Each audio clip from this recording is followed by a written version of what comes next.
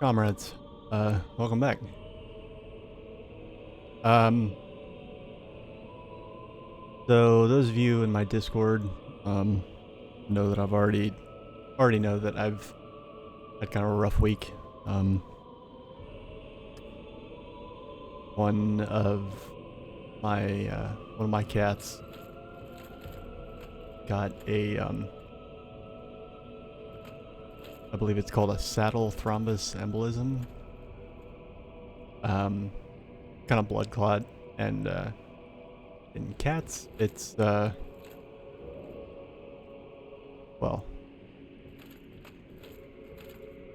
the the story I could tell here doesn't have a happy ending. So, um, that was last weekend. Um, and yeah, it's rough.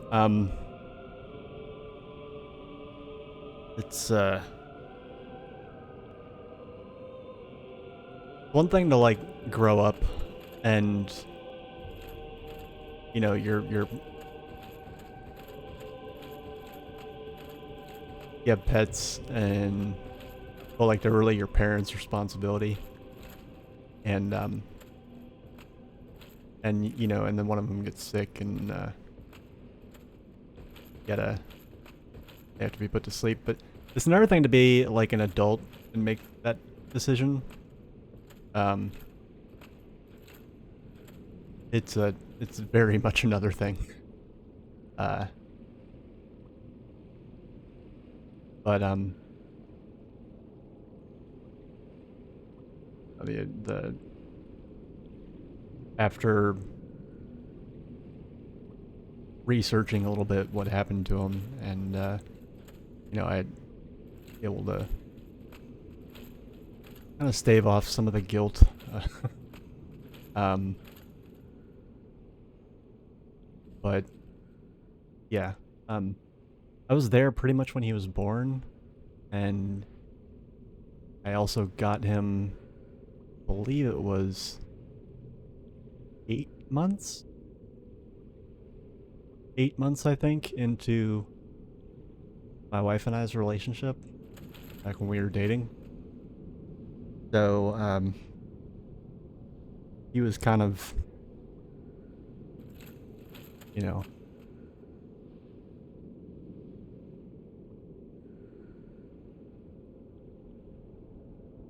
it was a big deal. And it also happened really fast. The thing that he got, the saddle thrombus embolism, is something that has very few warning signs. And when it happens, it's just like a lightning strike, and there's very little that can be done about it. And what can be done has a very, very low chance of success and is extremely expensive, and they're in pain the entire time anyway. Difficult decision. But,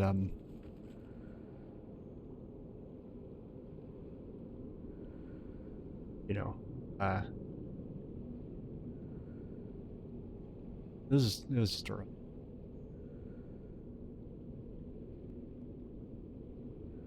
And it happened so, I mean, the night before he was fine. The next day, it was just, when it happens that fast, you do a lot of second guessing of your ability to have made like the right choice. Yeah.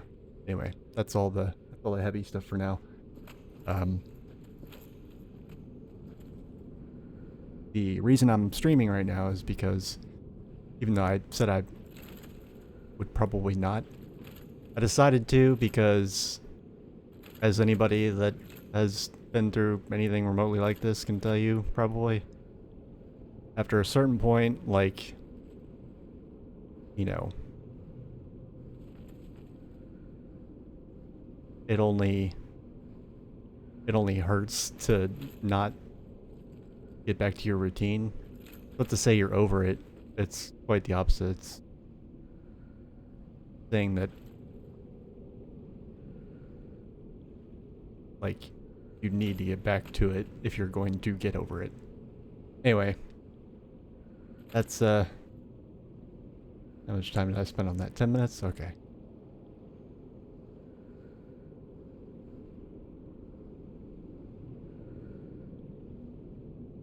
Anyway, that was my week, and, took 2 days off work.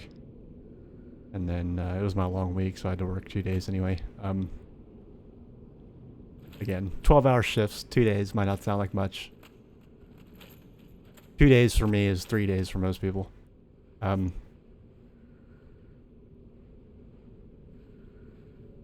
I've got a nose hair that just will not quit.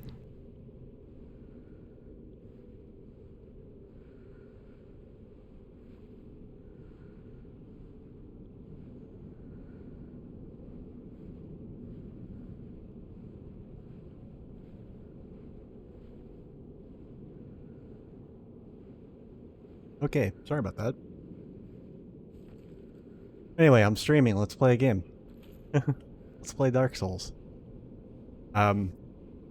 Actually a lot. Again, in an effort to kind of clear my mind, I did actually play quite a bit of this off stream. As you can see, when you left me, I was in an Orlando, and now I'm literally in between the Ash Lake and the Great Hollow. Hey, Leon. How's it going, buddy? I'm, beginning a very long trek up the Great Hollow, which I don't think I've ever had to do before. To get back to Orlando, because I wandered quite a bit in between streams.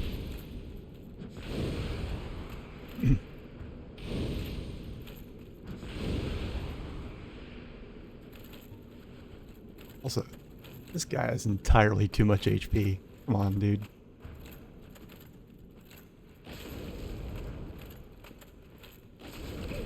Oof, yeah, that was not a good life choice. Holy fuck.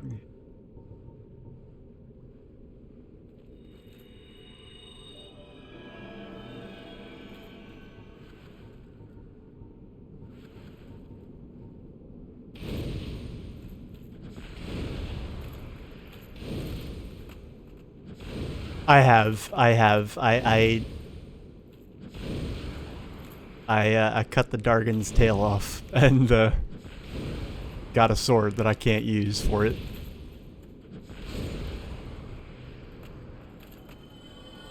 That was nice. Yeah, I did a lot of stuff off stream actually. I got this sword and I love this sword. It's like kind of underpowered, but I think most of that, like considering that, okay, so this sword is really cool, right? So not only is it my sister wife Quaeleg's sword, but it so it has chaos like characteristics, like it scales with humanity, but unlike every other chaos weapon you can have, it also has parameter bonuses. So potentially it kind of, I mean, it's still actually pretty good right now considering, but once I get my dexterity leveled up and also finish leveling up the sword itself, it should be pretty fucking powerful. Also, I mean, come the fuck on, look at this shit. Like, yeah. Alright. Now if I could just figure out an efficient way to deal with these guys.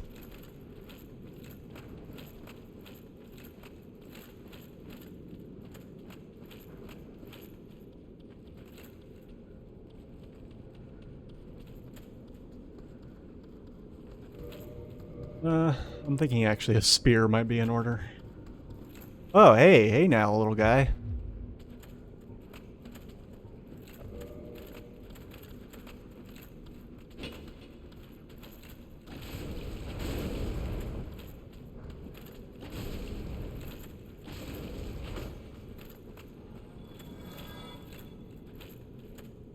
Yeah. What else did I do? Yeah, so I even though I don't have the Lord vessel, I couldn't stay put in an Orlando. And I didn't want to just go to the painted world. So I actually hiked all the way out of an Orlando, which probably has something to do with the fact that I know there's a shortcut through Sen's Fortress now. And first I went to the catacombs. I killed Pinwheel, and I got a bunch of stuff there. Died many times to the stupid like wheel skeleton fuckers. Many times, in spite of my best efforts. And also died many times getting through the Tomb of the Giants.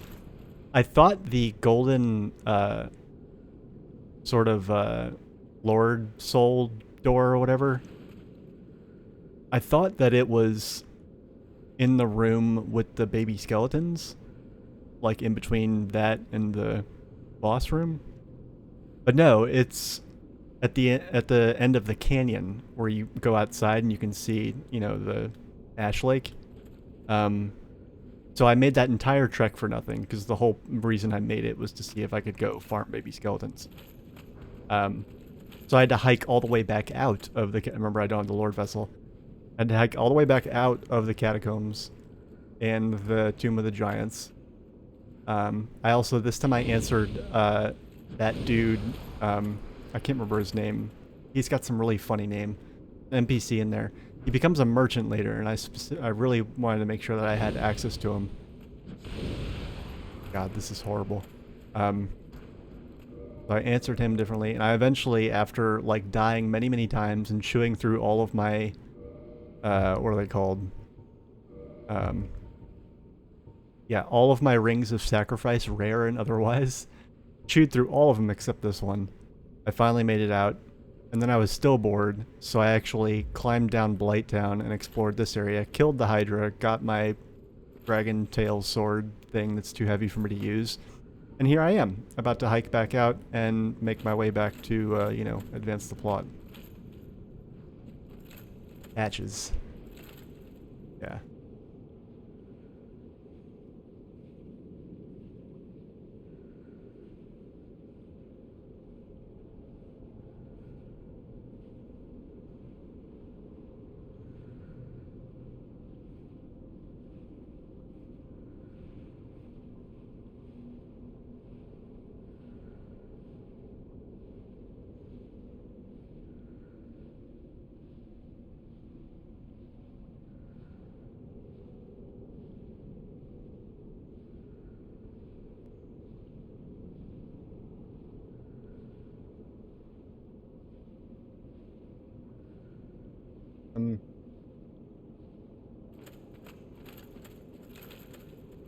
But yeah.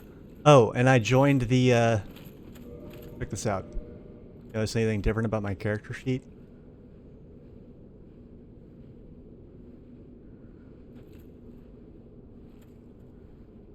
Anything different? Anything that hasn't changed in a long time that suddenly is different?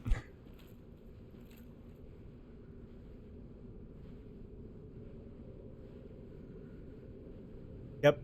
That was interesting. Even though I you know, obviously looked up how to get it, knowing how to get it and experiencing getting it are two very different things. Climbing inside that coffin and seeing like it switch to a first-person view, and then you like the lid gets shut over you, like that was some spooky shit. Like,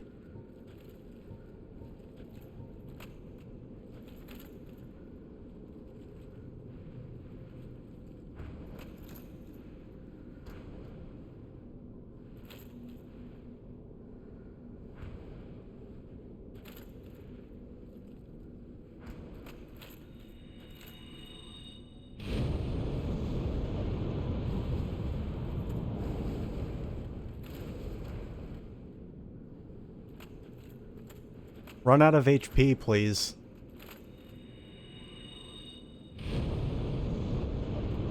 Damn it.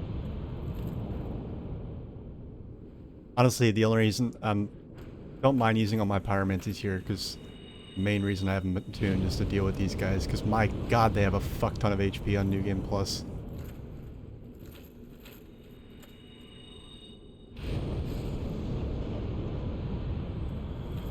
There we go.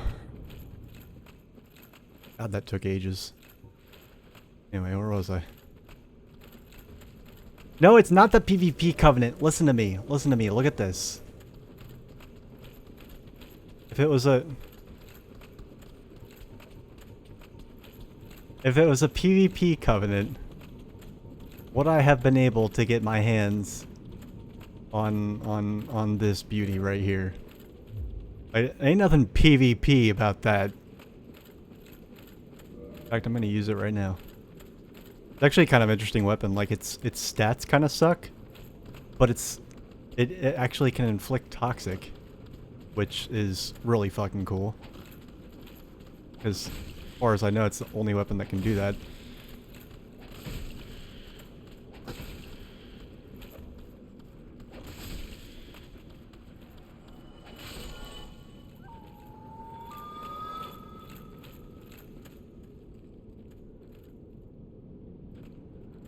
It is, but I stayed in the Covenant and I made sure to pick up some of the currency for it. What are they called? Eyes of Death.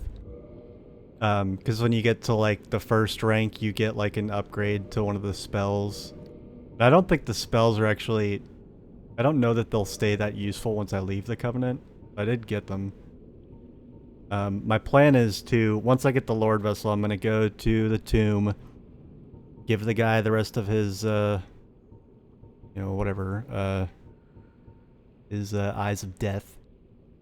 And then I'm going to beeline it for the Demon Ruins, because part of the reason I got restless and left in Orlando, actually a big part of the reason I neglected to mention earlier, is that this sword requires Demon Titanite to upgrade, and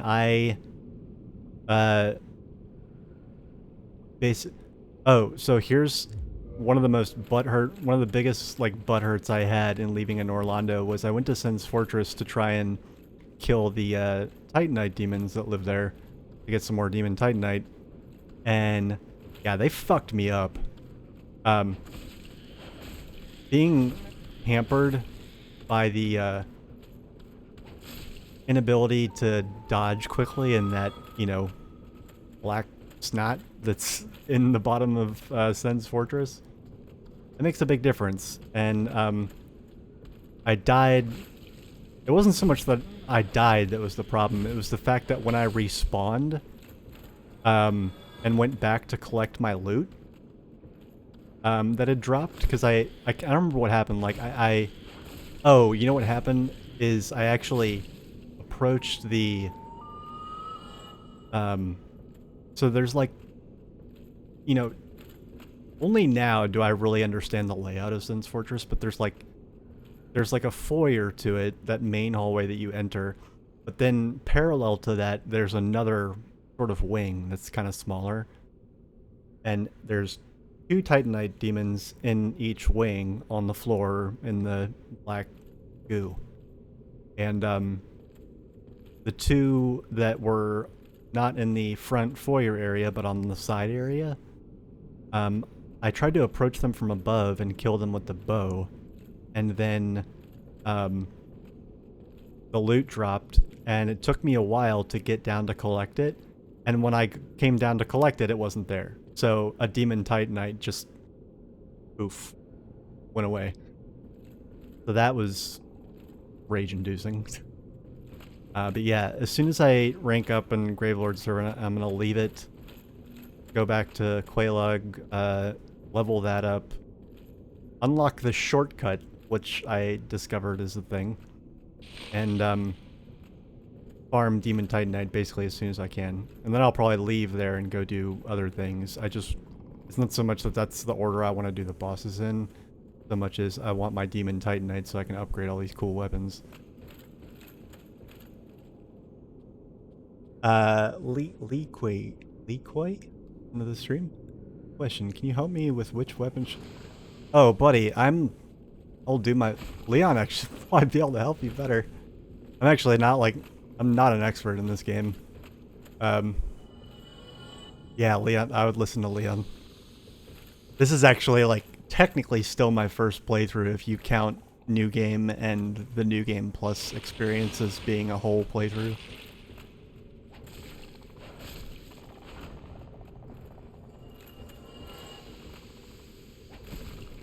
And actually, it's funny because, like, I'm only just now on New Game Plus discovering that I really don't like the strength-focused weapons, and so I'm, like, respecking my character post-level 100.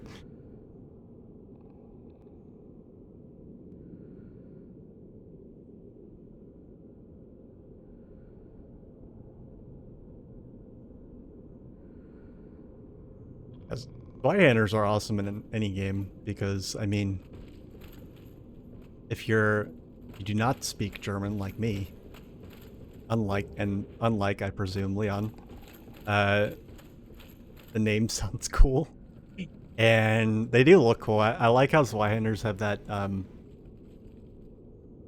cross spike, like towards the hilt. I always thought that was cool.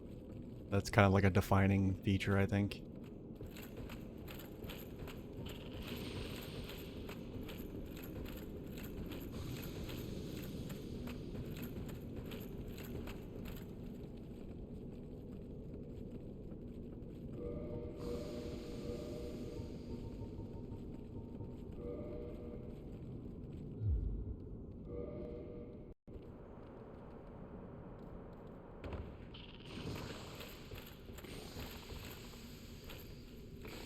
Oh my god, dumbass. Put on, equip a sword, that might help.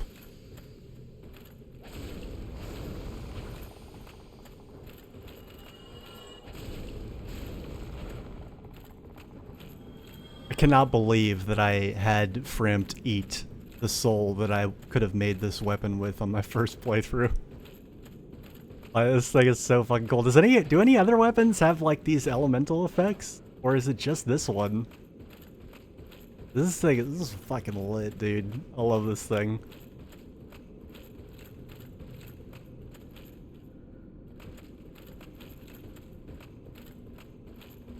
I respect Dark Souls, like, lack of flash and more down-to-earthness in that area. But come on, like, after a little while, you want to have a flashy weapon that, like, is on fire and shit.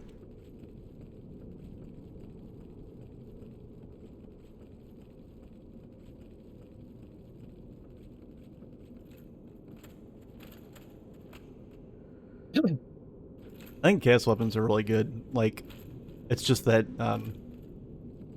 they were definitely, like, first playthrough, chaos weapon, like before New Game Plus, chaos weapons like blew everything else out of the water. It got to the point where I, like, once I spec'd a weapon that I really didn't like too much and was more of a novelty as my first chaos weapon. And then once I realized how good it was, I made like 2 or 3 more.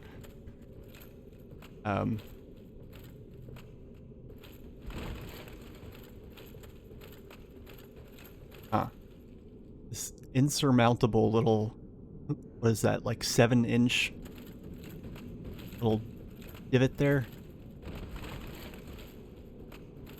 Are you serious?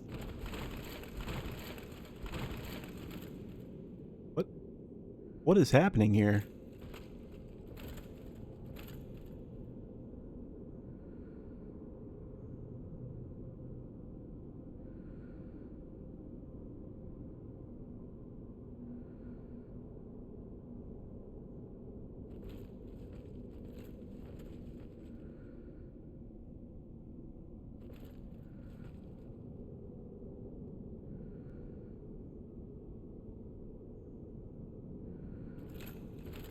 Yeah, unlike me, that was the first Black Knight weapon I got, and I didn't, like, get to start using it until New Game Plus, and even then I haven't really been using it. I'm not really a fan of halberds, though. I don't like the halberd movesets. Like, the halberd moveset, like, feels really clunky to me. Can I seriously not?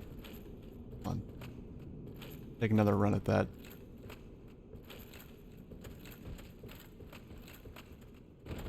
What the hell?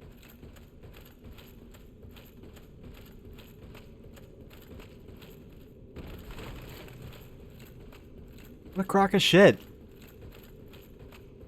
Ludmilla, lift your legs, please. I know it's gonna be a trial. It's gonna be tough, but we'll get through it together. Just one foot in front of the other. Oh my god, just let me get up here. What a fucking... God, I hate the Great Hollow. Officially.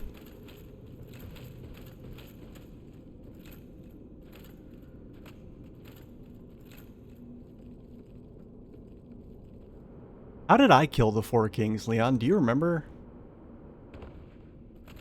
What weapon was... I think I was just like spamming pyromancies, honestly.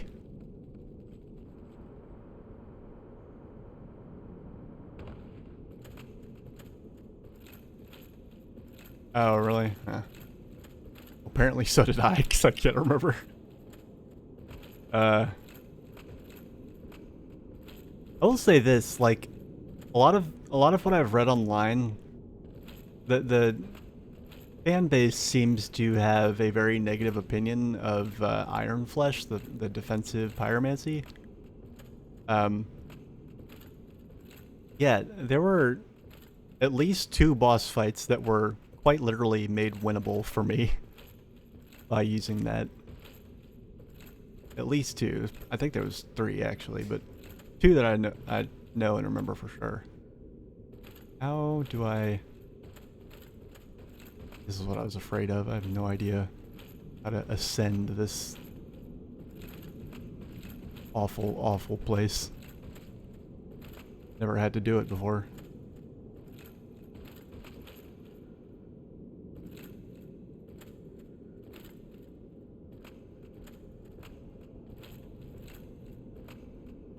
I don't think I actually used Iron Flesh for the Four Kings. I know I used it for... I know I used it for at least one of the DLC bosses. And I know I used it for... I know I used it for the Bed of Chaos, because that was the only way I could get to the point to jump into the thing and land on the little ramp without getting swatted off the face of the... planet like a little gnat.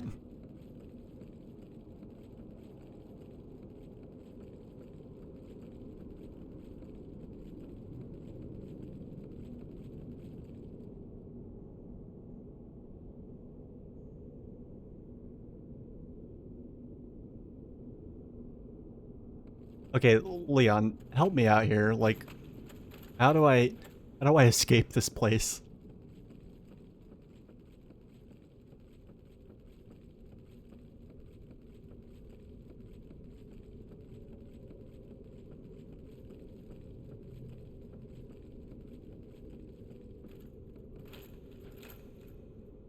Okay, hold on.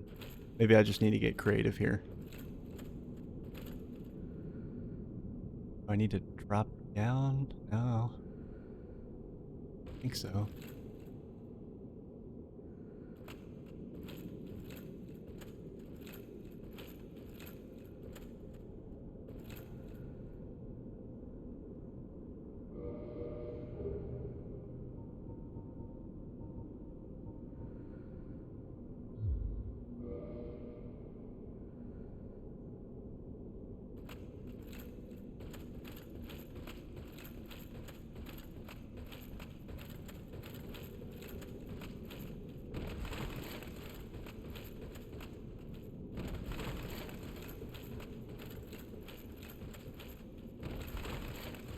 Dude, what the actual fuck?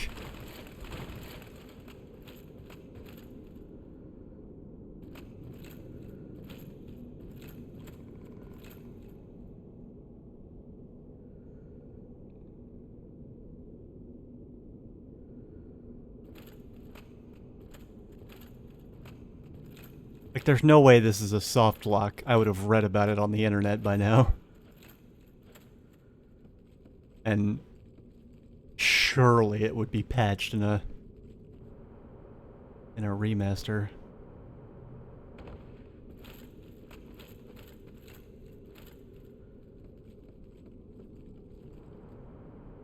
Yeah.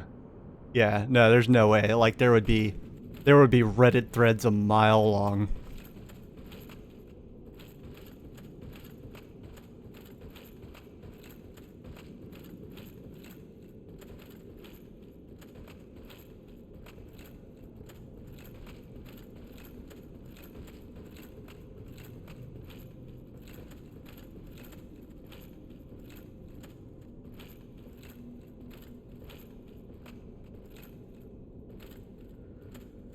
No, with remasters, they also like they there's bug fixes in remasters. They're just like collective, like all the fixes of the original, and like plus anything they forgot.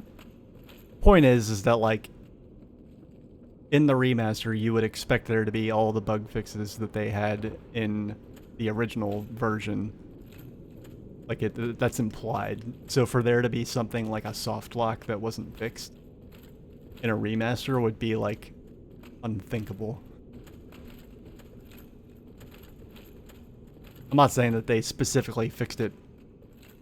This hypothetical soft lock that we're talking about that assuredly does not exist. I'm not saying that they patched it specifically in the remaster. It's just that you would assume that it would not even be a question. Like, is the point I'm trying to... Oh, Leon, my buddy. Alright, well, see you around.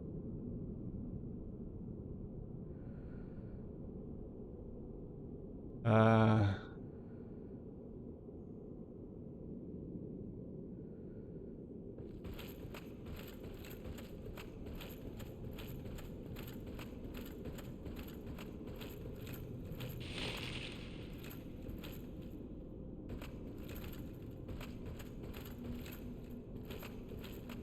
Oh boy.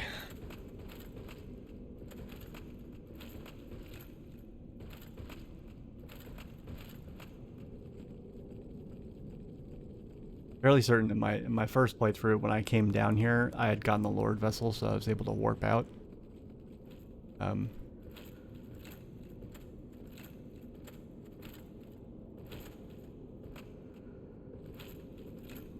But here on New Game Plus, I don't have the Lord Vessel yet, so... What I have instead are problems.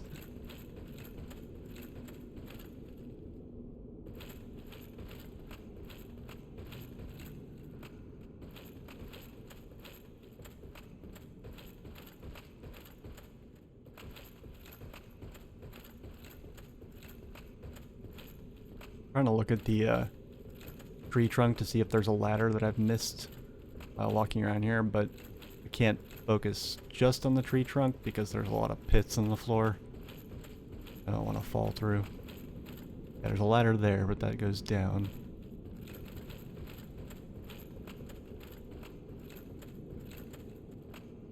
The only ladder that goes up is that one that leads me back to that tree branch that's just completely impassable.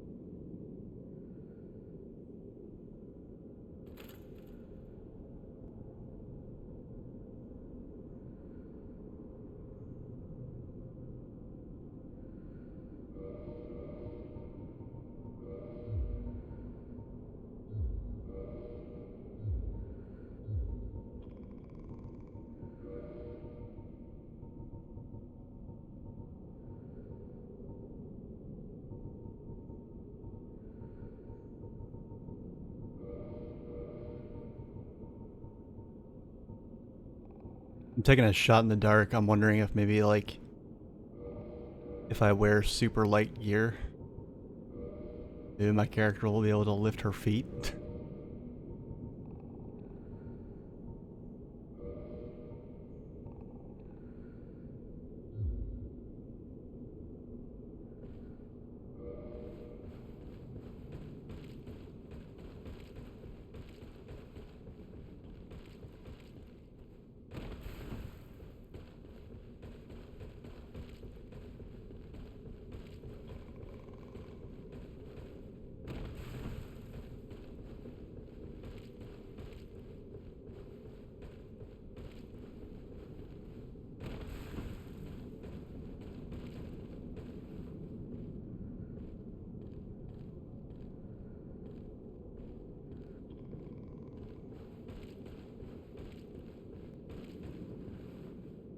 I'm blown away.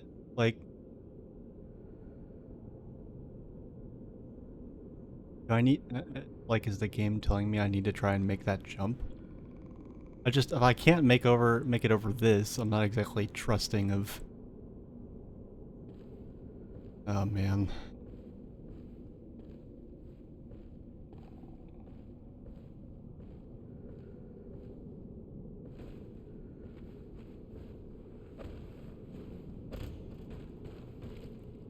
Got a hidden wall here I forgot about, is there? No. Fuck.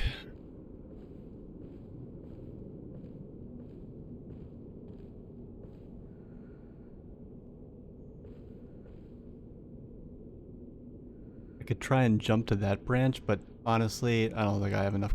I don't think I've got enough. I think that's too far. I think that's a death waiting to happen. Damn, am I seriously gonna have to like Google it on?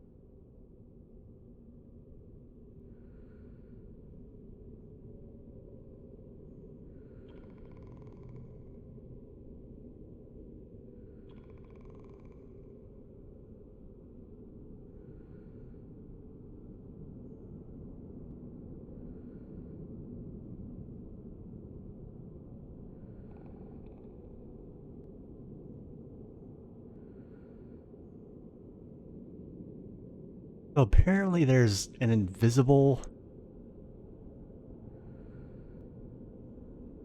Yeah, I don't know if I trust this. Thankfully. I'm looking at like game facts and people are describing exactly the part that I've run up against here. I'm just surprised it wasn't like documented on a wiki or something. Um,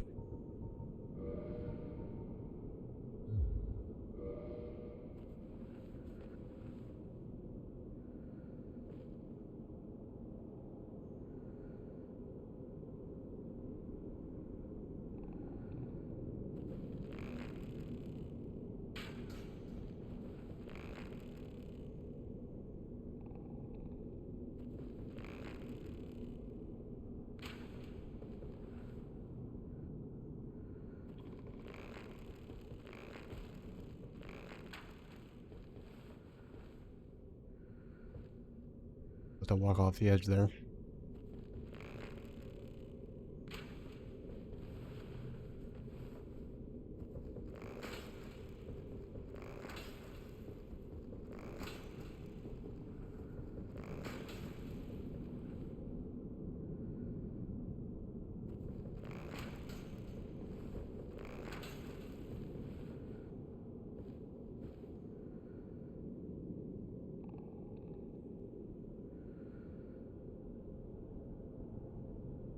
God, this. Sorry that I'm having to do this.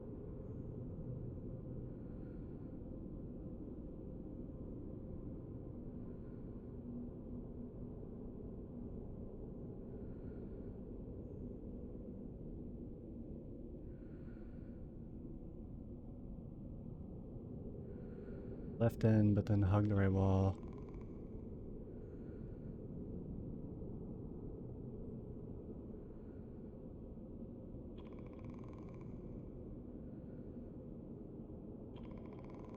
Huh. Next.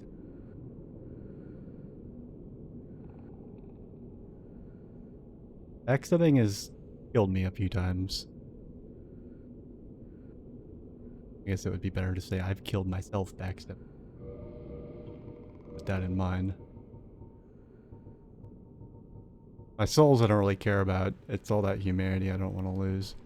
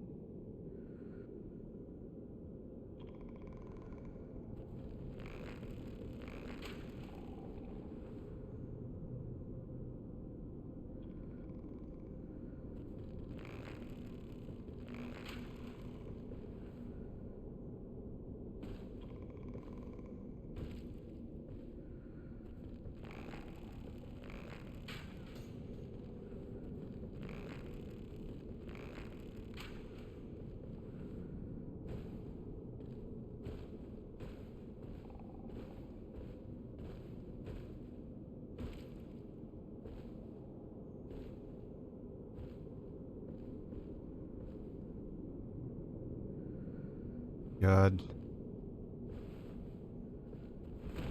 What? Oh, okay. Whatever, game. Whatever. I'm not gonna question it. Fuck it. Alright. I don't want to have to go through that again, so make sure we don't.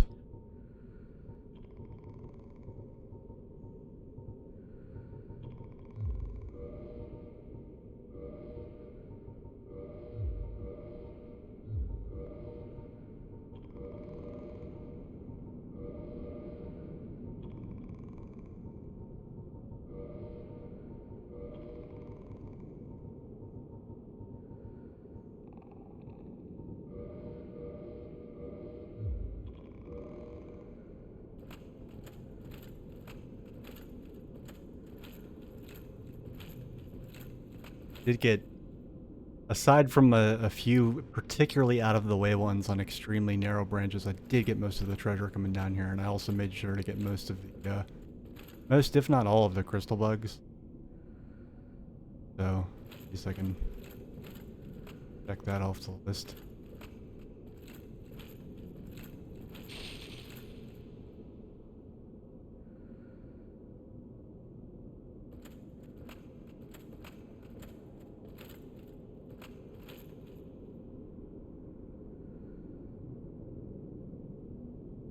Okay.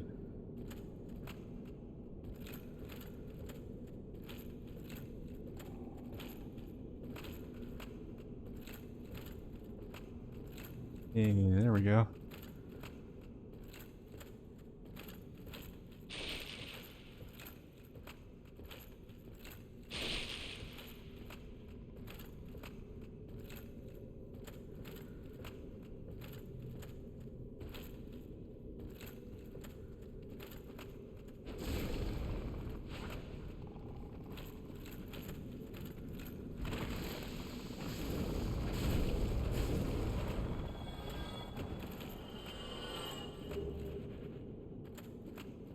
Easy peasy. God, I remember when they scared the shit out of me. I didn't realize until New Game Plus that they actually have no physical attacks. Like, their curse breath is the only thing. They actually don't ever deal direct damage to you. Like, ever. Excuse you? What the actual fuck?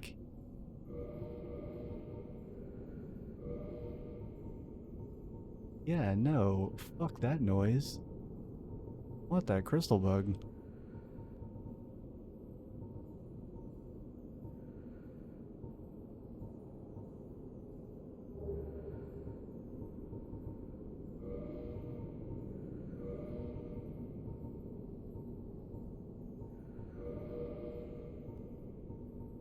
I sworn I got all of them.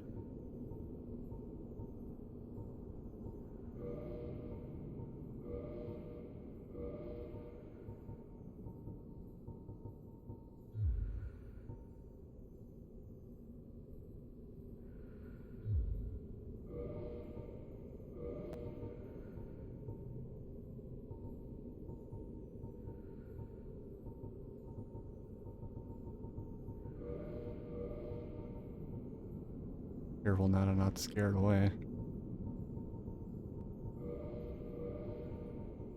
I feel like I've tried to go up that branch before, and like the clearance underneath, like you have to fall onto it from above, I'm pretty sure.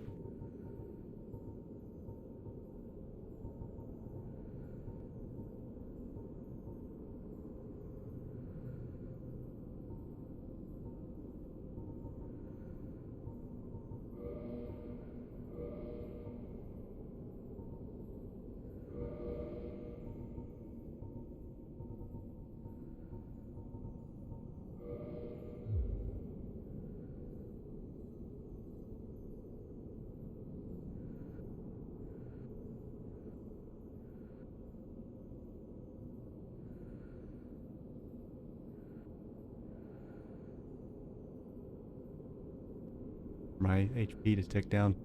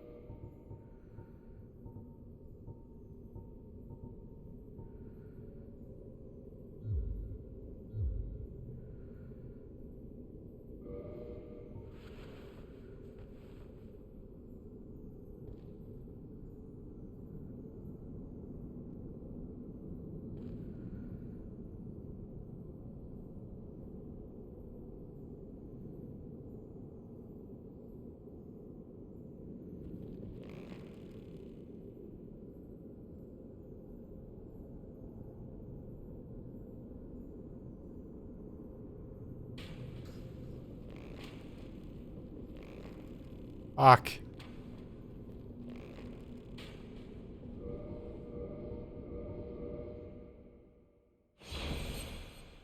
You watch, that'll be the one that drops slabs.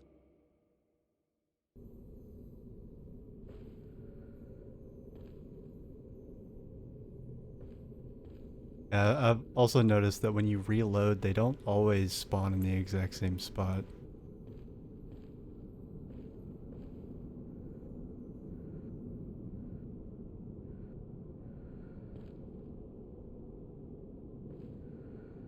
I can get around here. Huh. Thinking then.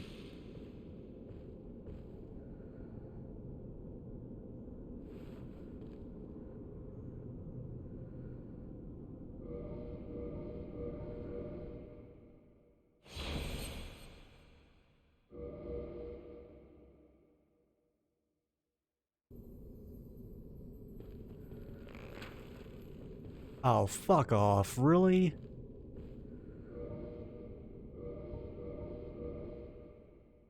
I think the load times are quick. I love that PS5 load time.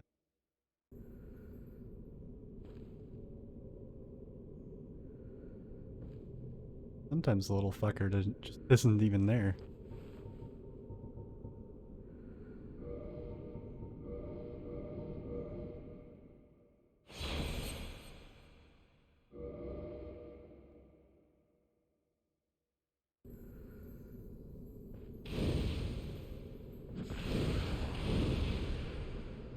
Whatever. Oh wow, you gotta be really quick with that one. Jesus.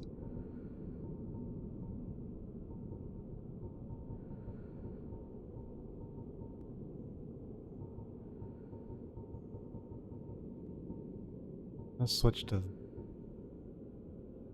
Go with this. This is probably gonna have the most downward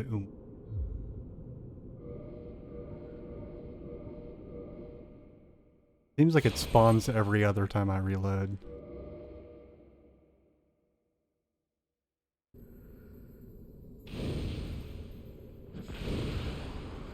God damn it, I didn't switch the weapon fast enough.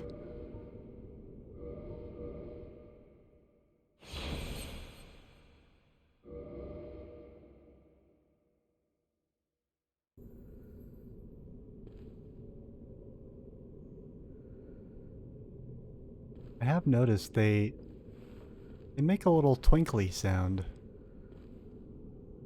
Notice when they're nearby. The thing is that if he doesn't spawn here, I don't know where he spawns dead.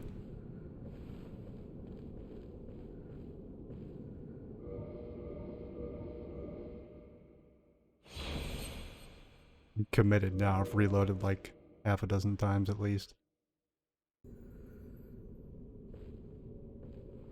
Yeah, I could hear his little twinkly sound.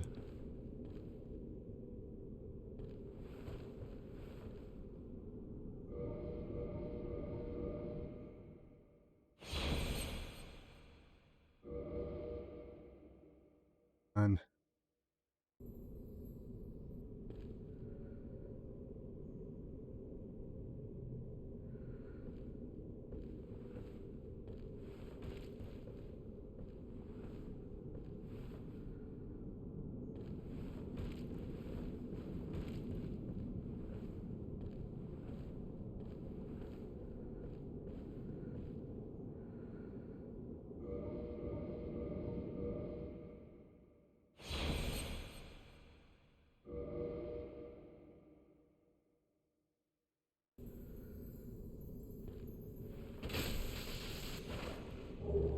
there we go. Not the haul I was hoping for, but still, every little bit helps.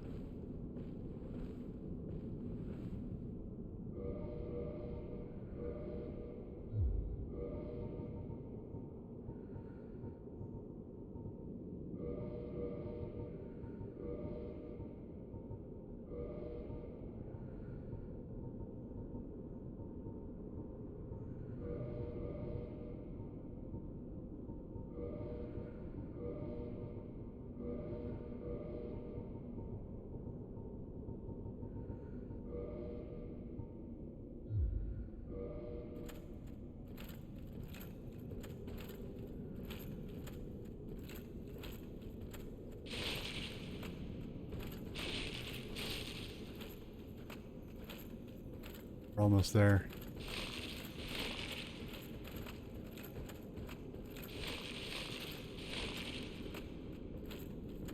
Oh my god. Freedom at last. And by freedom, I mean I get to go back to Blighttown.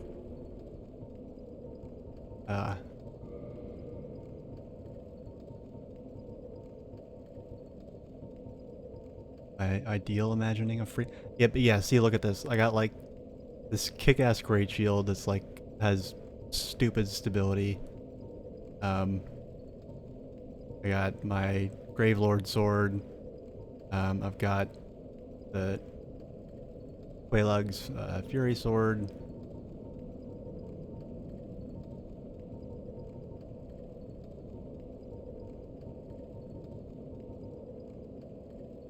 A fun side, though I'm really not using that.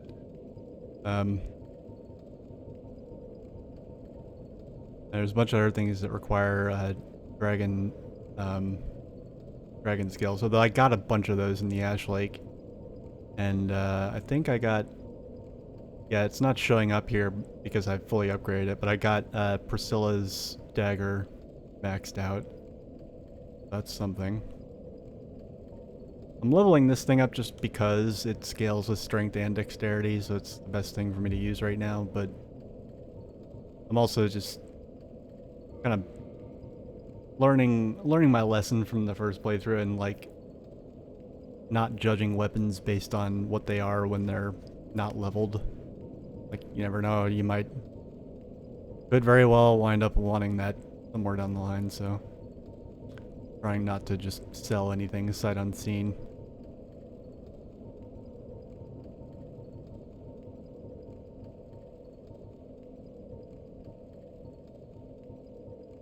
Except for these things. These things are pretty ridiculous.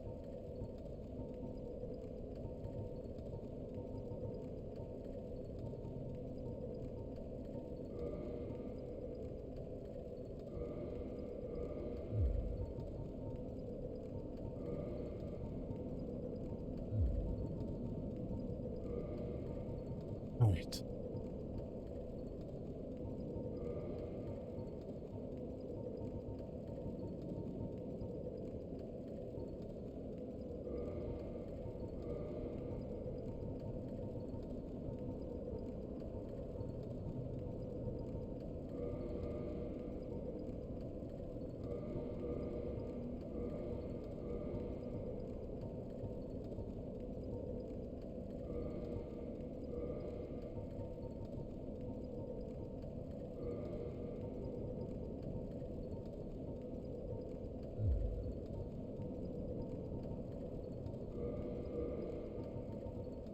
Oh, and because I killed Pinwheel, I got the thing that lets me kindle bonfires earlier, or more, so I can finally touch up all the bonfires that I apparently missed.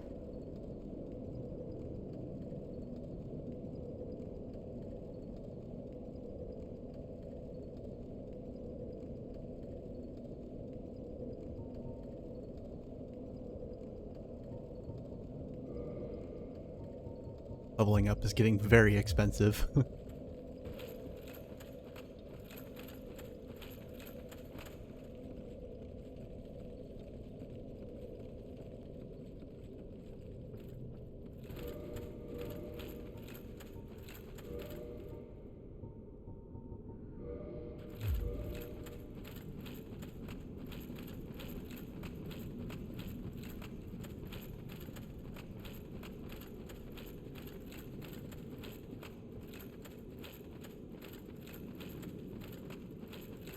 Okay.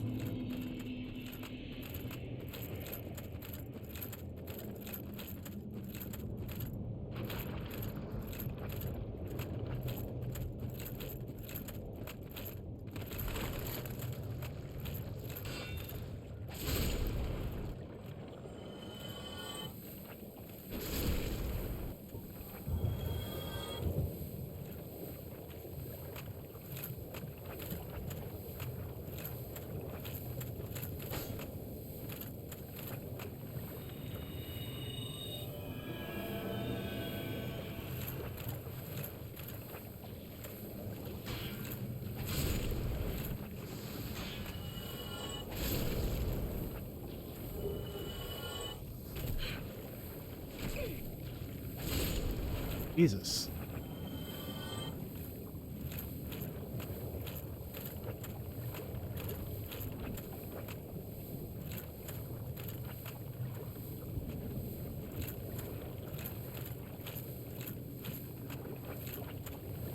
Talk to him already.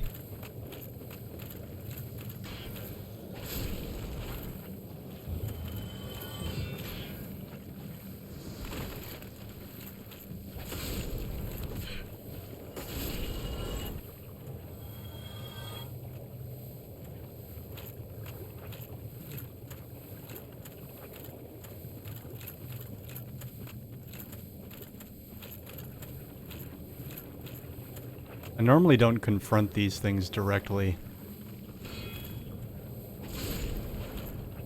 That's why I'm kind of taken aback at, like, how much stability damage they do and how much, they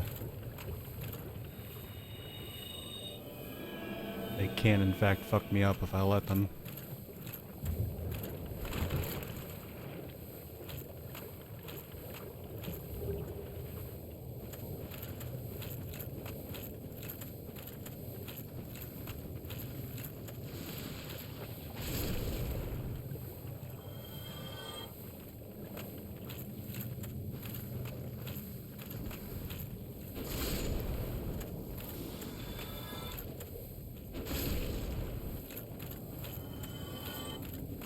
Even with this, like, stupid high item discovery I've got, I feel like these guys are not really putting out the loot here.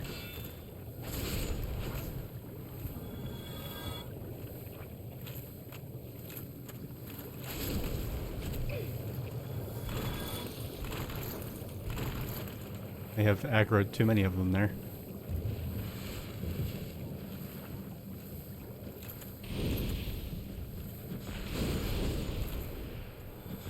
Oh wow. I was actually expecting, like, Fireball to not completely kill them, but even just regular Fireball is doing the job. Very nice.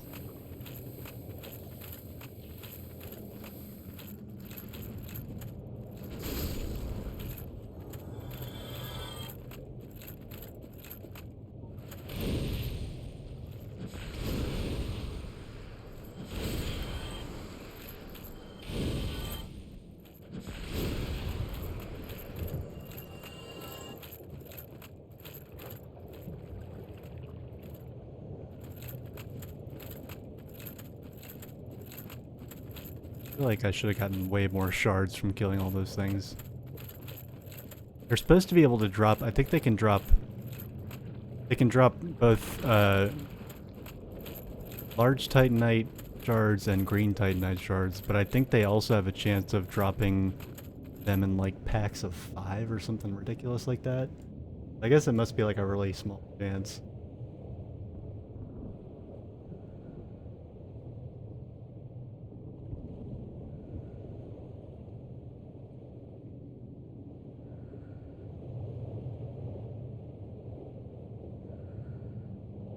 Called Giant Leap.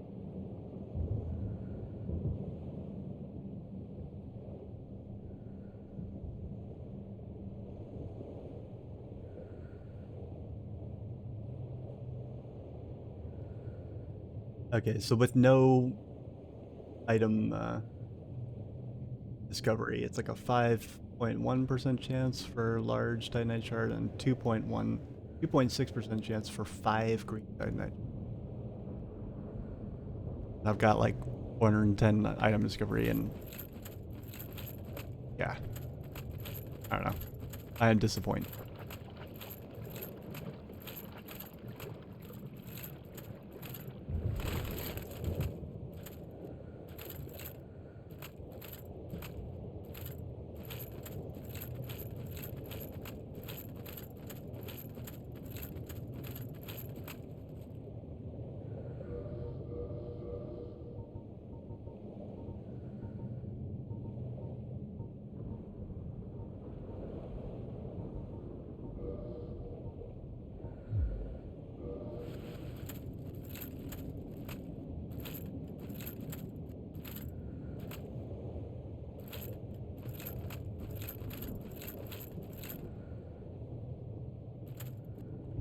when these guys were gonna notice me. Come on.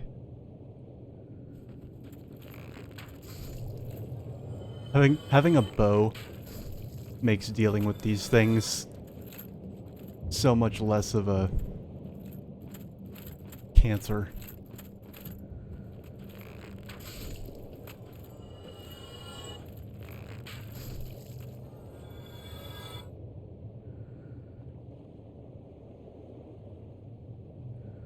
Come on, now there's more of you.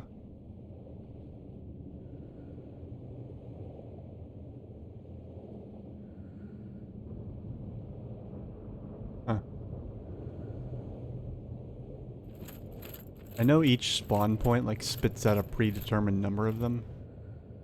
Yeah, but, yeah, I don't know, I guess the spawn only triggers when you move around or something, I don't know.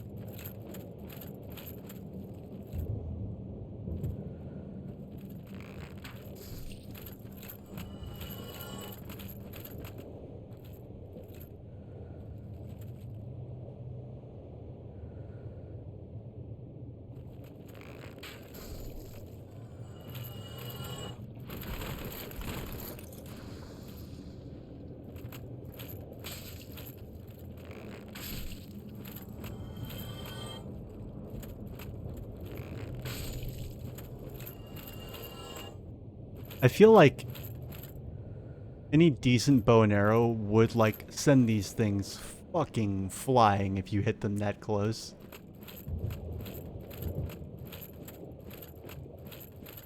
I don't know if anybody, like... I'm not gonna say this like I'm an expert at something, but I feel like plenty of people have probably gone their entire lives without shooting a bow. I actually had a bow when I was a kid. I didn't stick with it for very long, but I do remember, like... You know, if your only exposure to a bow and arrow has been like, you know, just seeing it in movies and video games, you can underestimate, like, how... First of all, how physical of a weapon it is, and second of all, how, like, much power is behind it.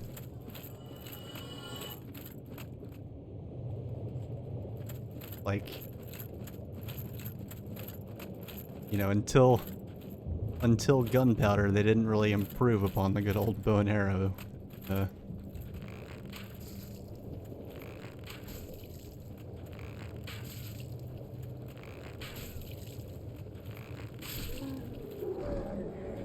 Good reason for that.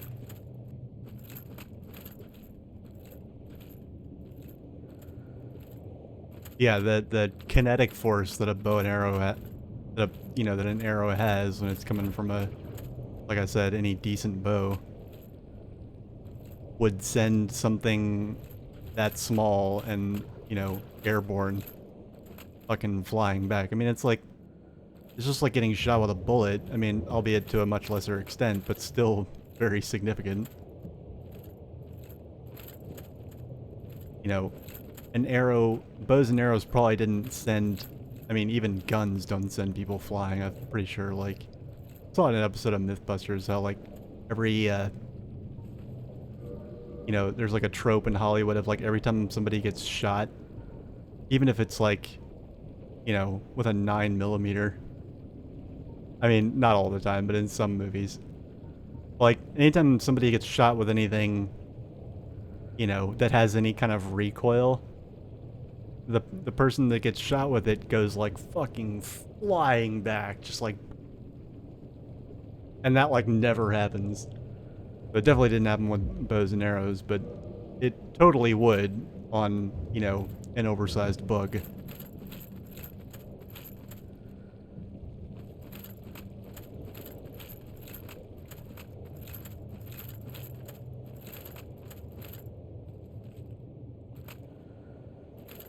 I'm debating whether or not I want to go talk to Kalana and see if I can... Well, actually, I'm not going to upgrade my pyromancy, but I should actually be able to buy some more from her.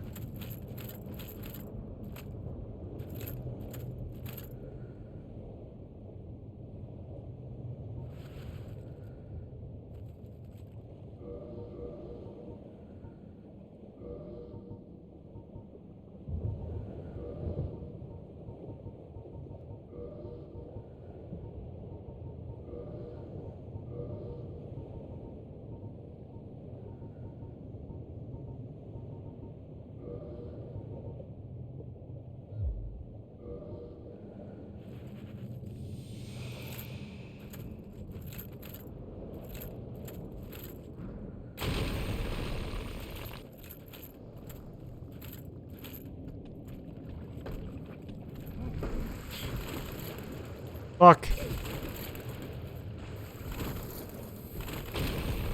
Whoa.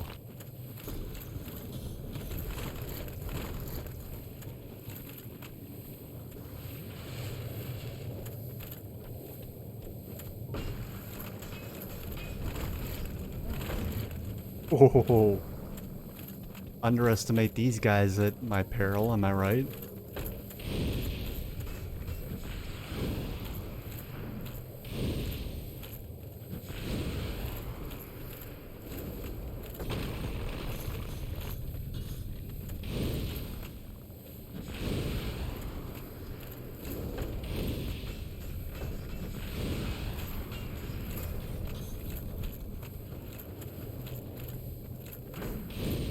Jesus.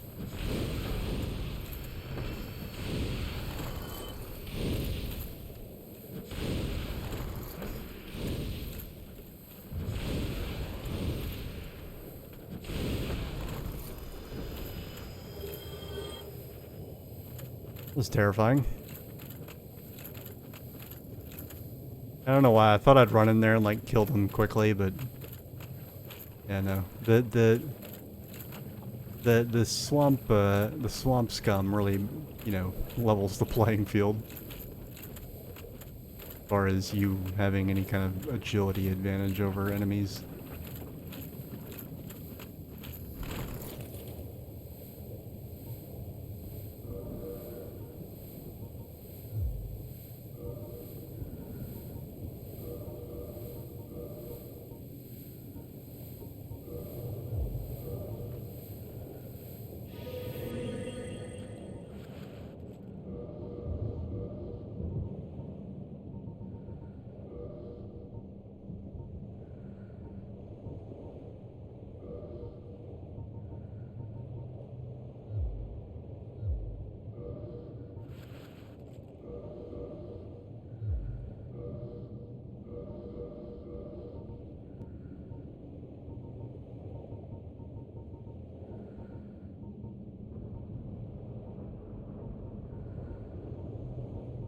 Since I'm trying to kind of like keep my mind off things by streaming, I'm taking more of a laid back approach to this stream because like I made like bananas progress in the last one. I killed like 4 bosses. I mean, relative to what I'm accustomed to going through my first playthrough on regular new game. I felt like I do want to make progress, but I felt like I could kind of take this particular stream a little bit slower.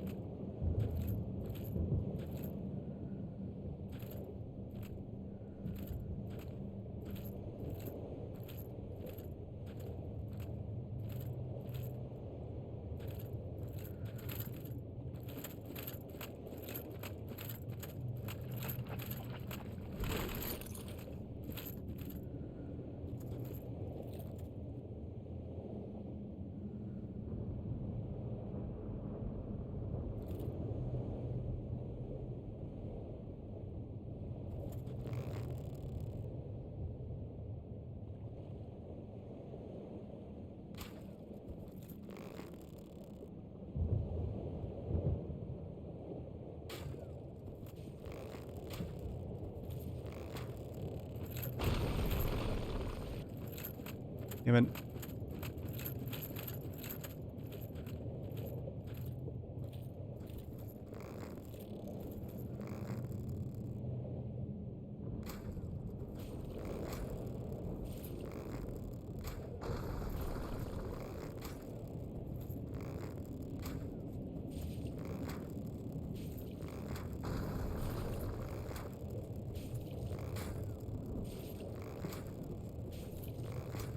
I do have a decent environmental advantage here, if nothing else.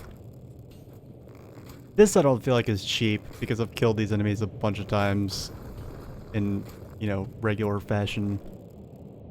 And I'm using my environment to my advantage.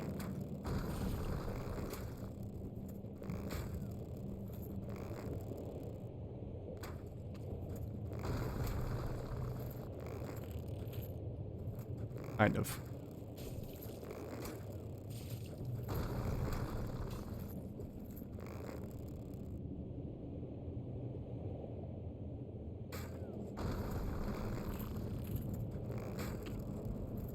Dude, seriously?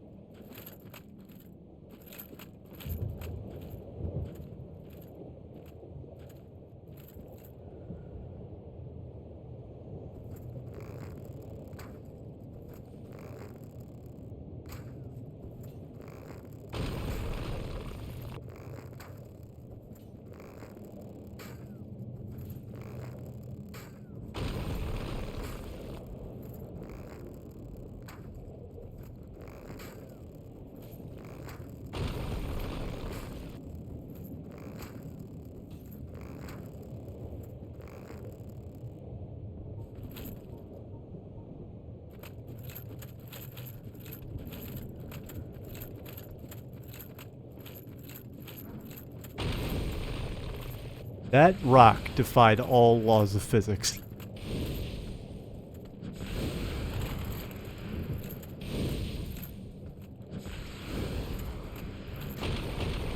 Ow. Holy fuck. Yeah, that would have killed me without a shield. Ouch.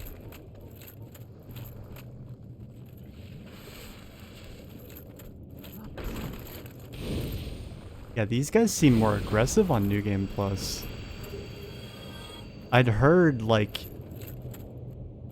hearsay, it seemed like.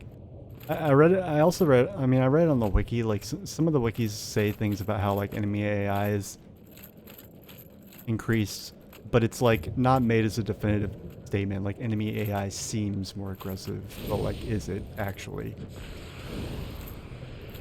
I can totally see why someone would think that after fighting these guys. Holy fuck.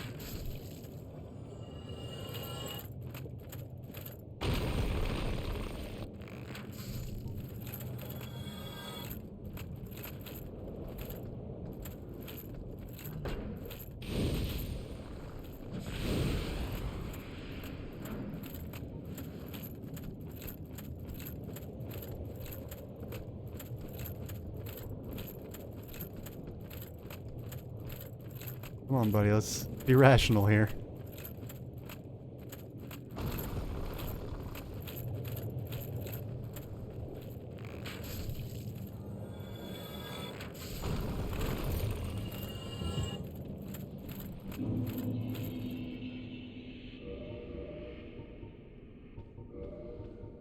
Whoa, hey now!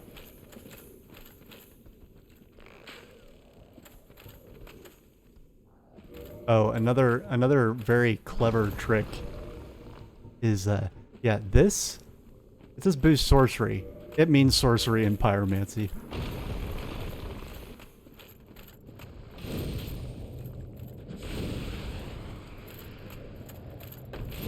Like, that was doing like 300 and some change, now it's doing 400 and some change.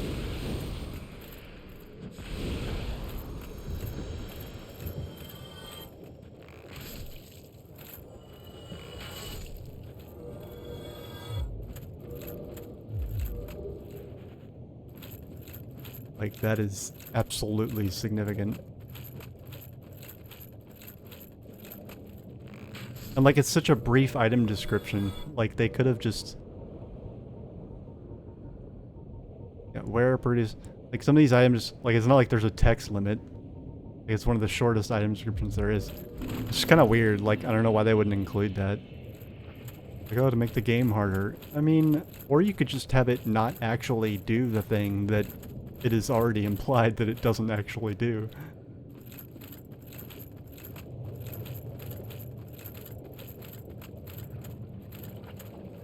Like, most intelligent people with reading comprehension would never second guess that. You know, somebody absolutely just found that out by accident. Because, you know, sorceries and pyromancies are very clearly defined as different things. I don't know. Maybe I'm just stupid. Ah, there you are. I was expecting you. Let us begin.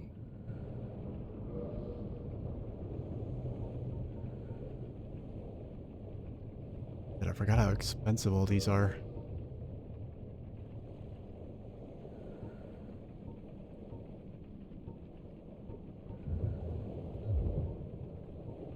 I think I am going to upgrade my pyromancy flame. I can't... Well...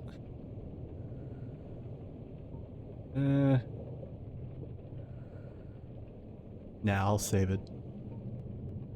I'll buy everything here except for Firestorm, I guess. Oh, well, actually I can't because I don't have... God damn it. That's fine. Now go. Whatever you do, do not crack and go hollow, lest my time spent on you be wasted. He has a lovely voice. Honestly, a lot of... I mean, some of the voices are unpleasant, but the general, like, voice quality of this game is, like... I would not be... I almost said I'm shocked there isn't. That implies that I've looked for it. I haven't. But rest assured, I'm going to. And I will be shocked if I do not find a, like, Dark Souls dialogue ASMR channel. It just seems like it's begging to happen.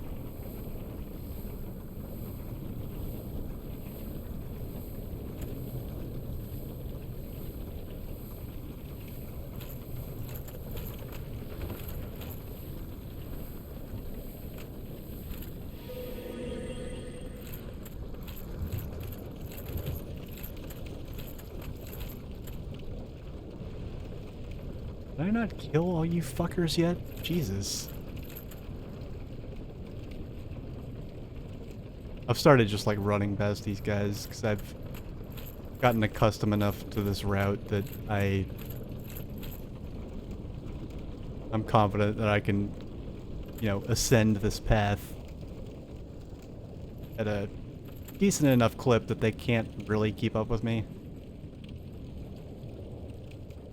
Especially not if they get, you know, hung up under a floor somewhere as they are wont to do. Case in point right there.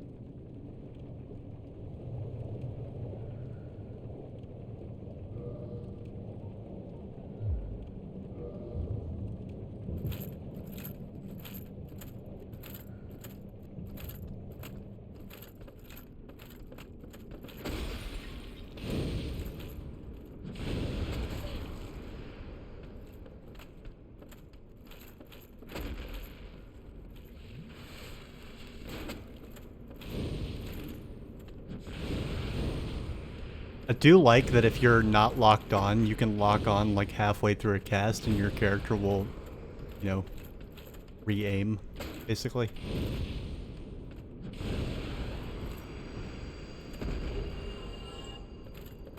Like that's a nice little sort of quality of life perk that I've noticed.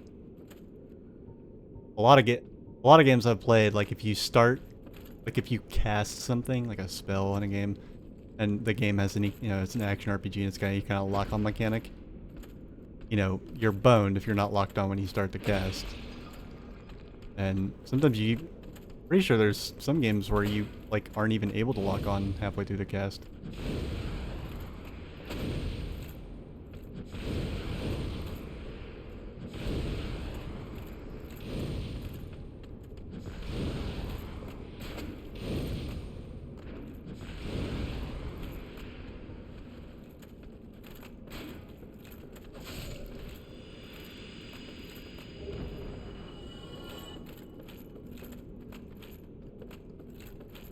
To say, where's your friend?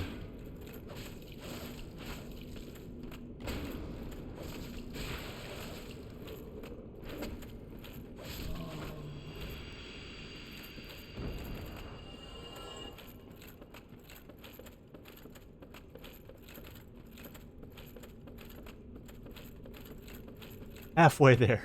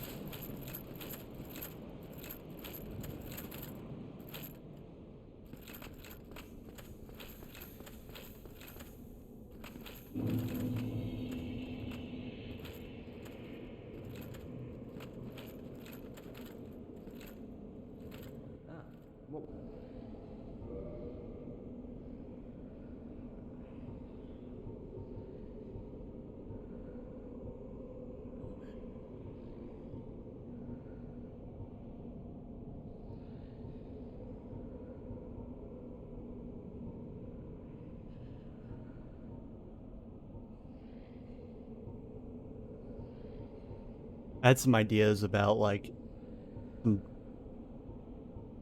uh, weapon progression going forward. And also some things I think I might roll back.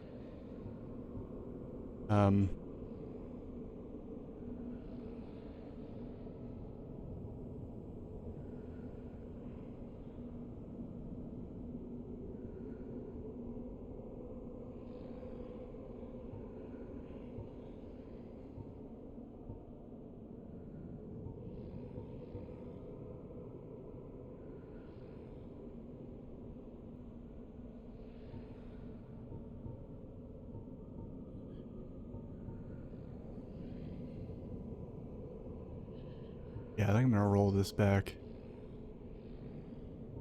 Maybe, I don't know.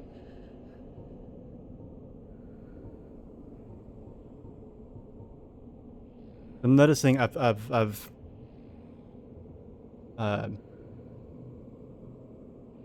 like, a big part of, like, choosing the right weapon for a given situation is, like, knowing enemies' weaknesses, and of course those are all conveniently documented on the wiki. But, like, even so, like, you still have to kind of put two and two together as, you know, two and two and two and two together. A little bit more complicated. Like, enemies have physical weaknesses, but you can engineer weapons that, like, target that physical weakness, but then also the,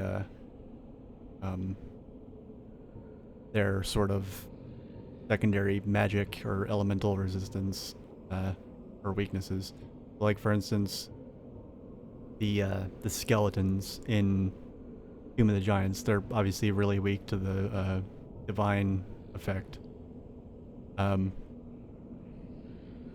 Like, in terms of magic damage. They're also really weak, as far as physical, they're really weak to strike. So if you make a weapon, like a divine weapon that also deals strike damage, that's, like, ideal matchup. Actually, the Divine Morningstar was a good choice, but I was going to go for something else and use the Morning Star for something else, because the Morning Star is kind of a unique weapon.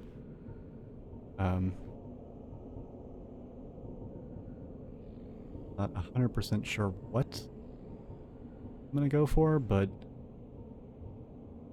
I'm gonna go for something.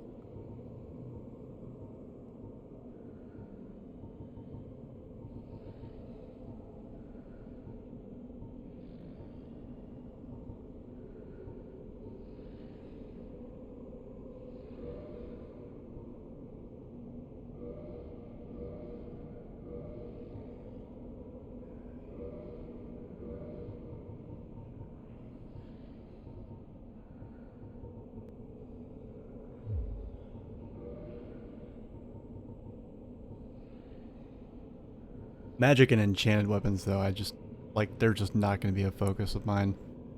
I've already got my achievement for the enchanted weapons, so I'd really just need one more blue slab to level up this magic great axe.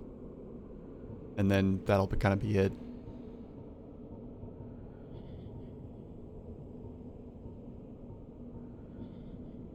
The stats and the weapon progression and character progression in this game is, in my opinion, well, first of all, it's really really good. Like, it speaks to the nerd in me in very dulcet tones. But also just generally objectively and relative to other games, it's really good. And it doesn't get talked about nearly enough by the community of this game. The community of this game spends way too much time talking about how hard it is. Like, if they wanted... Yeah, if, it's one thing if they're, like, just, you know, gonna be, like... douche canoes, and, just want to be over here with their game that, you know, only they play because they're, you know, they got good and they're super elite. But if they actually love the game and want other people to get to enjoy it and love it as well, I would advise people to, like, tone the talk about the difficulty way down. First of all, it's overblown. It's not that hard. That's not me, like, talking down to the game. It provides a good challenge, like a good, healthy challenge. But it's not like this bad. I don't think it's this, like, crazy badge of honor type thing that some people, some vocal minorities, I'm sure, make it out to be. I've spent way more time talking about the character and weapon progression and the stat, sort of, you know, the RPG nerd stuff, because it's really good in this game. That might be the best thing about it, is like how much you can sink your teeth into these weapon builds. You know, it's so much more than, like, oh, you got a weapon and it has a stat, and that stat gets added to your attack stat, and then you attack an enemy and it gets, like, they get added together and they subtract your enemy's defense and then, like, multiply it by, like, I don't know, some random number between, I don't know, 0.1 and 0.9, and, or, you know, usually it's, like, random number between, like, I don't know, 0.9 and 1.1, and then, like, oh, there's your damage. There's so much more that goes into it.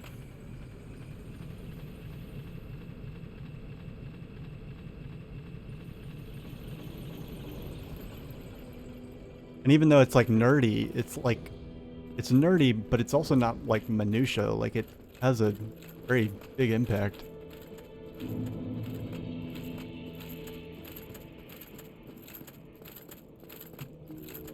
Like, somebody that's played nothing in their... Like, you went through your entire life playing... If I had gone through my entire life having played nothing but Mario games, including all the 3D ones. And then I suddenly played this game, and the only other game I'd ever played was Mario, but I had also played D&D, like old school tabletop D&D. like, I would love this. I would, like, somebody like that would, like, immediately love this game and also, like, probably be pretty good at it. Oh, hello there. I'm pleased to see you safe, as always. I made sure not to tell this guy that I know anything about any Goodbye. Witch of Be Izalith. safe, Glenn.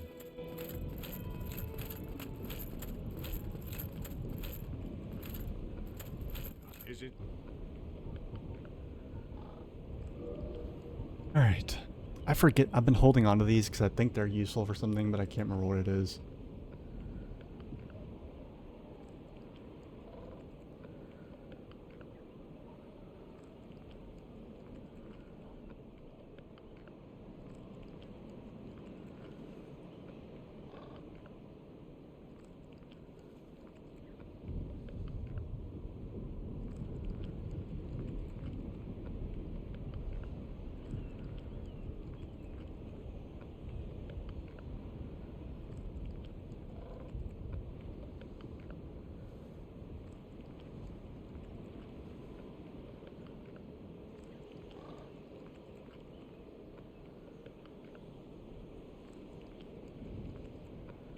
Okay, so those are worth holding on to, like, just in case. I think. I'm gonna go ahead and just sell all these. By the time I, like, need to worry about curse again, I'll have an ability to farm these.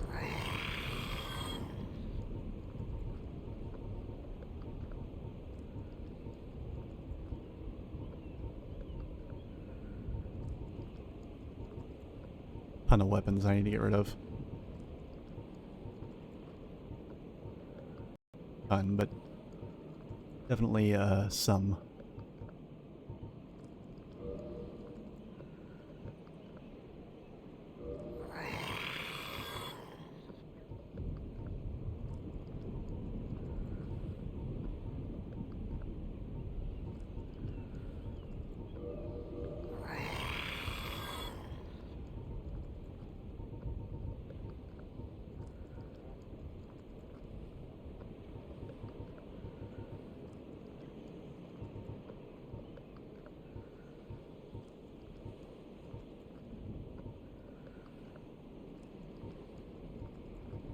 I don't understand why he hates crystal weapons so much.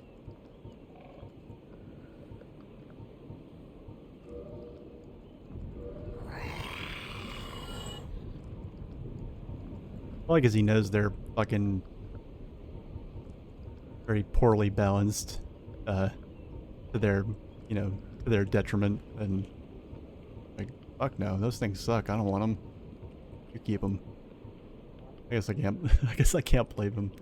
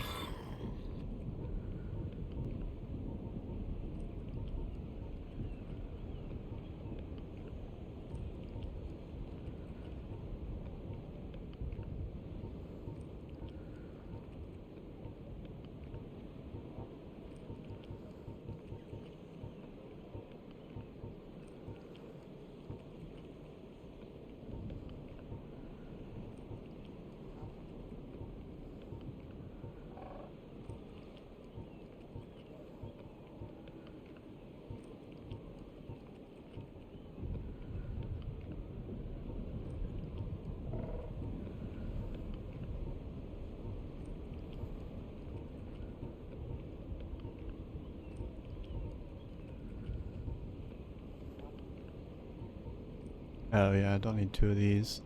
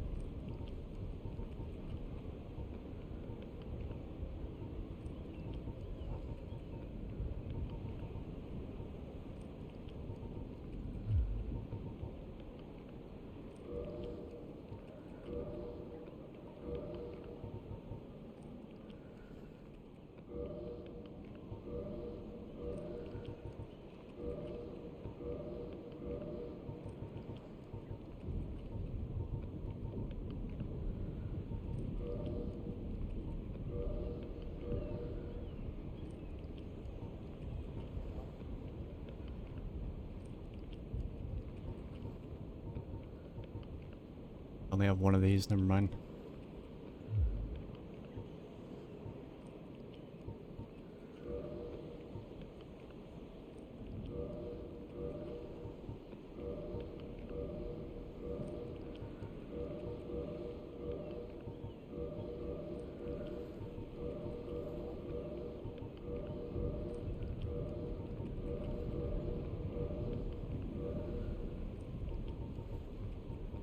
What are we doing? Okay. It's not bad.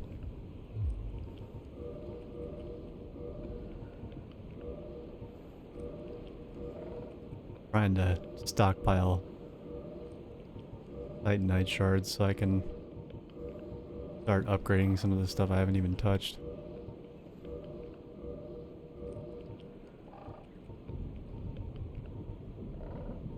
Damn, still got 12 of these left, holy shit.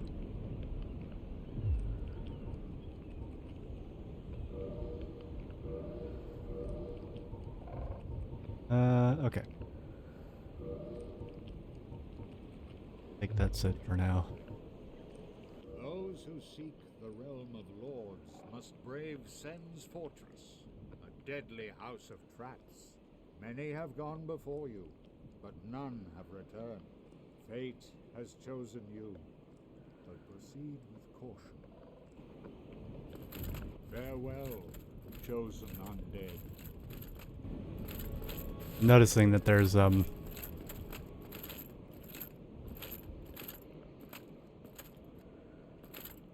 shit, what's his face is gone. Oh wait, did I kill him? I might have killed him. I think I killed him, yeah. I killed him off stream. Yeah. Pretty sure. Because of course I did. I mean, come on. Oh, and since I went through Sen's Fortress, I also rescued this guy. And now, in this playthrough, he talks to me. I looked it up, and it's actually based on your intelligence, so you're intelligent. He's like, oh no, your stats aren't high enough, I'm not talking to you, Hello fucking there. noob. What have you been up to? I thought that perhaps you'd gone hollow on me. So have you come to further your study of sorcery?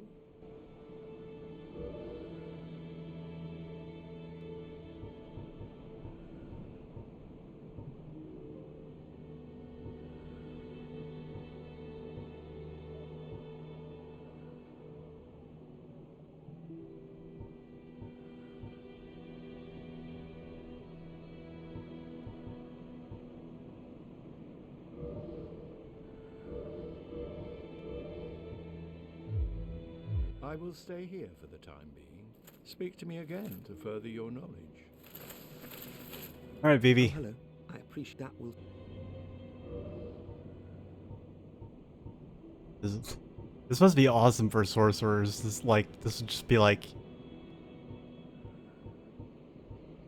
you know, like cornucopia of extra castings of stuff here.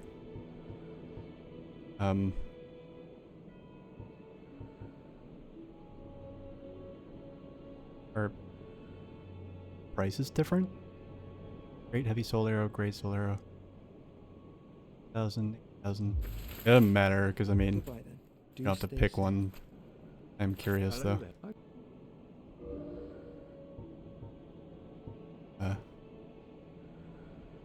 Oh, he has heavy soul arrow for dirt cheap. Oh, hello. That will. Has great soul arrow.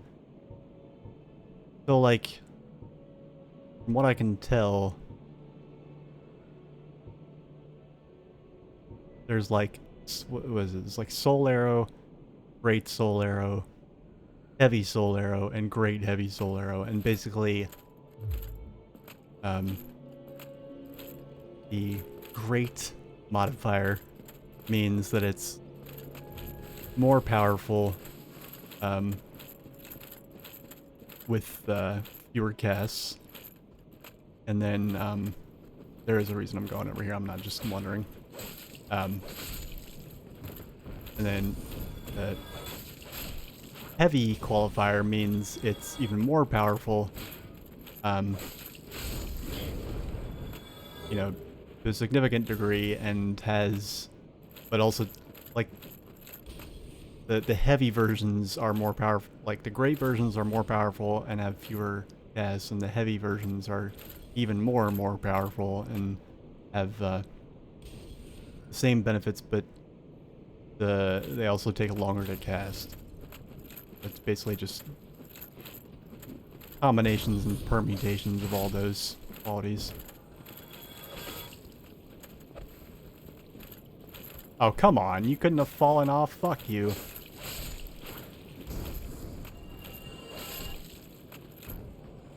Look at that fucking banana split there. Dude, keep your legs closed. Fucking A. I don't need to see that. Nobody asked to see that. Come on.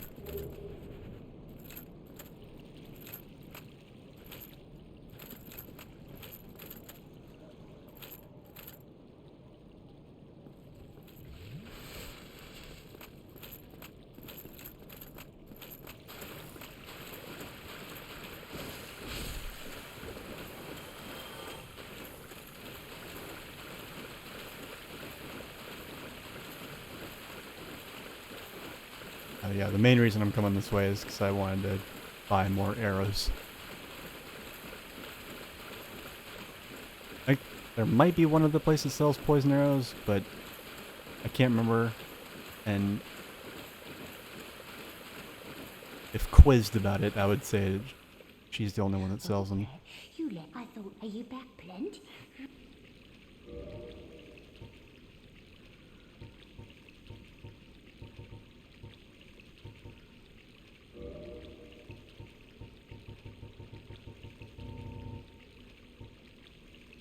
Oh, I wish I could buy more, but I can't.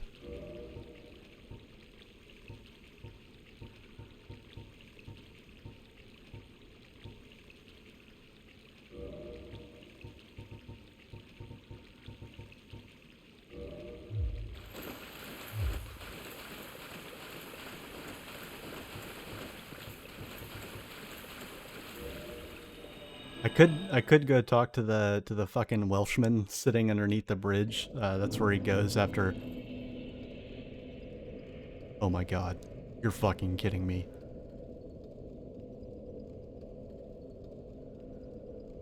Wow. How-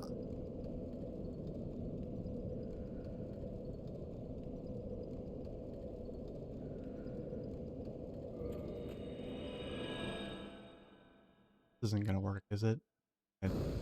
Yeah. God damn it. Wow. I guess it's impressive I made it that far without a bonfire. God damn. Alright, well.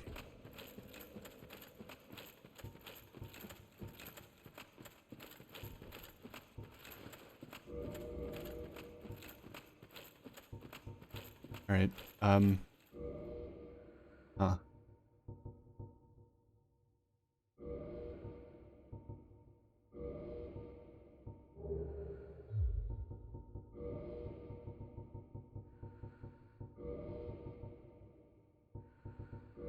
Ah, fuck it. I'm not gonna...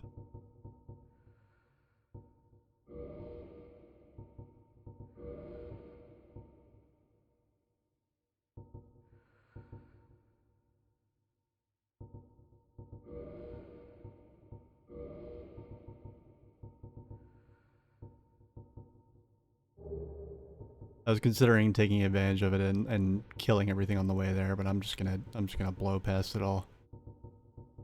I try to.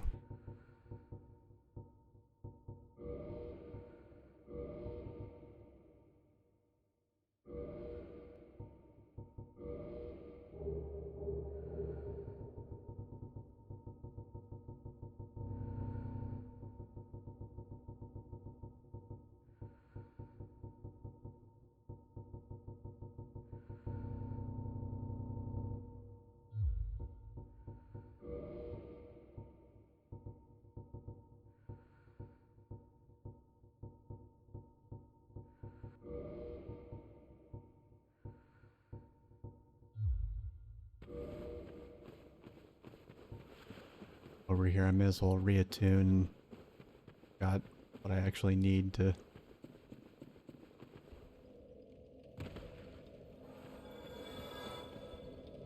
I have no idea why I get souls whenever I come in here.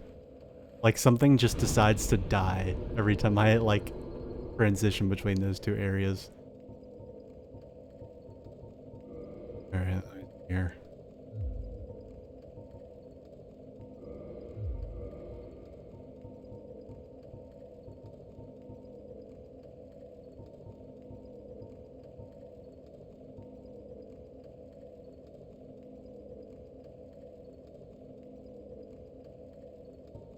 Actually kind of curious to see.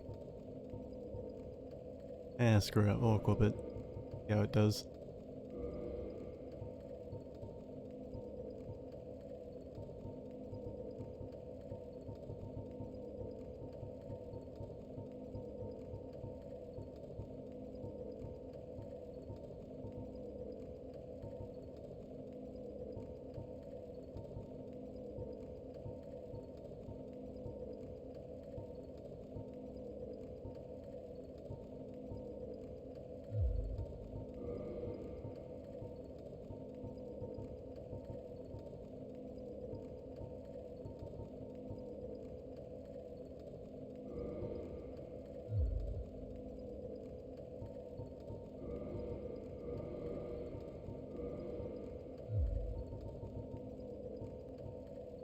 I can't believe I did that. I can't believe I made it that far without resting at a bonfire and then somehow did that.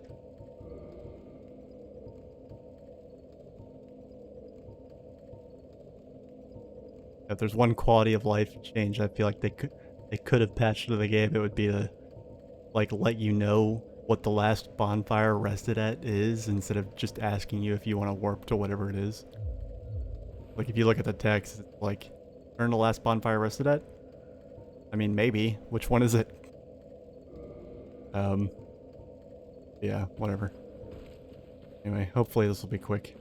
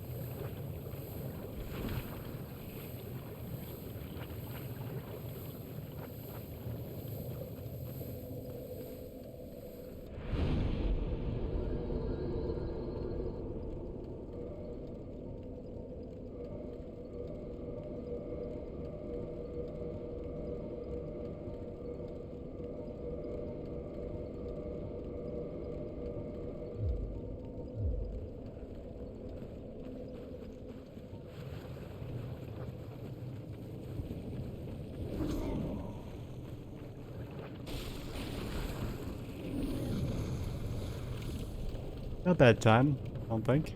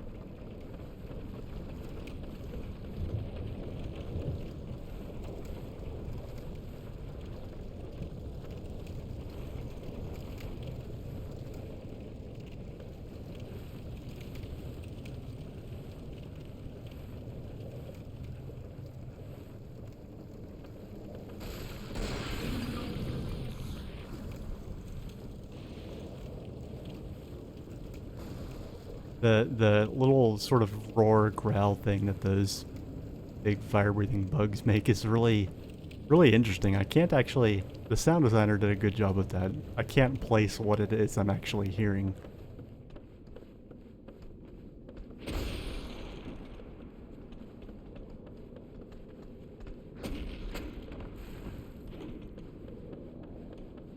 Close. I don't know, it felt close.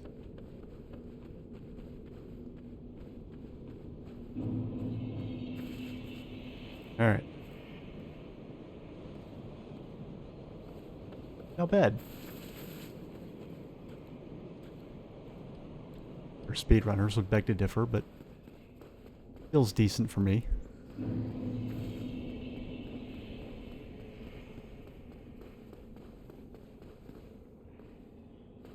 You have to be careful to not, yeah, actually pull this fucking lever.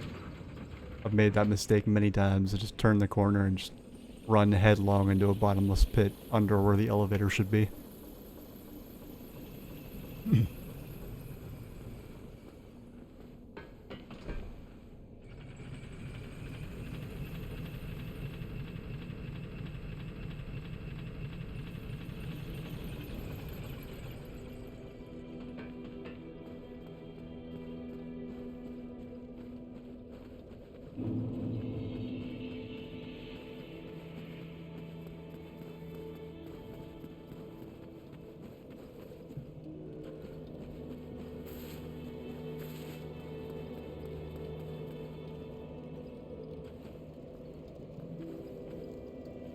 But actually fucking rest here this time.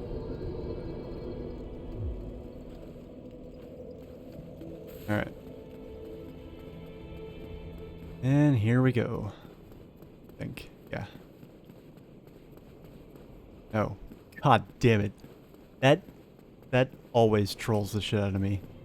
Not quite as bad as me, like, healing myself because I didn't switch back to my shield. But it's pretty consistent whenever I come back here. I always, like, manage to run up that path thinking it's this one. The elevator. I do like that there's these lovely, like, safety guardrails that keep you from accidentally, like, stepping off the side of the elevator. That's very thoughtful.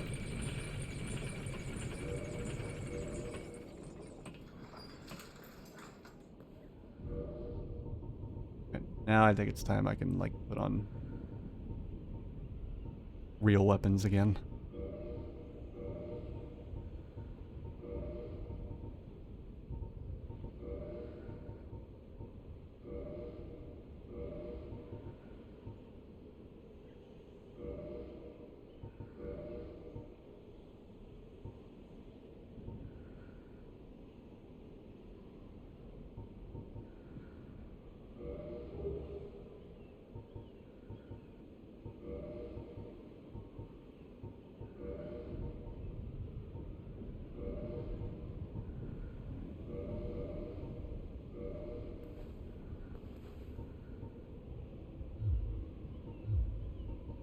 Something about having the bow quiver on my back, even when I'm not actively using a bow, like, bothers me. Sometimes I come in here and unequip those.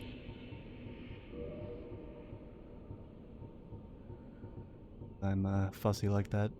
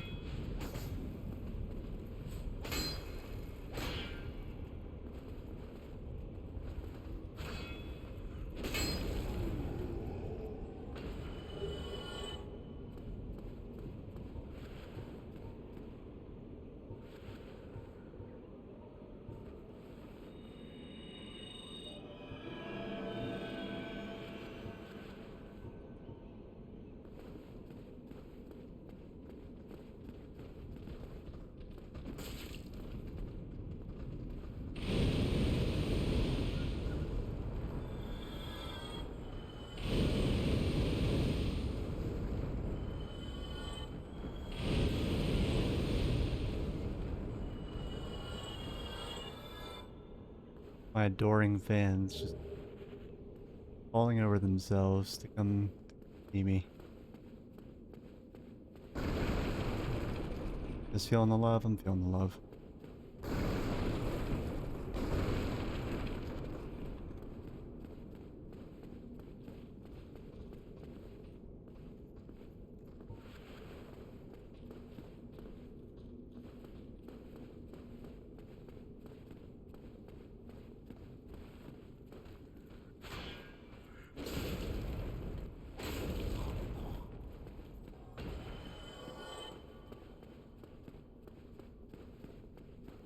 Wanted to, oh, okay, that's actually, I think that's enough.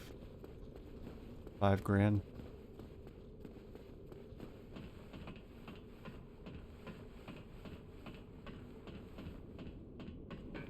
Wanted to have one more ring of, whatever it's called. It says Ring of Revival whenever it actually activates, but that's not actually what they're called. What are they called? Ring of Sacrifice, that's what they're called.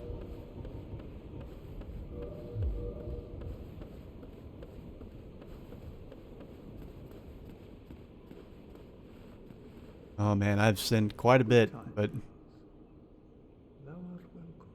Laudable is thy dedication to sin. damn.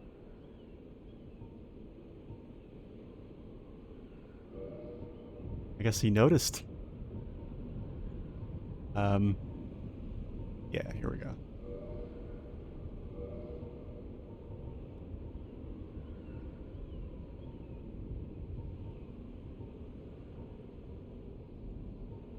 I'll buy this just for no other reason than for completion's sake. Yeah, I have it in my inventory. To get rid of goals.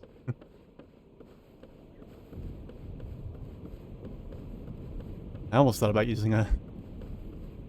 Hold on, wait a second. Wonder, you can't... Ah, no, that's way too far. Right? Too far.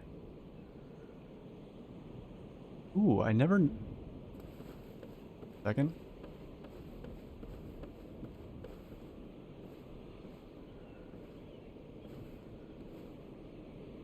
I never noticed there's a outcrop here. I don't see anything on it.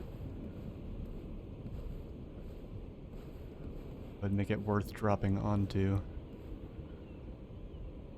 Though, so I'm not going to.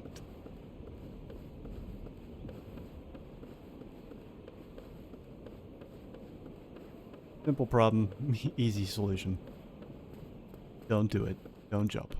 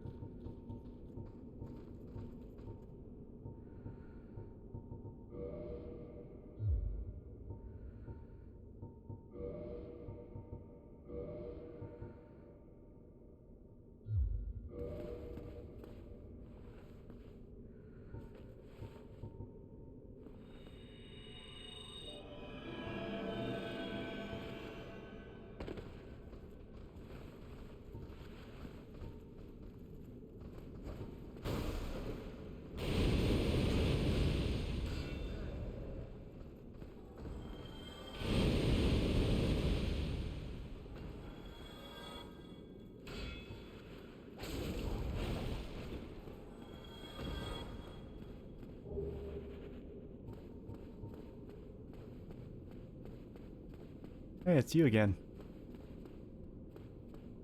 Lady, check it out. A mimic for a face.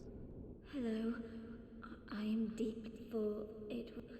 In case I only would I if would I make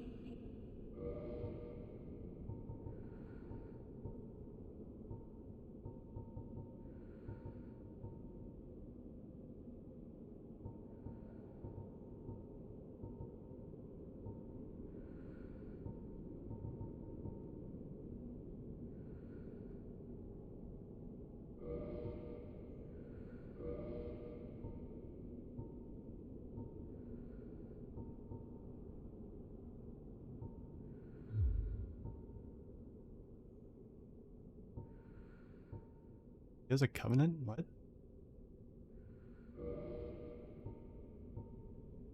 For covenant?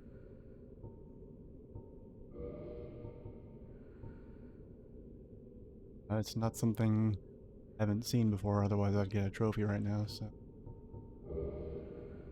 Whatevs. Vince and Nico were fooled by a lout named Patches and turned into hollows. My prayers did them no good. It is my ignorance, my frailty that has sealed their fates. Perhaps Petrus realized my weakness all along, and thus made the decision to abandon me. I can hardly blame him now. You don't need to. I've already done it for you. I like her, even if she is, like, turbo-religious. Doesn't look like a, white dude with a big beard claiming to be from, Middle East. Or, a white dude with a big beard people claim, on his behalf, unbidden, comes from the Middle East. Well, at least she's not praying to one of those. Yeah, I don't know. I like her. I think it's her voice. I like it. Very, very good voice acting. But also, it's just like pleasant to hear.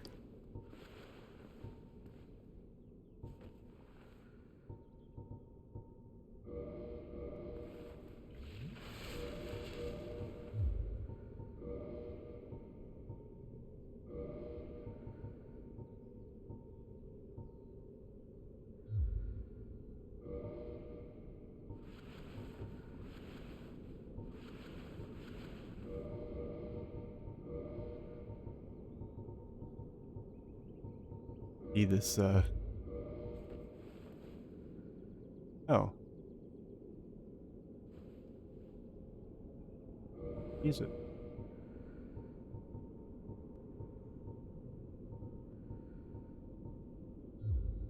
Oh, that's right. It's not actually a sorcery. It's a miracle. Oops. I'm so used to miracles not being damaging.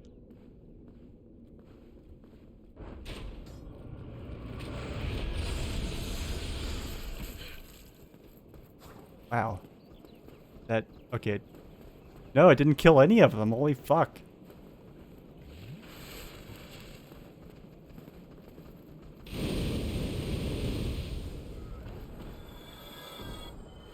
You guys.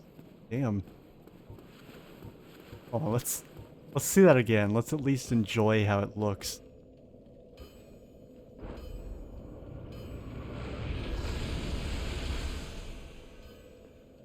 Yeah, it looks fucking killer.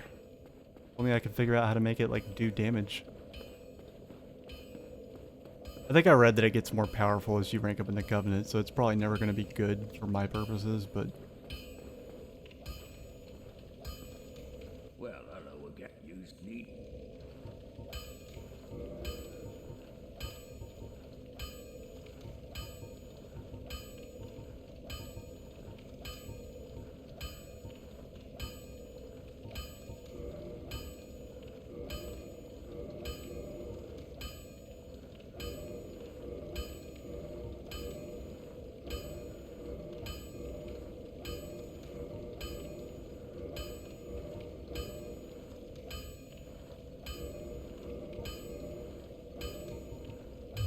Don't get yourself killed.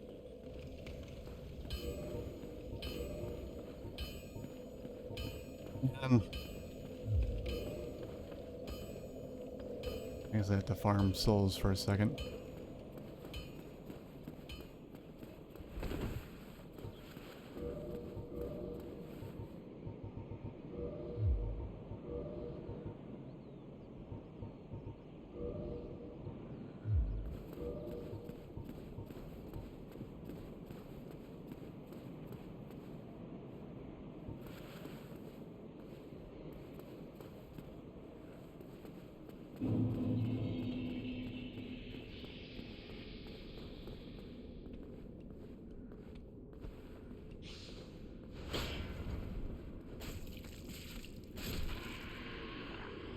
And fuck you, guy.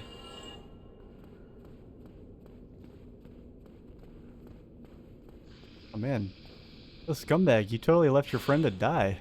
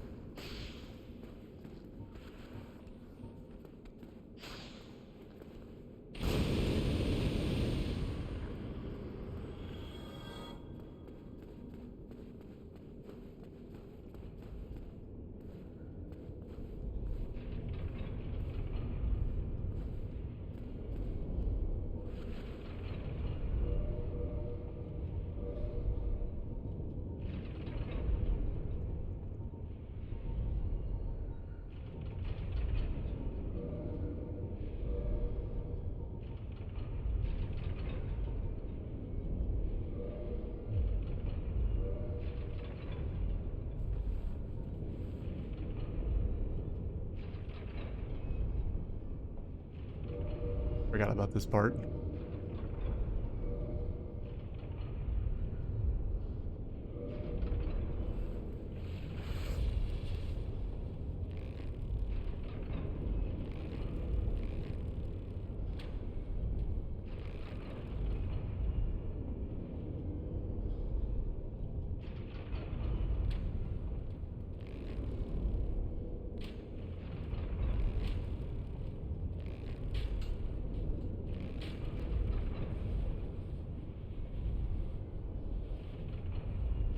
Damn it.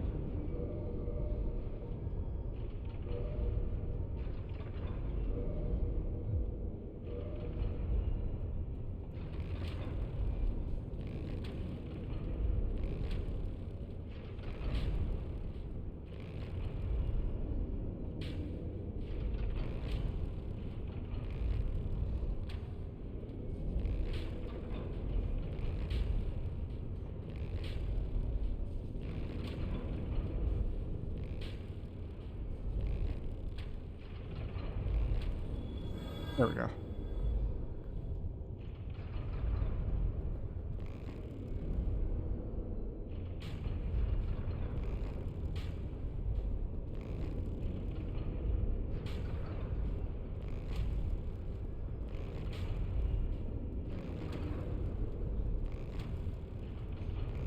Thanatos Reborn, welcome to the stream, and thank you for the follow.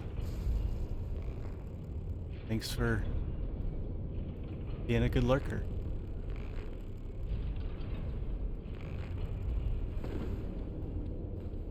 I gotta wait for him to come back upstairs.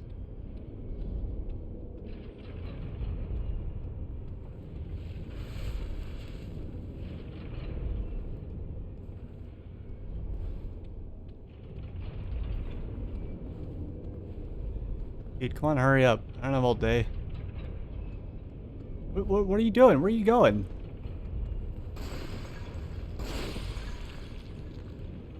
Get down here. I need to take off the ring. That's probably it.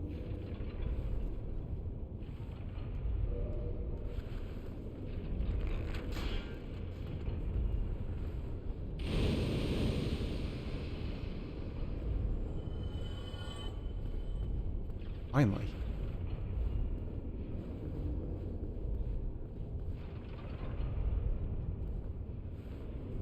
If I can get away with a couple more.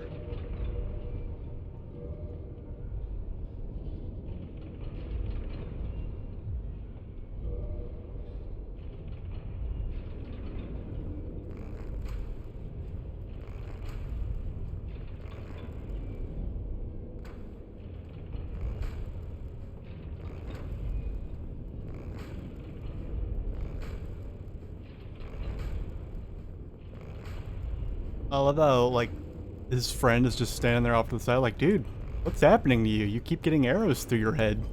How is that happening? Oh, hey, yeah. No, I saw your comments on YouTube. I called out. Wow. Yeah, I don't use my YouTube very much anymore. I mostly come over here on Twitch, but no, thank you, like, a lot. I think you're probably, like, the first person that's ever done that.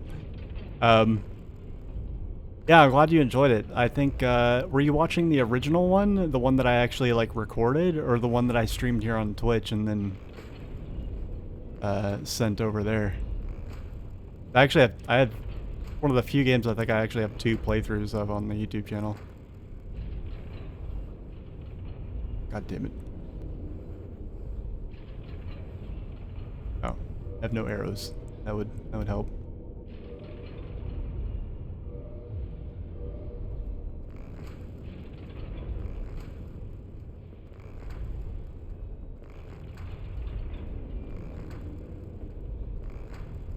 Yeah, I'm very bad about responding to comments on YouTube. Mostly because they're quite sporadic, but I really do appreciate it. The original 100%? Okay. It would be obvious from, like, my, you know, from watching it, whether or not I streamed it on Twitch, because by the time I streamed Valkyrie Profile on Twitch, I actually had, like, some followers. Like, I'd made affiliate, and, like, it's actually a pretty slow morning for me right now. I'd made affiliate, and I had, like, a handful of regulars, so it would have been apparent that I was talking to people, but yeah, I love that game so much. I noticed that it's getting a lot of attention now because of the, quote-unquote sequel that's coming out. I'm sorry, I'm gonna be a little bit of a boomer here, but, like, I don't know why they couldn't have just called that, like, some other game. Like, there have been other games called Valkyrie XYZ that have been, like, action RPGs. Like, it seems... But, like, it can't be a cash-in because it's, like, a cult classic game. So, like, I don't know. I might still play it just to see, like, if it is, in fact, good, but...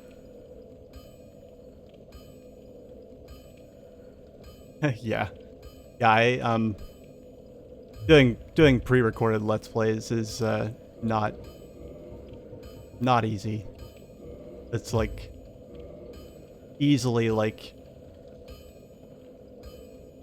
I would say about 4 times as much work as it is to just stream on Twitch. Provided you have, like, a good mic and all that stuff. My setup has improved a lot since I was doing those recordings, so... Yeah, that would have been cool. I mean, any number of things would have been cool. The thing is that, like the original Valkyrie Profile was loved because of, like, everything that was, like, quirky and different about it. And, like, I just... People are, like... A lot of the people, like, looking at it now... And, like, there's tons of people I see, like, reviewing the game that have never played the originals, and it's like, why even bother mentioning that it's a sequel? Like, because as soon as they mention it's a sequel, they also have to qualify it with, like, oh yeah, and I haven't played any of the originals. And they usually do, to their credit. But, like, why? I don't even, other than the fact that it's Squeenix, I don't know how the game's getting any kind of, like, publicity other than, like, people are hyping it because it's a sequel to a cult classic, but, like, I can't fathom somebody that, like, fell in love with the original, like, not being a little bit turned off by, you know, by the remake.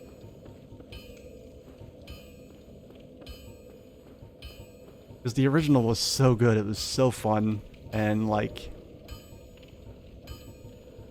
It's one of those games that, like, I can play over and over and over again. And, like, not really get tired of it. I mean, I'll get tired of it at the end of a playthrough. And, like, need to move on to something else for a while, but... Yeah.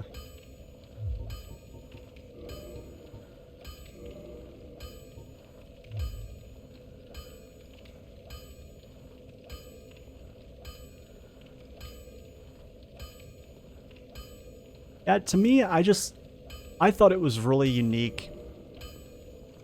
There's a ton of things unique about that game, but one thing that I really liked was, first of all, like, a little while before you joined the stream, I was just, like, giving my, this is actually technically my first Dark Souls playthrough. but, well, no, technically it's my second, but it's the New Game Plus that is coming after my first blind playthrough. So it's, you know, it's as blind as a New Game Plus run can be. And I was actually just giving some commentary earlier before you hopped in about how, like, the character and stat progression in this game is, like, what makes it is, like, honestly really good. But it's something that doesn't get talked about nearly as much as its difficulty. And Valkyrie Profile had a lot of similar aspects to it. Just in terms of the way your characters grew and, like, the different, like, avenues you could take for, like, powering them up. You know, it's, and I loved the combat system because, like, it wasn't, people were, like, talking about it in reviews like it was a turn-based game. It wasn't a fucking turn-based game. You had, like, the player's turn, and the AI's turn, sure, but it wasn't a turn-based game and, like, each character got a turn. It was your turn, and you got to, like, send all your characters into a fucking mosh pit to make a sea of numbers pop up. You know, back when that was cool. And, like, I don't know, that just, like, that made my eyes light up as a kid. I was like, oh shit, like, people don't have to wait their turn, we could just all fly in and just wail on shit. Awesome. Sorry, I'll try and focus here and do my upgrades so we can stop listening to this guy's monotonous ass hammering.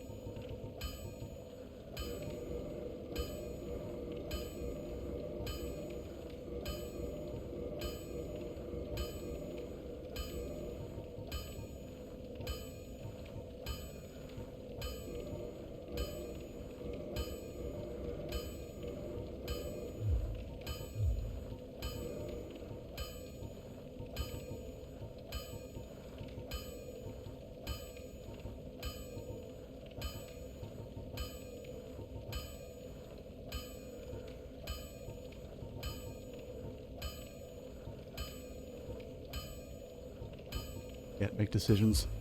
Come back to this later.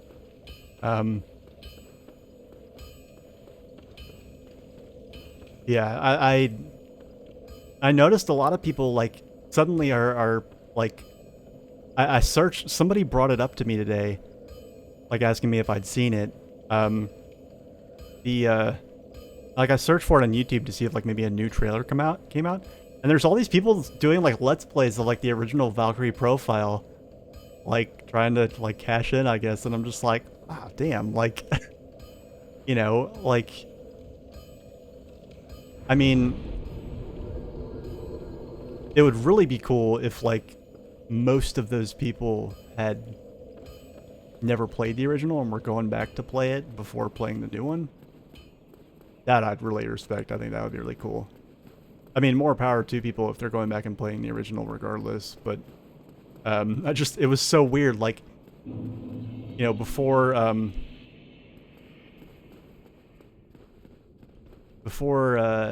know, oh shit, forgot about these guys.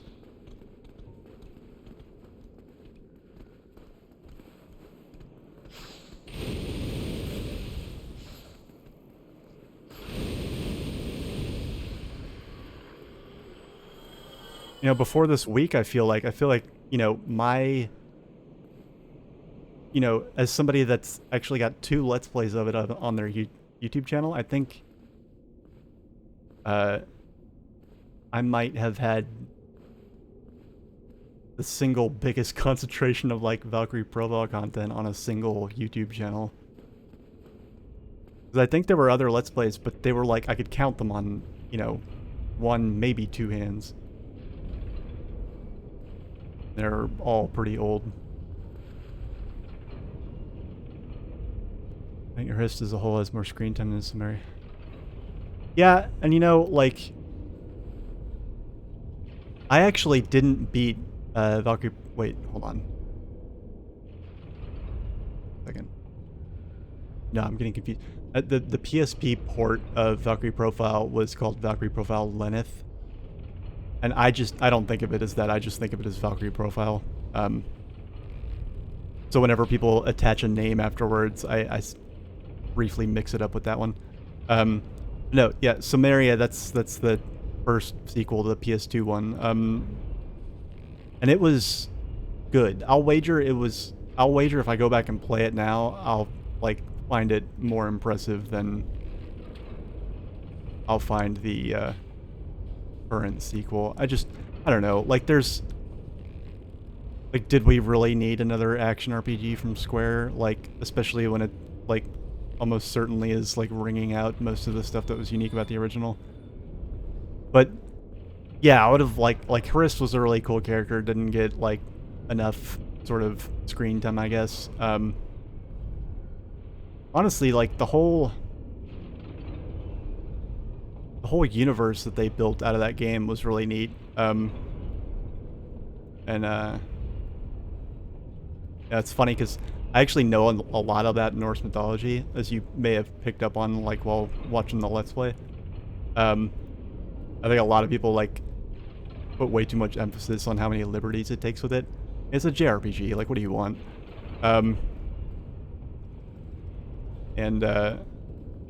Like I actually thought it was really cool what they did with it.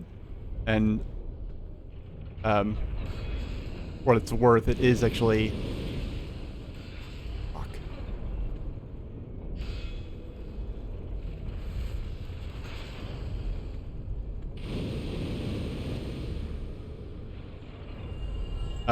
it is actually based on a real life saga.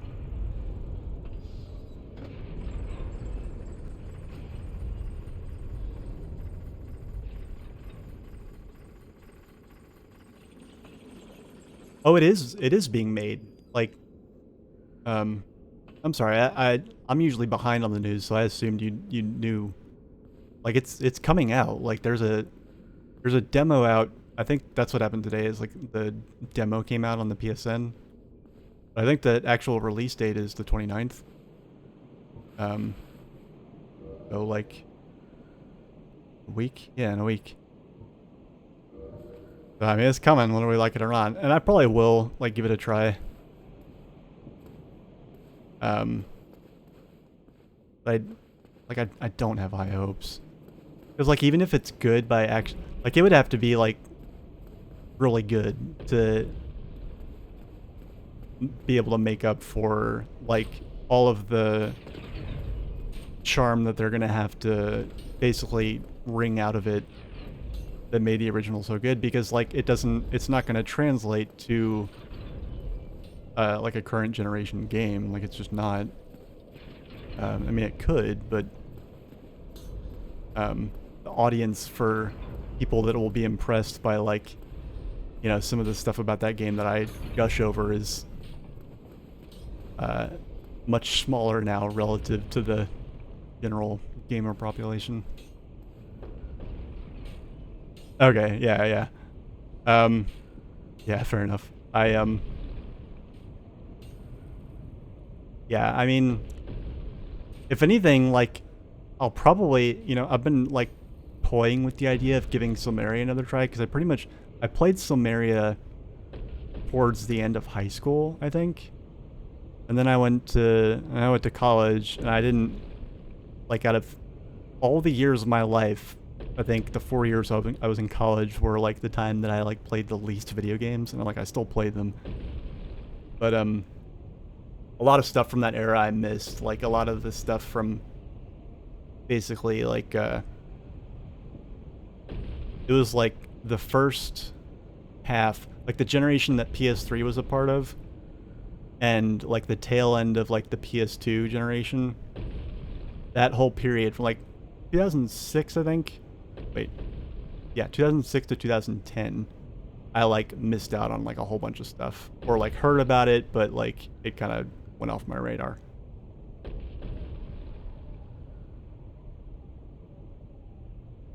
Yeah, Samaria was one of those games that like I started playing, I think senior year of high school. And then I remember it did not hold my focus very much towards the end. I actually didn't beat it, but I did get all the way up towards the end. And I've been thinking about, it's always fun to like, if there's any positive to playing a game as a kid and not finishing it, but getting far enough into it to like have memories of it. It's that go back and play it when you're in your fucking 30s and it's like a whole new experience.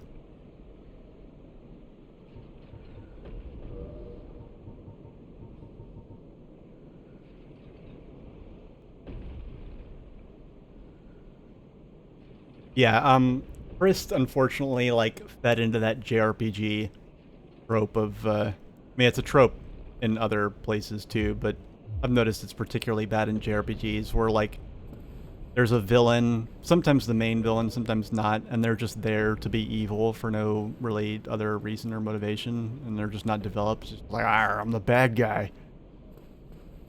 Yeah, it's like Team Rocket from Pokemon, pretty much.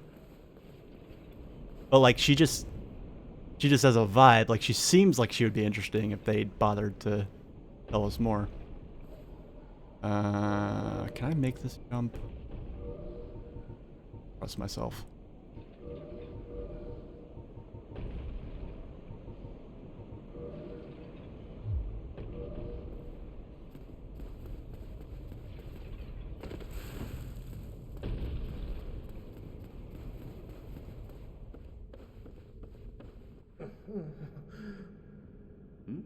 Ah, oh, you. Still alive? That's a surprise. Anything you want? What's mine is yours. But at a price.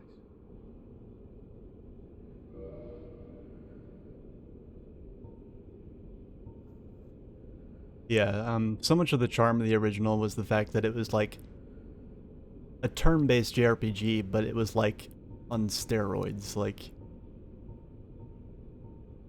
it was just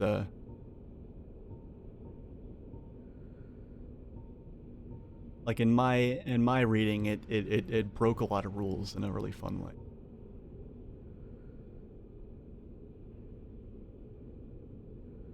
Yeah.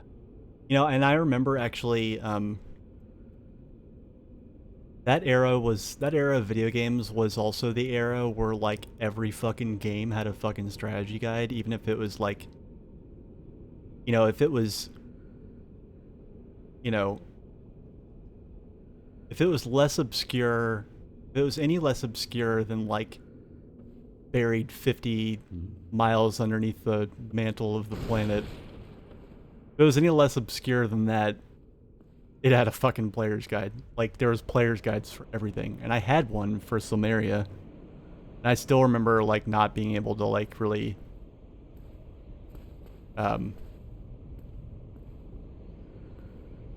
get everything I wanted out of it. Of course, I was, like, you know, in my late teens, and I was unmedicated, so I don't even remember, really, what actually made it difficult for me, but I know I got all the way up to the end of the game and then I didn't finish it. Which, to be fair, happened with a lot of games from that time period with me. Great job with this characterization. Get closer to the end.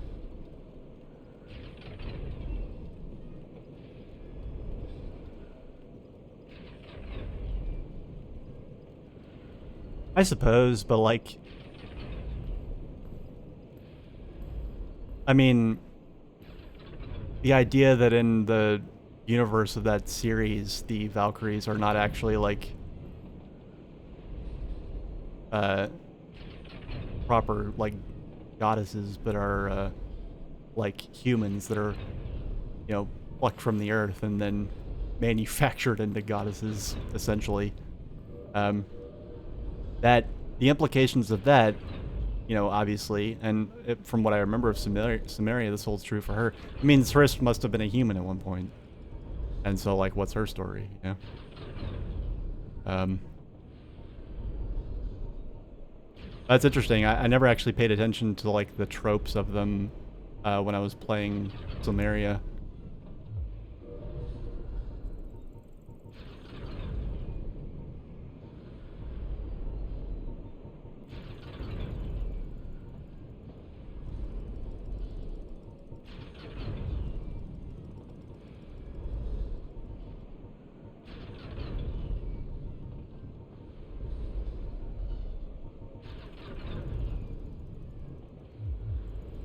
it and throw fire at him.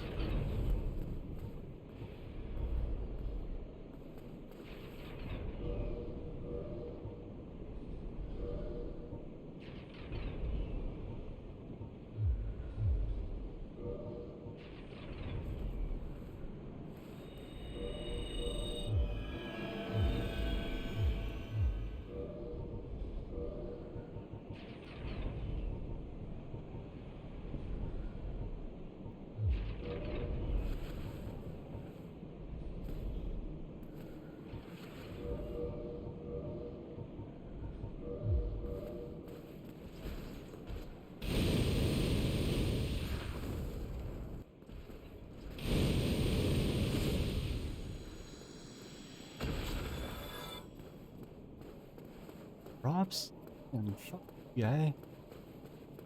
Right. Done pussyfooting around this place.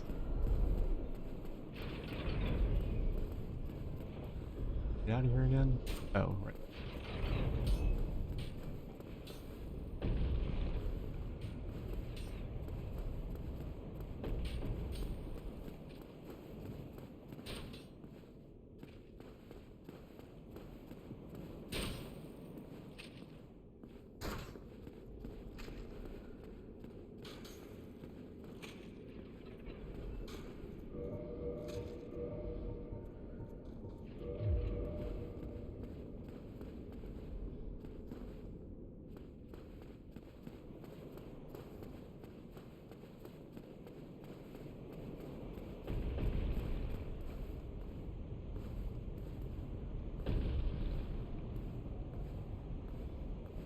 Sure, sure.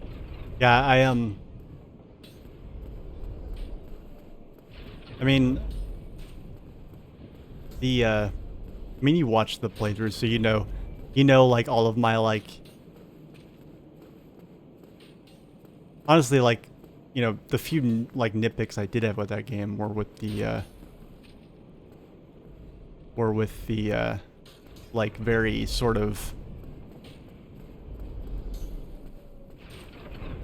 kind of, like, backwards feeling, like, Greco-Romanization of the Norse pantheon. I don't know, it was weird. I mean, they took so many liberties with it. I mean, that's the way to take liberties with something, right? Is, like, you take so many that, like, even the uninitiated will pick up on it. I mean, like, you know, swapping the veneer out with the Jotnar was, I mean, that's commitment right there. I mean, if you're gonna do it, take it to the max. Since the game sealed memory or not, struggling with her. Yeah, and like, well,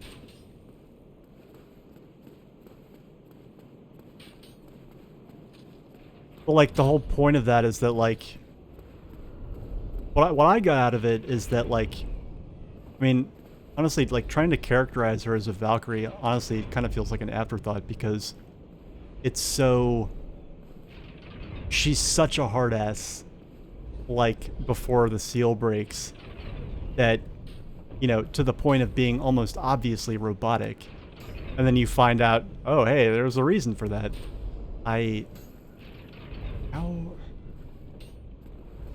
I'm, like, utterly failing to figure out or remember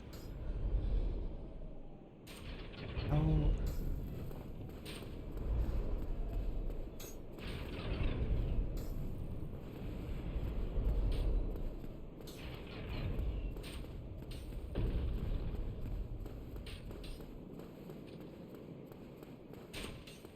It is this way? No, it's not this way because... Oh, god damn it. Way, alright.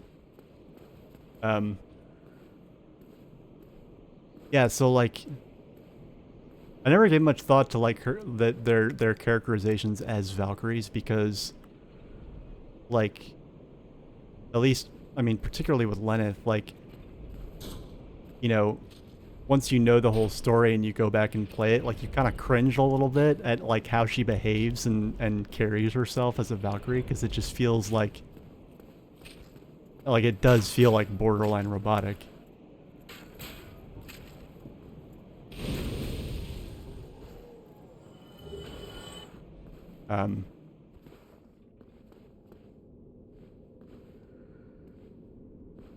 Really, yeah, I've heard mixed things about it. Isn't it also a tactical RPG?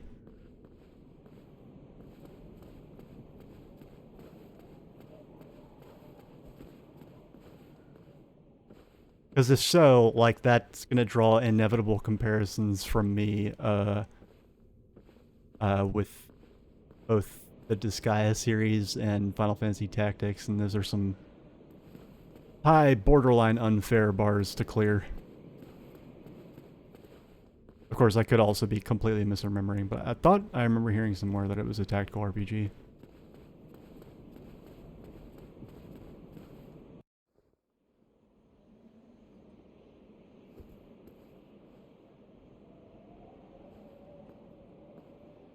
Alright, alright.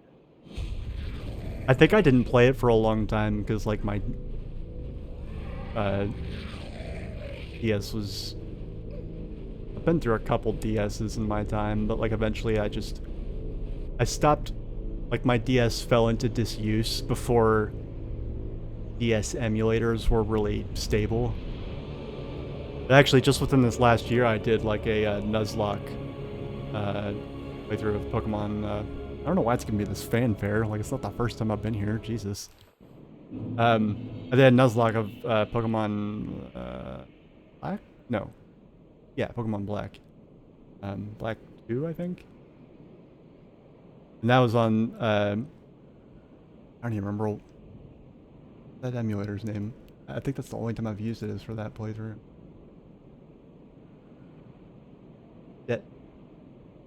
Desmumi? Desmoom? I don't know how you fucking pronounce that. Desmumi? What a horrible... Or what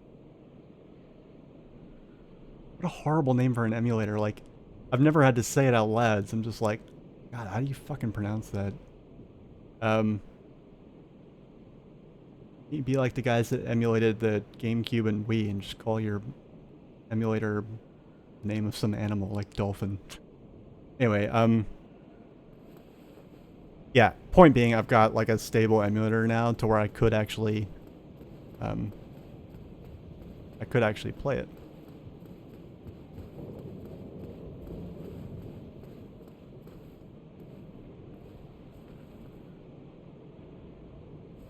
Ah, extremely dark. Interesting. That's not something I usually expect from tactical RPGs.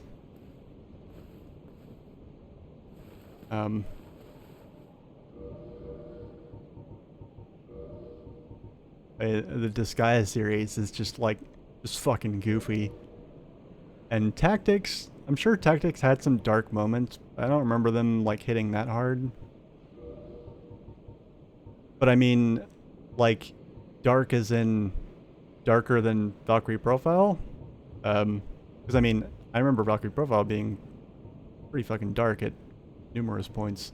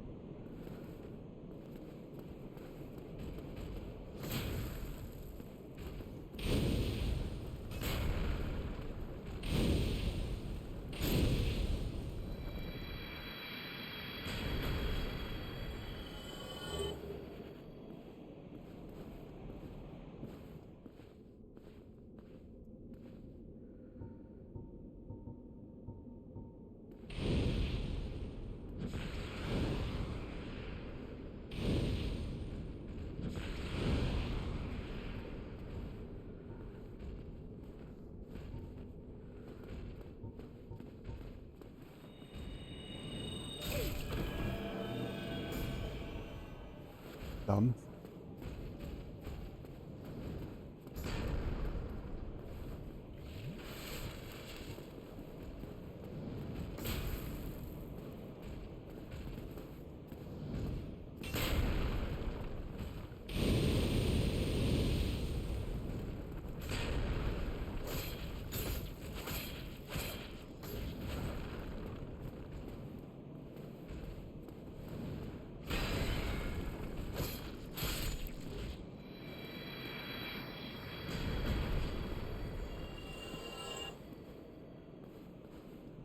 Really? I guess I don't really have much of a frame of reference because, you know, the original Valkyrie profile is the only one I really have. First of all, it's, other than Sumeria, it's the only one I played. And I don't remember much of Sumeria, but I mean, to me, Valkyrie profile is already like pretty dark. So like, I mean, are we talking? I mean, don't spoil anything for me, but are we talking like, you know, near levels of dark?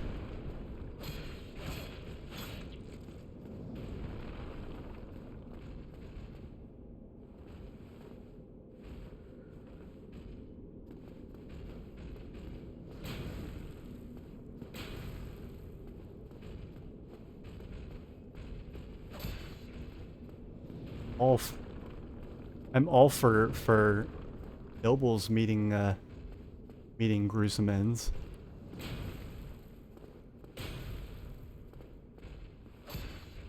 That other stuff though, that sounds like a bummer.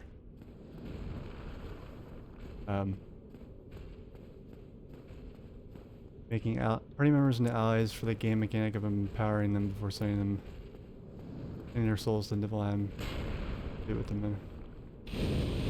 Oh wow, so it like puts a totally different spin on the whole Einherjar thing.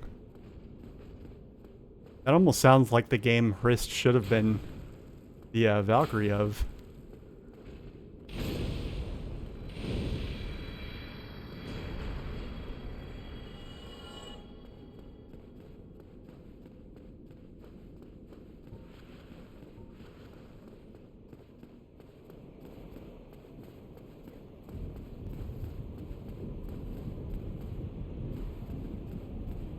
Alright.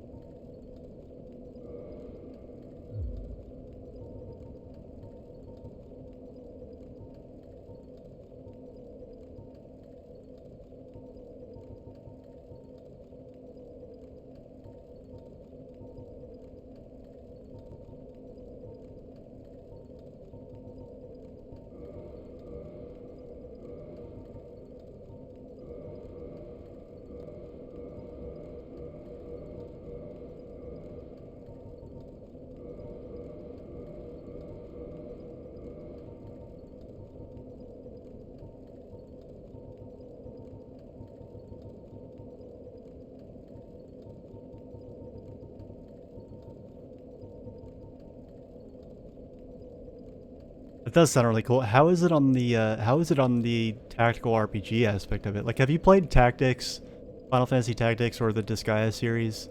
Any game in the Disgaea series?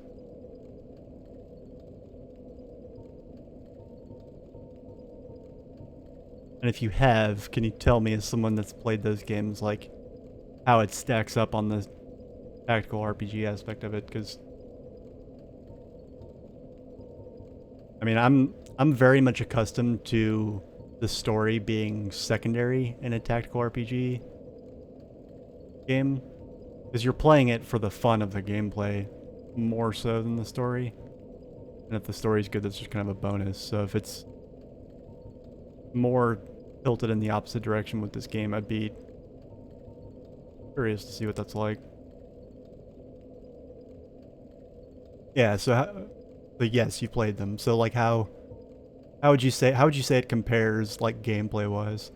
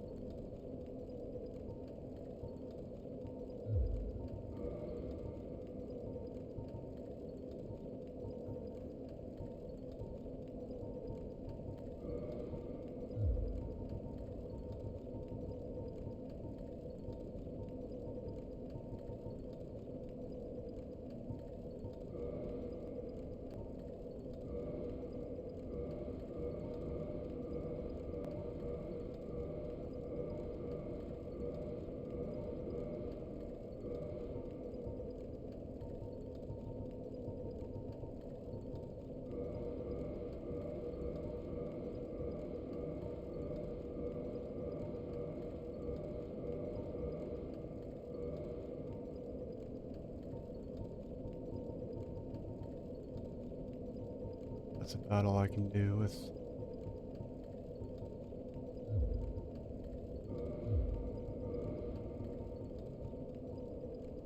Here. Standard grid format and movement. No classes.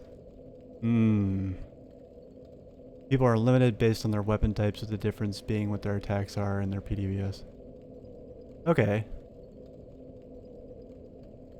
But, like, can any character equip any weapon type? Or are they, again, like the original, limited to 1 or 2 specific weapons? So basically, like, you know, it sounds like, from what you're describing, it sounds like it has a job system, but it's not like a customizable one, but it's at least there, so you have that element of, like, having to cover for different party members' weaknesses, all that stuff.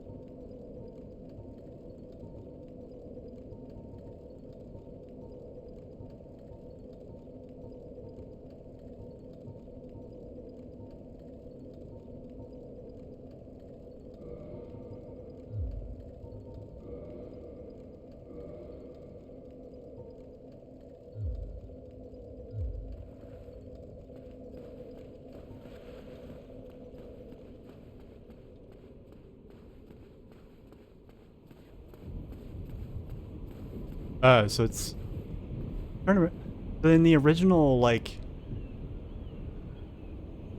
It didn't affect their moveset, but, like... There were different... Like... Different characters would have access to different sets of armor and weapons. And it would affect their... Like Aaliyah, for instance.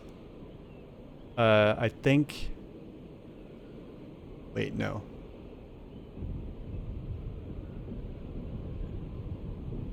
Remember.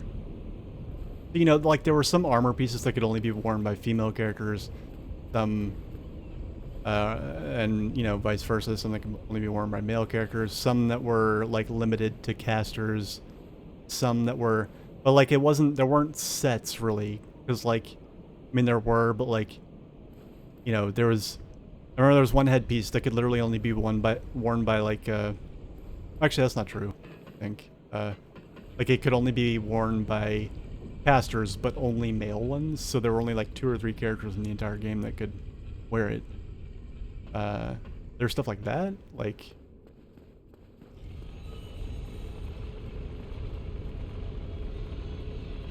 Yeah. And, like, I remember, like, I don't think... Valkyrie was the only character like this that I can Like, no, I'm gonna go ahead and say I'm 100% sure she was the only character like this, but yeah, like she could equip a bow or a sword. So like, you're saying there's none of that.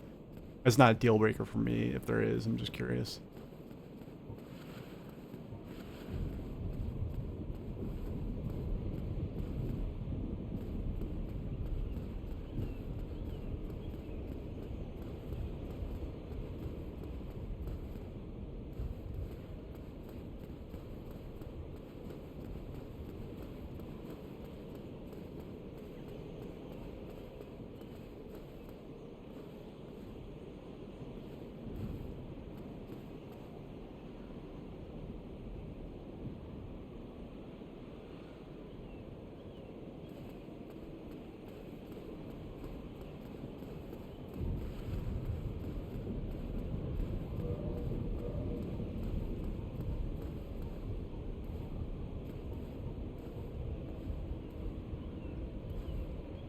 Gotcha. So, I'm sorry. The only reason I'm asking so many clarifying questions is because, like, I'm very, like, aware of everything that, like, made Valkyrie profile unique. So, like, for example, you know, like, like, Laufer and Aelia were both spear users, but they had character-specific, unique movesets. So, like, even if stuff is limited by what weapon they can use, if it's like VP1, they'd still have different movesets and be, like, totally different characters, really. It was really more about, like, limiting, like, in VP1, it was really more about each character having, like, sort of a unique palette of what they could access in terms of equipment. But in terms of, like, their just baseline sort of out-of-the-box potential, it was, like, character-specific. Change around the limited attacks you have on the characters as needed.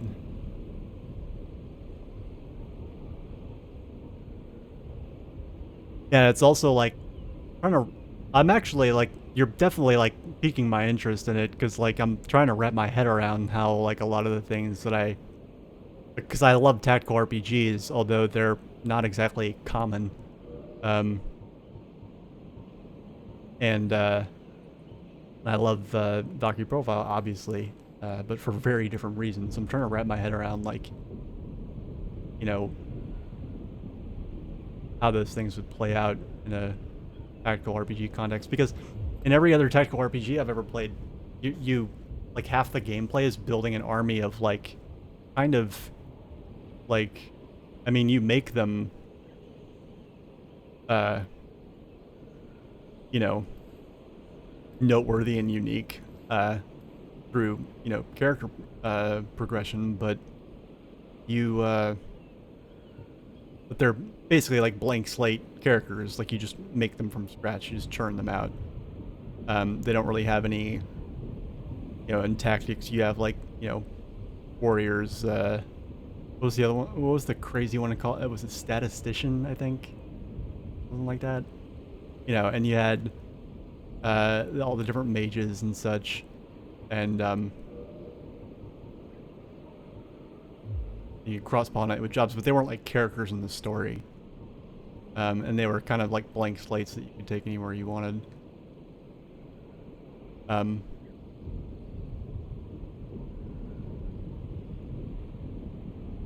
like, I get the basic gist of what you're saying, which is that, like, each character has their own set-in-stone identity that's very specific, and it's up to you, like, how you want to arrange those pieces.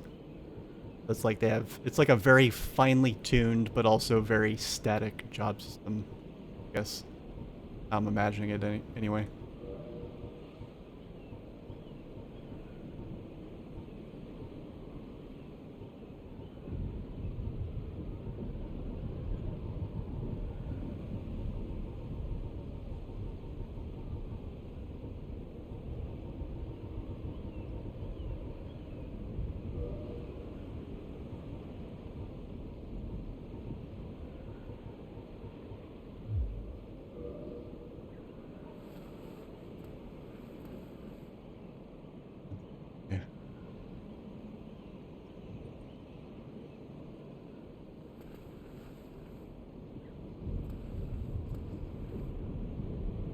rapidly approaching a boss fight.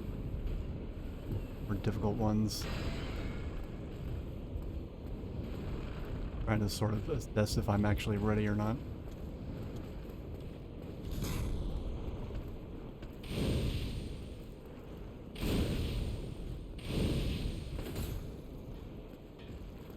Close.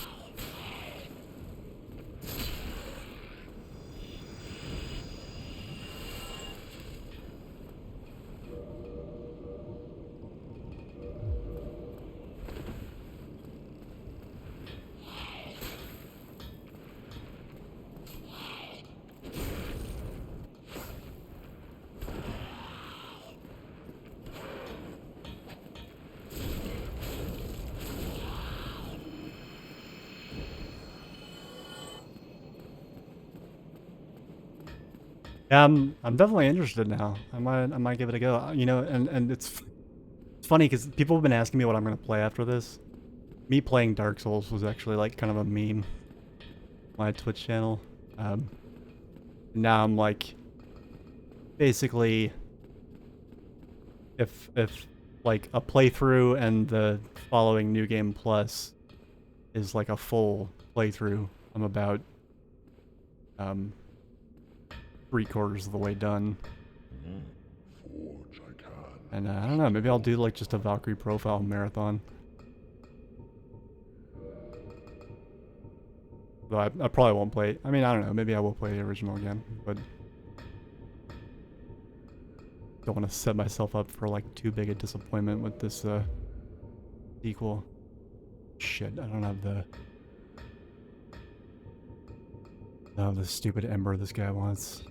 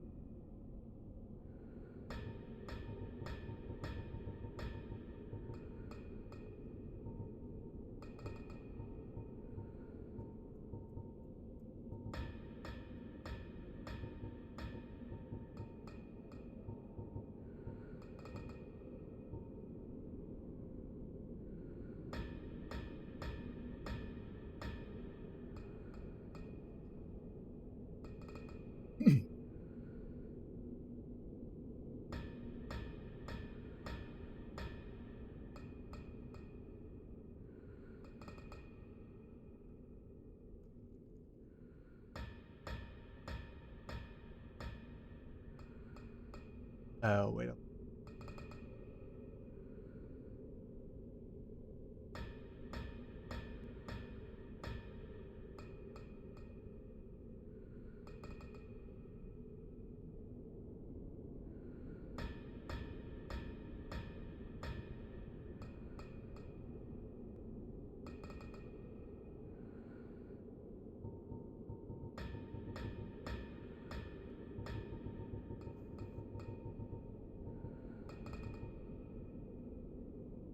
bunch of stuff I can upgrade into these super weapons, but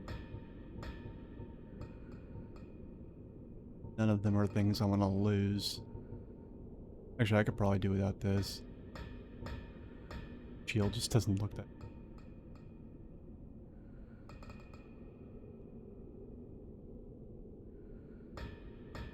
Fuck it.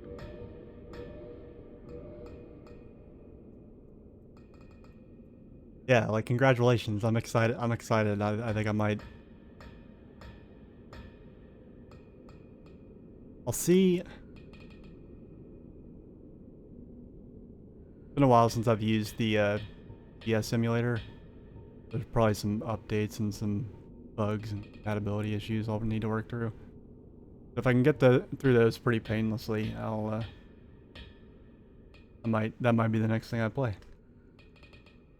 And if not, maybe I'll like give some area another try. I feel like I owe it to like at least beat the game. I never even did that.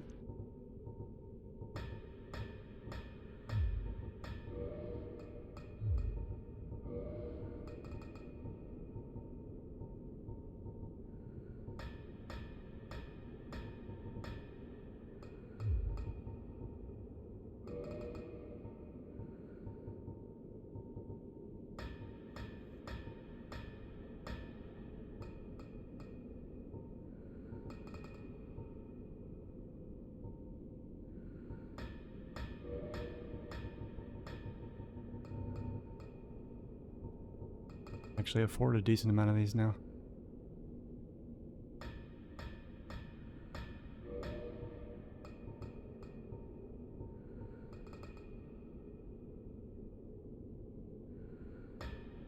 Yeah, don't spoil if it's if the story's like the story's lit. Don't spoil anything for me. You already kind of have hold it against you because I like totally get gushing about this series. Or like everything that earlier. It was pretty vague though.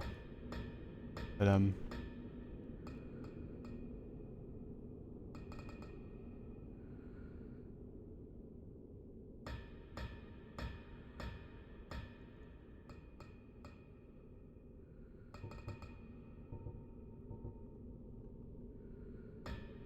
congrats in the game where please I've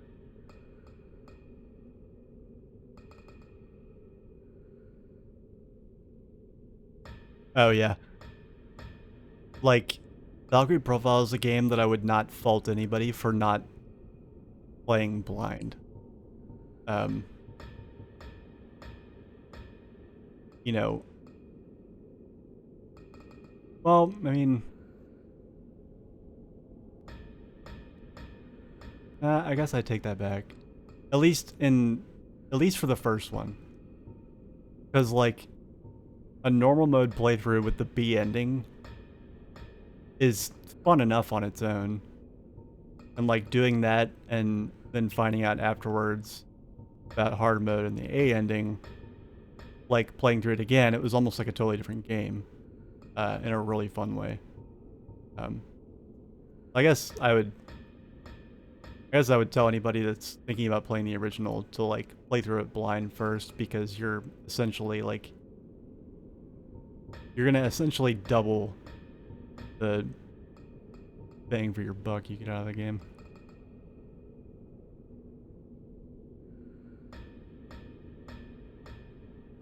Right. Yeah. I'm sorry, I'm used to thinking of like with Dark Souls I'm playing right now. I'm in New Game Plus right now, but for the initial playthrough, I actually had a strict rule in my chat, like not only no plot spoilers, which is actually pretty, I found it's pretty easy requirement to meet because the plot in this game is very minimalistic, but also like no mechanical spoilers. Like don't spoil it for me if I'm missing anything, like no backseating, don't spoil anything, no gameplay spoilers either. Just let me fucking figure it out and fumble around. And so I'm still in that, I'm kind of still in that mindset. But this is the only game I've ever like had any kind of requirement like that for a blind playthrough.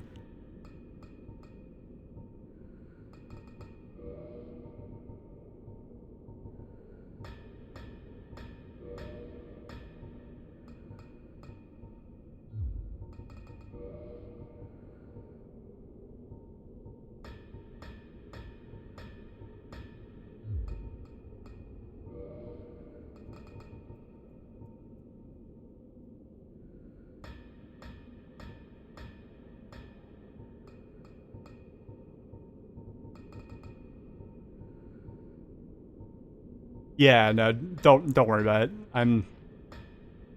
That's me unlearning like the mindset I've been in for this entire playthrough, which as you can see, we're on stream 27 and the streams have been averaging like, 7 hours apiece, so been a lot of hours. I don't even want to think about how many episodes this would translate to if I was still doing Let's Plays.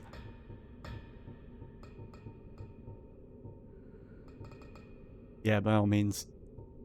Give me the deets.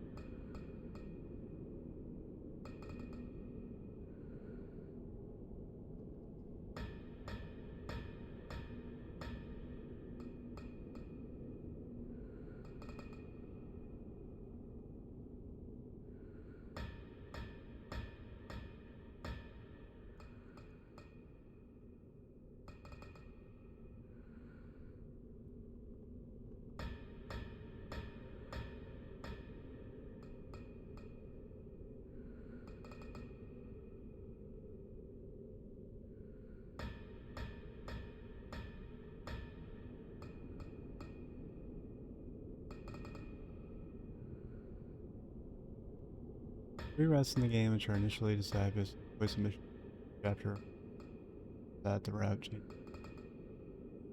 Sacrifice seems sort of in parallel with the original, albeit, darker. I meant weapon classes, I meant was type sec.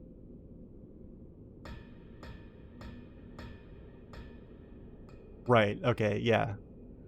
Typical of tactical RPG. Okay, so that's cool.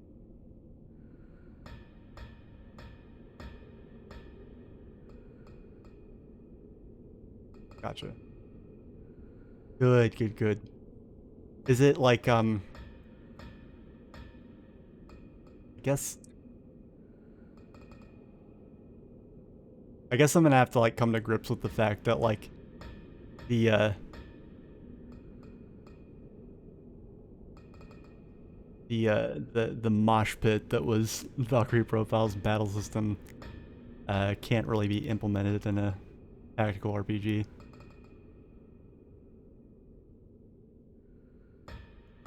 But comboing the attacks in PWS is still really cool.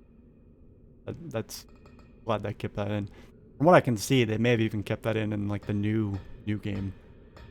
But yeah.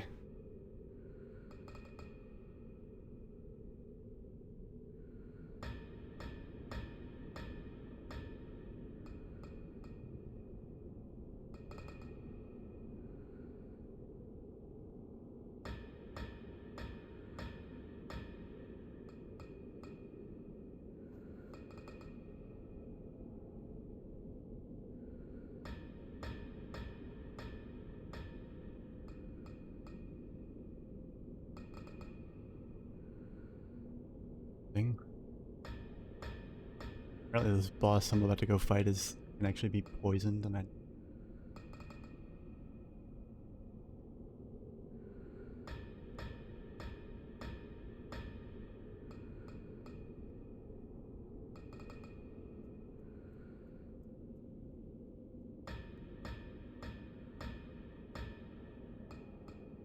with an incentive to surround enemies to properly dog-like? You mean dogfight?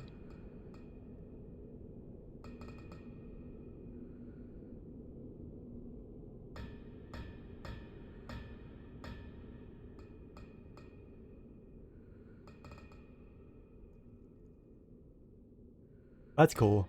It's always that's one really fun part. Like anybody that watches the VOD of this, like about tactical RPGs, is that like because they're stage based, they have like rewards based on stage that are much more rewarding, involved, and fun to farm than just farming an enemy over and over. That's like kind of unique. Like, I don't think there's no other like genre of RPG or RPG game I can think of that isn't a tactical RPG that has a sort of stage system.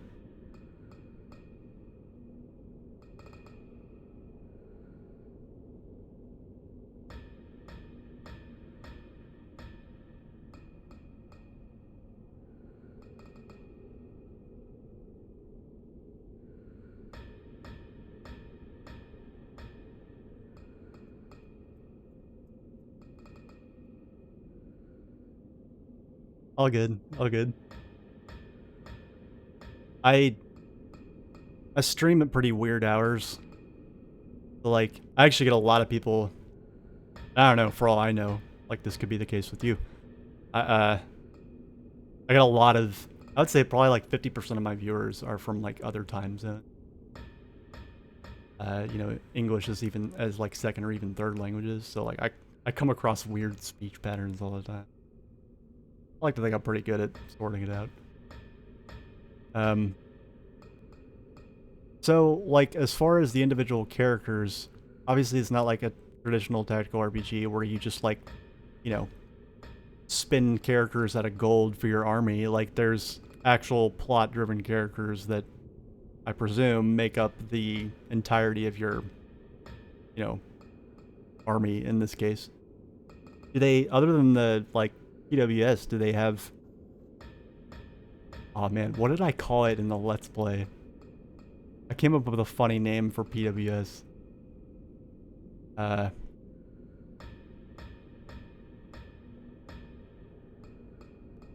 Password. I called them passwords. Oh man, wow. I got tired of saying PWS. Yeah, do they have anything else unique about them aside from that? Out of curiosity?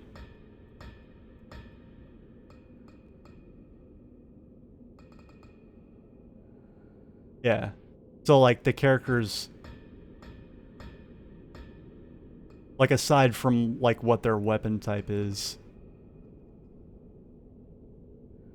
are there, like how do the characters develop, so to speak?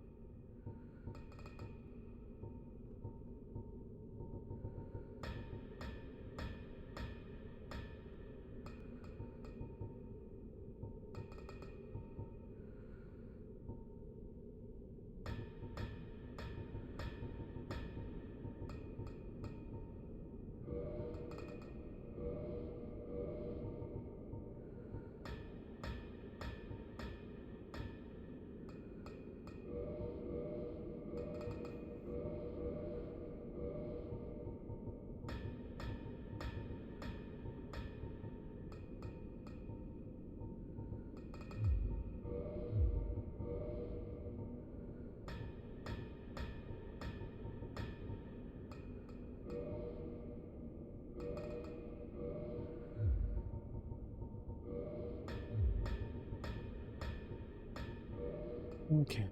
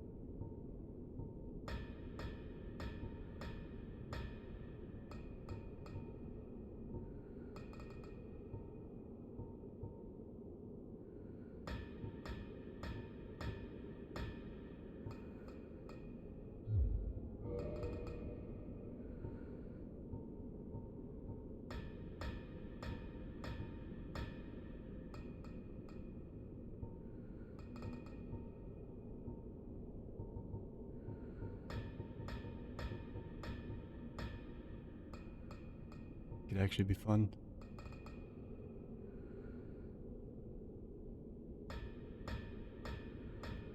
Okay, why not?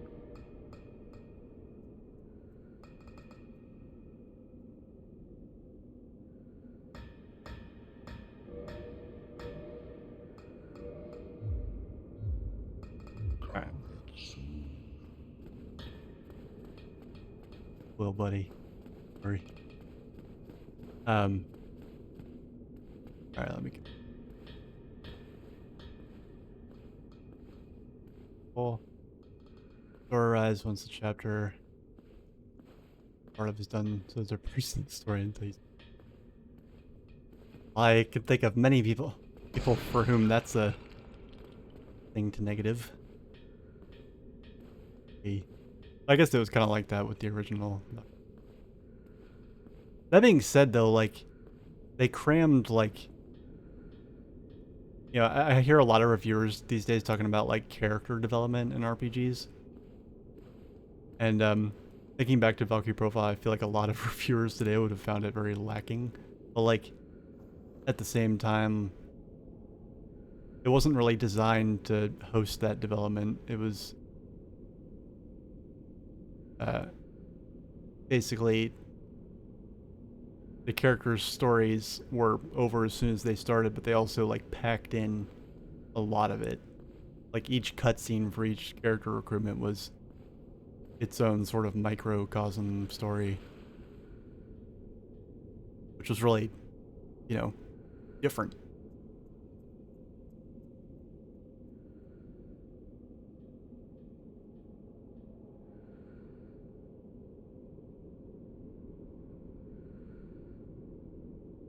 I gotcha.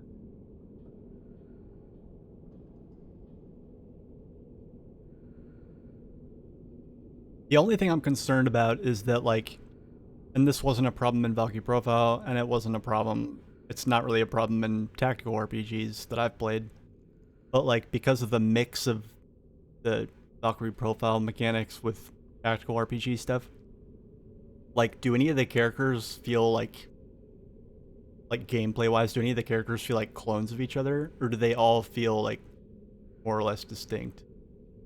Because based on what you're telling me, that's, like, the only concern I can think of off the top of my head that I would have. But, about you.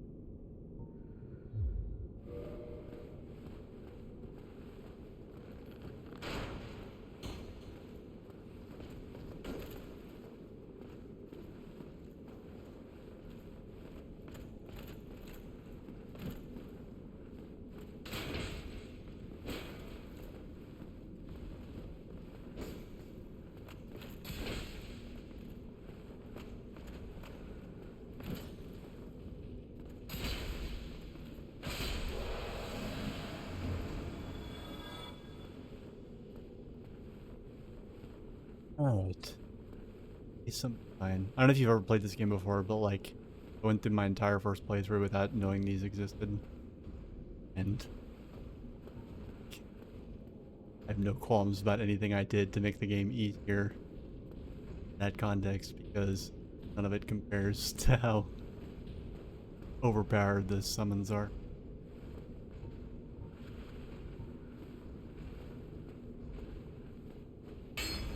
Damn it.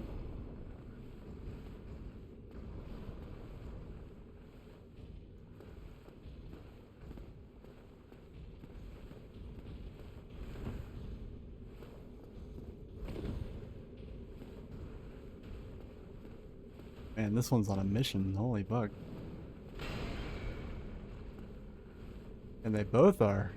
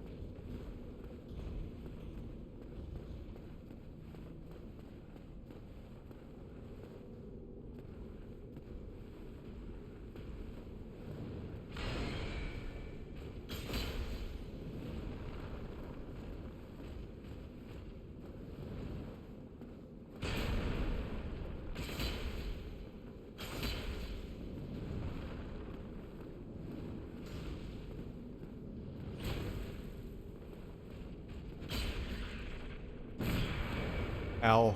Fuck, fuck, fuck. Ah, fucking.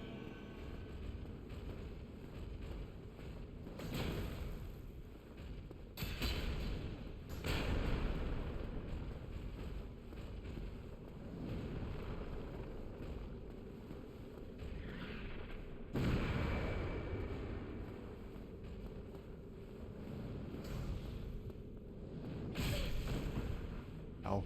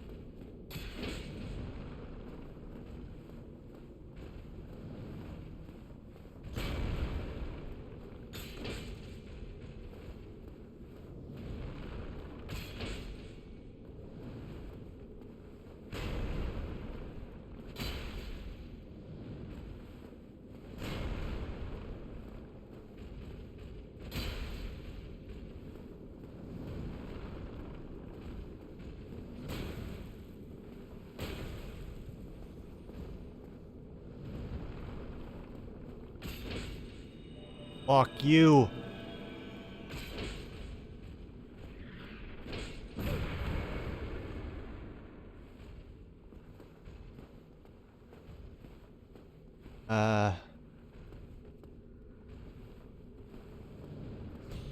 Only the mages are effectively. Okay, cool. Again, similar to the original.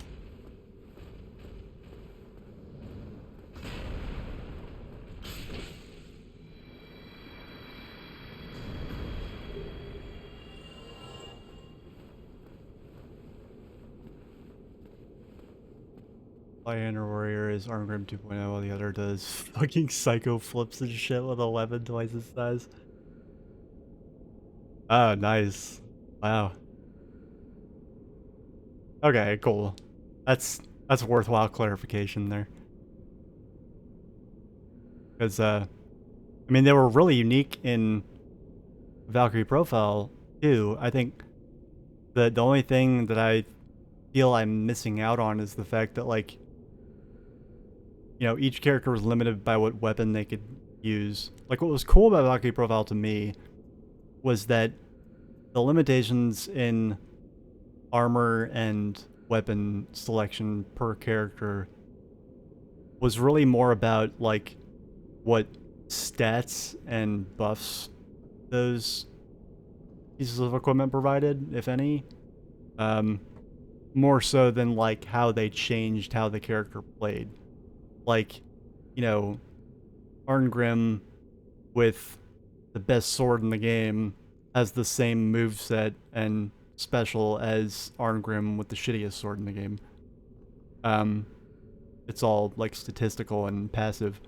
But at the same time, like, it's not just Arngrim's PWS that's different from everybody else. It's also his like combos. And like some characters have like shitty PWS, but like have a fucking sick combo like Lucian. Lucian's Shining Bolt is like, to this day, one of the most fun fucking things ever.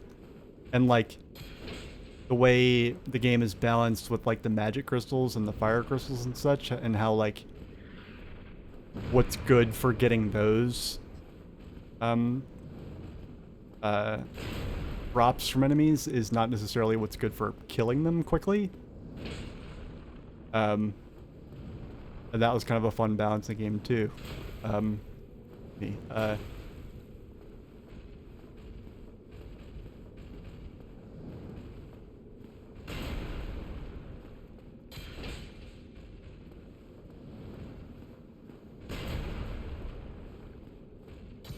Right, but like, what I'm getting at basically is that like,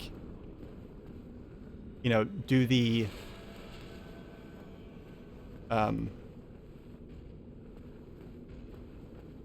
what you've explained so far, I'm sorry if it's like I'm not getting it or whatever, but like I'm just trying to visualize it, and I've never even so much as seen gameplay footage of this game, so yeah, like if the regular attacks are not character specific but weapon specific. That's the only thing I feel I'm missing out on.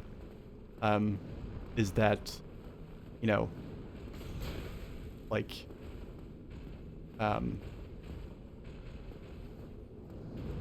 Arngrim and Cashel, for instance, yeah, they're both greatsword users, but they don't play anything alike. All it affects is like what gear they have access to, and it affects them as characters insofar as like what perks that, like, you know, particular greatswords or heavy armor specifically. And that wasn't always like anything to sneeze at. Like sometimes, like what was it, the Infernus sword? It's like a greatsword, so only like what, Arngrim, Cashel, and I think Gray can use it. And it like one-shots Fenrir. And anything else weak to fire. But at the same time, like Gray, Arngrim, and Cashel like have not just like unique PWSs, but like completely unique combos that themselves combo differently with other characters. I guess, like, I know it's unrealistic to expect that from a tactical RPG. It's not like it doesn't have that action element to it. I guess I'm just wondering, like, what, if anything, replaces that insofar as, like, making individual... it's not like, I'm not prematurely knocking the game if no such thing exists. I'm just curious. You've piqued my interest, so that's why I'm asking all these questions.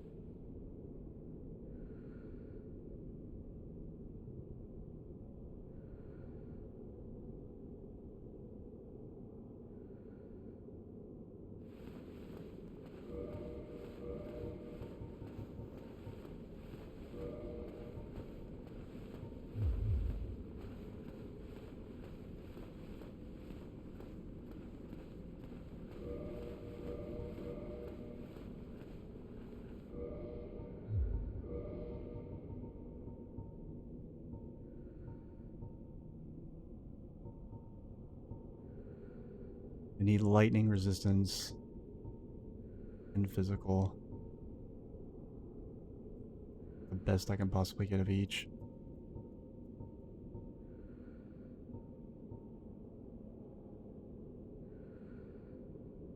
Give this thing a try if it wasn't for its awful stability.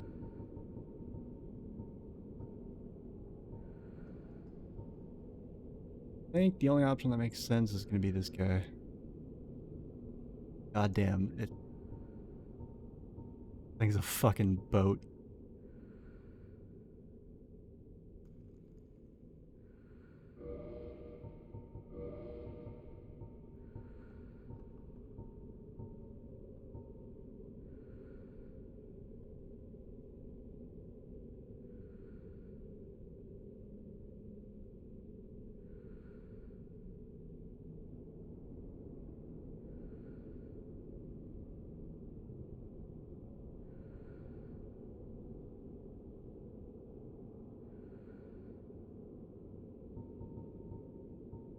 I really want to see if I can, like, toxic one of them with this thing.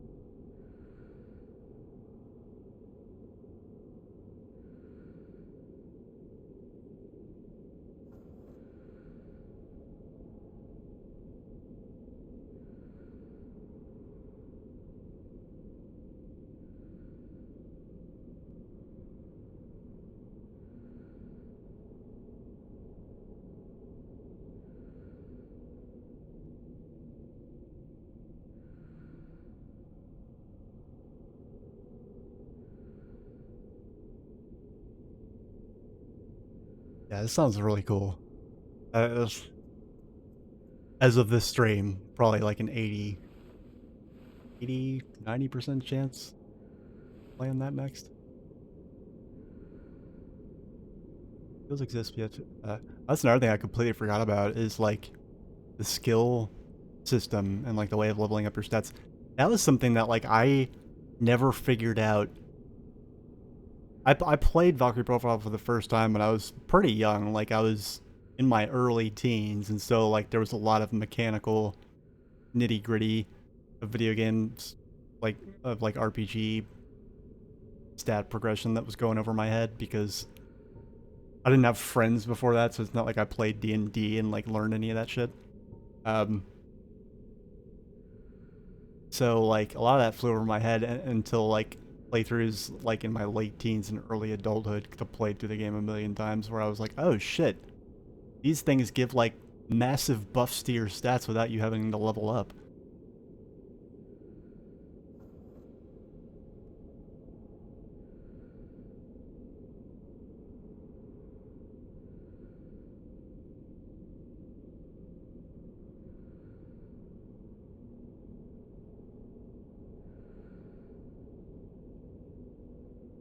Gotcha.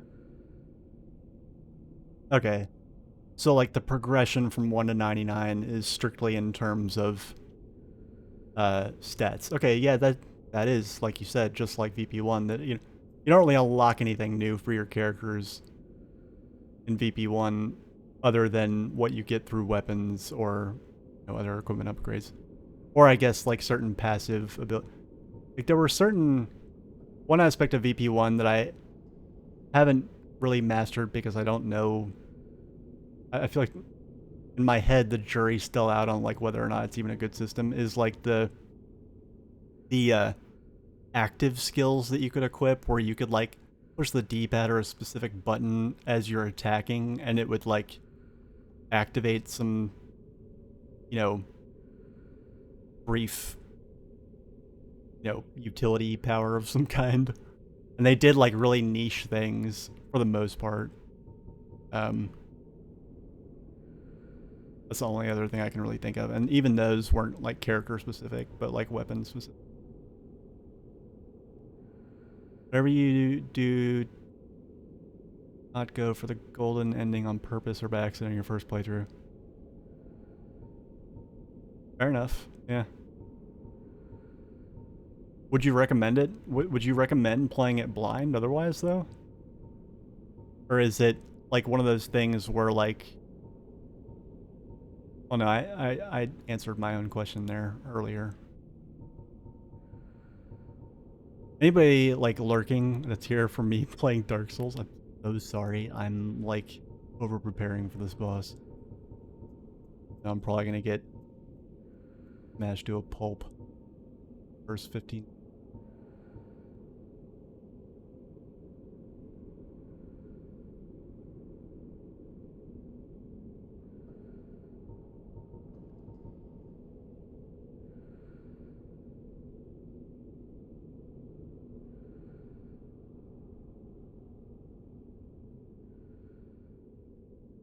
Interesting. It's a gameplay difficulty thing and not a story choices and progression thing like in the first game. What was interesting about the first game is that you could get the good ending without playing on hard mode. Like all hard mode did was change like gameplay thing. Because like none of the hard mode dungeons were really like canonical is not the right word, but they weren't really, they were side stories. They weren't really relevant to the main plot. And likewise, you could play through hard mode and get all of the benefits of hard mode and still get like, you know, the B ending. So they weren't like tied to each other. I think most people, you know, play through once and get the B ending and then play through on hard mode and get the A ending at the same time. And granted, that is like probably the most fun way to do it, but I always found it interesting that you could get the crappier ending on hard mode and get the better ending on easier, well, normal mode. One thing I haven't done yet is I haven't tried to play that game with on easy mode. I've heard by numerous accounts that playing VP1 on easy mode is actually harder because there's fewer dungeons, fewer characters.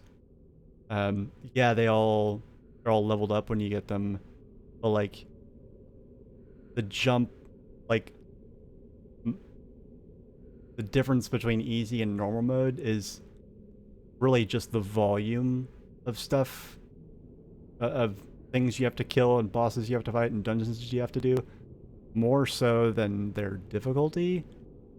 And, you know, by extension, you know, more dungeons, more bosses, more enemies, more loot, more weapons, more stuff like that. So like you play on easy mode, you don't get access to a apparently pretty big chunk of some of the best weapons here in the game. I feel like it would be really boring, but I've always been like curious in the back of my mind, like if it really is harder.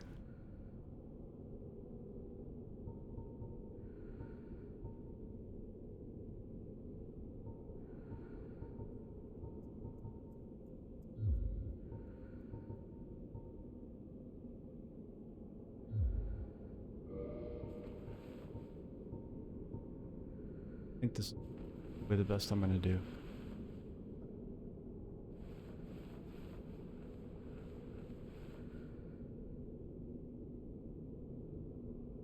Alright, Mr. Sun Fetishist. Go.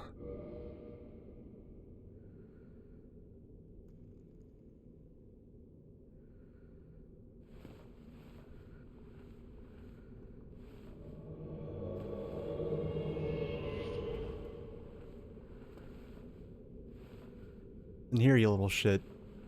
You better not, like, kill the bosses in the wrong order. Right? For a very specific thing here. I don't want you fucking it up with your fucking orangeness.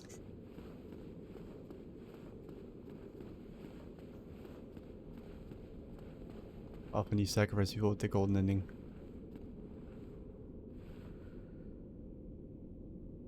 I have more questions, but if I ask them, it's inevitably going to lead to, like, more plot-related spoilers. So I'm going to...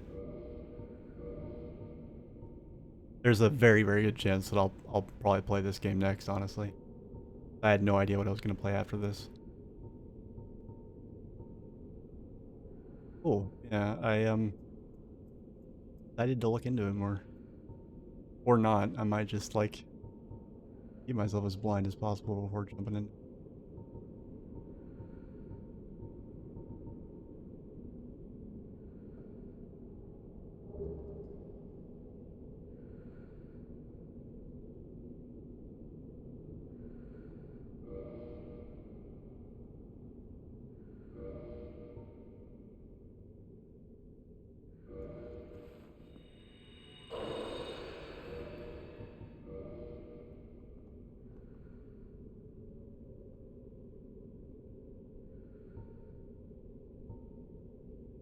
Oh, the stat increases from keeping humanity on me have fallen off a cliff. That's a good thing though, balance-wise. Okay.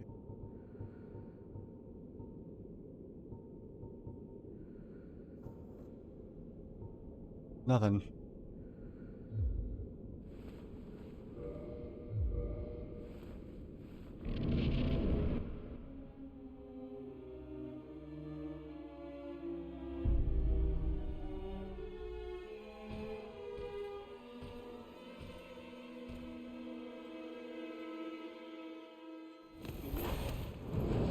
I really want to psychoanalyze the person that designed that armor.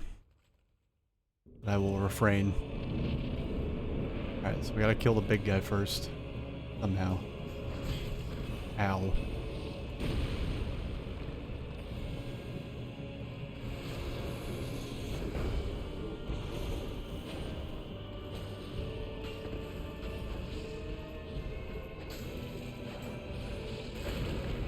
Ouch.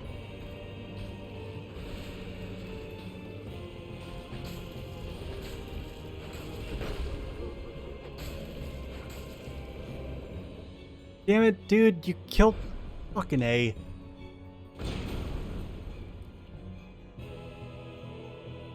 I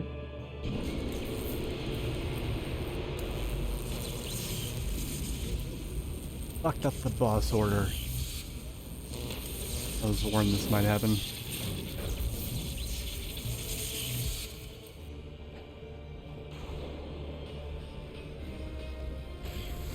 Oh wow, I actually can't bun my way home here.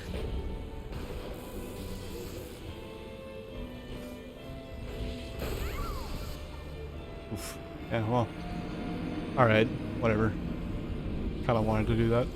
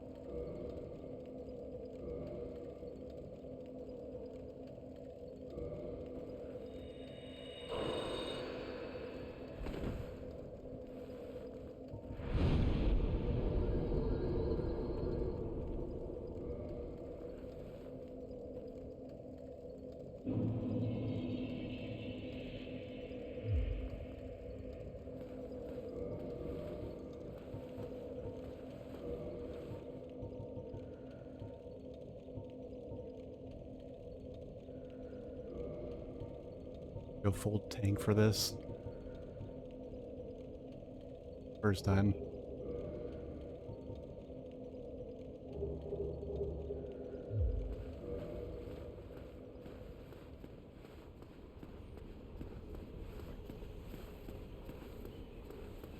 Screenshot LB on the LB archive you can look at. Read the prologue and maybe the first chapter to give you an idea of how the game plays and decide from there. I mean, I can pretty much tell you, I'm gonna at least try it.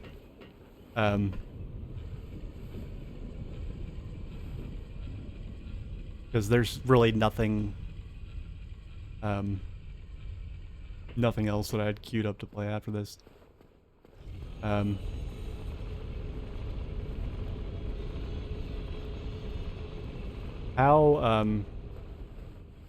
That's the only other question I can think of is like how long is a playthrough on the game? Like, is it something that, I mean, given how slowly I tend to play games, as you're undoubtedly aware of by now, like, do you see me like finishing it in the same amount of time or faster than Valkyrie Profile? Or slower? Because like, I know like tactical RPGs can actually be quite time consuming.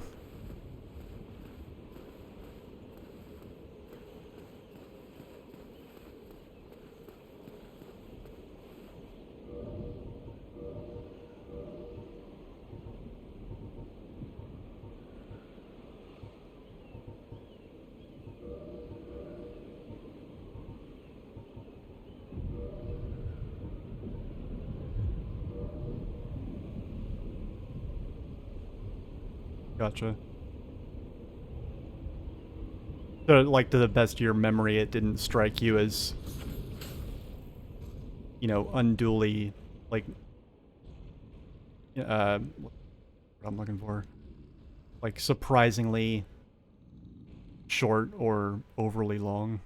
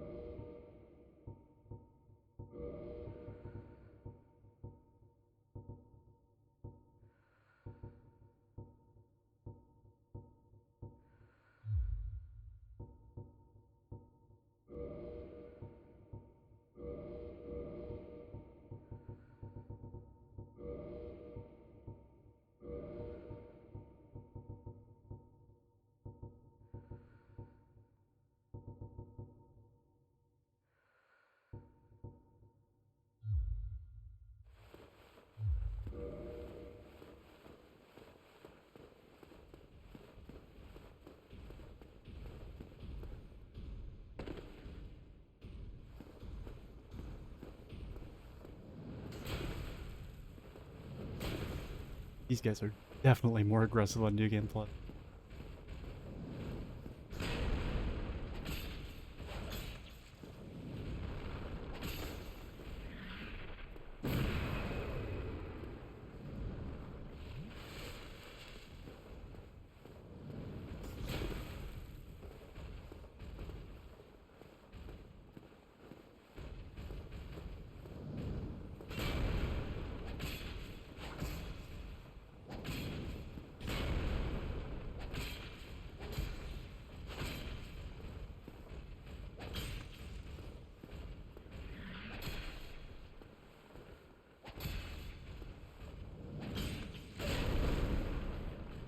I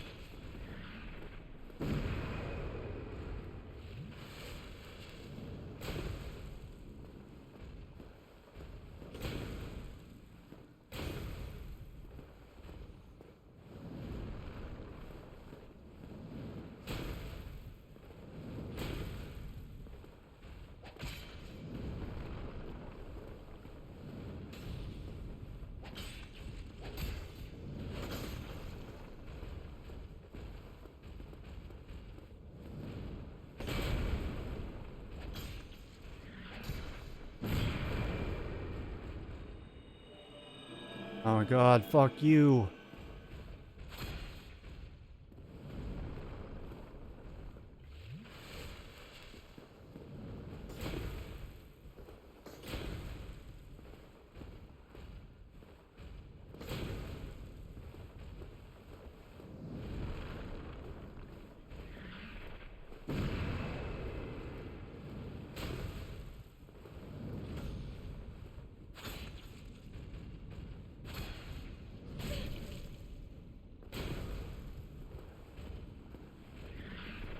Fuck.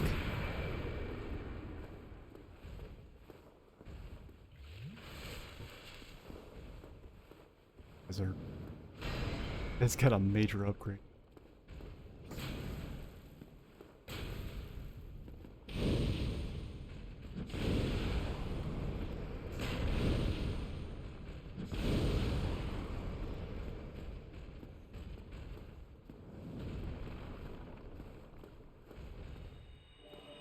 Are you fucking kidding me?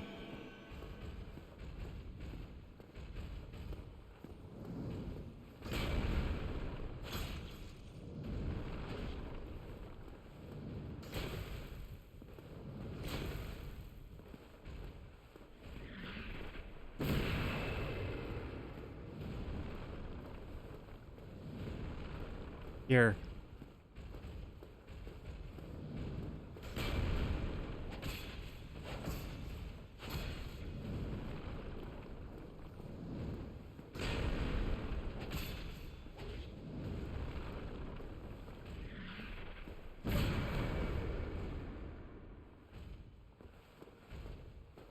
So bet I'm almost wondering if the summon sign's even worth it at this point, because it takes time to clear a path here. He doesn't die on the way to the boss.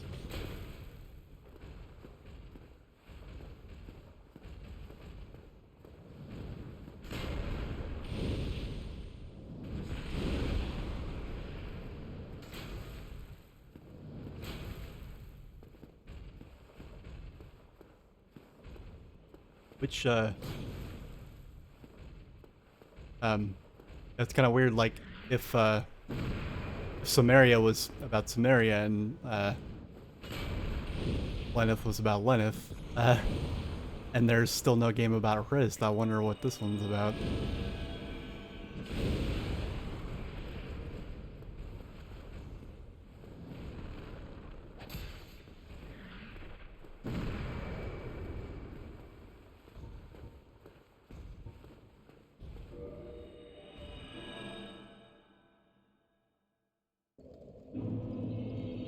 Be a fucking quicker way of dealing with those guys.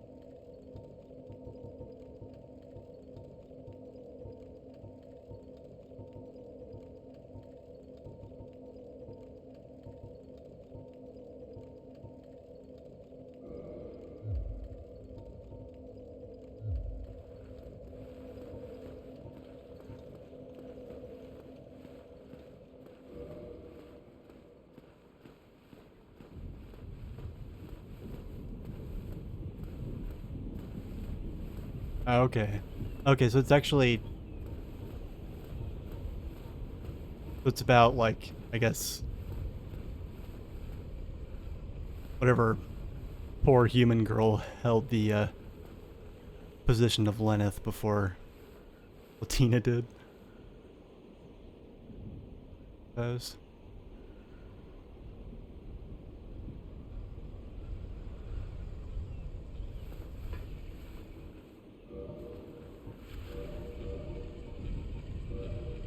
Word was a complete bust.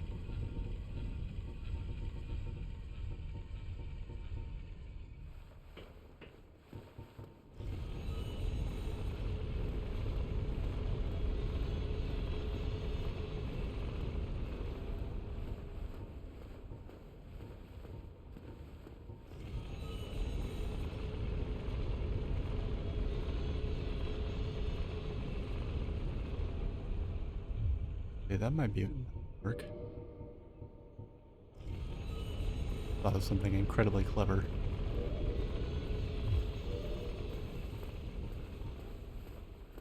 Come on. It won't work.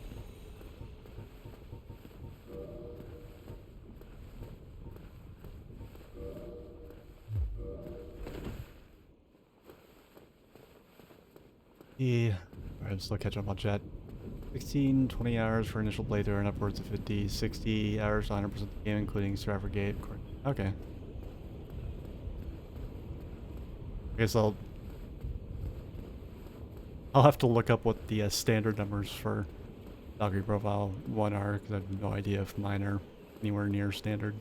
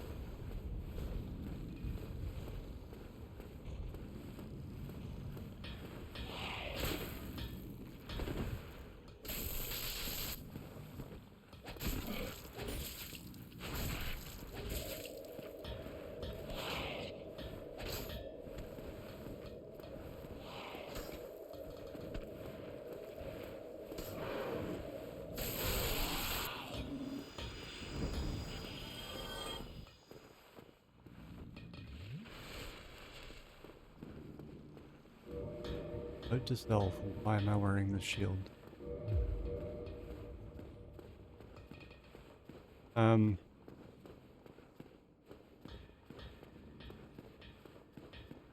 That's interesting that it has a seraphic gate. Like, I knew, like, a lot of Enix games back when Enix was just Enix.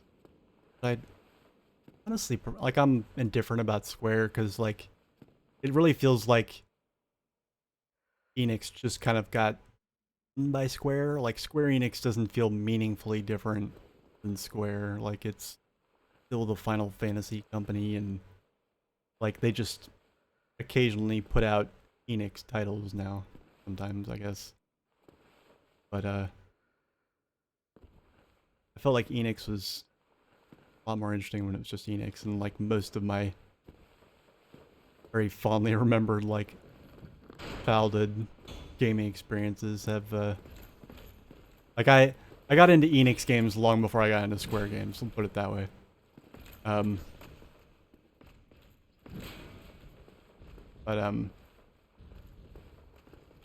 Fuck out. Where I was going.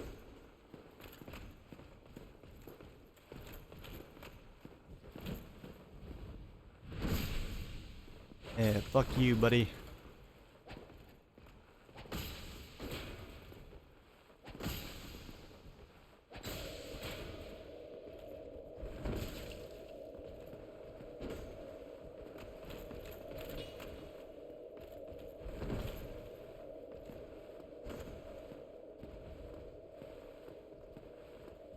Wait for the toxic to do its job here.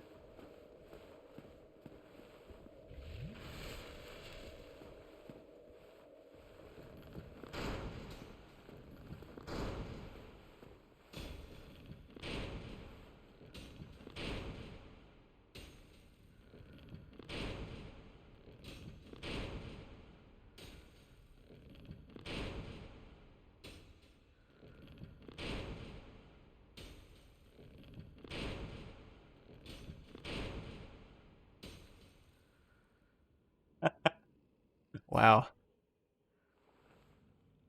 That...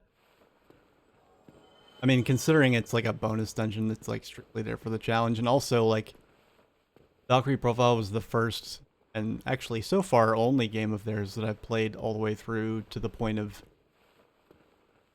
that, you know, no, hold on, let me back up. The only game I've played of Tri-Aces that has a seraphic gate, and I've played through the game enough to get to it and do all of it. I know it's in other games, although off the top of my head I can't think of which, like, a thorough list of which ones. So, like, for example, I have no idea. Like, I know there's a story behind the Iseria Queen and Gabriel Celeste that have to do with other games. It's totally lost on me because I haven't played those games. I don't have that much of a standard to measure them against.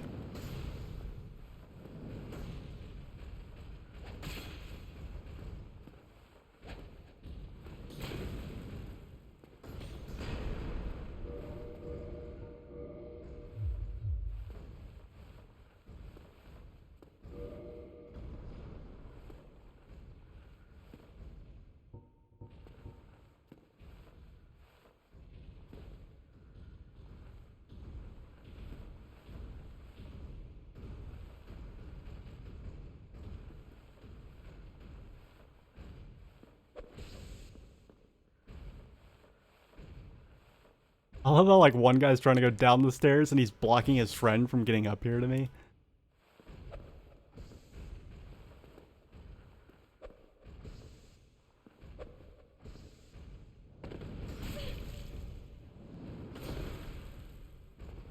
Fuck.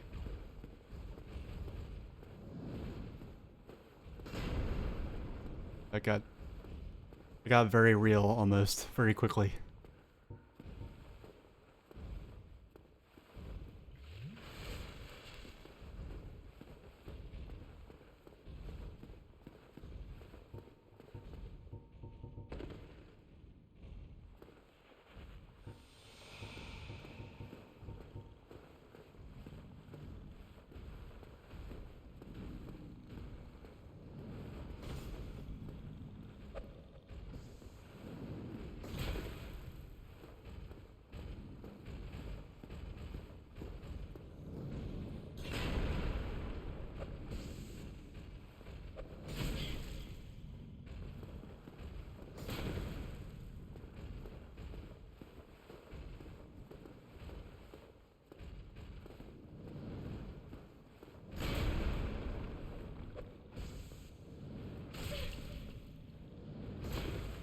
Fuck, that was a bad choice.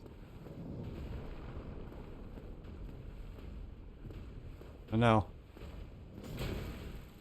Stay away from me.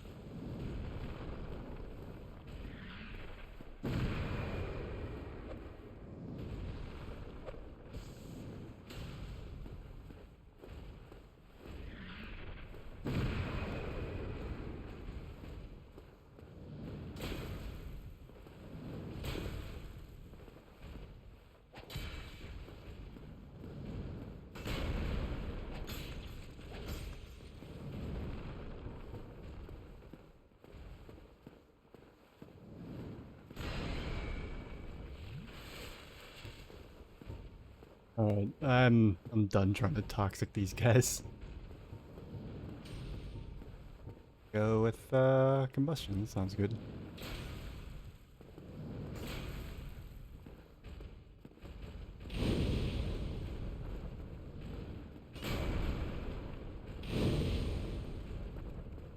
Don't you fucking back away from me. I know you want to heal.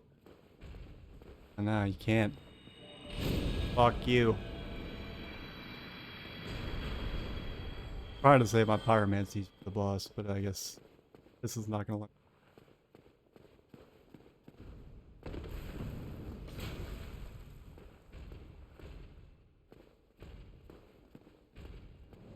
going.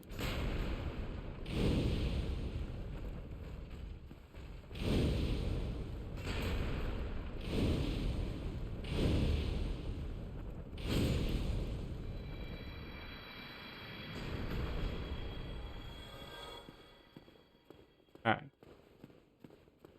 Let's see. Can I explain this version of Straffic is easier and harder? Well. Start with all the characters you created to the current playthroughs, but with no equipment and at level 1. Oh, interesting. Any equipment you can get is gained through your time in Straffic Gate. You do obtain the characters you only recruit a gate. A handful of them are useless until you do repeated playthroughs of it. Huh. I'll be very curious to see how I feel about the game by the time I get to that point, because a lot of tactical RPGs have endgame treadmills that sound a lot like that, with the exception of Disgaea, because it's Disgaea, didn't really hold my interest. And even then, only with, like, maybe two or three of the Disgaea games held my interest for that, out of, like, 7. The rest were just like, eh, fuck you. I'm not doing that. It sounds like a grind. Is it a grind? Like, how grindy is it, I guess is the next question. Because tactical RPGs are infamous for being grindy, and Valkyrie Profile is infamous for really not being grindy at all, in a frankly delightful way, so... That is another thing I'm curious about, I must admit.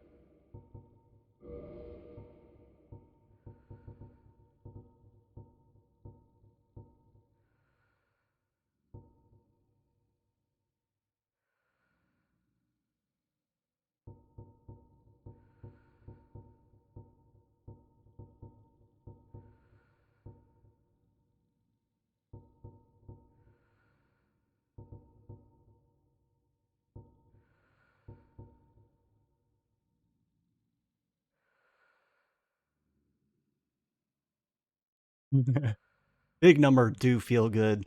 That's the other thing about Valkyrie Profile is I I'm yeah. Valkyrie Profile was the first RPG that I played where, you know, you had characters and they hit enemies and numbers appeared. Which I want to remind, like, uh anybody, any zoomers in the audience, that was not always the case. Now, like, numbers show up in, like, you know, all manner of different kinds of games. Uh the Valkyrie Profile was the first game that I played where the game let you do more than 9,999 damage. And not only that, but like I remember I played Final Fantasy 7 and maybe 8 before Valkyrie Profile, and like I was always like I always found the attacks where like you got to hit multiple times to be like really cool. because it feels more realistic, but also more visceral. Like, there's nothing worse than having, and there are games that have done this where like you have your character has a big attack and they do a flashy animation and they get all fucking anime and shit, and they hit the enemy like you physically see them hit the enemy like 3, 4, 5 dozen times. Fuck it, 100 times, and then at the end of the animation, you see a single number that's like the sum of everything. And well, no, it's not even the sum. It's just a flat number. Like the animation was just for show. That is so disappointing, and I can't explain why. I think it's just, like I said, it just feels more visceral to see all the individual hits do something and not just be an animation. But shit like Cloud's Omni Slash and uh, like I guess to a lesser extent, a much lesser extent, actually. Squall's like Renzokuken called. Hated that game. Um, like I always got really jazzed for those attacks, and the speed is a big part of it too. Like talking about Final Fantasy VII, like Knights of the Round. Yeah, that hit multiple times, but like it made you wait so long that it like robbed it of all cool factor. Like that doesn't apply, but like everything else was really cool. So like having a game like Valkyrie Profile where you did big numbers, and every single turn from the very beginning of the game, you got to make big numbers appear in rapid succession on the screen, repeatedly every single turn. That was fucking fun. Like, I can't explain it. Like, I'm sure, and I completely understand that it sounds like, I don't know, I've got like a brain tumor talking about this shit, but uh like I don't know, it was just cool. And and Valkyrie Profile came out when games like that I think were a lot more of a novelty.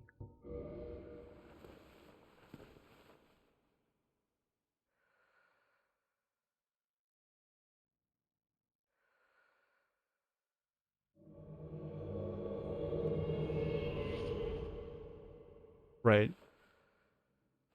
Well, like I know if you've um so like have you played which other tactical RPGs have you played? The only other tactical RPG series I've played are, well, Final Fantasy Tactics and Disgaea.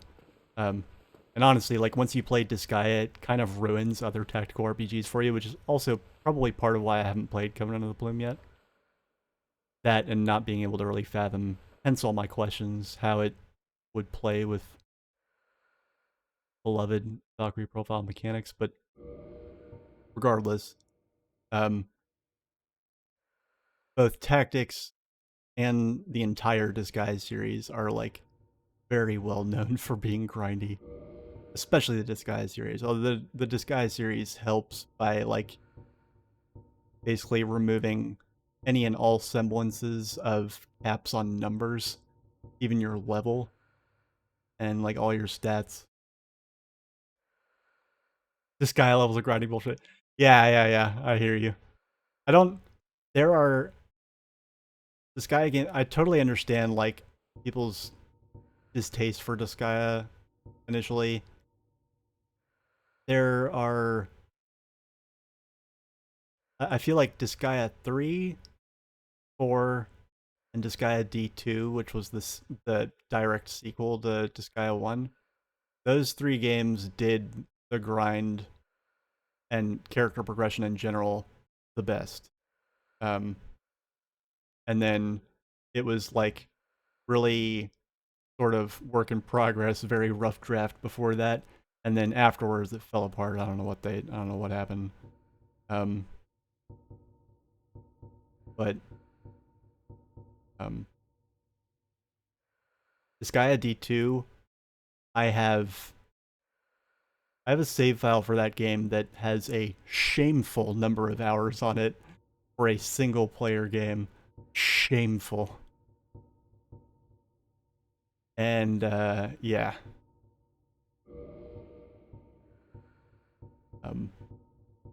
Yeah, I will absolutely concede that like some of the Disgaea games are just like are just, you know, fuck you, I'm not doing this. Like, but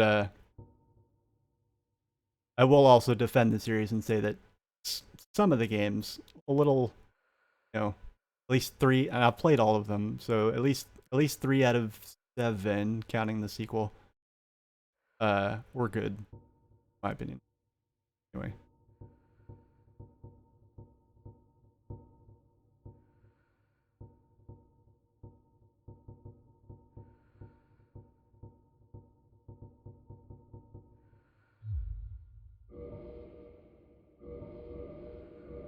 What?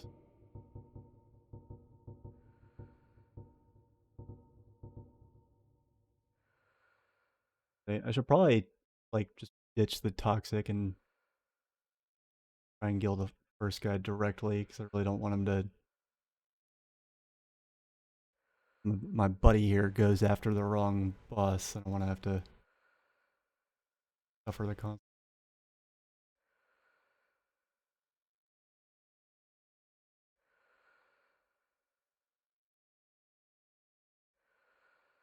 No, like I'm just gonna go ham with fucking pyromancies.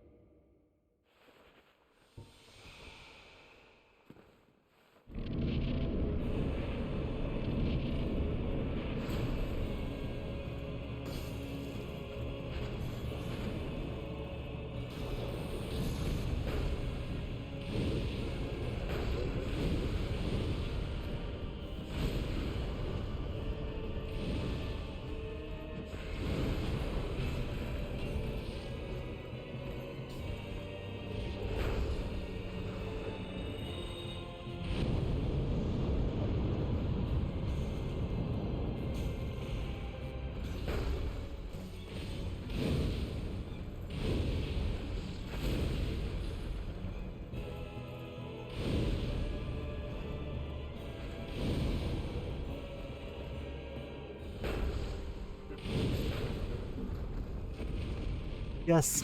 Fuck. Finally. Did it. Now I just have to like rage heal myself as fast as I can so that the second boss doesn't finish me off.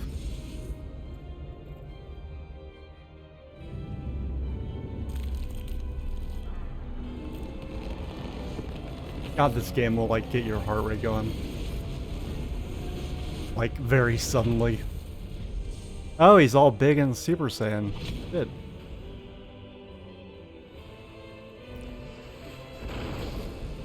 Oof, that was close. Oh shit, my buddy's still here.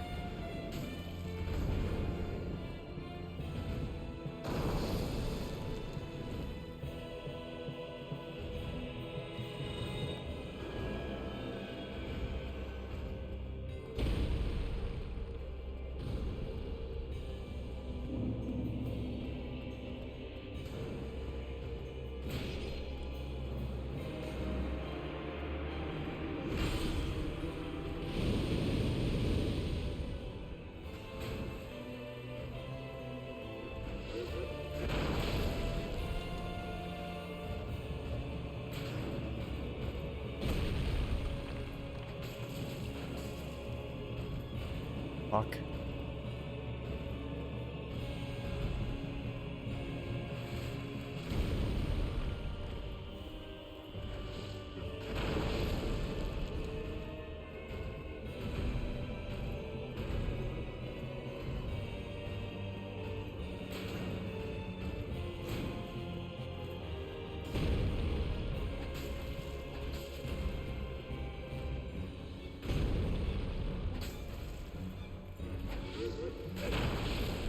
Ouch.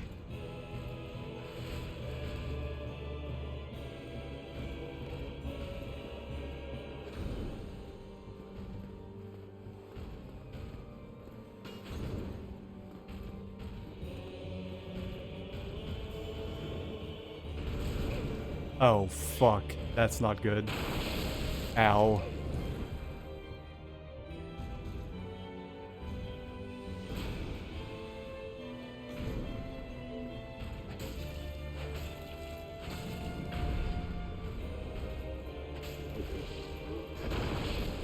Oh man, why do I keep doing that?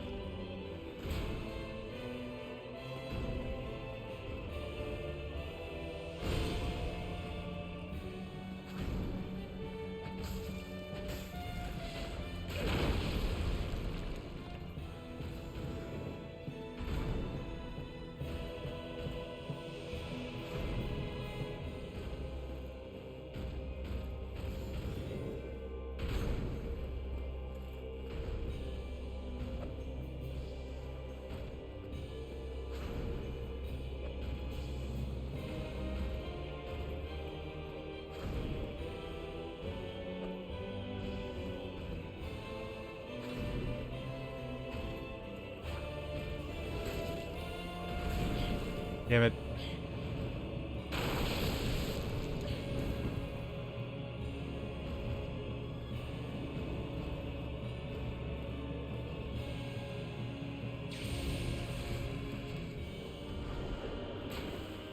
Oh shit, he has ranged attacks, fuck.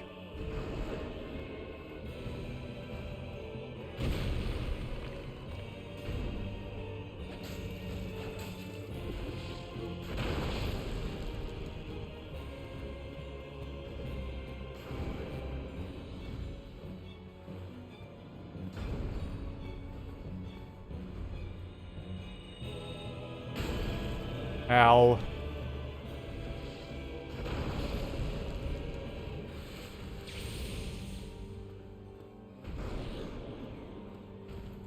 I really just want to toxic this guy if it's possible. I just want to...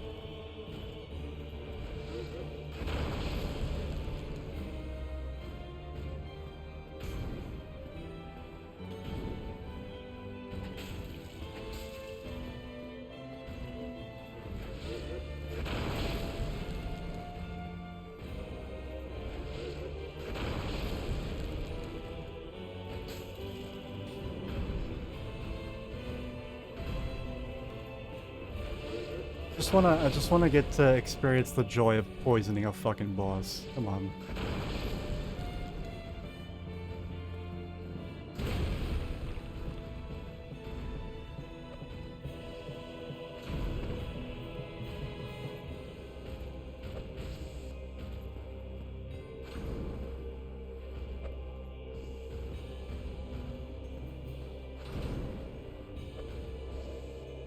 There we go, fucking finally. Oh yeah. Yeah, see, like now, it's like whatever, I don't even care. Ow.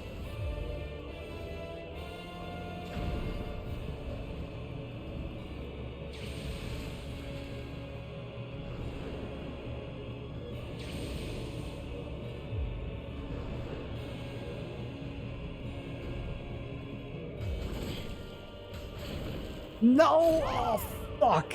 Oh man, I got cocky. I thought I was safe in the fucking menu. Why did I do that? Fuck! Oh my god. That was like the perfect run, too.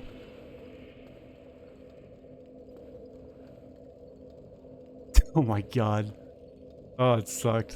That was epic, though, regardless. I think I could probably make that happen again.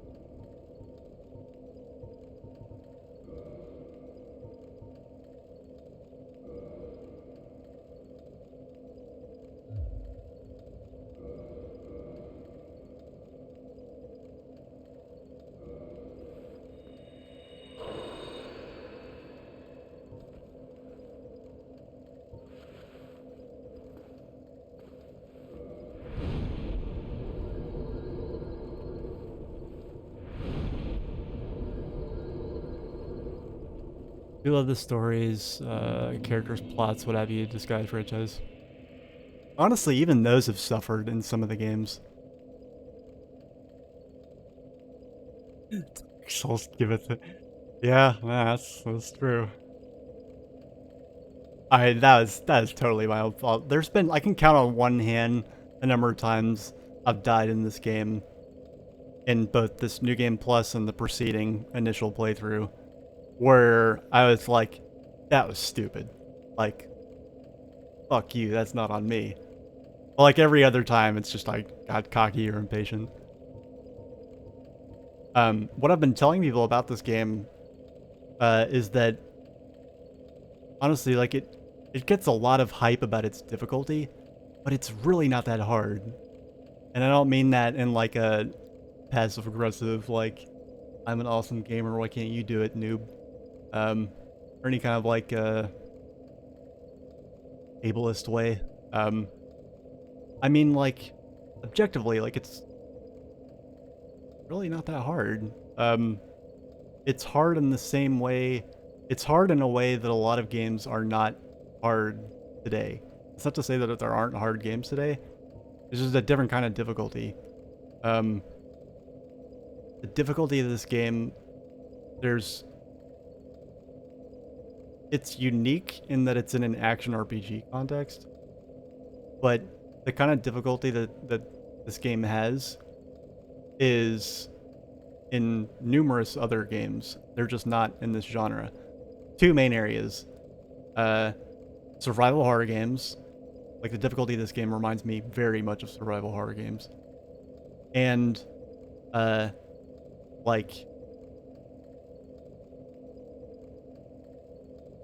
early N6... Early, like, PlayStation... No, let me walk that back. SNES era and earlier, adventure RPG. Like, I got the same feeling my first playthrough of this game that I got from playing, like Zelda: Link to the Past for the first time. It's that same kind of difficulty. It's difficult because, like, it doesn't really... Honestly, I think it would have been just piss easy if I'd gone through the game, like, not blind. Like, people who play through this game the first time and have, like, a walkthrough and a wiki in front of them the entire time, their first playthrough, and they struggle. I don't know, like, and I'm not, like, I do, like, the most challenging things I generally do are, like, you know, restriction-based, like, challenge runs that require a lot of forethought, but not really a whole lot of, like, you know, reflexes or whatever, you know, the gamers TM pride themselves on these days. And I'm not a speedrunner, so, like, I also, like, hate PvP. I can't do PvP. There's very, like, little that's competitively impressive about me as a gamer, I don't think. So, like... And I've heard that, like, other games in the series are harder in different ways for different reasons. Like, yeah, this game really... And again, I don't mean that in any way to detract from the game. I think it's, like, the perfect amount of hard. But as somebody that, like, grew up with, like... whose first video games were on the Super Nintendo, like... And, you know... The early 90s being a lawless era of... no game facts, no wiki, and no player's guides. You know, not to get all boomer back in my day. Get off my lawn. But, like, I mean, it really was like that. And so, like, games had to do less to be difficult. And, I did start as a pyromancer. I'm told that makes things easier. But I feel like a lot of that was, especially knowing what I know now that I've, like, de-embargoed spoilers for myself on the New Game Plus. Everything that I, like, didn't get to take advantage of in the initial playthrough because I insisted on going into it completely blind, story blind, and gameplay mechanics blind. Any, like, advantage I might have gained by choosing, like, quote-unquote, the OP class or what have you, like, totally got blown away.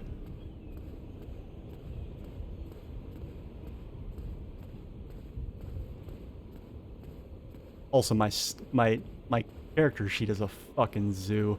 I, like, completely mismanaged my stats, and then about a couple hours into New Game Plus, I realized I don't really like strength weapons. All the weapons that I want to have fun with are dex weapons. And so now I basically, like, slammed on the brakes on leveling my strength, and I'm basically going hard at my dexterity instead.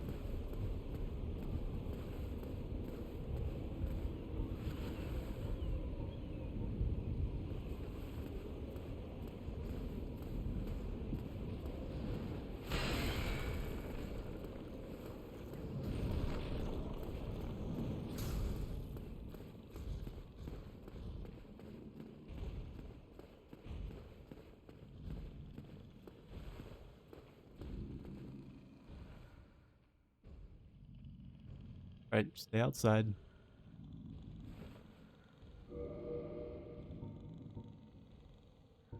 Yeah, actually, you know, since this is your first day watching my Twitch, you have no idea, but like, part of what led me to play this game was like self-awareness I because it took me so long to play any game in this series. Um, I got like really annoyed by a lot of like anytime somebody would make a comparison to Dark Souls for a game I was playing, I was just like, yeah, whatever, okay. Like everything's trying to be like Dark Souls apparently, and it just I didn't care initially, but like I constantly heard it like over years. I developed a lot of salty feelings about this game. Um, and I didn't need a lot of convincing though as to those salty feelings being kind of like unfair. And so at the goading of some of my regulars and some of my VIPs and mods who are um, sadly all absent at the moment, I was like, okay, like I'm gonna put my money where my mouth is and play the game. But I like fully recognized that it would probably it was having a reaction to the fan base basically. I still think that's true. I think the fan base of this game, at least the vocal minority that like oversells and overhypes difficulty in their own like, you know,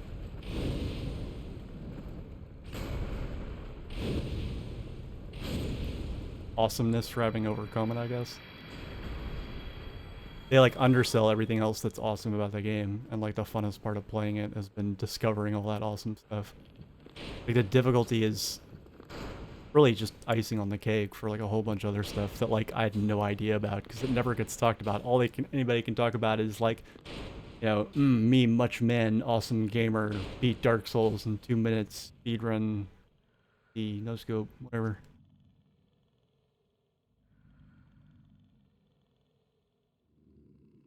See, I guess you've watched a couple of my Let's Plays, so you know that that's like how I approach every game, Dark Souls or not. Maybe that's why it doesn't feel super hard to me, is because it asks, I guess, the average person who has a lot less patience than I do,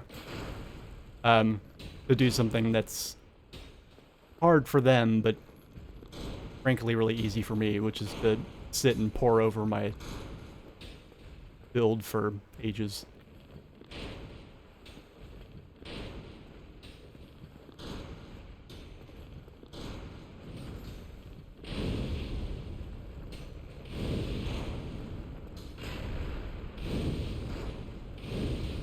You dare.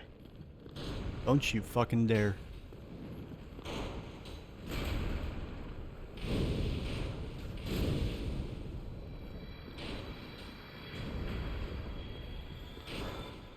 This guy would shut the fuck up with his gigantic fucking wishbone bow.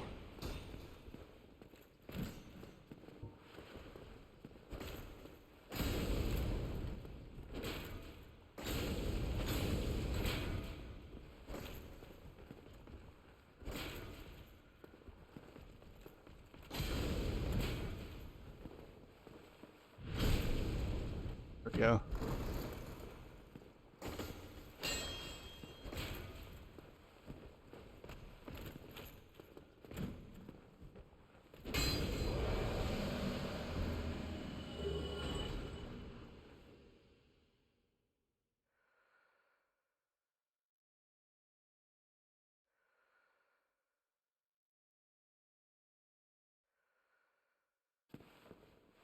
Yeah, I I don't know how, um,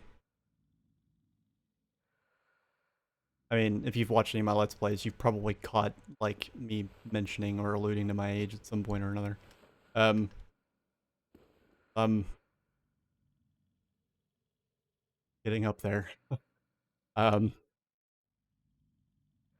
and, like, I, I still love challenges. I've never liked challenges that require.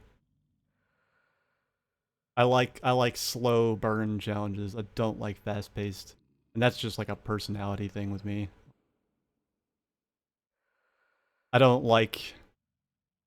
I hate feeling rushed. Basically, like I like a challenge that like lends itself to somebody taking their time with it.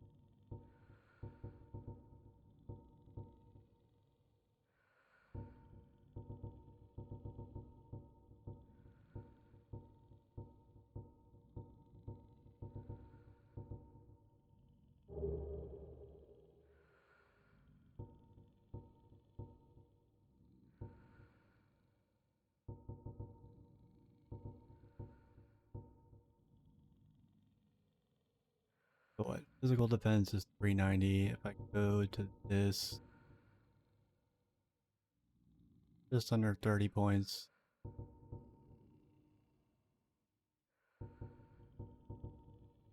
Gain.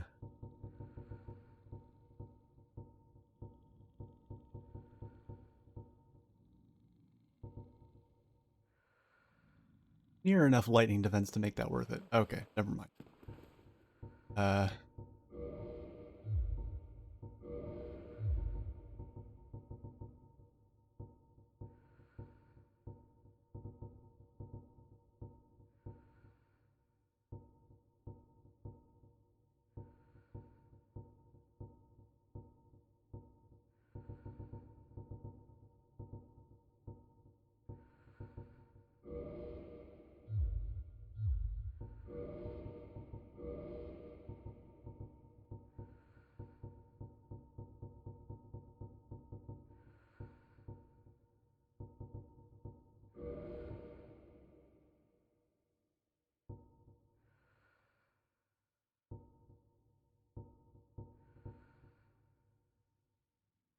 yeah, you should feel proud of yourself because you've all but like 100%, like 99.99% convinced me that I'm probably gonna play this Covenant of the Bloom game next, and this will be the second. This will be the only time I've ever done 2 consecutive blind playthroughs. I almost always change it up afterwards.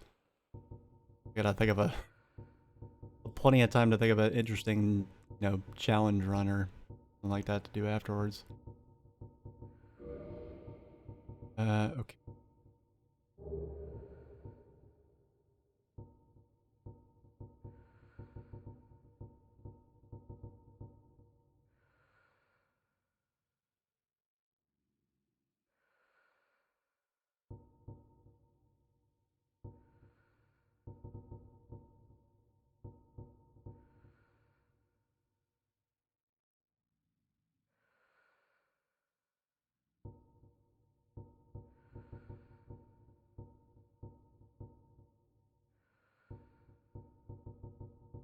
For a bunch of the lightning attacks that I just straight up took on the chin. Wondering if I can afford switch to this for the 10 extra stability, which honestly makes a very noticeable difference. Um,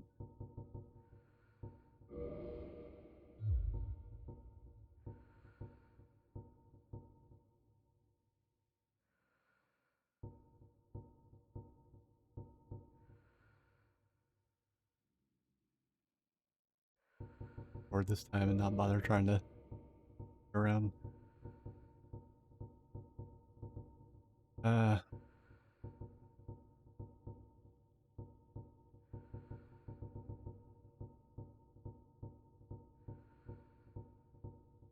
don't think there's anything else I can equip that's gonna help me.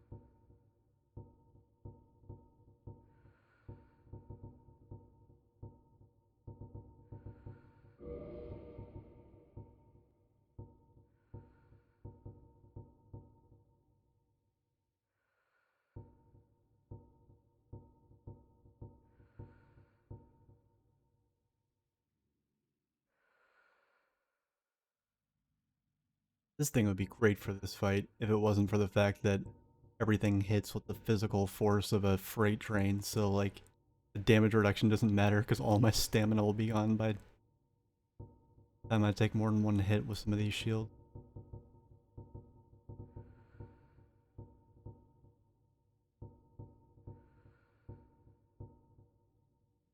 Like this.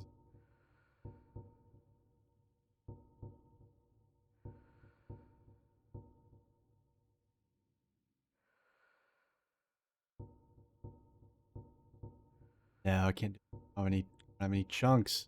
I have one chunk. Need a lot more chunks than that.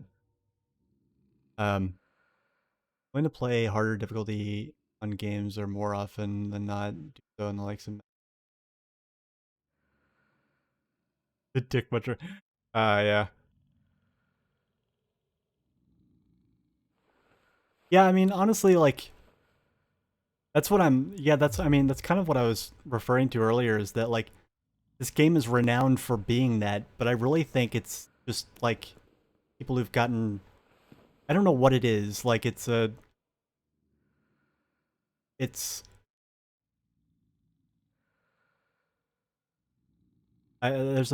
a breed of gamer, like, you know, we'll call them, like, the gamers TM, that are just, like, really just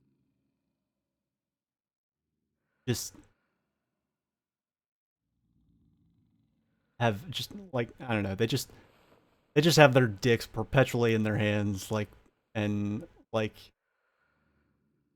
cannot, can't stop, won't stop on the quest to, I don't know,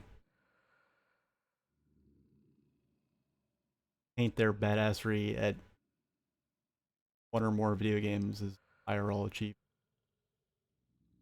To, like, a point of, like, browbeating other people, or, like, you know, just being really in your face about it. And, like, normally those people are confined to, like, fucking, I don't know, Call of Duty, and, like, that kind of shit. Um, but for whatever reason, like, a lot of the same sort of breed of people, I'm generalizing a lot here, bear that in mind.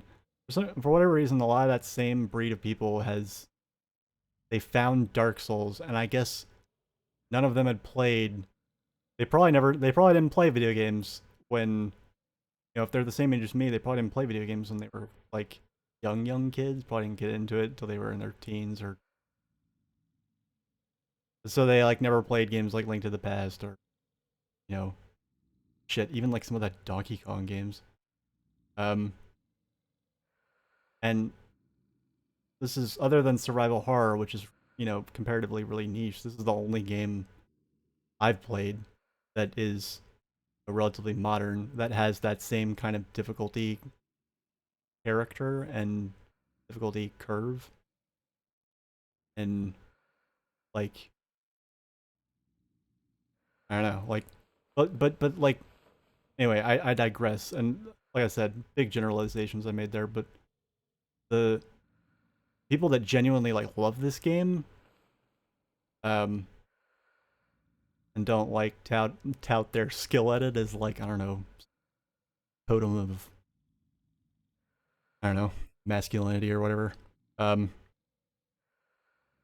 They do it at disservice if they only talk about its difficulty, because that's not even the coolest thing about it, in my opinion.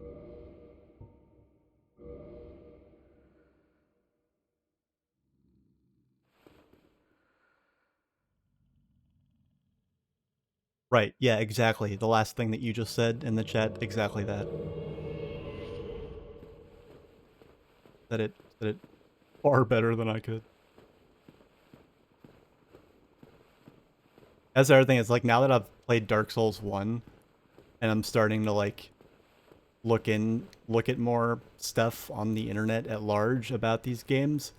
Now I'm being exposed to the people that are like, oh yeah, well, like the subgenre of Dark Souls fan where it's like, oh yeah, no, like, you know, you played Dark Souls, but have you played Dark Souls 2? Oh, them's the big leagues, boys. That's the kind of gamer that I'm talking about, is like unironically addressing a group of people, like a completely unknown, unidentified, random group of people on the internet, collectively as boys. You know, like they're fucking, like they're a drill sergeant in like that 80s movie Platoon. Like, come on, kid, sit down.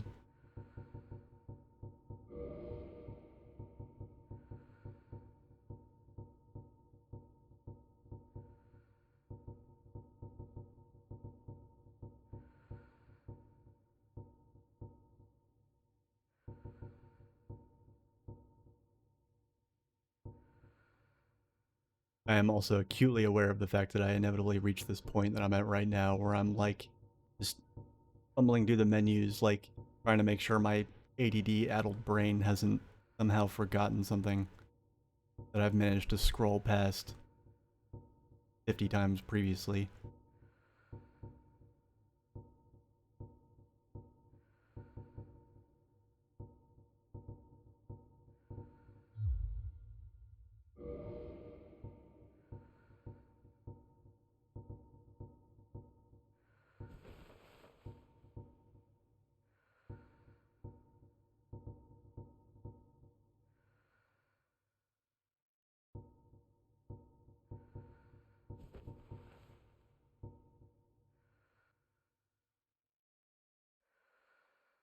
I thought of this actually. This replenishment spell that I have here, I obtained it fairly recently. I actually don't know if it persists through cutscene or not.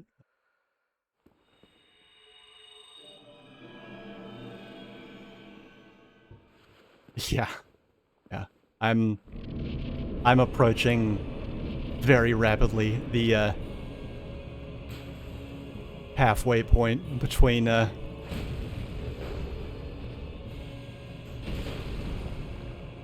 fuck.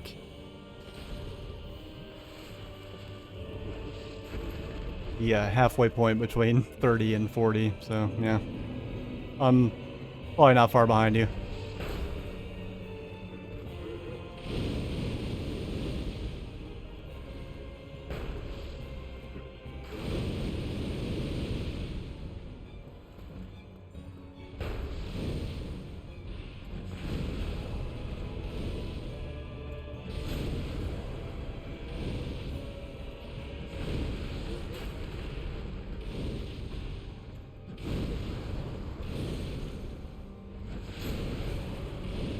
Dude, stop! You're killing him too fast! No!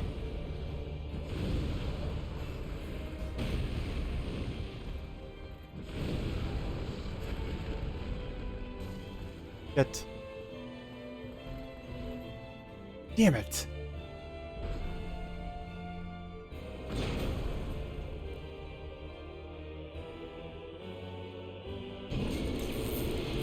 I mean, he makes the fight so much easier otherwise, but like, you get different loot in this fight depending on the order you kill the bosses in.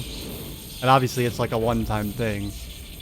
And I actually sold the loot that I got on my first playthrough. Which of course I proceeded to then kick myself many times for afterwards. But it was actually the loot for this guy. And now... So now I have the same choice I should have made the first playthrough. But I'm making it now, and I'm gonna intentionally die right here. Because looked at the loot and, you know, the weapons you can get, and like the weapon I get for killing this guy last is far worse for my character. Go ahead, come on. Do the thing.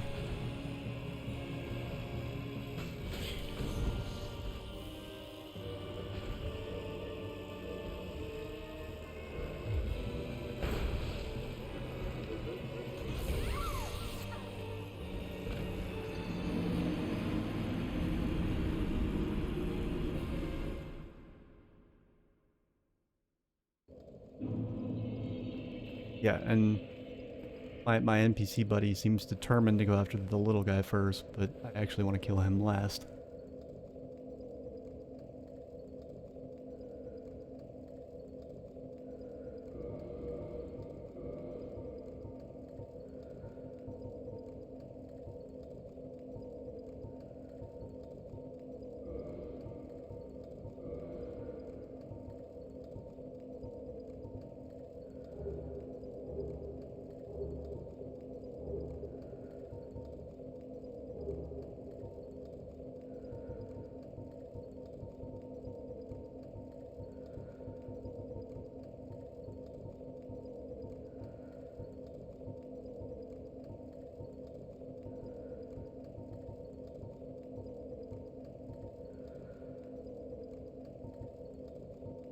Yeah, I'm afraid to play other games in the series because I'm afraid they're gonna be like, they're gonna let me down, like based on, because I love this game, and like it's like I knew I was being judgmental before I played it. I knew I would have those, like, I knew it was probably a way better game than I was, you know, entertaining the thought of. I mean, I wasn't really entertaining the thought of it. I just I just didn't even want to. I didn't want to have people showing up in my chat like backseating and like being, you know, like that. Thankfully, those people were kept to a minimum. But yeah, and so now it turns out like I really love the game. And again, like the difficulty is like, I would say maybe 15 to 20% of what I love about it. The remaining like 80 to 85% is split evenly, I would say, between the like character building and growth and all of the different stuff that you can do with weapons and gear and how you like go down the upgrade paths. What between that, those two things, and the level design. The level design is amazing.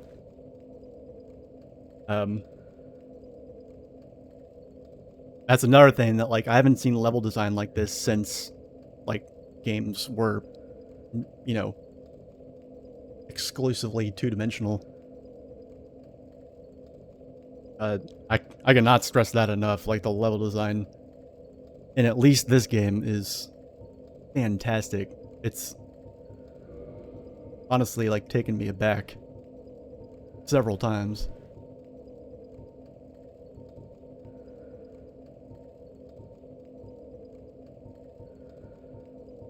Okay.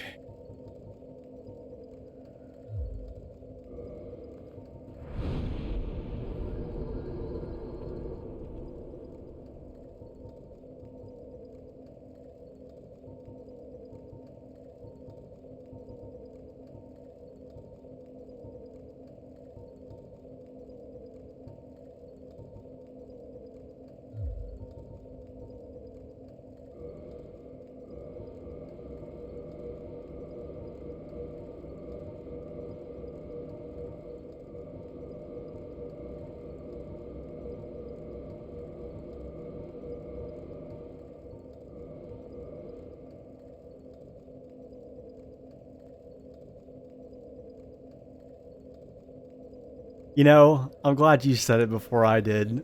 Not that I was gonna say specifically that, but like I did say earlier, like there's some psychoanalysis to be had here.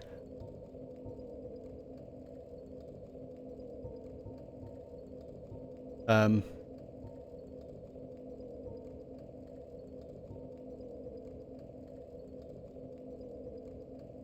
Although, you know, none so ripe for the plucking as the heaving, pulsating, living, breathing Rule 34 that lurks in the room just beyond those two bosses. That was...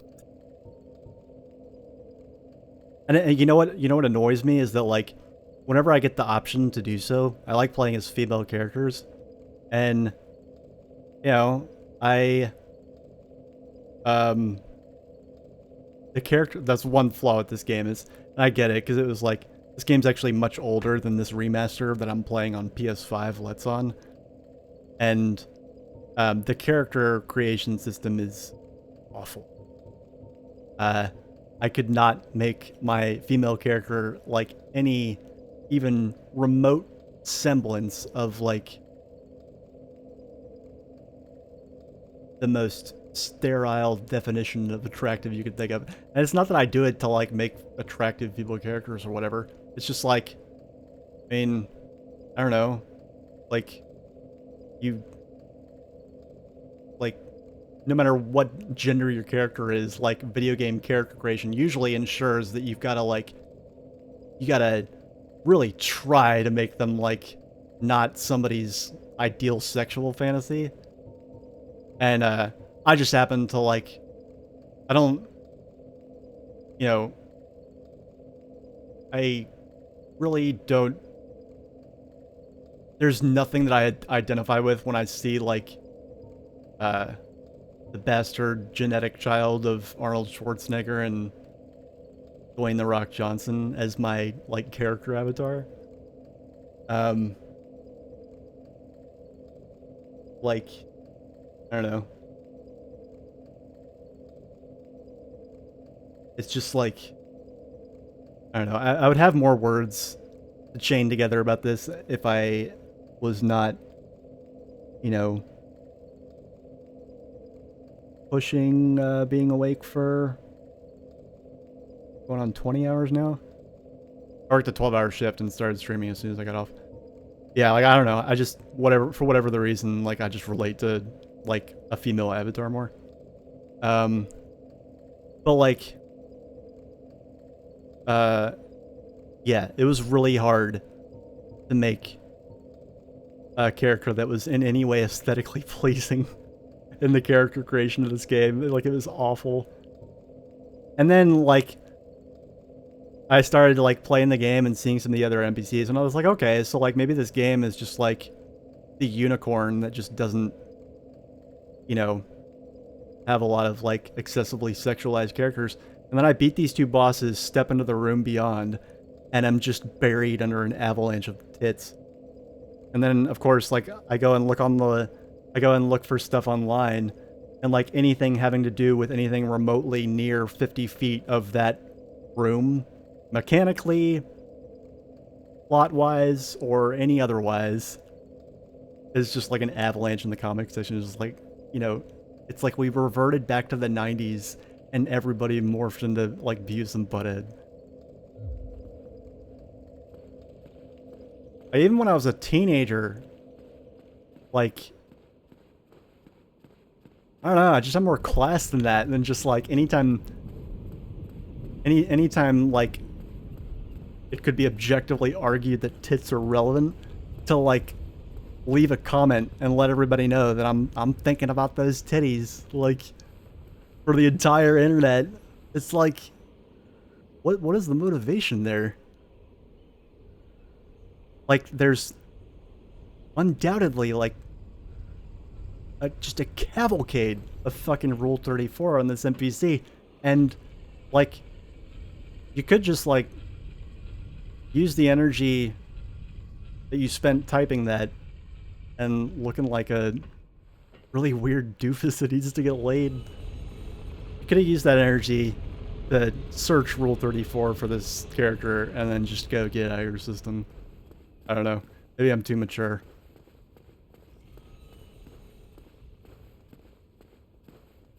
Dragon Age Broodmore. Never played it. I mean, I've seen some... Like, don't get me wrong, like, it's It's absolutely predatory. You know, don't even get me started on, like, you know, it was really, yeah, I'm a huge fan of the Nier series. When Nier Automata came out, it was actually really hard to, like, you know, my wife's a gamer too, and it was really hard to, like, communicate what I loved about the game while there was all this, like, ass and schoolgirls outfits on the screen. Like, yeah, it was androids, and yeah, it's like a post-apocalypse, but, like, it actually, like, and I get the aesthetic decision, you know, for whether it's contrast or irony or whatever, but, like, some people, that's just all they see, and then, like, the deeper parts of your game are just completely lost on them. Either because they're mildly offended, or not mildly horny. And it's just like, you're doing a, like, disservice to your game. It's one thing to have, like, attractive characters, but to have, like, androids in the post-apocalypse running around in leotards with, and heels, That's something my wife has ruined for me, is anytime I see a female video game character in heels. That's completely ruined for me. I'll never get that back.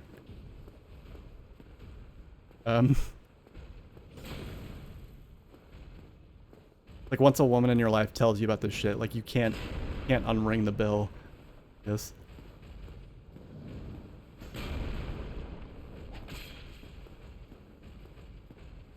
And, like, I'm by no means am I trying to be a prude. I'm only making this case in instances where games have, like, so much more to offer than what the, like, than what the level of sexualization in their characters would suggest. Yeah, it's one thing to, yeah, it's one thing in, like, Dead or Alive beach volleyball, but when you're making this, like, epic tale of, like, you know, all these, like, crazy philosophical questions and actually, like, breaking the boundaries of, like, what video games as a medium can do storytelling-wise, and, like, you undercut it with that, it's just like, I mean, it shouldn't be an issue, but it is, and it wasn't a secret that it would be. When you're making the game, it's just like, I don't know. These aren't things I cared about when I first played those games either. It was just, like, other people brought them up to me, and I was like, that's a real shame that they can't enjoy this game because of something that's honestly pretty unimportant to the game. And it could be, like, removed from the game, and the game would still just be just as good.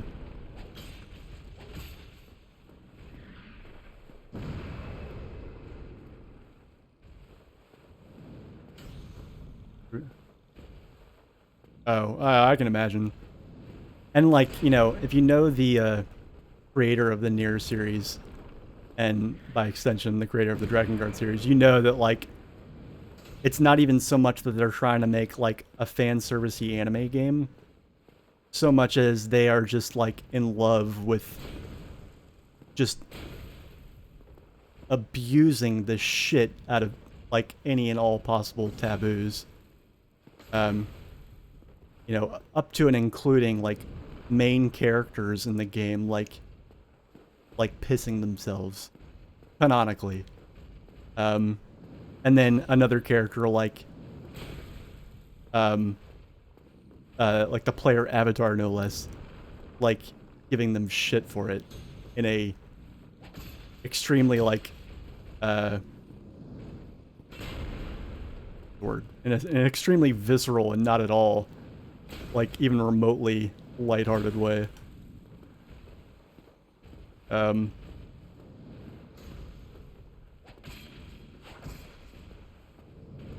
It's just, you know. But, you know, of course, the alternative is, you know, people that, you know, the other very far end of the spectrum is, you know, people that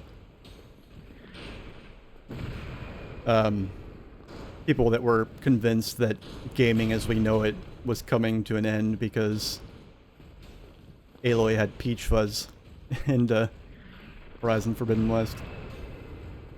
That was just funny. That was classic. That was just it's hard to even be mad about that. The comedic value is so good.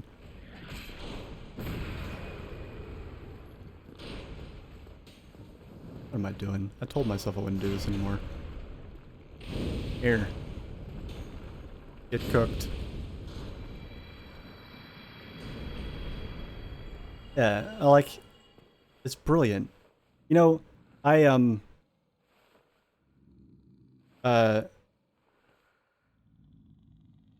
like a funny story. Well, it's not a funny story. It's a really simple short story. I was like looking for people with not brain dead takes on the themes and such in Nier Automata, and I came across this Let's Player who, you know, was, well, you know, Let's Playing it, and I watched the tail end of her playthrough, and in the credits where you have to like, where you get your ass kicked and you have to, you can request help from people, and then if you make it through, you can offer to delete your save, to, you know, get somebody else through it. I actually, in the credits on our game, I actually saw the name of my character, like from the, from my playthrough on that. It was one thing to like, you know, be told that it's a thing that happens, and it's another to like actually see it. It was pretty cool. I like went straight to the comments. I was like, ISB! I like helped you a little bit. And it's cool. I'm worried about Yoko Taro and like the fate of future games that he makes, because I was really, I mean, I don't know. When you make a series that's that good, like, people get that much more mad, that much more easily when you change or, you know, objectively ruin something about the game. And you know, a lot of people, I know that, like, people are kind of 50-50 split on this, and that it's not a deal breaker for a lot of people. The Nier remaster, like, absolutely fucking broke my heart in terms of what they did to that game's soundtrack. Like, they reorchestrated it. Like, first of all, like, why are you trying to put lipstick on a fucking, you know, 9,000 carat diamond? Like, like, what are you doing? Why are you trying to fix this? Why are you trying to remaster this? The soundtrack of Nier was fucking perfect. Like, it needed zero remastering whatsoever. Let alone what it got, which was a reorchestration where basically they kept, I'm a music nerd, as you probably know from watching any of my YouTube channel, they kept the vocals, which I guess they assumed was the only thing that people liked about the music. And everything else that was notable about it, they stripped out and replaced with, like, generic or, like, orchestral instrumentation. And one of the biggest victims of that was the song that plays in the, I forget what the dungeon's called. It's like the, it's called the scrap heap, or the, I don't know, it's like a factory kind of level in the first Nier game. And it has this, like, really industrial sounding soundtrack with all this, like, sort of, found sounds, percussion, and, like, metal clanks and shit, and slams and whatnot. And that just juxtaposed with the vocals, which were beautiful in every single song on the soundtrack, and some of the other, like, synthy instrumentation. It was really cool and, like, really different. It was one of the most interesting songs on the soundtrack. They absolutely, like, with the exception of the vocals, they gutted it for the remaster. And, you know, whatever, like, one song you like on a game got like absolutely destroyed because I could have lived with the changes they made to any of the other ones. Most likely. That song also happens to be the music that plays in like the spot to do any grinding in the game. So it's the song that you have to listen to on repeat by far the most out of any song in the game. And I totally didn't care because the song's fucking awesome. And then they ruined it. And because they ruined it, like I literally can't play the remaster of Nier. Like I can't. Yeah, Junkyard. I love that track. Don't get me wrong, like the other I noticed like basically they just really sanitized it and like took out like a lot of the grit to it because I don't know, it just lost a lot of its character and became like another like sort of video game soundtrack that just happened to have um Emmy Evans and the other two vocalists who are just as talented. I just feel bad for being unable to remember their names because they're not English. Yeah. Anyway, that annoyed me so much that I made Reddit posts about it, which is an extremely rare occurrence for me. I probably have, for someone pushing 35, I probably have one of the smallest like Reddit histories of any like adult male in my age group.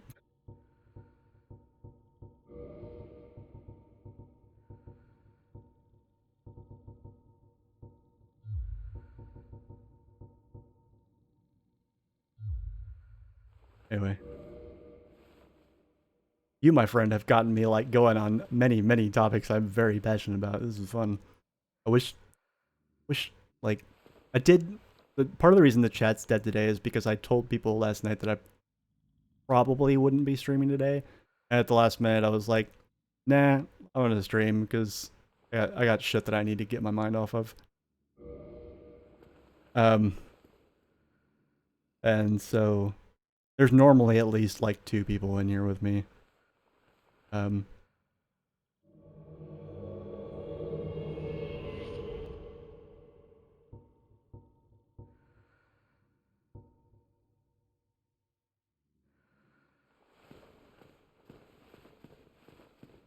yeah, like Valkyrie profile and Nier are 2 topics that I will discuss to the point of exhaustion.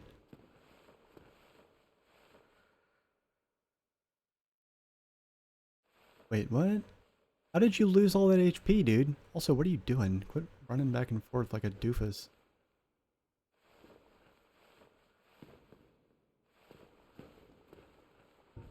Anyway.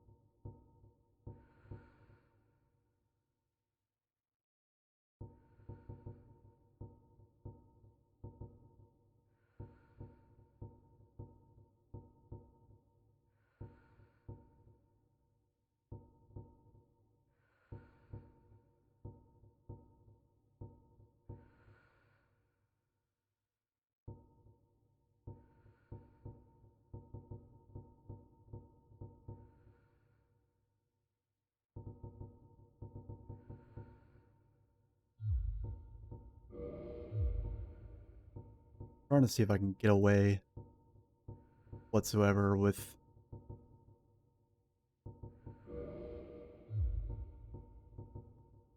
placing one of these rings with the sorcery ring that will let me kill the other boss way faster.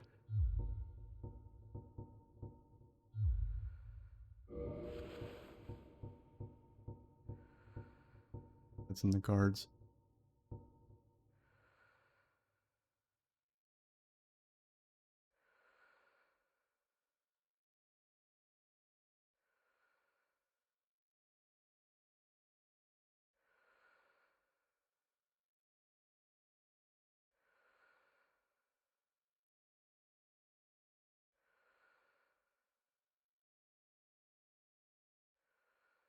Right, but it's also a JRPG, and like JRPG is gonna JRPG. It's just like, yo,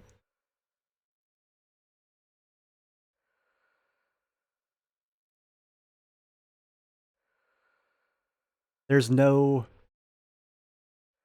there's no response that is good in any way on any level when like I'm chilling with my wife and she's watching me play that game and she's like, "Why is she in heels? Like, why the fuck is she in heels?" I have no response to that. That's all I'll say. Like, it's a very good question that deserves an answer, and it probably will never get one.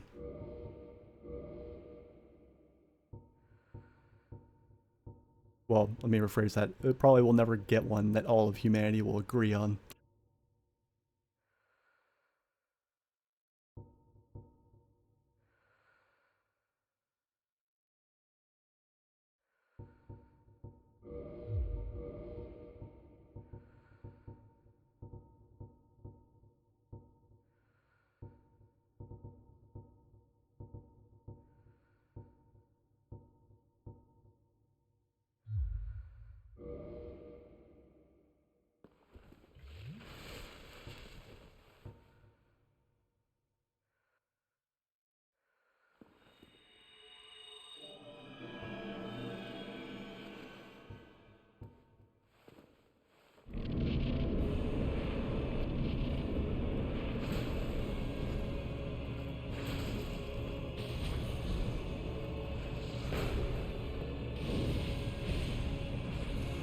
Aw, oh, dude, fuck you.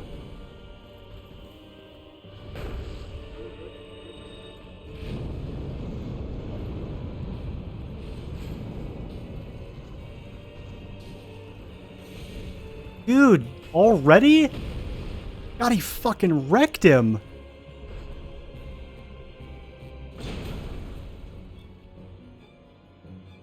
That was so fast, that was bananas.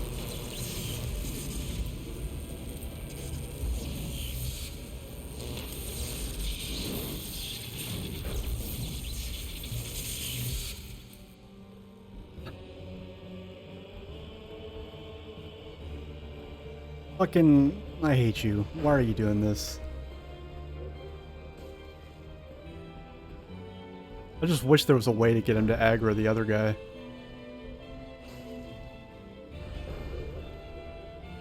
I'm actually just gonna sit back here. I wonder if he'll just solo.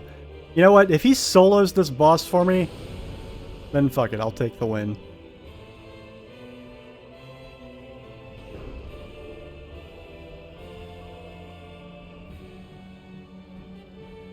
Hey, don't come back to me, dude.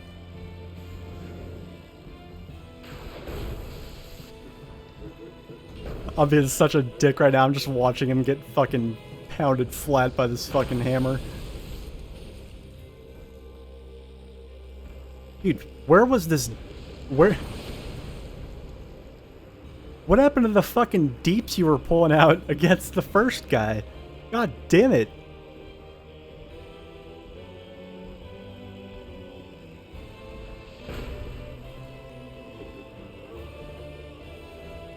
I'm gonna give it one more try. I'm so salty because I did it perfectly the first time, right? Come on, kill me.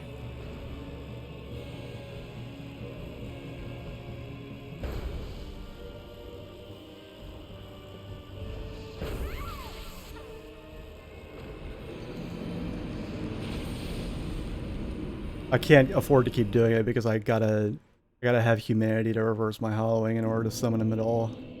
And I'm starting to run low on that.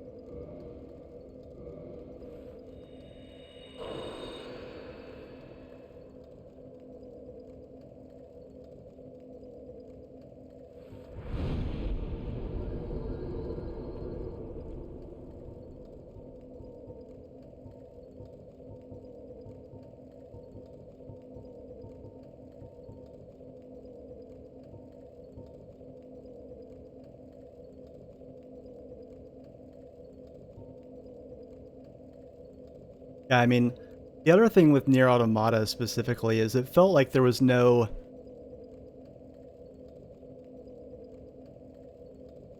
There wasn't that trademark, like, Yoko Taro gut punch, you know, that in all of his other games has served to make sure that you weren't getting any, like, you know,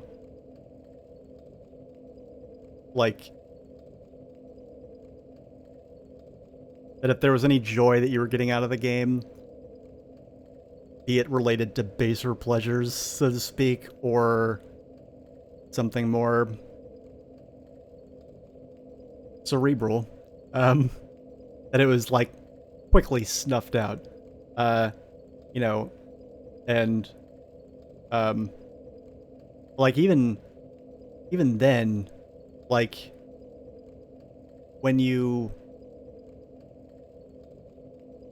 So, like, when you play through Nier, spoiler alert for anybody who hadn't played Nier, when you play through the first Nier, and you find out that this, like, statuesque woman with, like, quite literally physically impossibly perfect tits that are, like, in IRL, 100% silicone,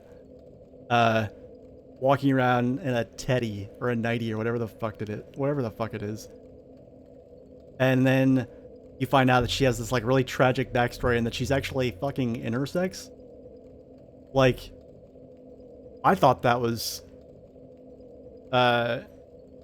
very clever and interesting, but, like, how many people just played the game and, like, just like glossed right over, that just, like, went, like, completely over their heads, so, like, they didn't even catch it, because it's, like, heavily implied but not said outright, to the point where most people can just play through the game, you know, with only one hand on the controller.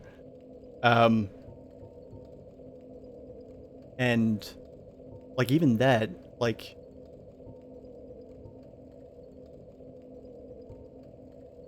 they have all these really poignant, like, taboo shattering and, like, subversive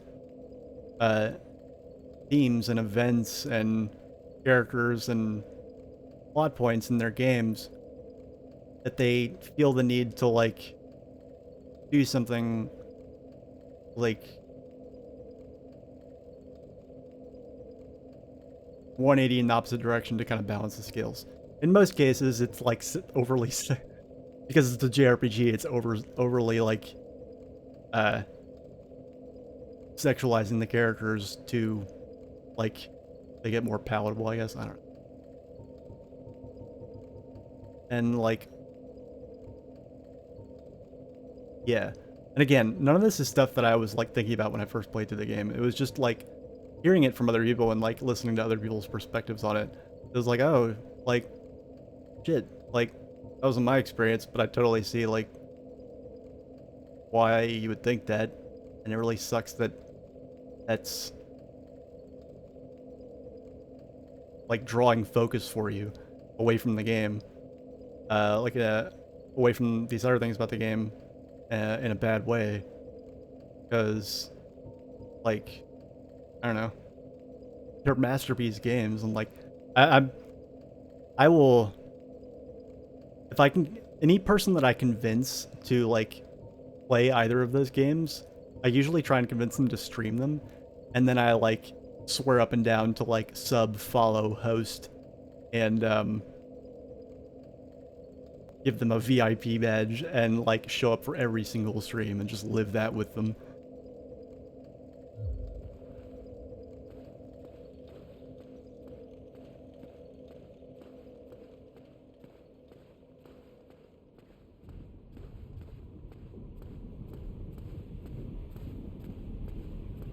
Again, not trying to be a prude. For anybody who comes along and watches the VOD for this, not trying to be a prude. Like, it's just that there's only one place that you can get some of the special things that the Nier games do, and like any of Yoko Taro's work, it's unique for those special things in its game design and its plot and that kind of thing. It's not unique for having female characters running around in, like, one article of clothing away from underwear, or one article of clothing away from naked, like slaughtering monsters or robots, while also in heels. You can find that in so many video games. Like, go look at the Nintendo eShop and just, like, do a search for anything other than, like, best sellers or, what's the other one on there? Like, best sellers and... I don't know, whatever the other search parameter is that you can give the Nintendo eShop that invariably brings up, you know, their first-party titles. If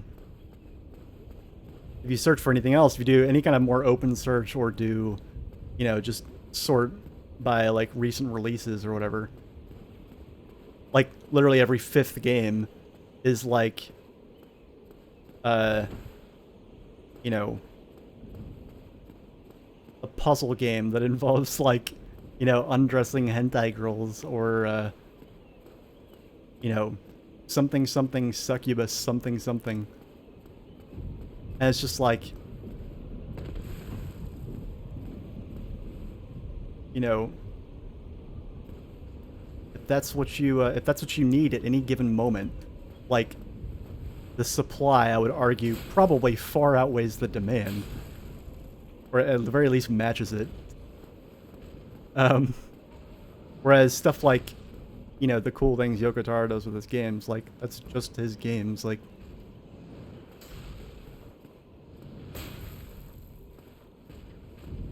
And again, I just want to stress, none of this shit would bother me if I wasn't aware that it, like, really detracted from the game for, a lot of people that might otherwise enjoy it. Particularly, like, female players, and, like, I can totally kind of see why. Yeah, I'll get off my soapbox now.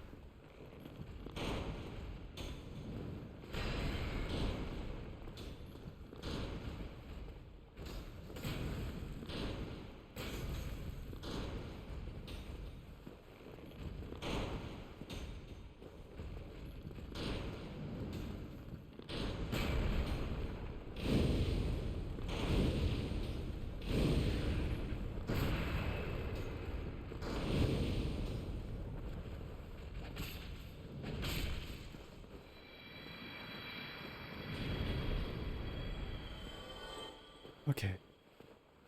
Slightly faster at that.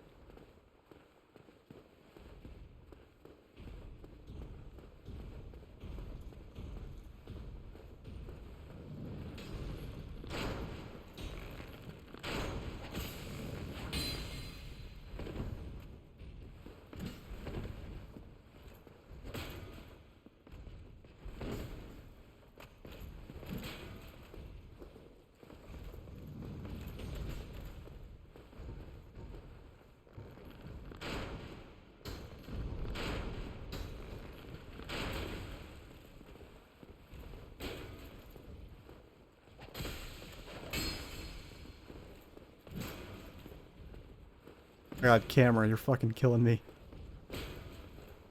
That's the only other major complaint I can come up with for this game is that quantity of tight corridors, like, versus the, frankly, like,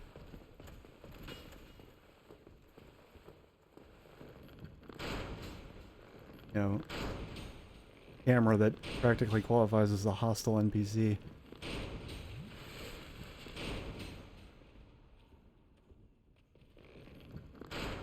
Yeah, that's the other thing, is the multiple endings, but, like, you know, there's...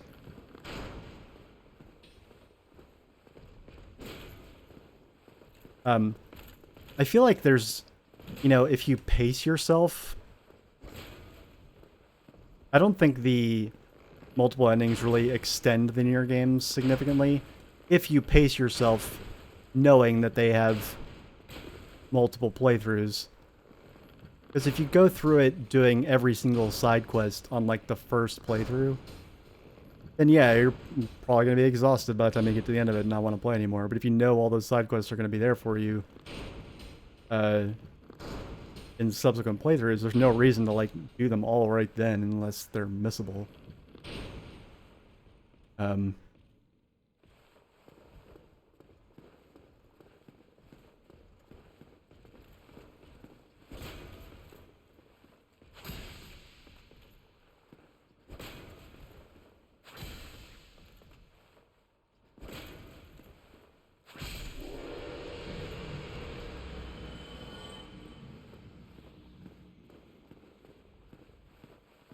But I don't know. I have this problem where I have a really hard time relating to the type of gamer that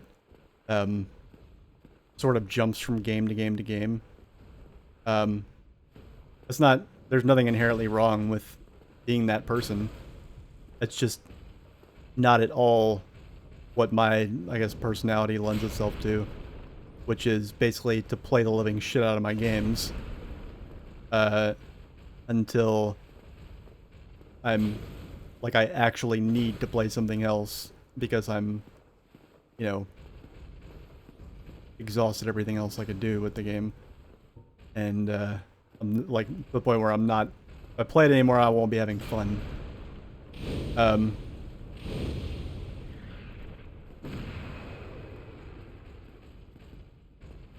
I wouldn't call myself a completionist because I do have my limits. Like, there are some things that are technically required for completionist runs of certain games that are just like, fuck you, I'm not doing that. There's a recent example that's on the tip of my tongue, but I can't think of it. I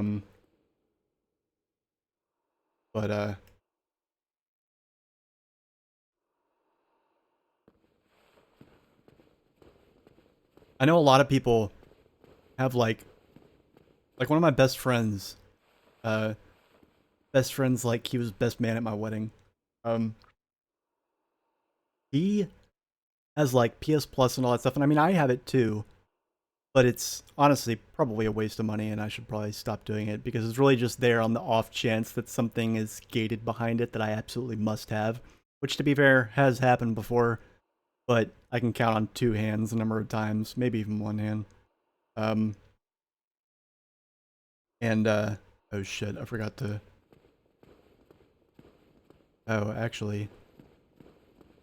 Shit, I can't because I'm still hollow. God damn it.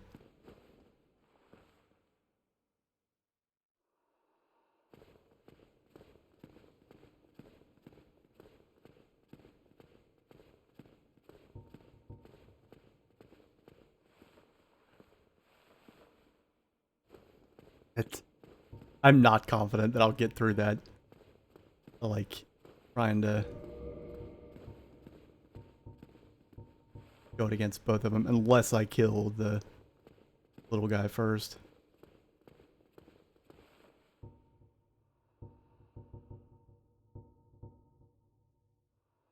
Maybe if I do some, like, heavy abuse of Iron Flesh, maybe I'll try that.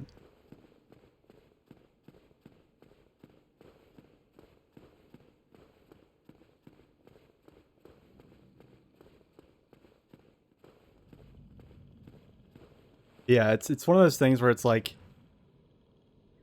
it's so cutting edge and niche that it's actually hard to find other people to enjoy the game with you. That's why I say, like, anytime somebody I'm, like, remotely decent friends with is thinking about playing the game, I'm like, play it, stream it, I will sub to you, follow you, auto-host you, VIP you, and show up for every fucking stream, and, like, make sure that your chat is never empty.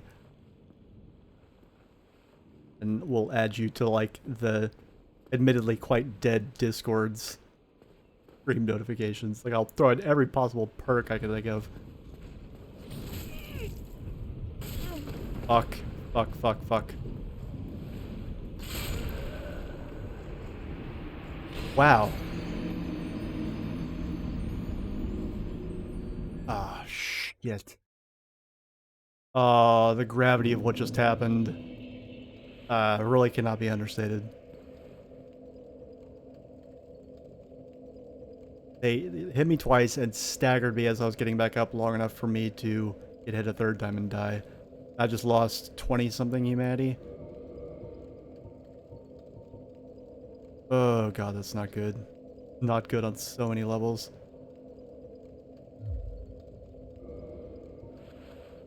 God damn it. It's really not good. I want you to know that, like, the stimulating and enjoyable conversation thus far is the only reason why I'm not, like, fucking a lot more angry right now at what just happened. Oh, fuck.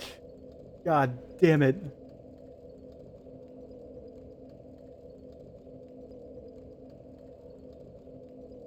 Oh, man, that was bad.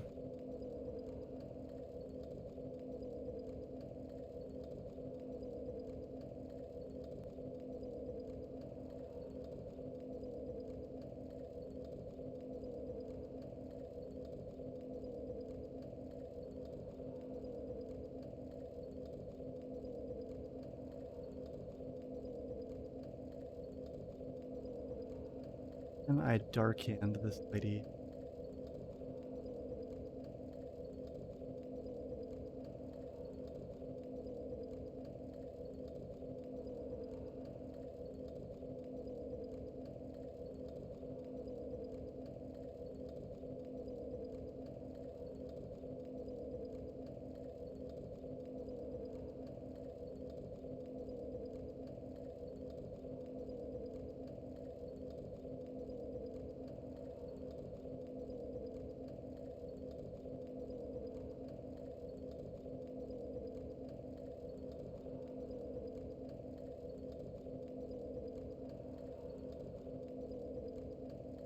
Might have to kill her if I want to get back up to 10 humanity.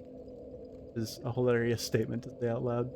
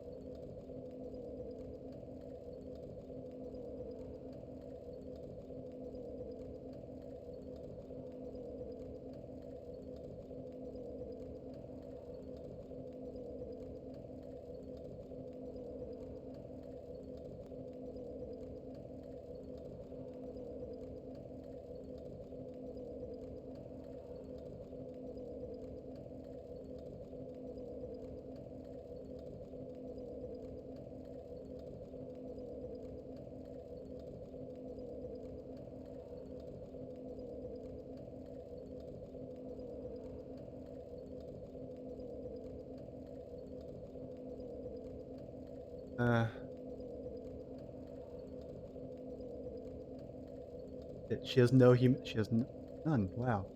Damn it.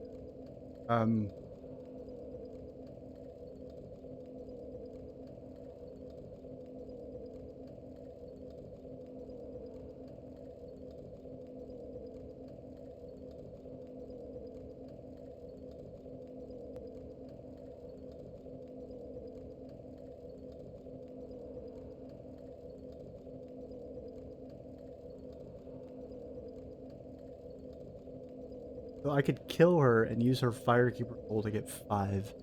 That would render this bonfire unusable for the rest of the playthrough, and also not even get me up to 10.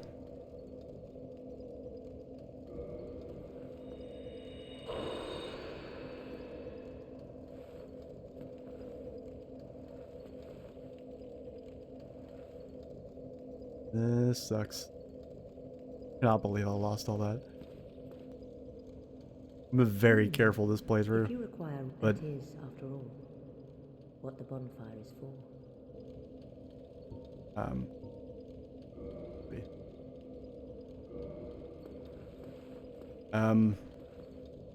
I go get my blood stain, that'll get me up to 6.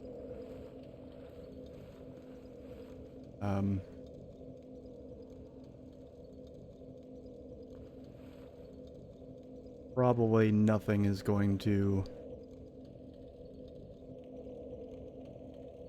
I don't even know how many souls I lost. I know it was a lot. Fuck!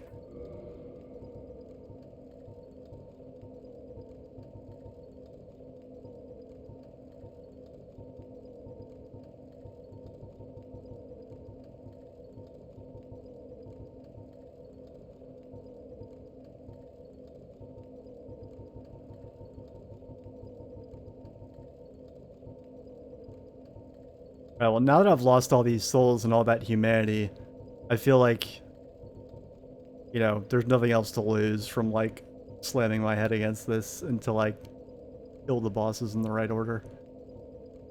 So, I might just continue to do that. However, even I would like to take less time between attempts than this.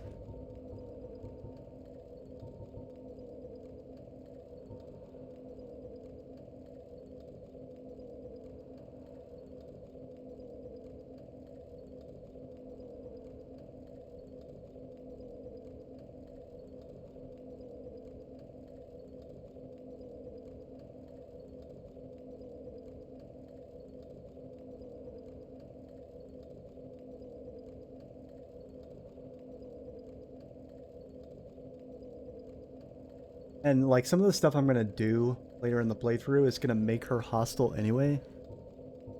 So, maybe I should just go ahead and kill her. I don't want to, but... Make the logical choice, right? For a second.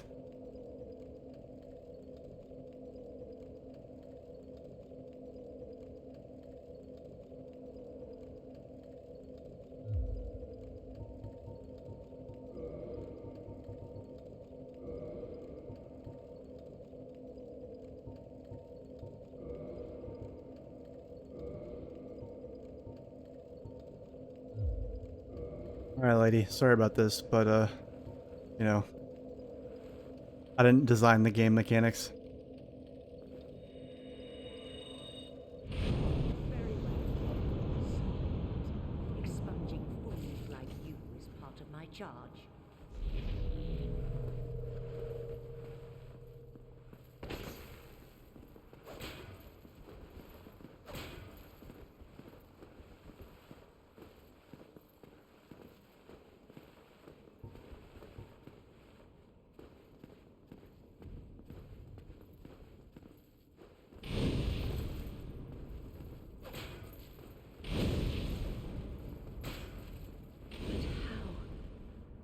This woman is a threat, Master Gwendolyn.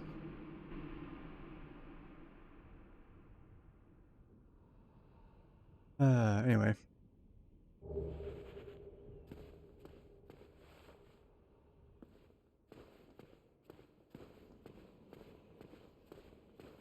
Rip in peace, bonfire.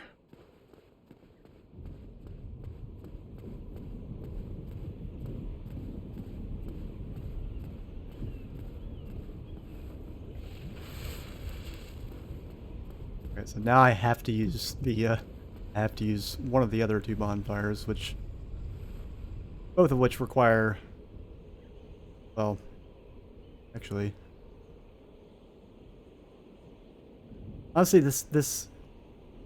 it speaks to the level design.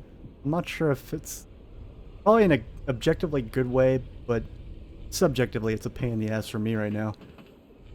There's 3 bonfires here in Orlando, and the level design is such that by the time you unlock all the shortcuts and, like, explore the area fully, all 3 bonfires are basically equidistant from the boss.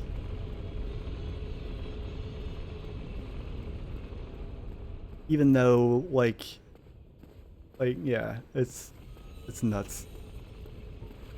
That's all I can really say.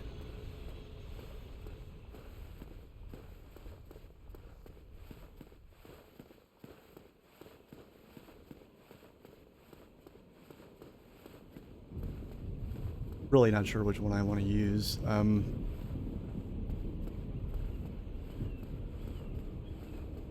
also not sure about this Firekeeper Soul. Like, I could use it and get 5 humanity, but there's okay.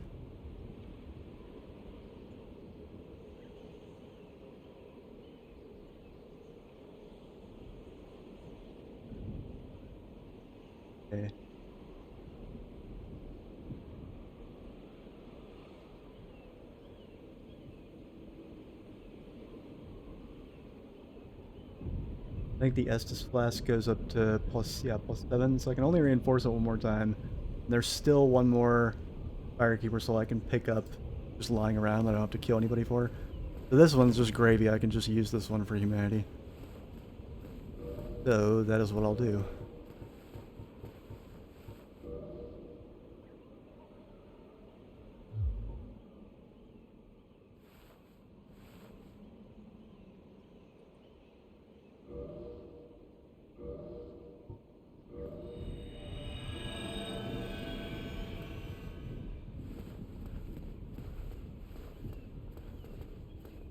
Ah, shit. I gotta lower this thing. Yeah, that's why I don't like this one, because it seems closer, because it's in the same building. And you gotta go... You know, you gotta go down an elevator either way. This one, you actually have to wind up the elevator in order to get it to move for you, whereas that one's just automated. Like, the game designers actually wanted you to, like, not be able to figure out immediately, and for it to be, you know, pretty sort of stubbornly ambiguous as to which way is faster. Like, I can't imagine, like, knowing which way is faster, this bonfire or the one that I just extinguished. Unless I literally, like, stopped and timed it.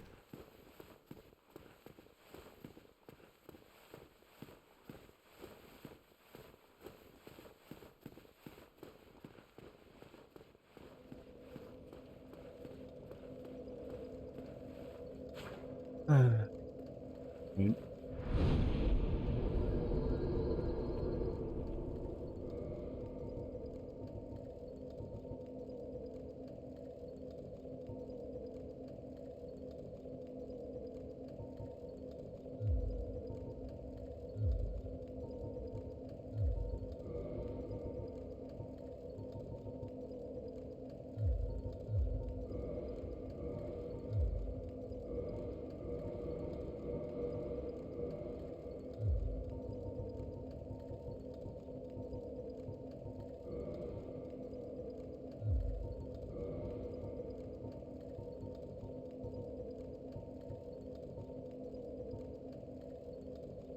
Let's see if I can get away with using this. Oh, wait, no, I can't. Oh, fuck. I just remembered, like, this...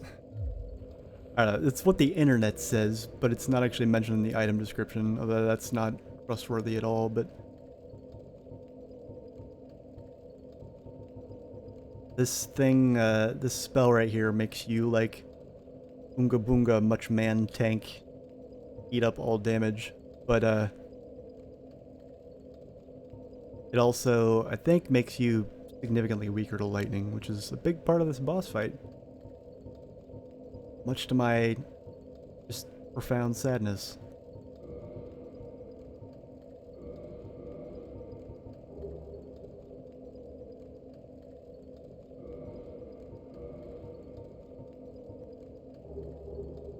Not gonna stop me from trying it though.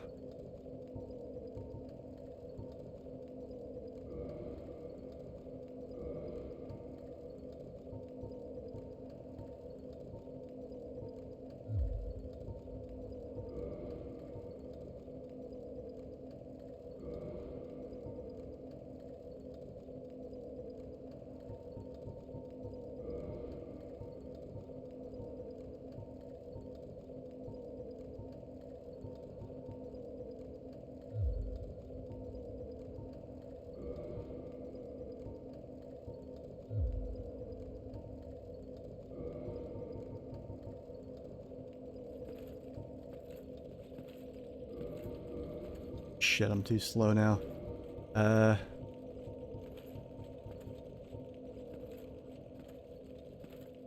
Oh, here, I'll just use this.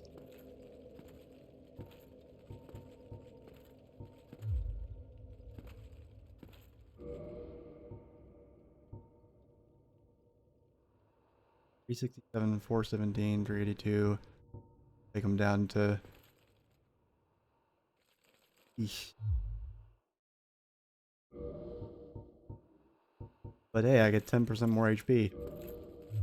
I'm not 100% sure, like, in any RPG where you have HP and defense stats that help you hold on to that HP, like, one of the biggest, like, questions for, like, tanky builds is when is HP better and when is... because there's always, like, a seesaw style balance, like, always. But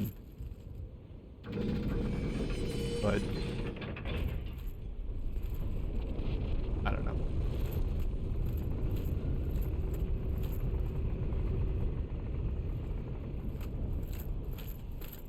See how badly I curb stopped here. Zero, what's up, buddy? You just missed me losing, I lost, like, I think it was like 25 liquid humanity. And, probably close to 100,000 souls. Yeah. It was so stupid, too. Like, one of these guys, basically nailed me twice in such a way as to where I fell backwards off the ledge that, you know, you see where the steps are, and then there's that, I guess, like, concrete sort of curb on the stairs.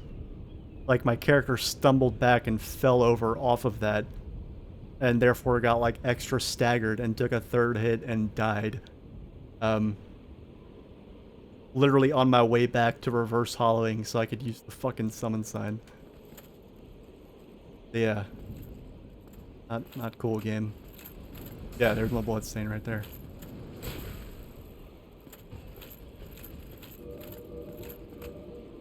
I've actually made very little, like, progress in the last stream because I spent most of my time, like, off stream. I wanted to keep playing, but I got bored staying in Orlando, but I didn't want to fight the bosses. And I also didn't want to go to the Painted World because I did that last stream.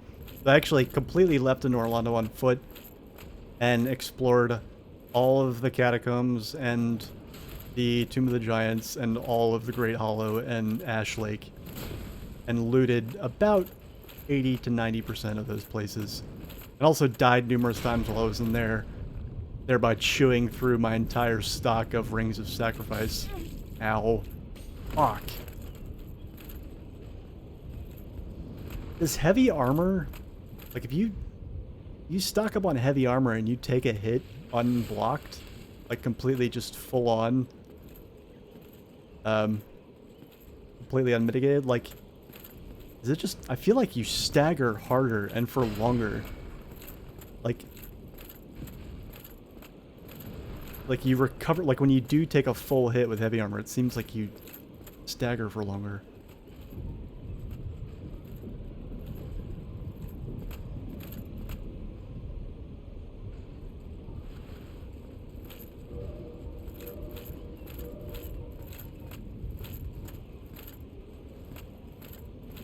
And I'm just, like, desperately wishing that I had, like, made a occult weapon that was a spear or a club of some kind. Of course I didn't, because I'm a doofus.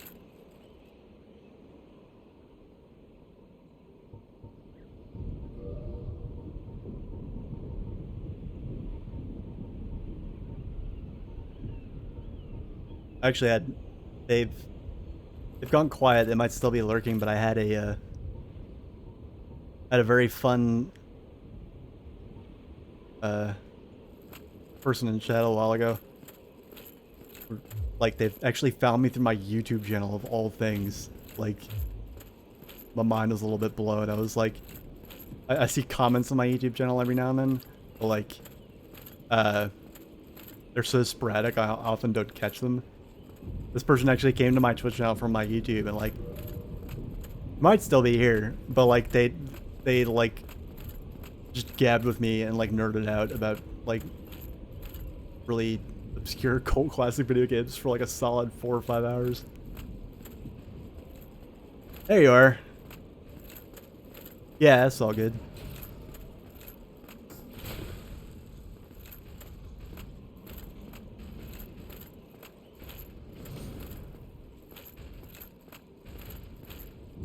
Yeah.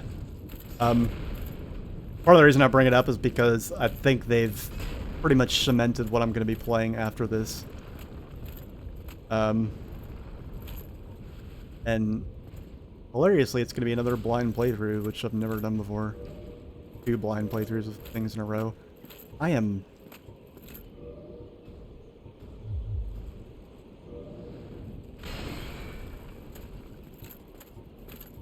so fed up with these guys.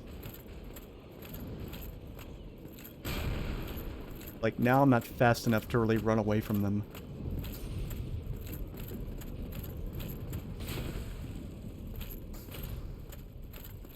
Oh. Unless I do so exceedingly carefully.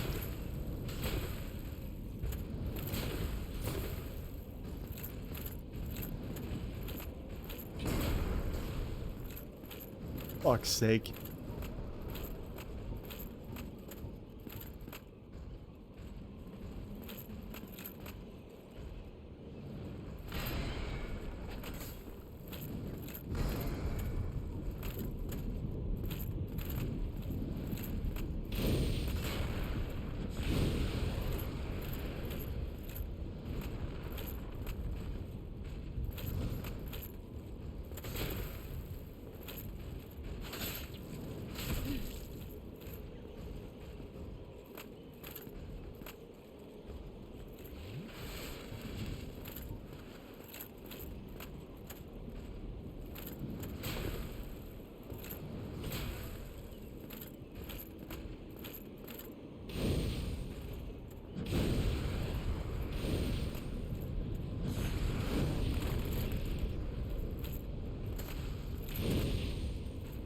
I think these guys are more aggressive in New Game Plus.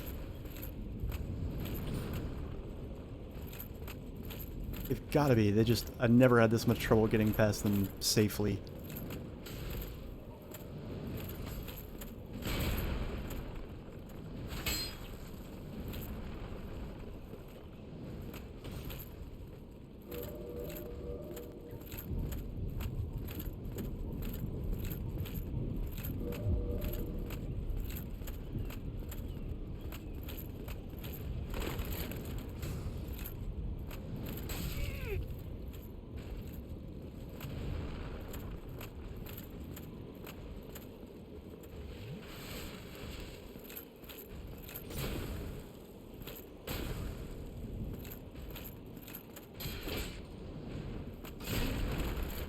God damn it.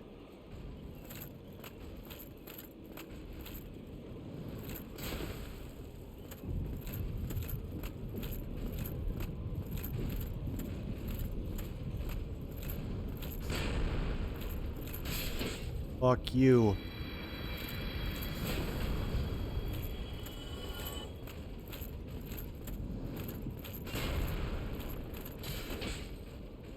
Yeah, I need to rest at that other bonfire. These guys suck.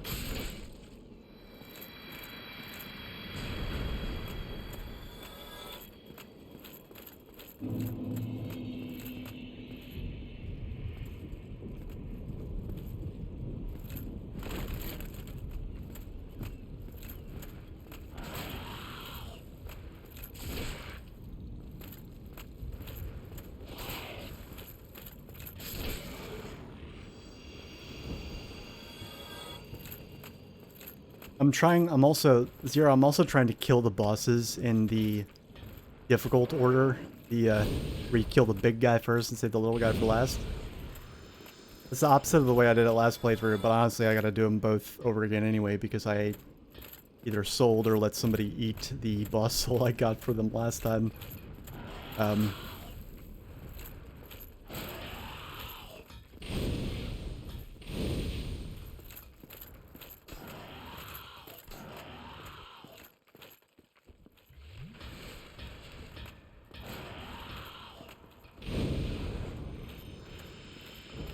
So now I have to make the initial choice again. And by far, with me like completely respecing my character towards dexterity now, I want the spear. But I gotta kill the big guy first. And I tried doing the summons, and like Sunny Boy goes after the little guy, and like just absolutely, it's like throwing a, you know, like throwing a teddy bear in a fucking wood chipper. He soloed the little guy once. And so I've actually let myself die a couple times. Either wearing a ring of sacrifice or, you know, standing very close to the door so I, you know, was as assured as I could be that I'd get my souls back. Because, like, the bosses died in the wrong order. Forge I can, strong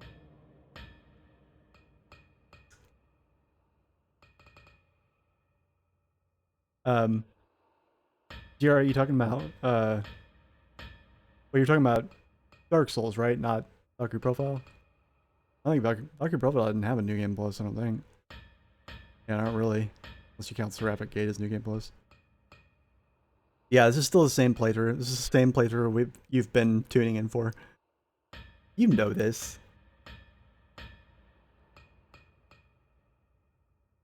Yeah. It's still a blind, like I'm still considering this a, like even though it's my second playthrough due to the nature of New Game Plus, it's like all of the quirks of New Game Plus are still kind of coming at me and surprising me. Like for example, the enemy AI seems much more highly agitated.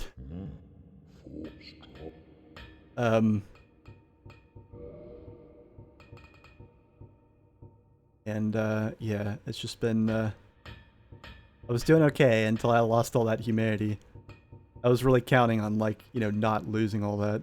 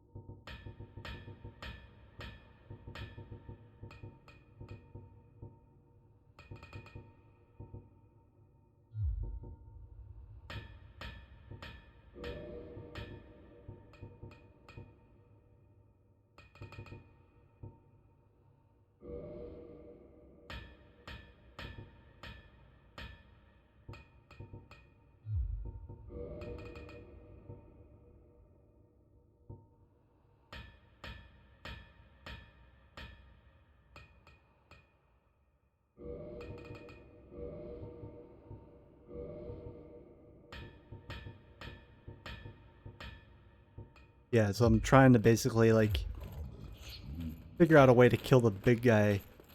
Basically speedrun the big guy, and it's like a race to kill him before before Sunny Boy kills the little guy. But, like, if I don't use the summon, then I just get, like, bum rushed and just absolutely destroyed.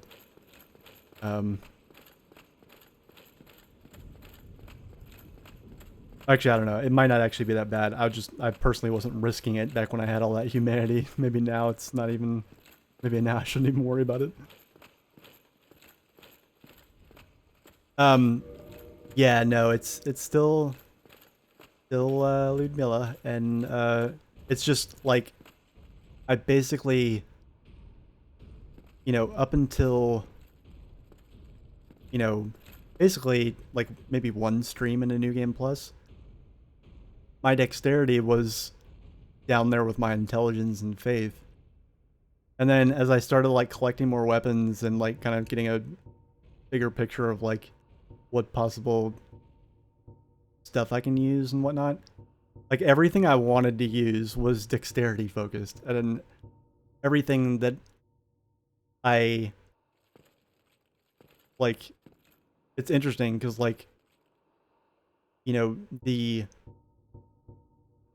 really like the really badass like dexterity weapons require a lot less dexterity to use than the really badass strength weapons require strength. Like to use some of the best strength weapons in the game, you gotta have like 50 strength, whereas the highest dexterity requirement I've seen is like, I don't know, 22, 25. But it's not just that. Like I wanted to like have fun with the katanas and the big nasty curved sword, and I also like specifically really wanted to use, this was the deal breaker, is when I got this sword, Quelaag's Fury sword, and like so now I've got this like chaos weapon that's also dexterity scaling, and I was like, all right, yeah, I'm swearing off leveling my strength stat and just I'm gonna leave it right where it is and attempt to refocus dexterity. Like, I guess in a sense you could say I'll roll a new character. I mean, I'll like walk back. And also, because I removed the Ring of Favor, I don't have nearly the freedom of gear now that I had before. Which I did that on purpose because people weren't saying it, but I had a feeling that I was a little bit overpowered at the end of the game, at the end of the first playthrough. I don't know how I got there, because other than briefly in the painted world, I never really did any grinding. I definitely did grinding for weapons, but like, weapons can only go so high. You know, if I level one weapon to +5, and then it caps out, and then I level another weapon to +5, like, I could have stopped at just the one weapon. Leveling the second weapon doesn't, like, really make me more powerful, per se. It just, like, gives me options. So, basically from a Norlondo on in the first playthrough, I think I leveled up maybe, I don't know, like 5 times after that, and then just completely stopped. And I think 2 of those times were immediately prior to beating the game, because I took off the Ring of Favor. I was like, oh, I'll put like 1 point in Vitality and Stamina, and maybe it will like make up for 1% of that.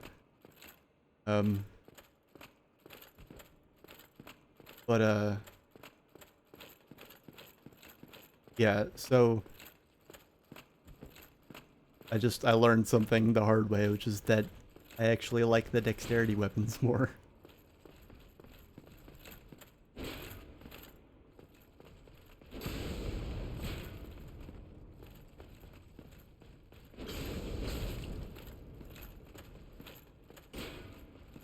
I also kind of like misrepresented myself. I generally think of myself as like liking to play like tanky characters that aren't super fast, but can take damage and then dish it out, but like aren't, you know, that are just generally very slow. Not like tank in the MMO sense, but just, you know, basically any kind of character that can take damage as well as they can heal it. I guess you could say basically, unless the game like lends itself to that, you know, if I'm playing like Darksiders 2 or whatever, then obviously like an entire game lends itself to like dodging and speed and stuff. But in a game like this, I usually go for like something that's kind of a jack of all trades, except it sacrifices speed to be like, I don't know, a queen of all trades. Yeah,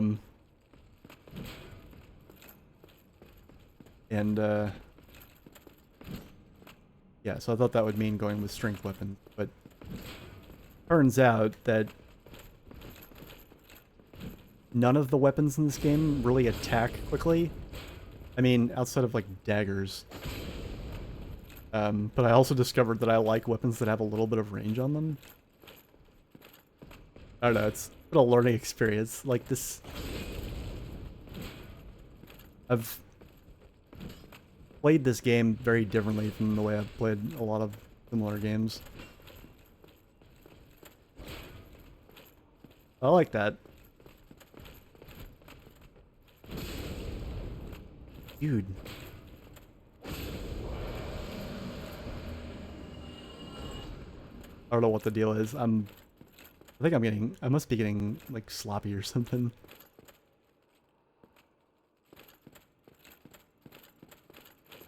Taking a lot more damage than I feel is normal. Maybe they all know I killed the Firekeeper. Maybe that's why they're pissed.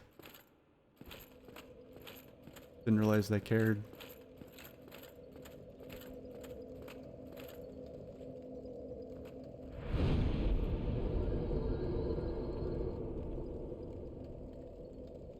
Like, I like the aesthetics of a two-handed sword. I don't like the mechanics of it. Like, for me, there's nothing better than a game where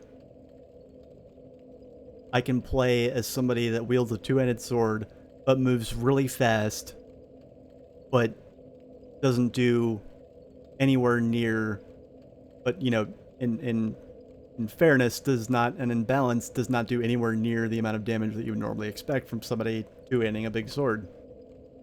Like, I'll sacrifice the realism of how much damage it should be doing for the appeal of getting to have a big fuck-off sword and also, you know, not,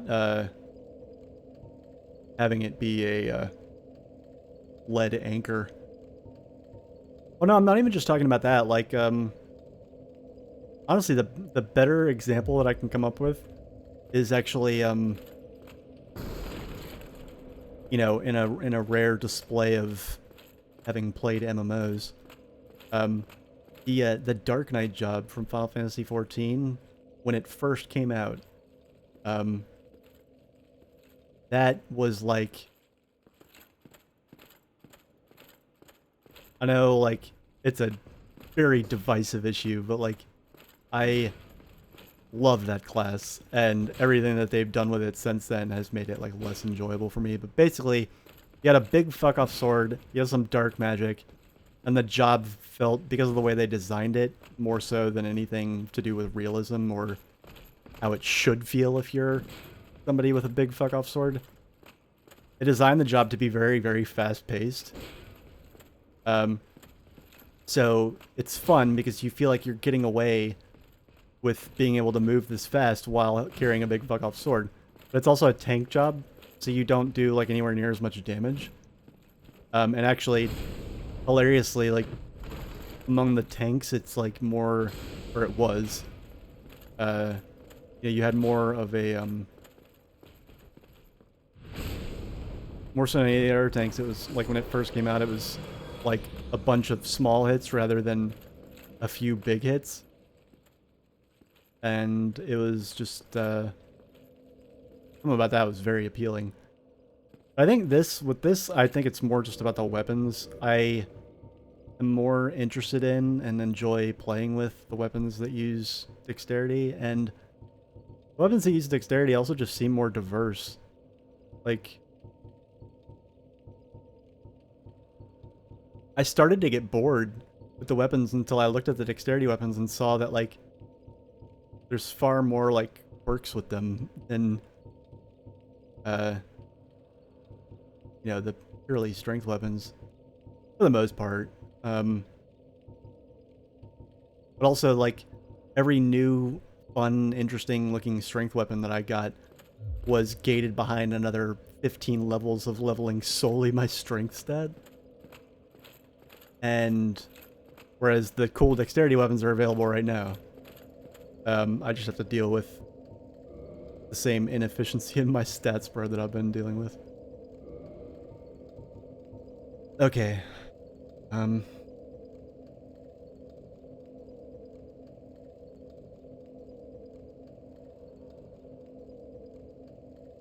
It was, yeah.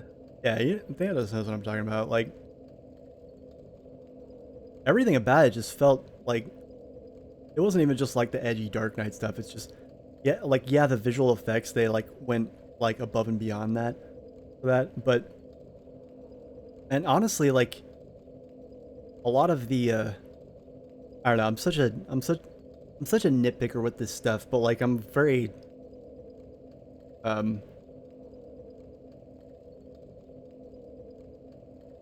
like, I am a creative person, so like, I'm very aesthetic driven and not in the way where it's like, not in the sort of cliche way where it's like, oh, like, hey, like, I want to wear gear that like looks good. I'm not talking about that aesthetic driven. I'm talking about like things like the visual effects and to an even greater extent like sound design like jump out at me a lot. And you know, especially when it comes to something like an MMO where you're going to be hearing and seeing the same animations over and over and over again. When they look cool and sound cool and are like, and like, and both is important. Like, they look cool and they sound cool, because if they look cool and sound cool, it takes that much longer for them to get old. Or for them to, like, just feel, for you to be desensitized to it, I guess. And, like, right when they released Dark Knight, it had so many, just, like,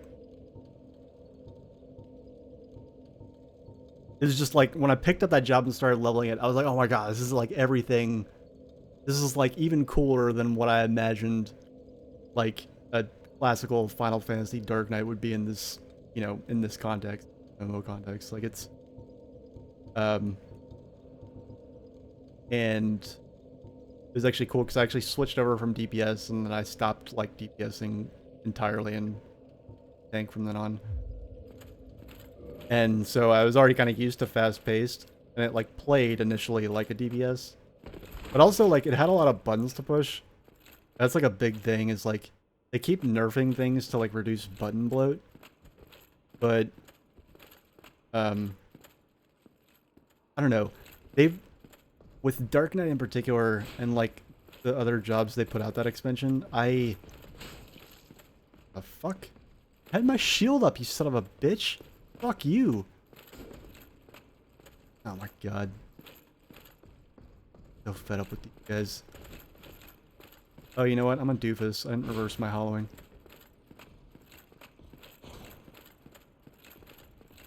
Need to do that if I want to have... Can I close this door?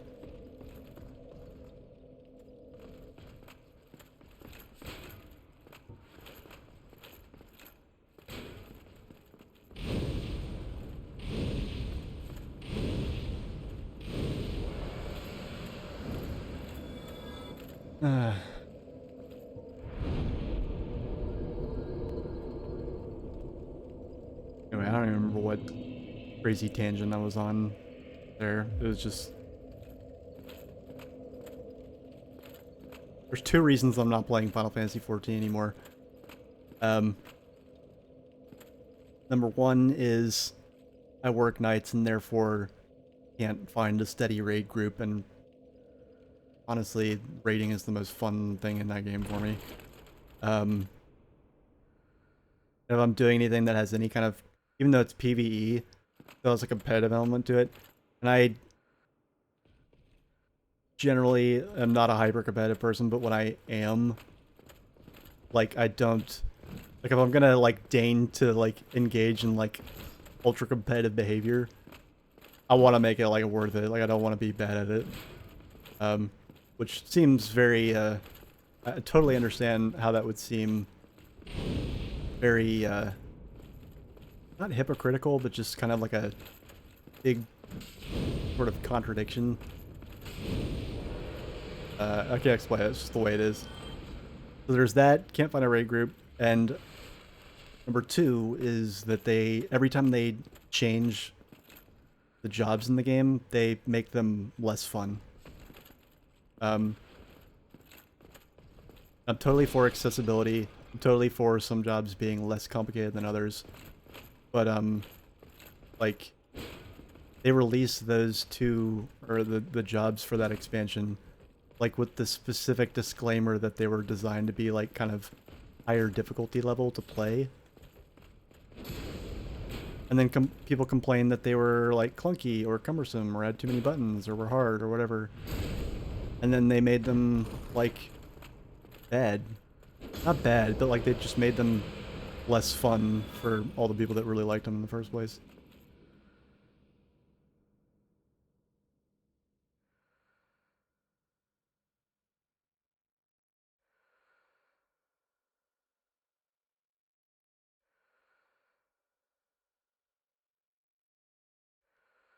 Yeah, I've, you know, it's sad, but I have no problem admitting that I still very much, I still follow the game.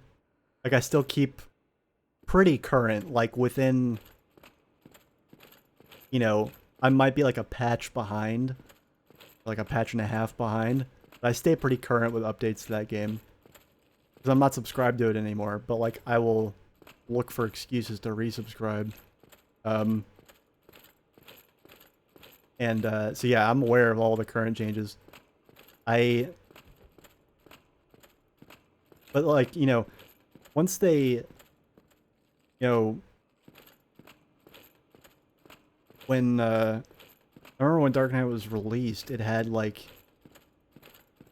its defensives were kind of weak, but it also had like a bunch of them, and so you could layer them in like interesting ways, and it felt more flexible. Like, you know, I have two shitty cooldowns, one for physical and one for magical. I can, or four, two for each. And, you know, I can stack two of them, you know, for varying situations, even though, like by making weaker cooldowns that you can combine in interesting ways. This is like, and now they've kind of like, and I get it, accessibility, I'm not trying to knock that.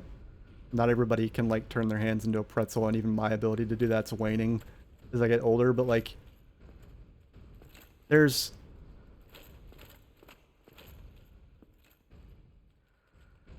and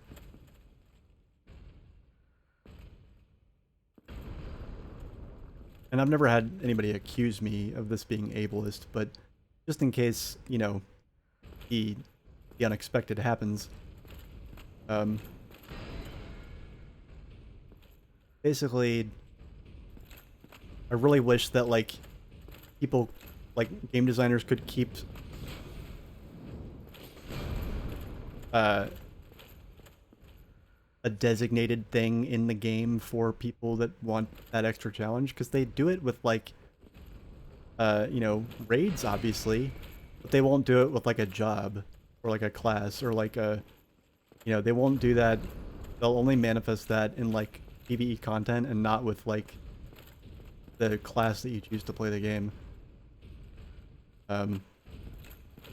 They have to make it so, like, every job is equally easy and equally, not homogenous. People say that a lot, but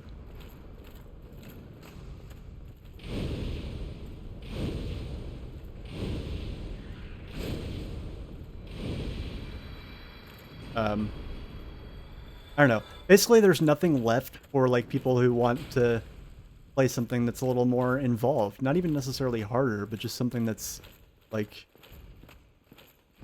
nerdy people can sink their teeth into optimizing. And, like, you know, for a payoff. Now when people optimize in the game, it's for, like, fractions of a point of DPS, like, you know, per minute in a fight. And, thing is, I never even really got all that good at that, but I was, like, motivated enough to where I could have gotten there. And once it became, like, really kind of boring, I lost the motivation to do it. And so, I felt like I never had a chance to get good at something I could have been good at. Had my, had I been able to stay interested. Oh my god. This archer dude from over there, he aggroes from way farther away now. Like, I used to be able to cross halfway across the room without pulling aggro from him. Not anymore.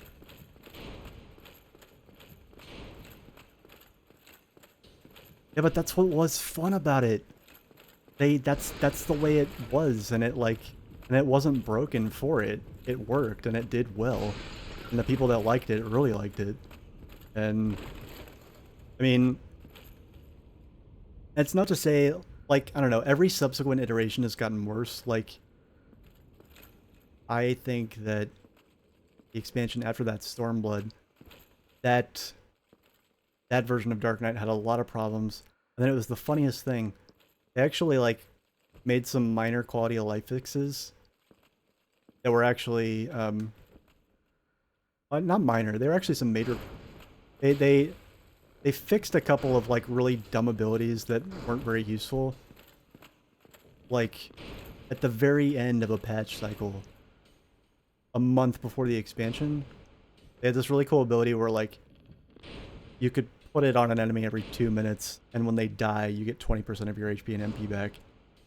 And they made it to where you always get that back, but then if they die, like if it expires, you get 20%, but if they die, you get 30%, whatever. And that was kind of like a long time coming, because Dark Knight didn't have any like heal or anything. Didn't have a self-heal. Every other tank had. And it wasn't really broken because it was on a longer cooldown, and you also had to have an enemy to put it on. And then you had to wait for it to go off. Anyway, it was still like, it felt like a thing that you could throw out there without having to worry about, like, is the enemy almost dead? Like, you could use it multiple times in a raid fight, yada yada yada.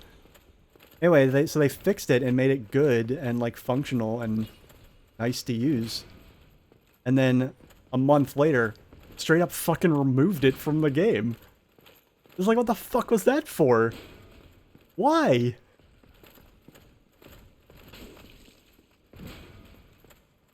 I don't know, I could get really salty about this if I get, like, too far down that topic, because I was really having fun with the game in, like, the Heaven's Ward expansion. And even to, like, a lesser extent, well, mostly to Heaven's Ward. And if it had kept going on that path, like, I'd probably still be playing it today. And, you know, it's not something that I can get from any other video game I play, really, so it, like, extra annoys me that it's, like, removed from the game and there's nothing I can do about it and there's nowhere else I can go for that particular fix.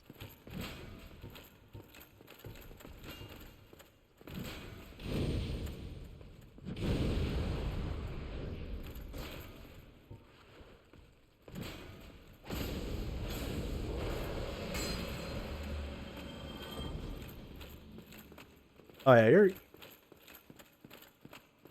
you're a seasoned player. I can tell using acronyms like APM. Yeah. I used to geek out about that shit all the time back when it was possible to geek out about it. And, like, you can still geek out about it when you play DPS. And not that I, like, don't relish that challenge, it's just that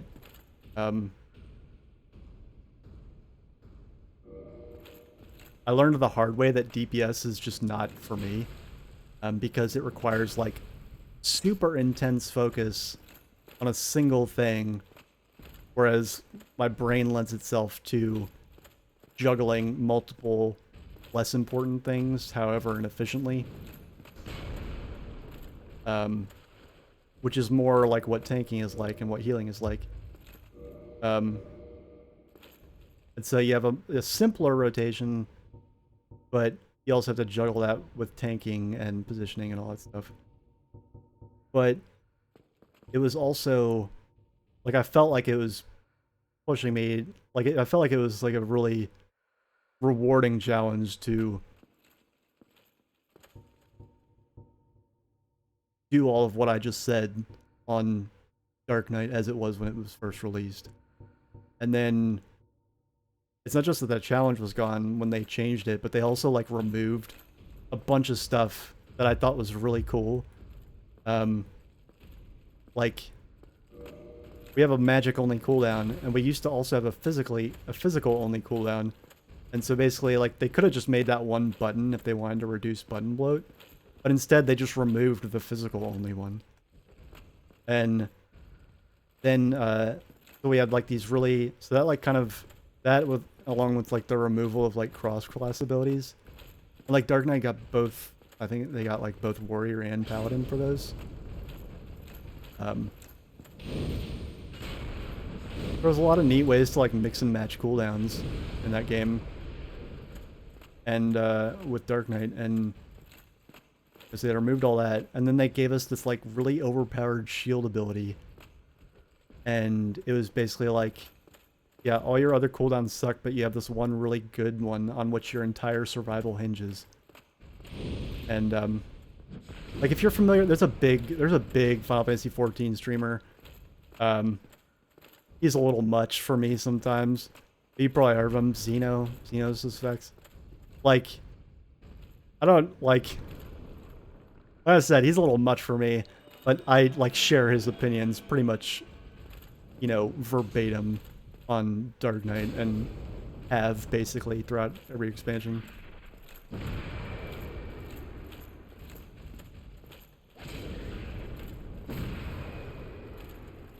Yeah.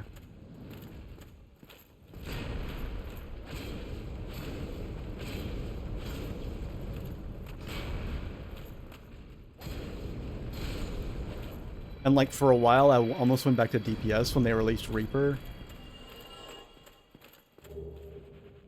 I mean, call me an edgelord or whatever. I just like the aesthetic of like big flashy animations that are also like dark, and I mean, it's nothing, there's nothing edgelordy about it. It's just like, I like contrast with like black and like bright colors. I don't know.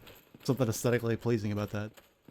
And I like hearing, you know, big slabs of sharpened metal like make, you know, metallic sound effects as they like, you know, get put inside the body of a boss. Like, I mean, I don't know. Like, it's just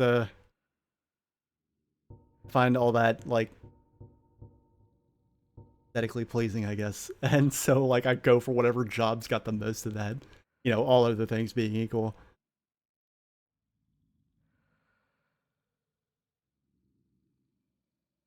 Yeah, I know. I've been keeping up with it enough to know, like, basically, I know they fixed Living Dead, and, like, they fixed Blood Weapon, and some other stuff. Blood Weapon, when they removed the haste effect from Blood Weapon, that got me, it just was so annoying. I mean, goddamn. They're so obsessed with, like, catering to the community's need to, like, line everything up with, like, raid buff windows. And, like, who cares if something doesn't line up? Like, why does everything have to be perfect and fit in these neat little segmented boxes? Why does everything have to be perfect 4 time all the time? You know, vary it up a bit. Like, Blood Weapon had like a 40-second cooldown, and it lasted 15 seconds, so you got to use it a lot. That made you go fast, and it was fun. Who cares if it lined up with Trick Attack? I mean, it's going to eventually. But, like, if one doesn't line up, then whatever. And yeah, I don't know. It was just really frustrating. Like, now the only way to like optimize in the game is basically to practice your rotation as though there's these, you know, 60-second buffer zones that come up every now and then. It's just like, this is really annoying. It used to be that every job had like their own sort of rhythm in terms of their cooldowns and such, and you had to learn and get good at that and optimize resources in that. And then after that, like, you could insert that wherever it fits best in, you know, a ninja's trick attack fucking cooldown.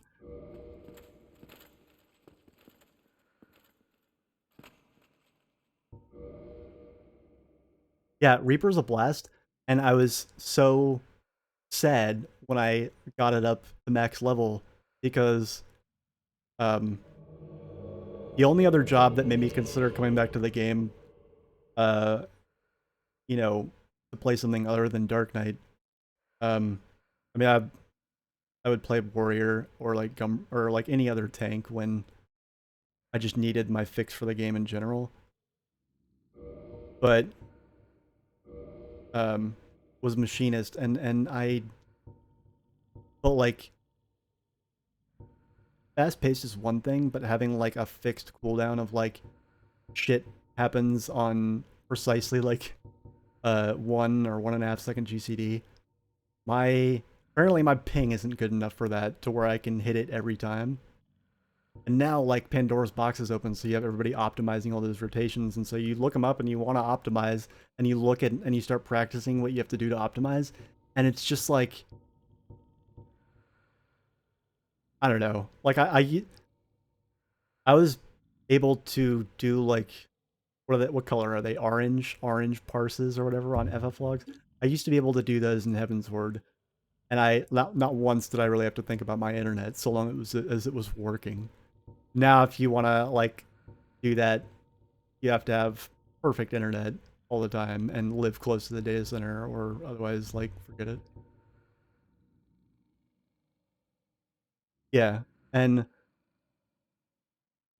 normally I wouldn't have even cared. I would have just played the job, but now, and, and there would have been other ways to optimize, but now that's the only way to optimize, is to learn this one of three, usually very strict, rigid rotations, depending on your ping, and get them perfect. And, there used to be a little more room for...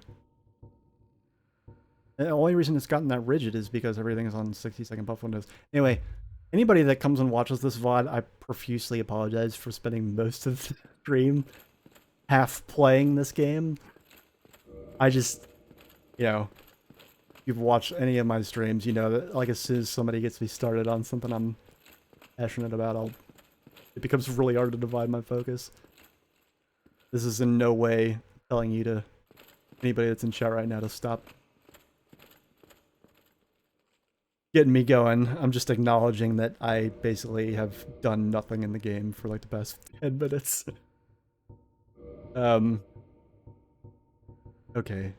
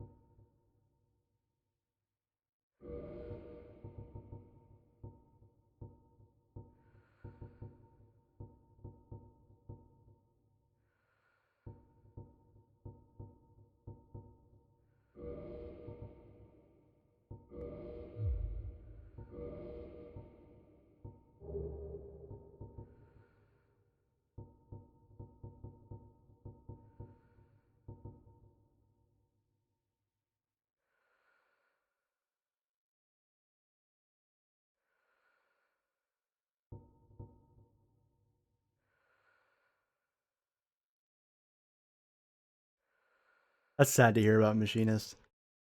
Honestly, like, the real, like, thing that pissed me off the most with the latest expansion is how they implemented so many cool ideas that I swear to God they plucked right out of, like, complaint and ideas threads and posts on, like, the forums and the Reddit for, like, Reaper has this thing where they give themselves a shield, and when it pops, the party gets, like, a little AoE regen, and, like, what is it, the new healer job has a thing where, it's also a shield, and but when it pops, like, you get like, I don't know what it is. I forget what it is, but it was another, like, I feel like Dark Knight would be okay now if they would just like, Like, first of all, they should just bring back Dark Dance's parry rate that it had in Heavensward, and just give it and just slap it on top of Darkmine. That way, Darkmine isn't just like sitting there unpressed, like while you're taking auto attacks, and it's like you never need it. Like but like I don't know, like that Blackest Night Shield always bothered me because it's like, okay, here's a thing that's clearly designed for like tank busters, but like it has a really short cooldown, and all the other cooldowns have a really long cooldown. So like you want to use it on like fluff damage and auto attacks so that it doesn't add up. But if you do that, a lot of times the shield won't break, and then you lose 3,000 MP that you could have put towards DPS. Like its whole design just like says, hey, like isn't this like shield cool? Wouldn't it be cool if it worked like this? Yeah, well, fuck you, it doesn't. It works the opposite way of that. I don't know.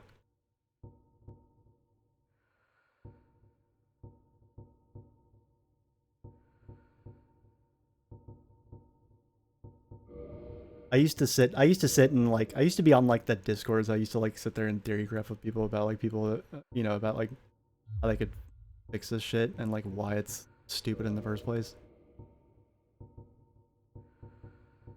Well, like when you're playing an MMO, like the overwhelming majority of people, like even if they can acknowledge something's wrong, they really don't want the discontent. Like they're very averse to any kind of conflict, and so like they'd much rather, like even if they agree with you, they'd much rather just be like, eh, well, can't do anything. And you can't, but like still, you could bitch with me and it would make us both feel better. Yeah. Yeah, and like you can do that, but that's such a like, like something that's on a 15-second cooldown shouldn't, like, that's requiring you to make those kinds of uh that kind of situational analysis every 15 seconds in order to feel like that cooldown timer has any reasoning behind it. I would much rather they just removed the whole Dark Ops thing and just gave it like a 25-second cooldown or whatever. Yeah. Or like better yet, do what every other job has, where it's like one resource is for one thing and the other resource is for another thing. Instead of making all of our resources DPS, and then giving us one thing defensive that uses it, and acts as basically an IOU for DPS. Maybe. I don't know. I could go on forever.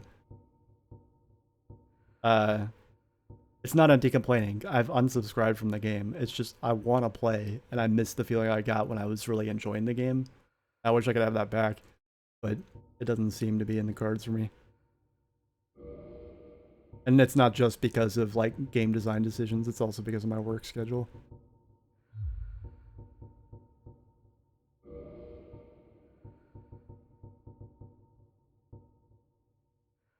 Like I would need to be playing with people in like, Beijing in order to like find a decent raid group. The hours I keep.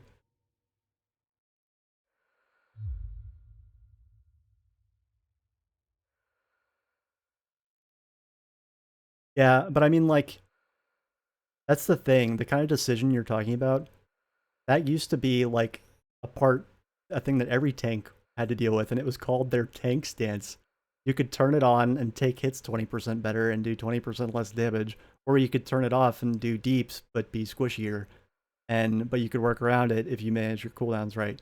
That was like a much bigger and much more involved trade-off that like made the it was it basically acted as a sort of overarching theme with how you played the jobs. Was learning how to do that, and it was fun. I liked it. I'm one of the people that like stance dancing. Like, fuck it, I don't care. And I was good at it. And then they made it not a thing, and it like it came down to these nitty-gritty fractions of a decimal optimizations that were equally, if not more challenging to try and master for 1% of like the feel good like payoff.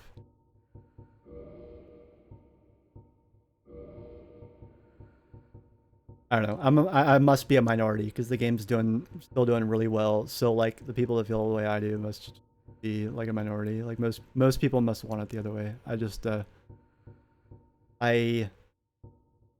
It was fun to play something with other people where you could get good at something and then play with other people and be like, hey, look, I've gotten really good at this thing. Hey, look, you're really good at this thing too. Yeah, like, let's go kill this boss. And then you would slam your heads against it and you would do it. And it would be fun to do it with a thing that you like took the time to master. But now it's just like, I don't know, optimizing the current iteration of jobs in that game just feels like homework. You know, unless they're a DPS, in which case it's, like I said, it's just more difficult for me because it requires a laser focus on rotation that I just can't maintain. And that's fine. Like I said, I stopped playing DPS and went to tank because that wasn't for me. There was an option for me. Now there's not an option. The tanks are really boring and dumb and they don't make pretty lights and make juicy sounds anymore. Anyway, I'm getting loopy.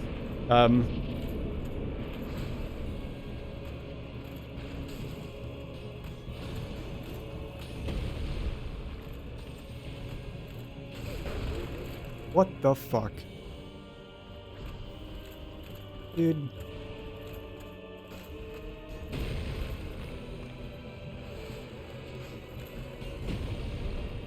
It sucks, because I really want that spear. I really want that spear. But I don't think I'm gonna get it.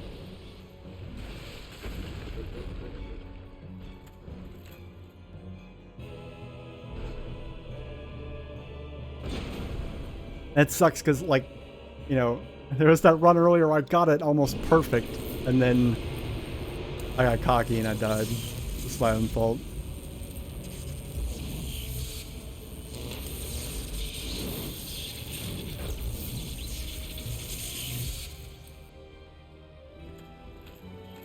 I'm actually gonna run over here and let myself die intentionally one more time because, well, actually, hold on.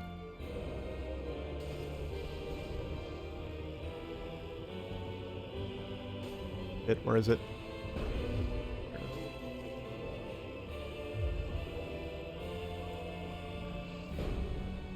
My last slimmer. This is gonna be the last time I try it, but I'm gonna like tune out all of the super fun, super interesting and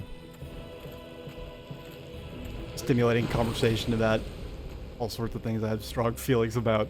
Tune that out long enough to have like a focused attempt at this.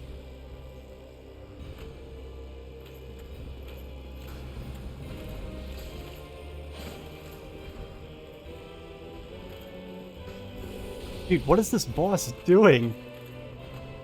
He's an NPC. Put him on the fucking floor so that you can come kill me and I can do this again. I can't... In any other boss fight, I would just homeward bone it, but for some reason I can't homeward bone right now. It's really weird. I've always been able to homeward bone in other boss fights. This is ludicrous. Why can't he take that long to kill me? Fuck. Thank you.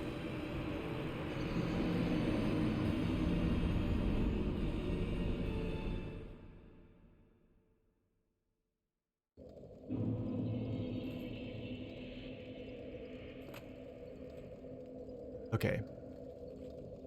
Focus.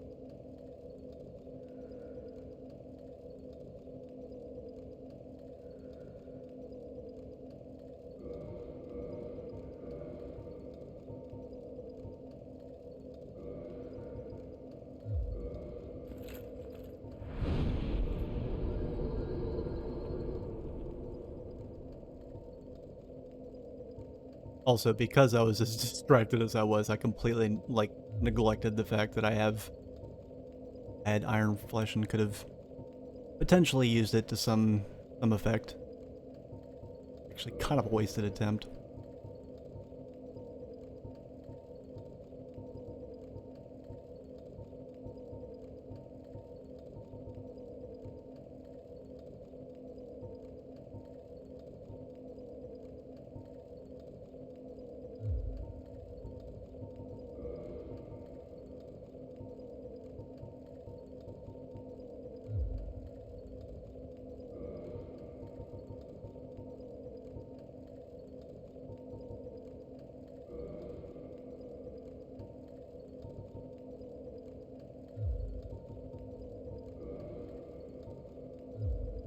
I also wasn't using the right sword, that doesn't help. Is there anything I put away in my bottomless box that could be useful right now? No? Yeah, no, of course not.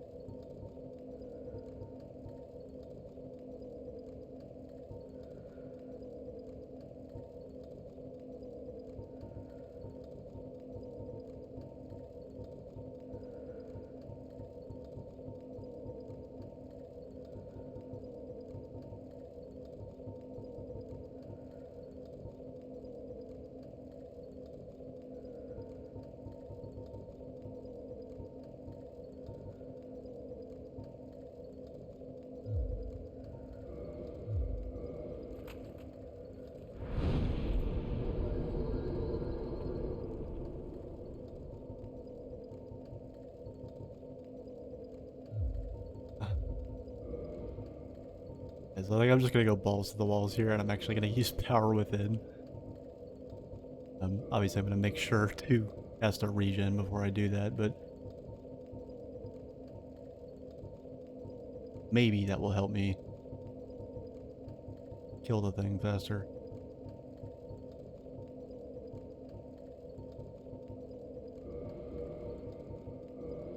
I must have just gotten, I literally just must have been, you know,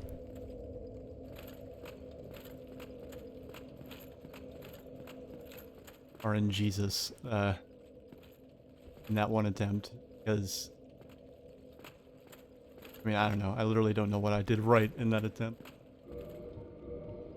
Some luck. I want to see.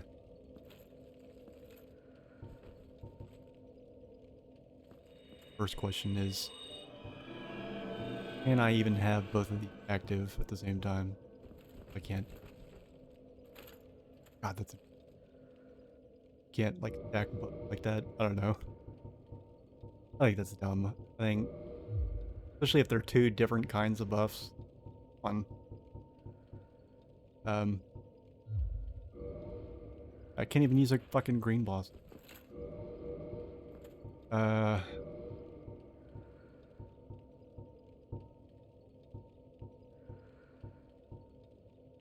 almost... You know what? I almost feel like putting on the, Ring of Favor for just this fight, and then just taking it off again and letting it break. Just to give me the extra, like, wiggle room. The only problem with that is then I would lose all my...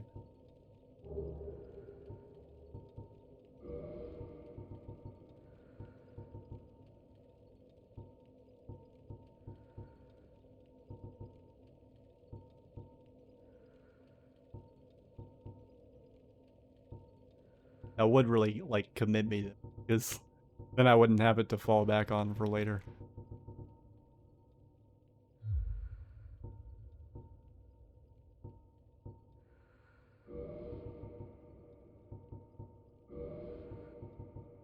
Case in point, I don't even have it on. Put it in the bottomless pocket. It's not even there to like remind me that it's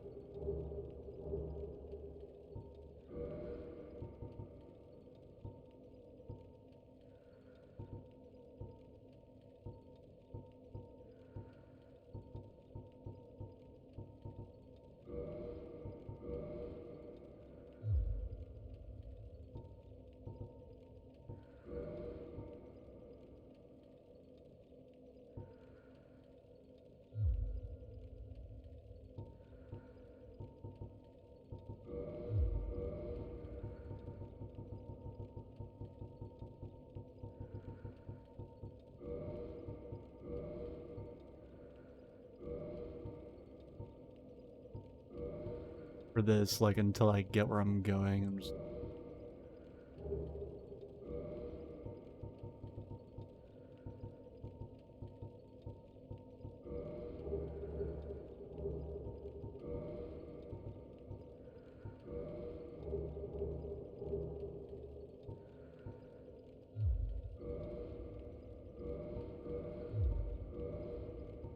Actually, that's far over my limit load.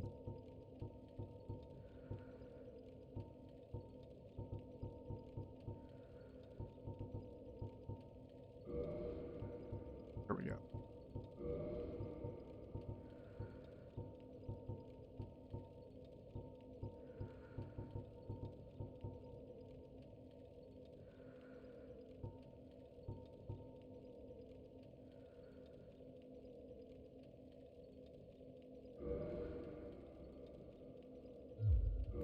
Still, okay, I still have like the best could have. Right.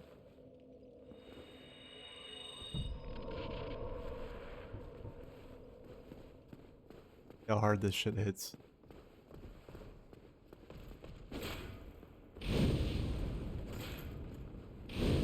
Very hard. Nice.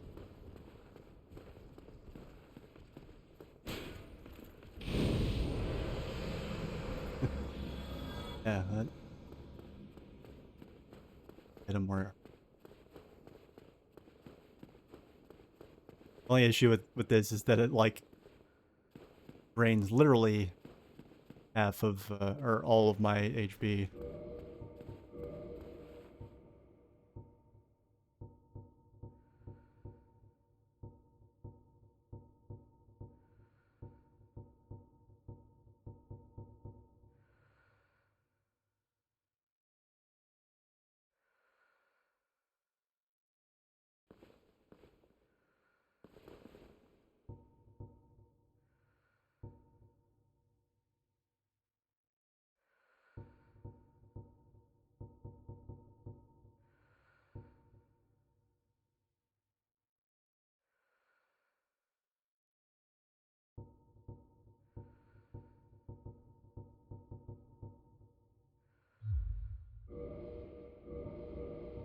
Healing. I think about doing that now.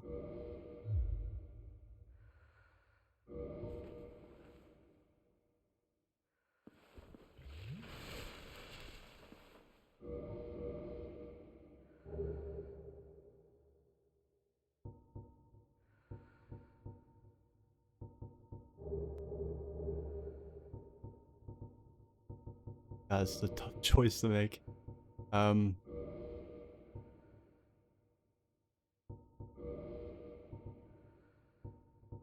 just wish like I don't know. Lightning defense is just seems like game is so stingy with it. I guess, you know, there's justifications for that. It's just like it's annoying when an otherwise very clever and nuanced game is so obvious with like, here's the thing that does a lot of damage that we insert into fights to make them harder and make equipment that mitigates it more rare and less effective. Like,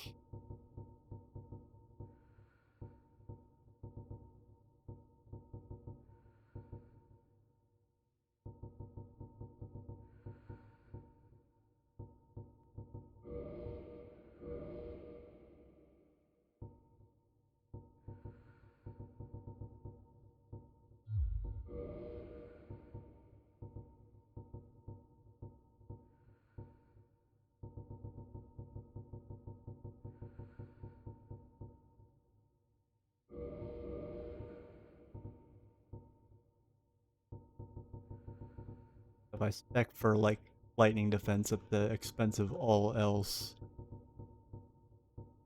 this is the set I get. And without the fucking ring, I like barely break 300. You know, whatever.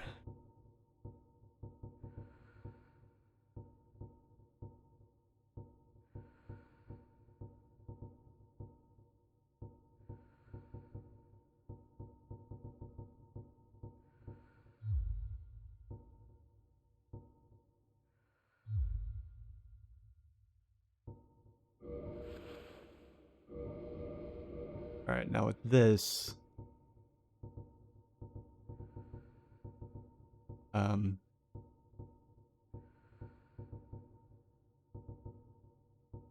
what can I do here? I just want a quick way to kill these fucking things every time reliably. You know, without having to chew through like most of my pyromans. Is that too much to ask? I guess it probably is. This is New Game Plus. Basically, from what I've observed, like New Game Plus is basically like a built-in hard mode on this.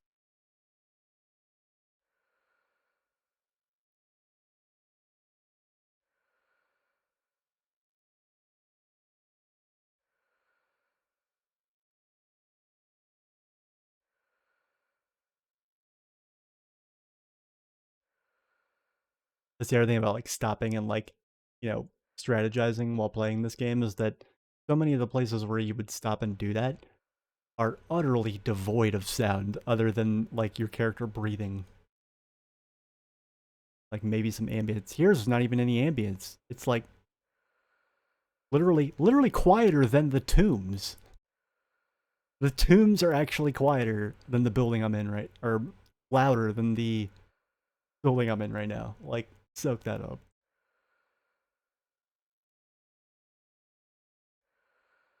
I feel like I have to yap through it so the silence isn't like awkward.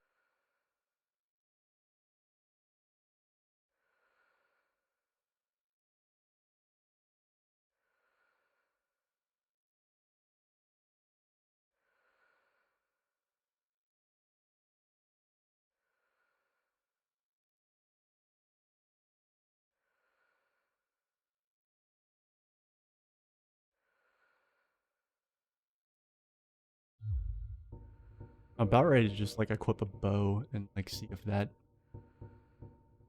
better.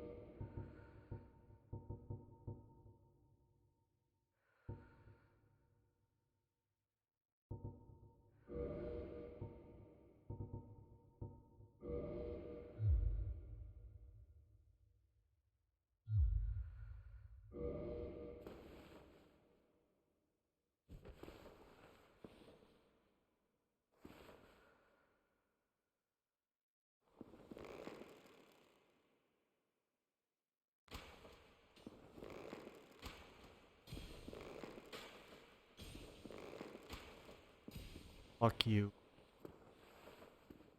And be poisoned over there and just rethink your life.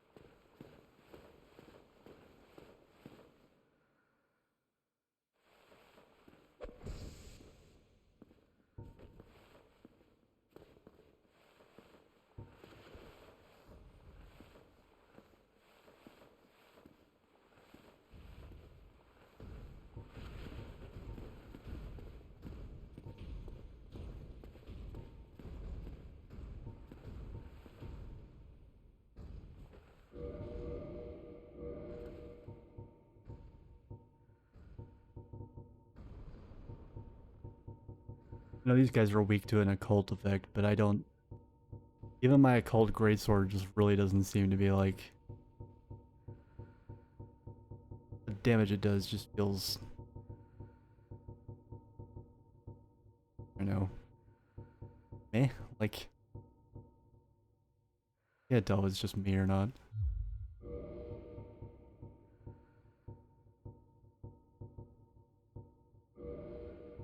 Actually, shit, maybe I can augment this fucking thing.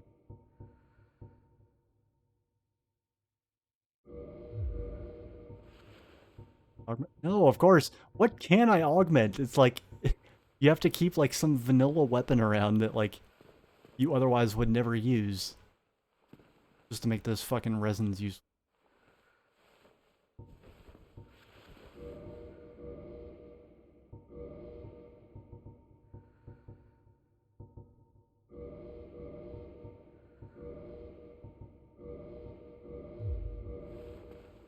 You like lose HP fast rank all day.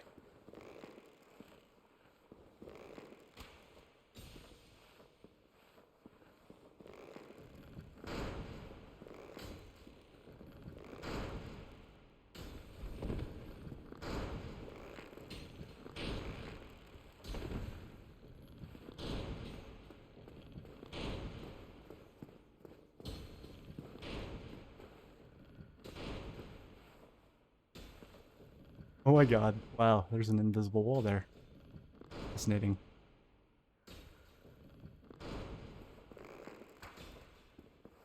Not for me though, apparently. Alright.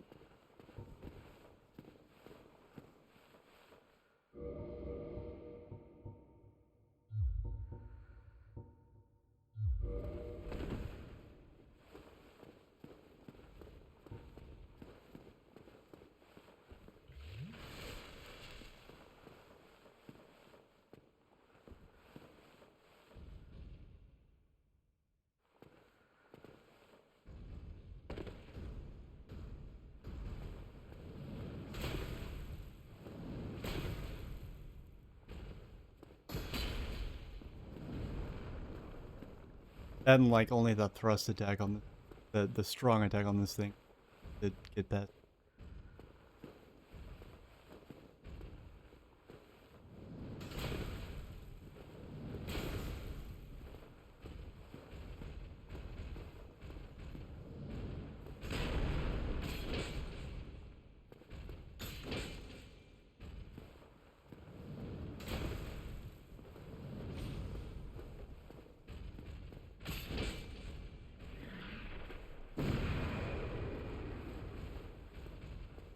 Dare try and jump away.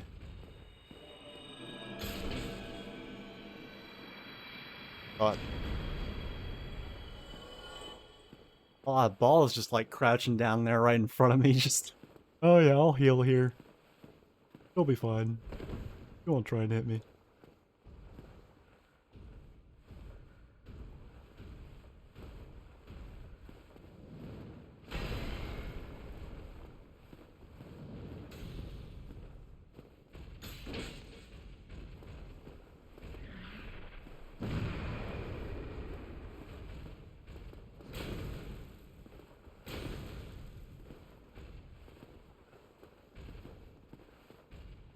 Fuck's sake.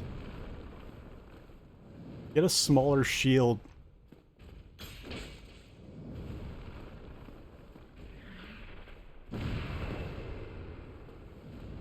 No, you don't. Fuck. He called my bluff. I thought he was gonna heal.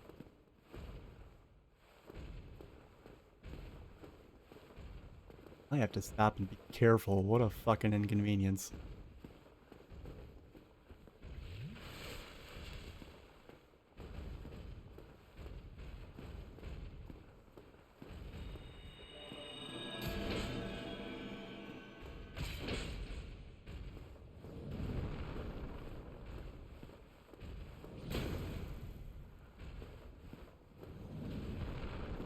Dude, fuck you. Oh no. Place to be for that. Oh, dude.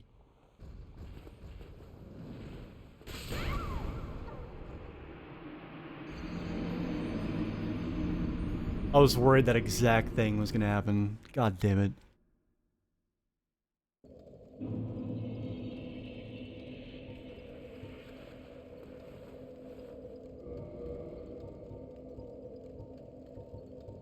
Oh, I don't have any more humanity.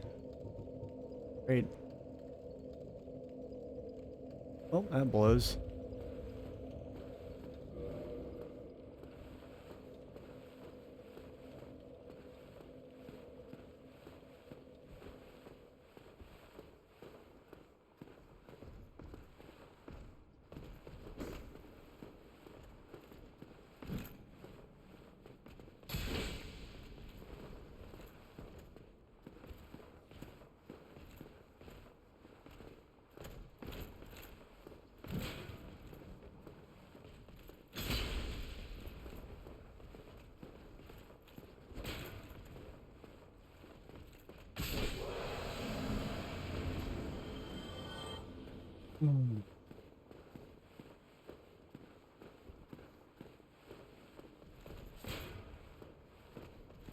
Fight this one.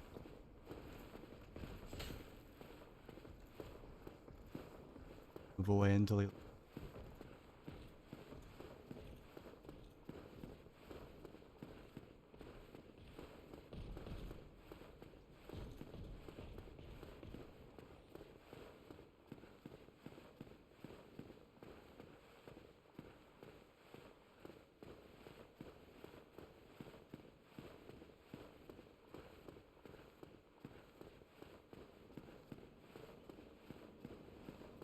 you know, maybe I should go ahead and summon the guy now. And that way I'll get through these guys quicker. And he will get softened up, so he'll live long enough to, like, distract the bosses long enough for me to kill the one I want. And then die shortly after. Because, like, he was killing the first boss and then lasting a ridiculously long time against the second. To the point where I had to, like, sit here and tap my foot and wait to be killed.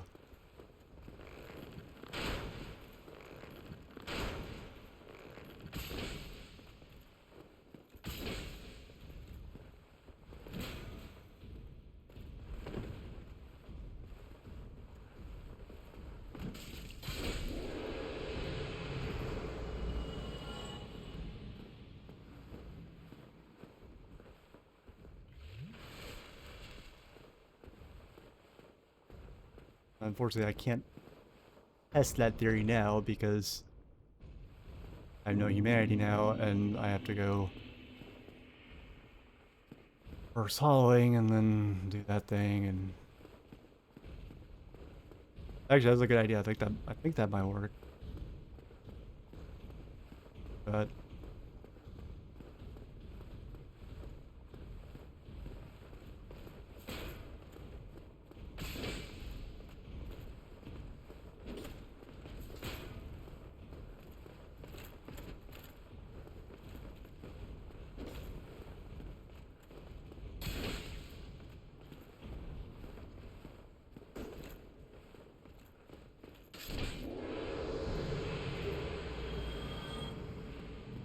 healed at least.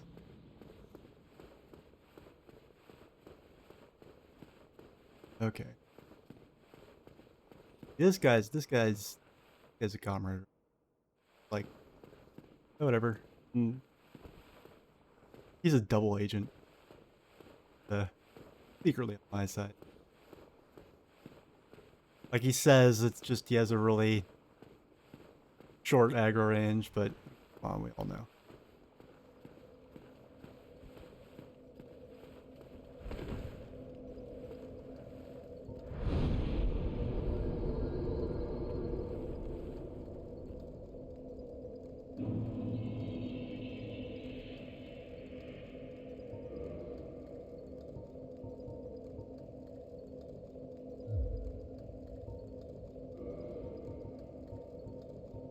I guess I could shell out for some extra vitality.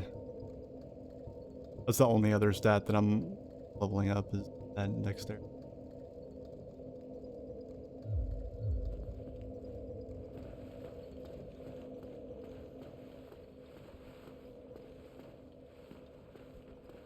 What the hell? Kill a couple more things and get a point.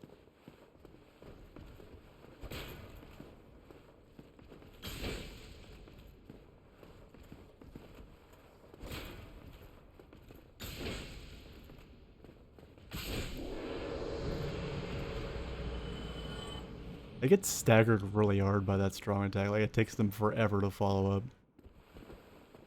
What? Nothing? Oh, nice comeback. The second hit.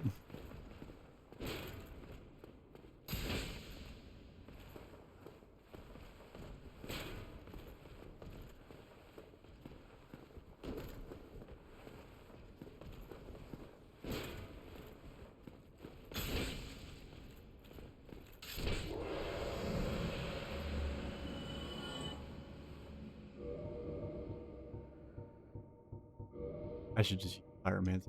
Go back to the...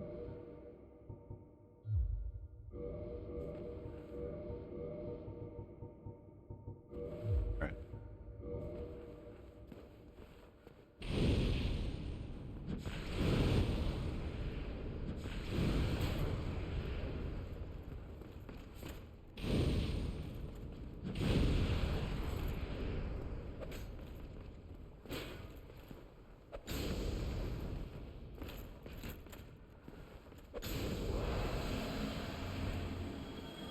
I love finishing them off with that little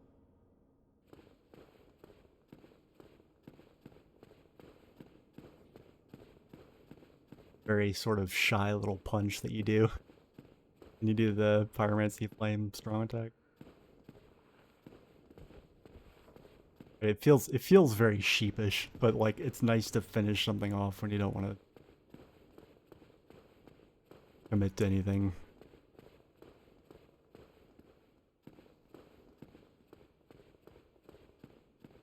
Strenuous.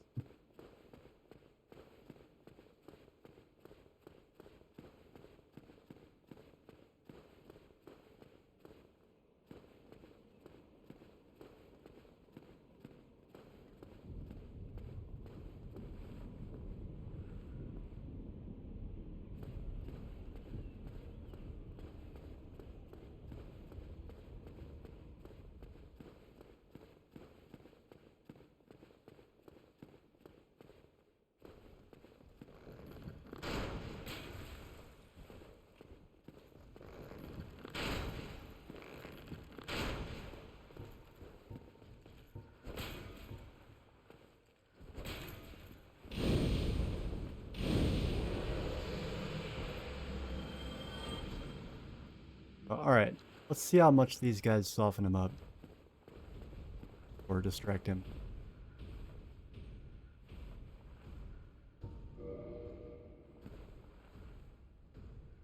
That's the other interesting thing though, is that there's a delay here.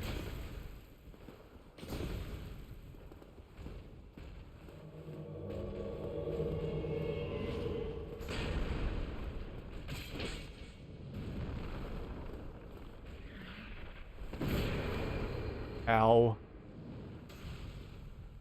How did that not hit me and then kill me?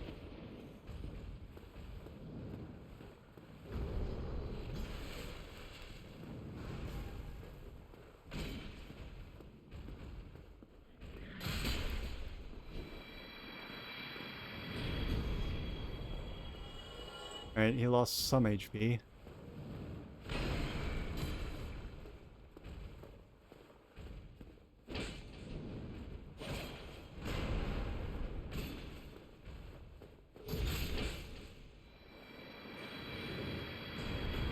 Damn. Whoa. Watch where you're fucking pointing that thing, dude. Fuck.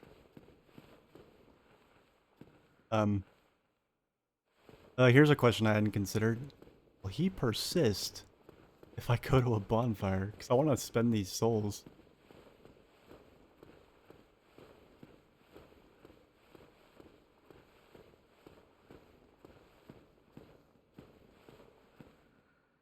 If I spend the souls, then...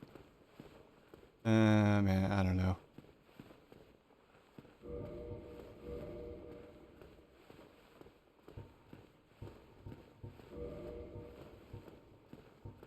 Don't have any more of those fancy rings. Whatever. Go all in here.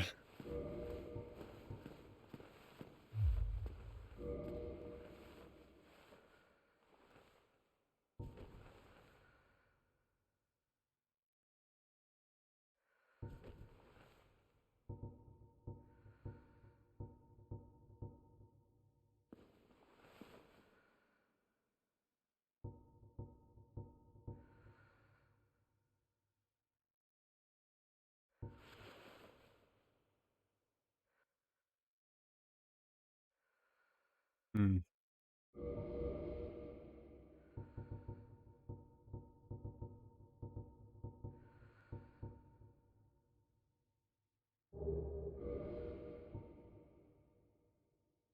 I think this...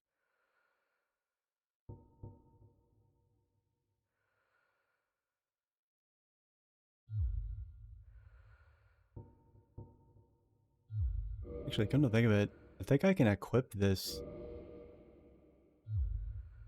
Fast Power Within, and it will last longer but drain the same amount of HP, just slower. But then I can take it off before I step foot in the door.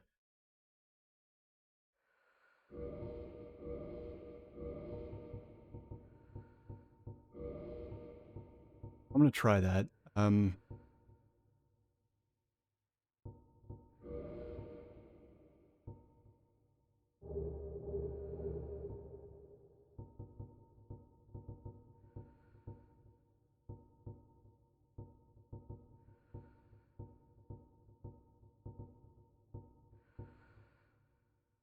I don't regret it.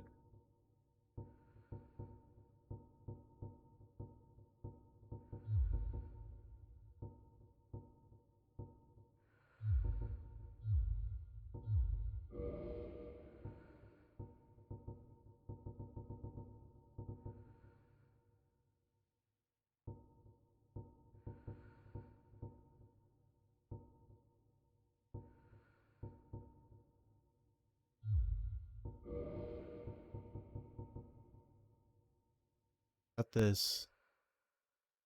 It...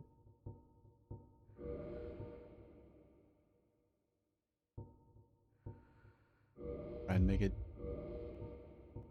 slightly easier on myself.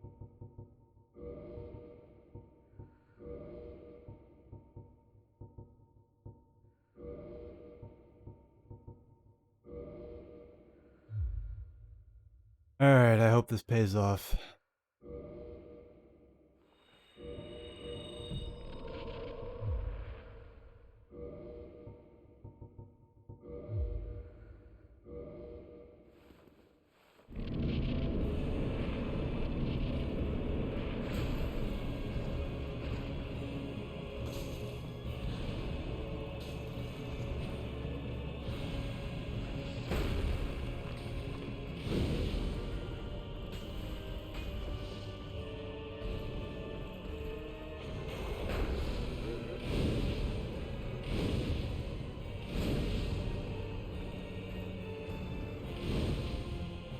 Oh man, so close.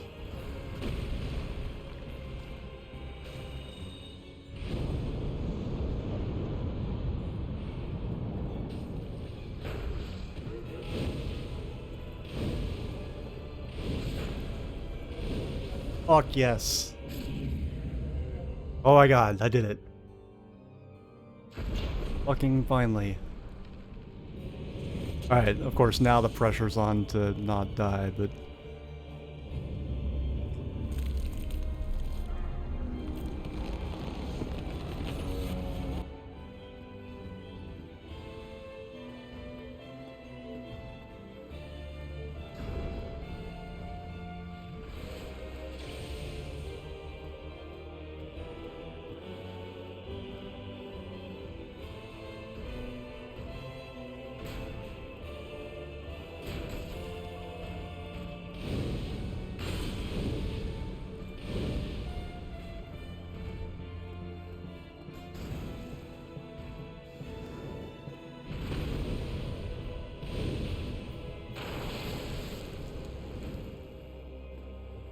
Thanks.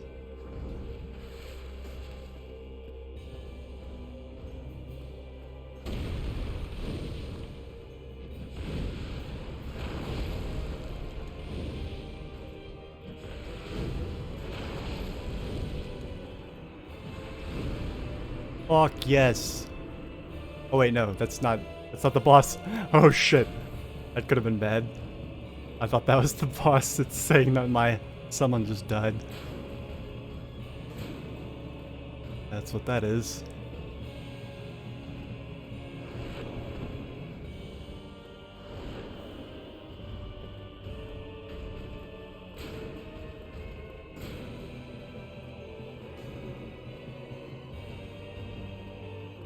But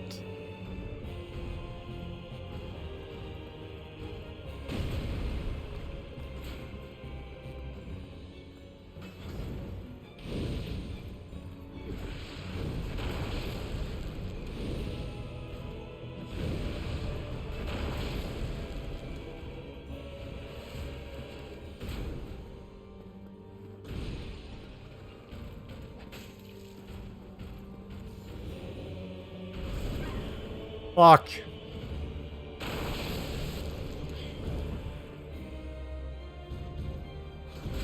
No! God damn it! Fuck! Oh my god. Dude, oh god.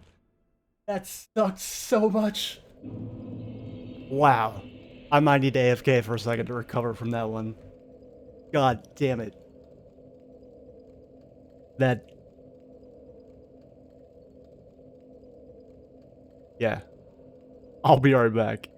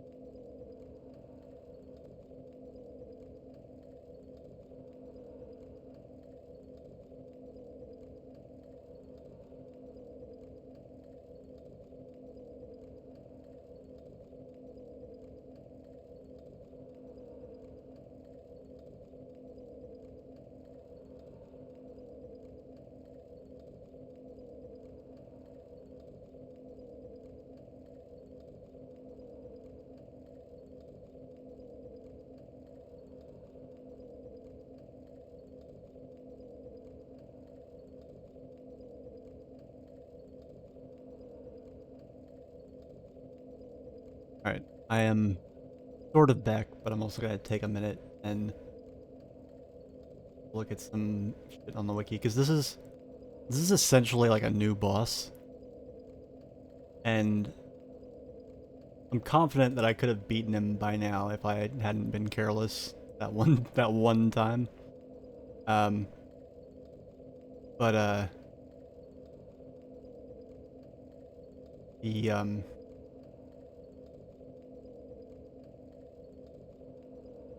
it's essentially like the big form of the little guy is essentially a new boss, so could be part of why I'm struggling compared to everything else.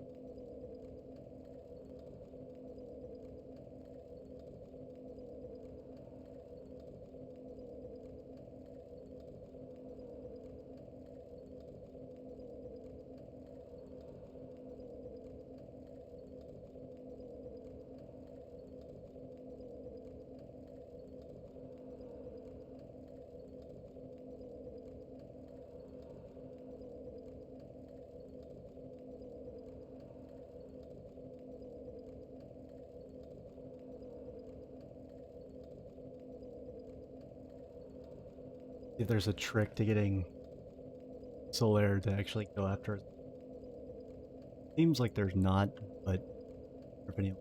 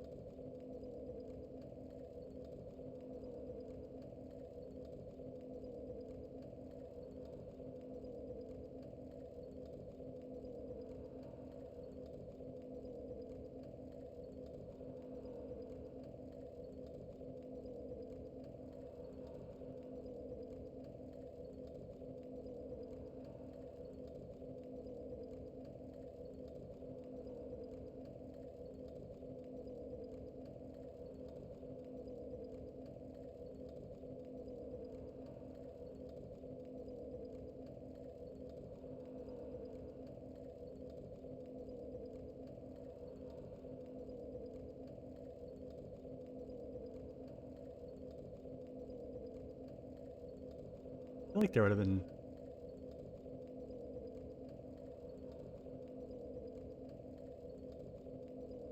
cheating.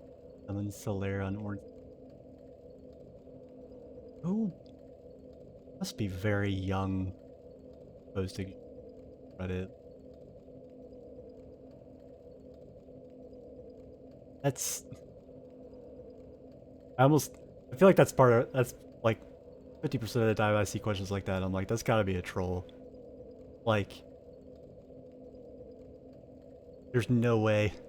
Like, you never ask a question like that and get a clean answer with no further discussion, civil or otherwise, required. Or even just a passing offering of opinions. You do like, you know, you basically ask the question and then within the first 2 answers, you've kicked off basically like an internet knife fight that now no longer has anything to do with you. It's your offspring and it has budded off from you and is turning into a butterfly, fluttering away.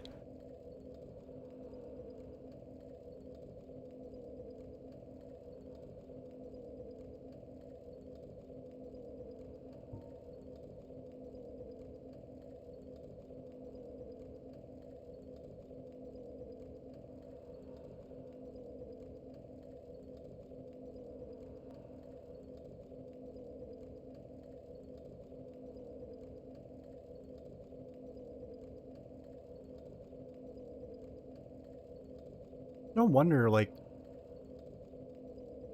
are people just like, dumb? Like, no wonder people think it's makes them the god's gift of fucking gaming, being good at this game. Like, half the Reddit results are like, I summoned Solaire, why won't he come with me to the boss? And like, they actually took the time to stop playing the game, get on Reddit, type out a post asking this question and articulate it. And whereas it would have taken like a fraction of a fraction of a fraction of that time, just hand their camera around in game and look behind them and see that he was aggroing enemies that they didn't kill, and then like to wonder why, and it's like, oh, maybe kill the thing.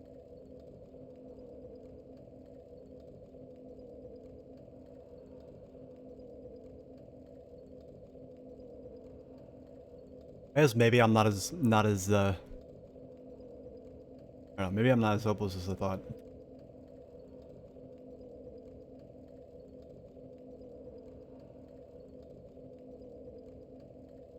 Wow, when this guy gets impaled by Ornstein, he only loses 1/3 of his health.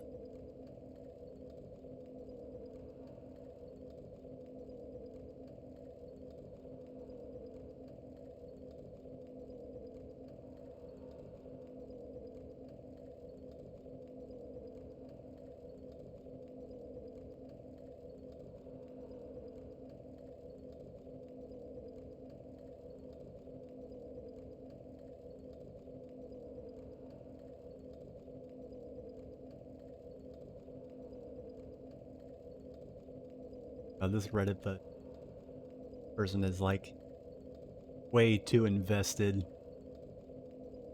in this boss fight on multiple levels.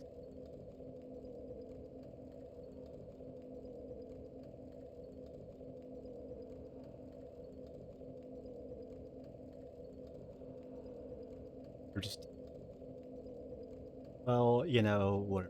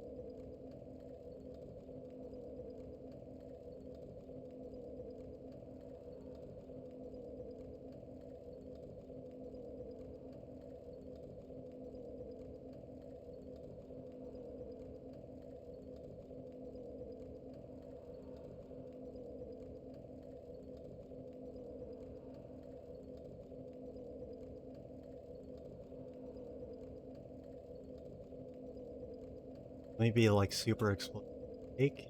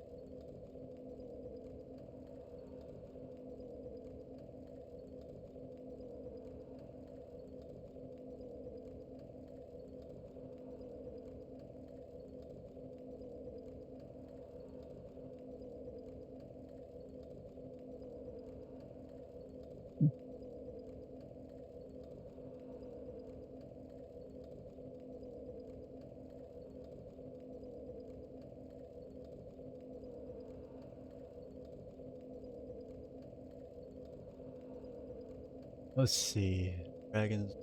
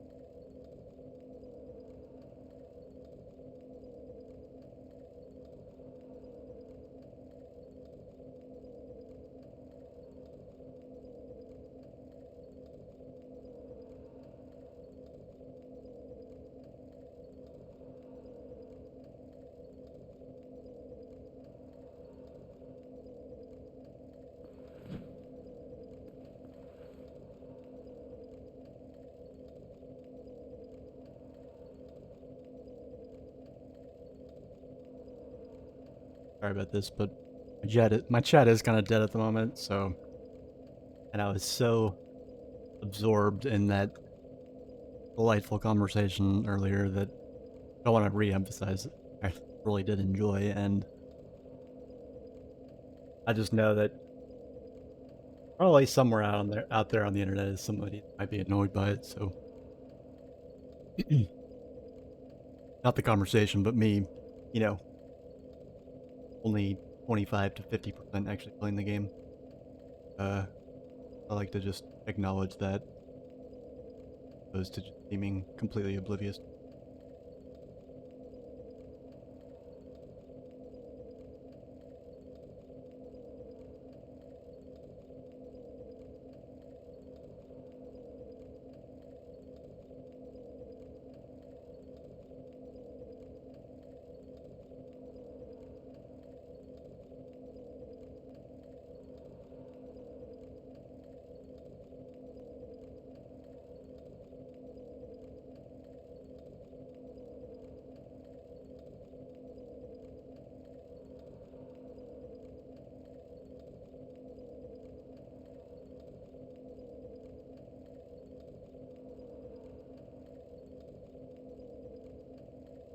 It causes bleed against smell is ideal.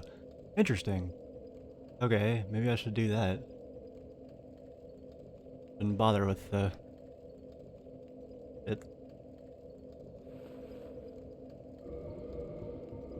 Let's see.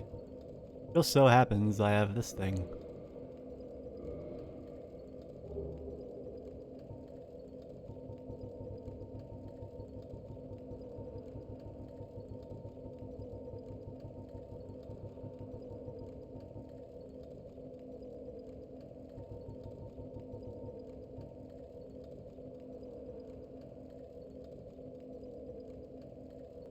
Did not realize that smell was weak to bleed. Not have guessed that.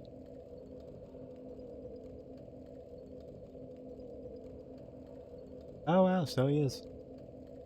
Fascinating. Alright, well I guess I need to use this.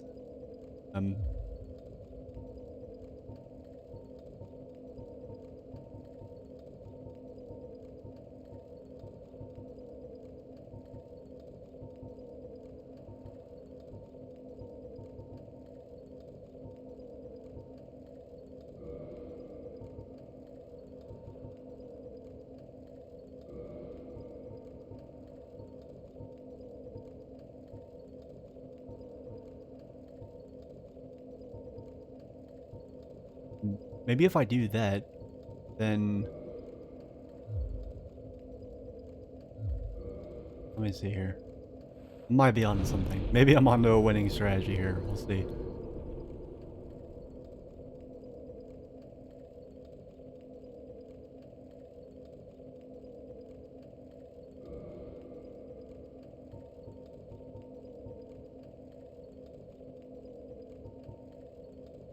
Or actually, maybe I'm not.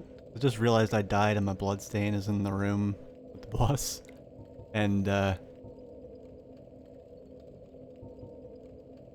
not close to the door either. And, I need all that humanity to summon Solaire again, so... I actually might be screwed. Fun fact. Yeah. Huh.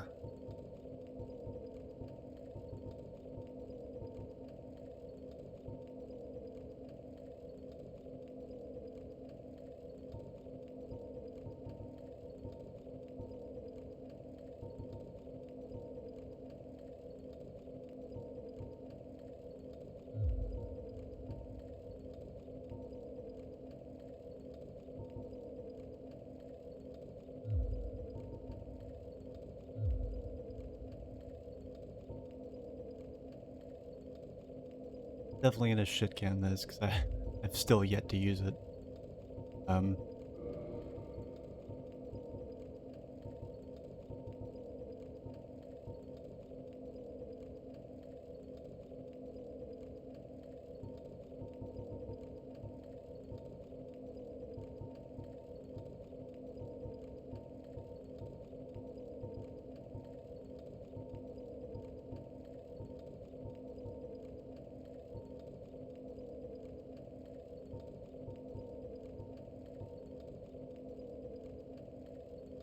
Anything else reduce lightning damage? Like, these things... There's so many, like, spells and sorceries that reduce magic damage. Any of them reduce... Chance... Anything else? And, I don't know.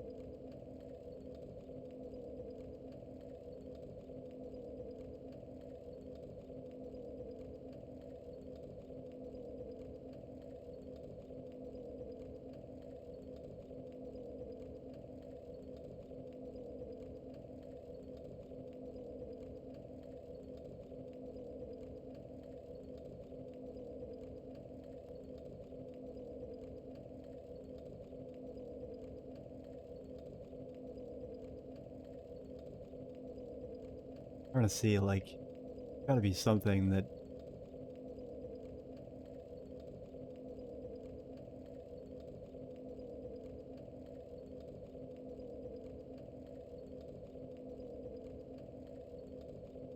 Bucks, it lasts like 15.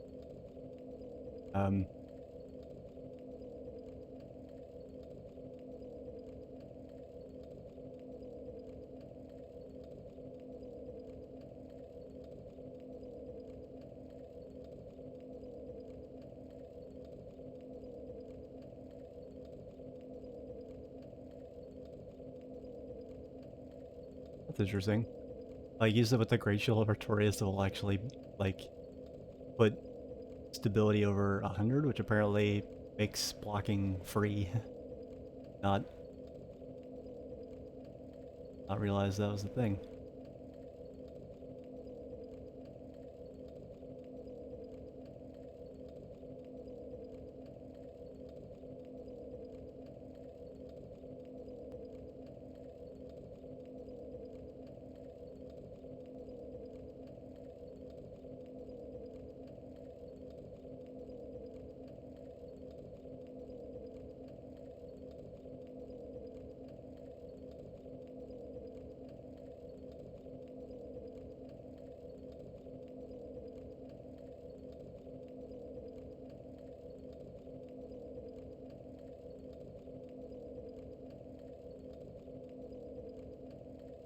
Alright, I'm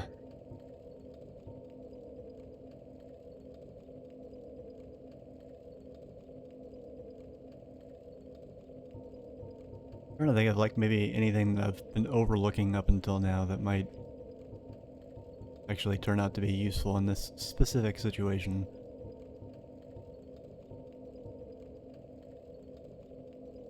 Uh,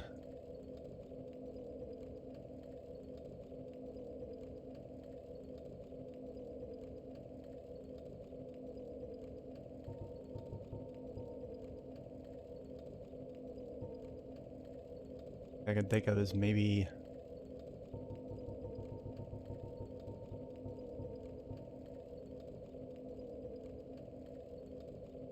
never tried this.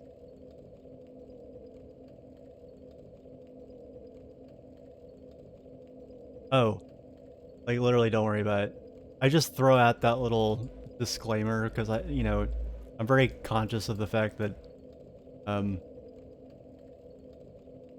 you know, I know, I feel very lucky to have never encountered one of these people. I know they exist. People that get like really, like, particularly, aggressively annoyed by streaming something whilst distracted in any way. But I like to make a little shout out just in case anybody's like really wanted to see me do something in the game. I'm just not getting to it because I'm so distracted. But in no way is it meant to be taken as some sort of passive aggressive, hey, shut up, stop talking to me so I can focus. Like, I'm the one streaming. I have full control over like how much attention I choose to pay to chat. I do have self-control.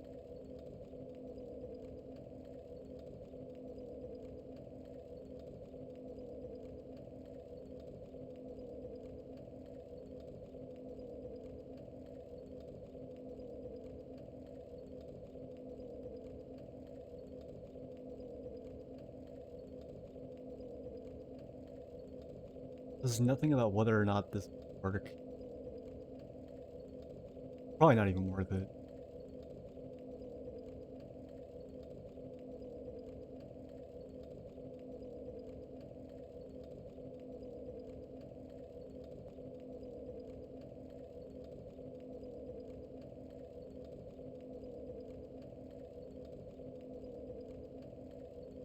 Oh, it's gonna...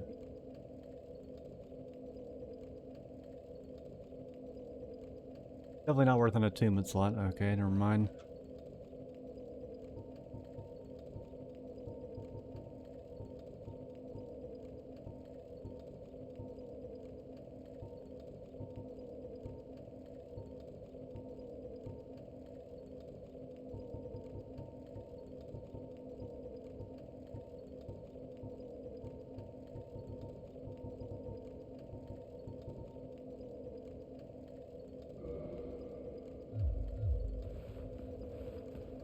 How quick this cat.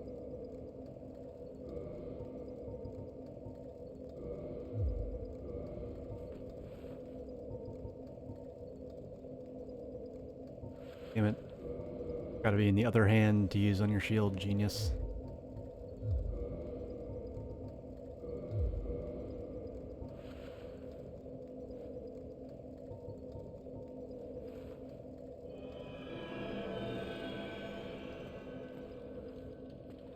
pretty fast, I guess.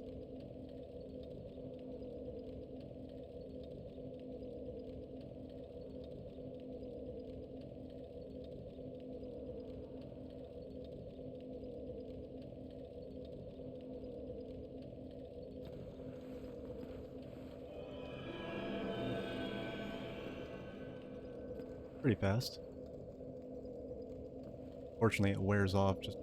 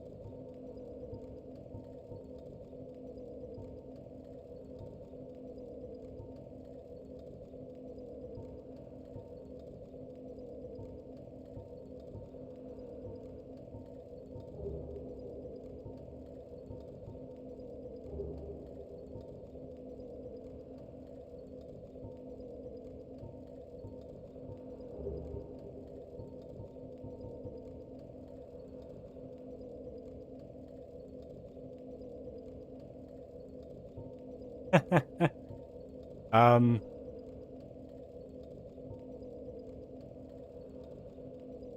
How many streams are left on the playlist? Also, like, did I actually mention the exact date in the stream?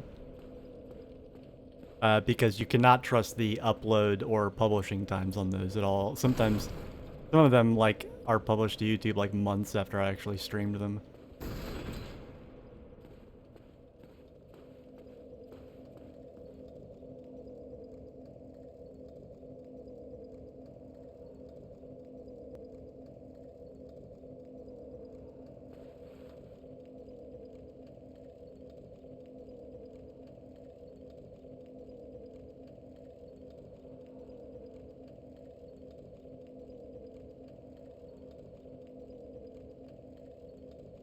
I mean,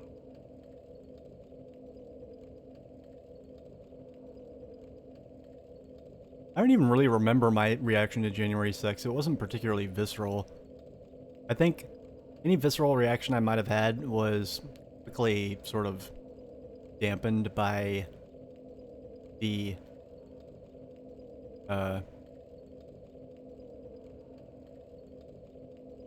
shock and dismay displayed by people significantly older than me. By which I mean basically boomers and I guess maybe older Gen Xers. Just, you know, shaking their heads, and some of them were actually scared and I can't believe this is happening, and this, like, god damn. You, like, I don't know what country you grew up in, but it ain't the one I grew up in. In retrospect, I couldn't have told you this at the time, but in retrospect, I can say that my reaction to January 6th was, I mean, yeah, they would, wouldn't they? Like, in quotes, that exactly. Like, I mean, yeah, of course, what, I mean...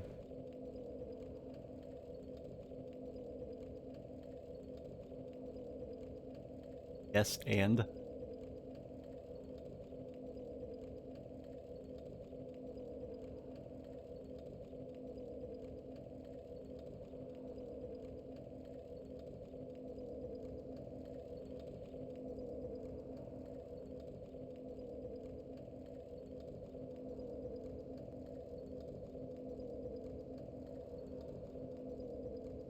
Yeah, the Let's Plays are... Like, when I say Let's Play, I'm referring to something that I did before I started streaming on Twitch that was, like, episodic, not done live, and, like, pre-recorded, edited, and then uploaded. And I quickly... Well, not quickly, but I burned out on that about... I don't know, I want to say, like, 3 years ago? Probably a little bit more now. I went to Twitch and, like, just instantly, like, it was easier to, like, you know, be some degree of, like,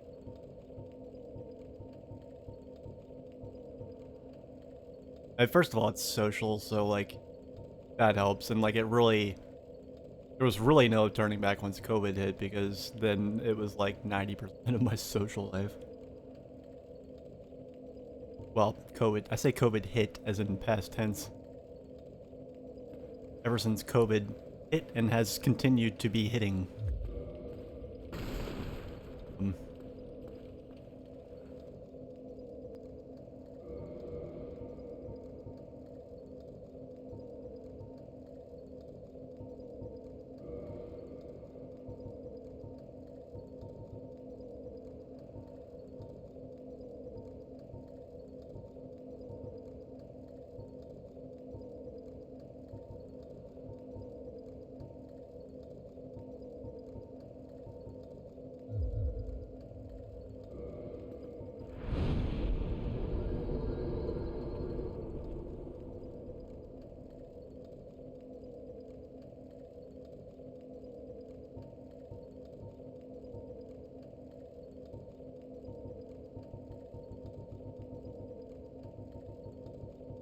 That?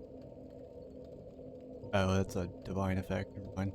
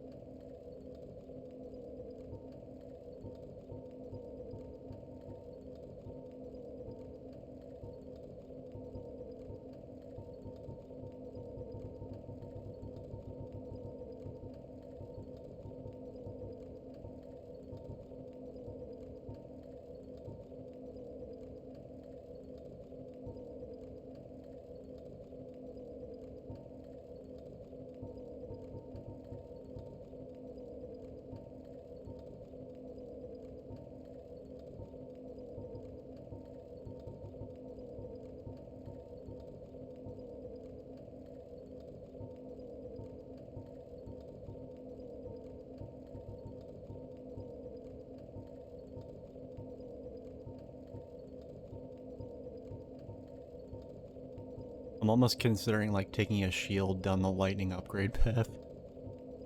If it helps, like, at all. I probably won't, but... The nerfs isn't so bad, but...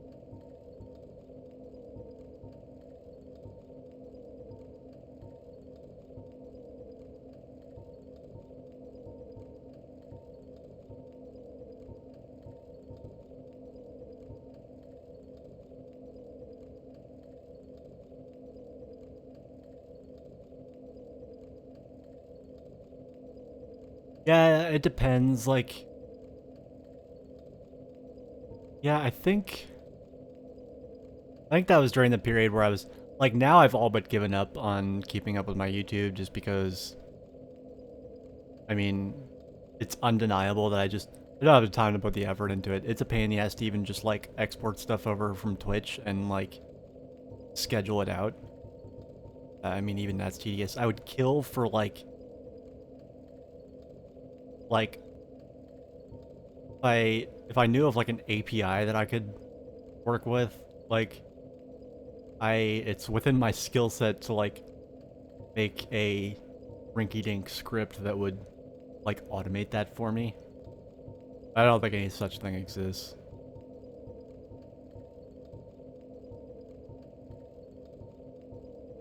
If it does, it's probably not something supported or endorsed by YouTube and or Google, and therefore it's probably extremely cumbersome and difficult to implement.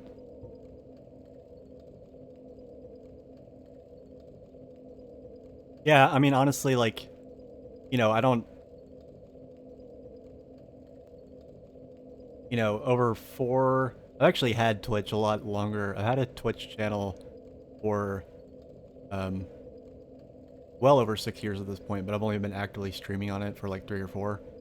And I've done, like, I made like affiliate after a year of like actively streaming, and after that it just kind of like levels out or whatever. But I have made like, I think in 4 years, I think I've made like maybe $200. And that is, you know, as much as it disgusts me to think that in some way, shape, or form one could argue that that was paid to me by the granddaddy of all guillotine bait, Jeff Bezos. I mean, at least I got some, you know, at least I got a month's worth of, well, month's worth of grocery money. That's funny.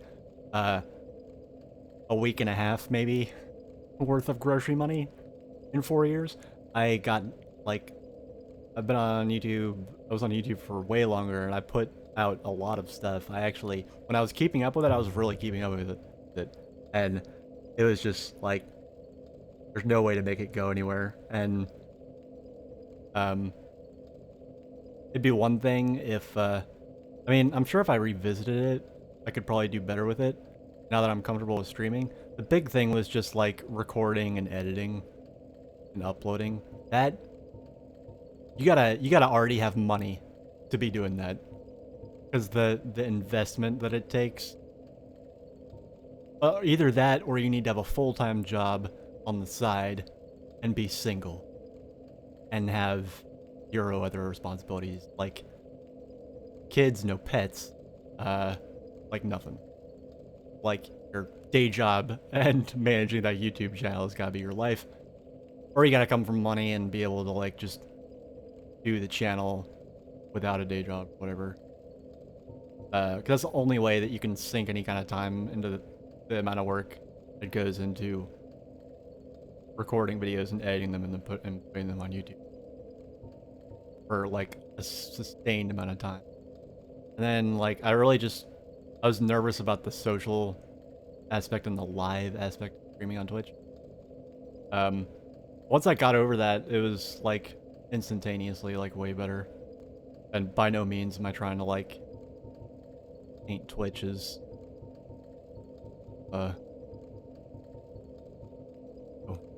creative platform utopia. It is thus far the only one that has ever, you know, given me some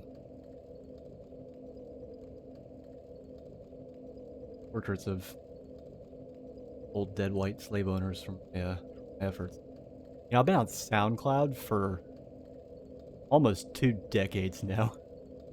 I've uploaded probably close to, God, I don't even know how long. Probably close to definitely several weeks, maybe several months, end to end of content on that platform. And not a penny.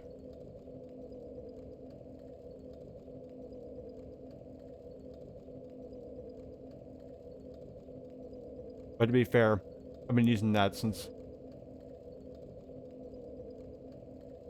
my late teens, early 20s, before I had any like care for whether or not something was going to come out of it. I still don't really have a care for whether something comes out of it, but by the time I did have any care, I had already uploaded so much crap on there that I was just like, oh, whatever, I'll just keep.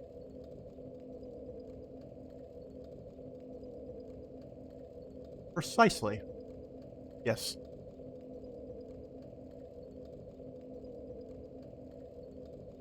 You brush your teeth afterward.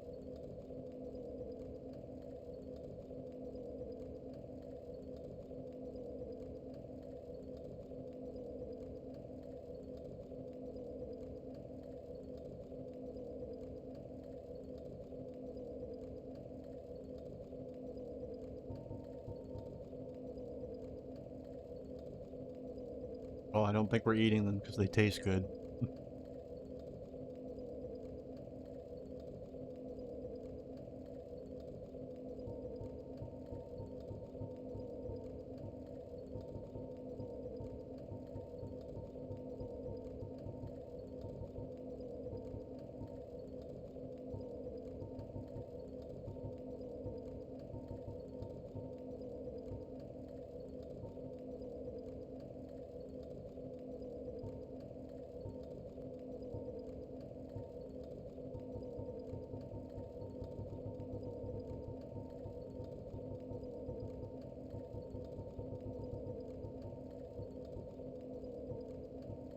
Like for most other fights, if I got really desperate, I could just put on this entire set. This set blows so many others out of the water. It's kind of feels a little overpowered.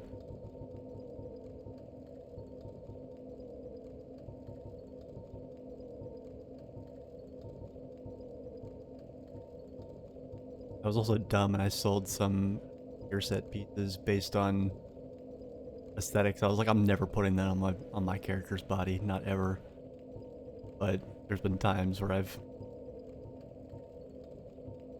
desperately looked back on such thoughts and said, oh god, maybe I need to. And lo and behold, I no longer have those gear pieces.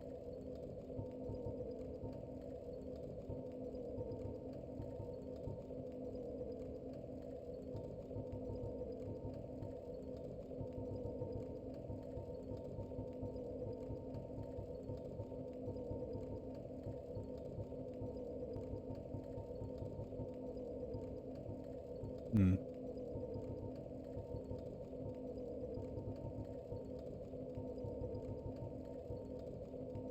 Oh shit, does the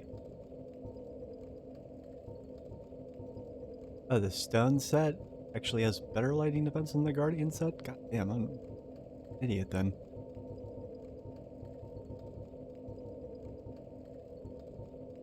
By much, but probably every little bit counts.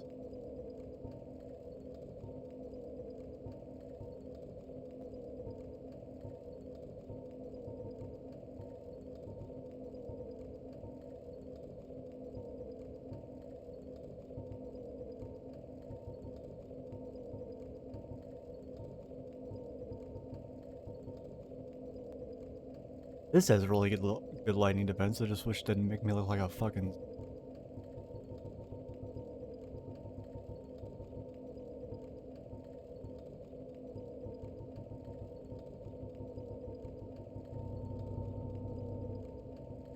See, I don't actually think anything tops stupid dingy set.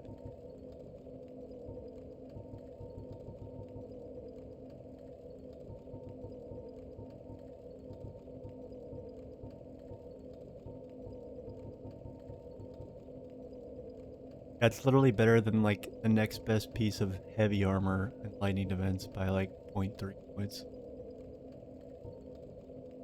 Crazy.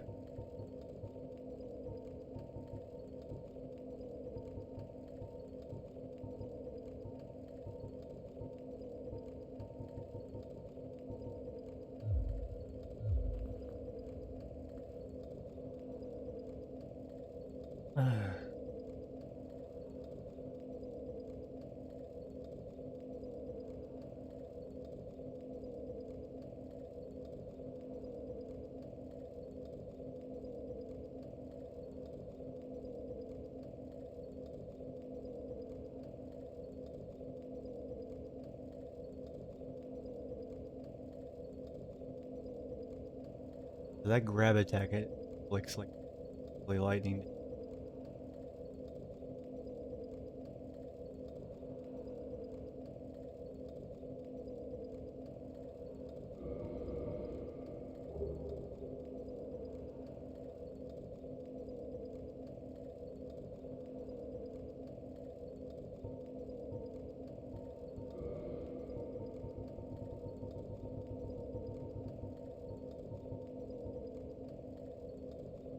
Okay, never mind. These are actually the same. Oh no, these differ in magic and flame defense, but not actually anything else. Got it. Okay, that's different then.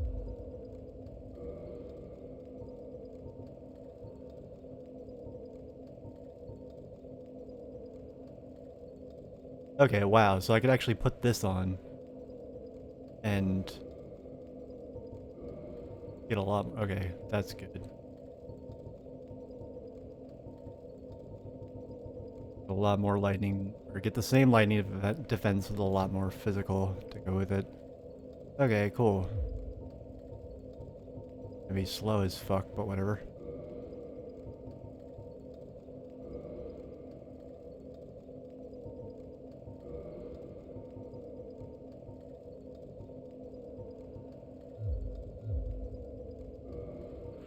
Let me guess, I can't, you know, the term, it augment this weapon either.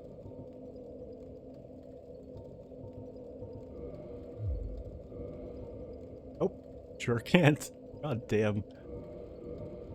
Like, anytime I'd want to augment a weapon with these resins, I never can.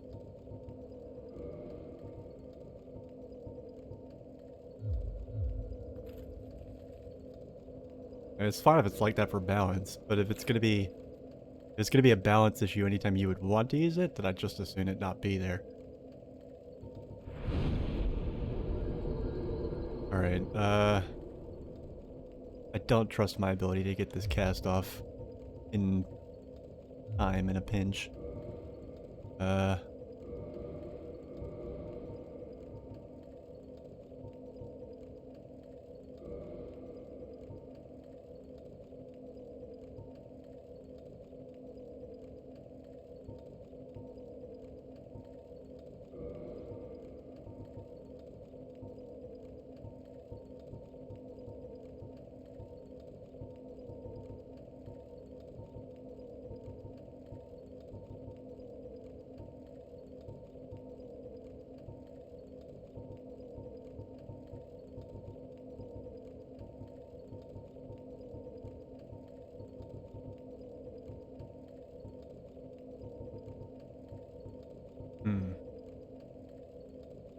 Torn between the Firestorm and Fire Whip.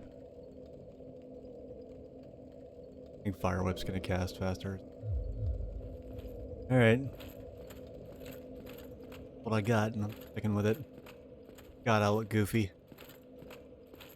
I normally only put on heavy armor out of desperation. Like, this is the only time I ever wear it. Like, when I literally just am out of ideas.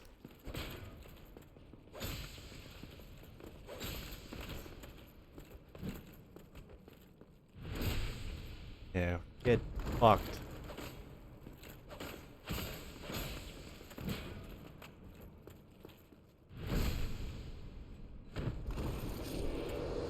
Like that scumbag.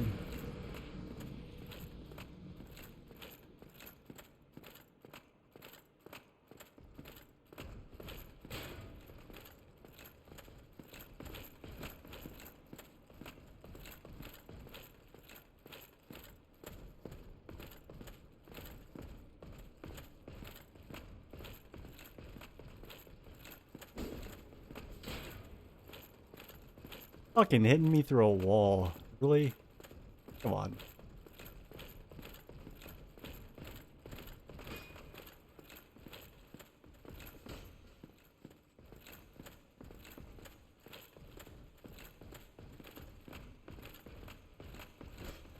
Dude, you know how far you are away from, like, where you live? Fucking A. Your aggro bubble is like a couple zip codes back that way.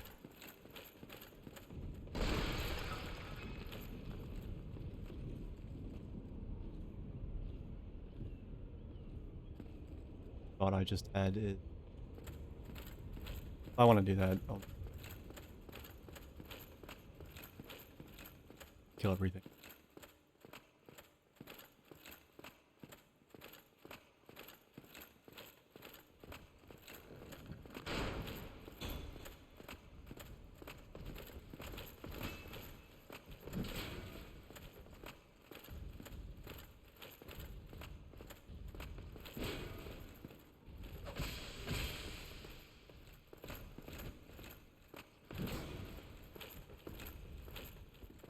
Now fuck you.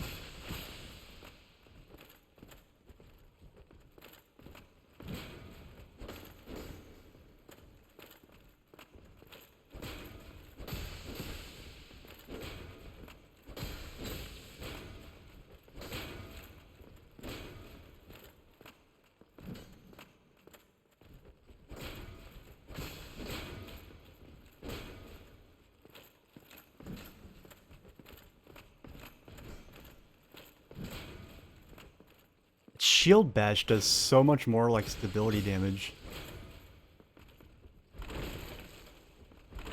Fuck.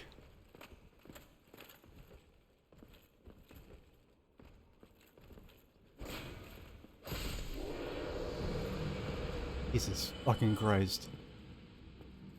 Okay. Meanwhile, I...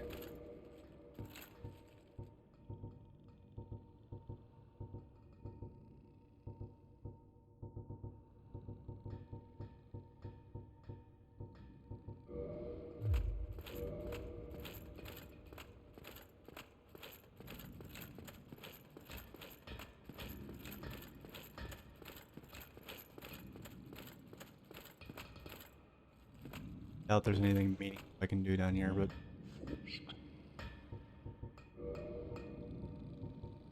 Feels like it's summon you for the boss, huh?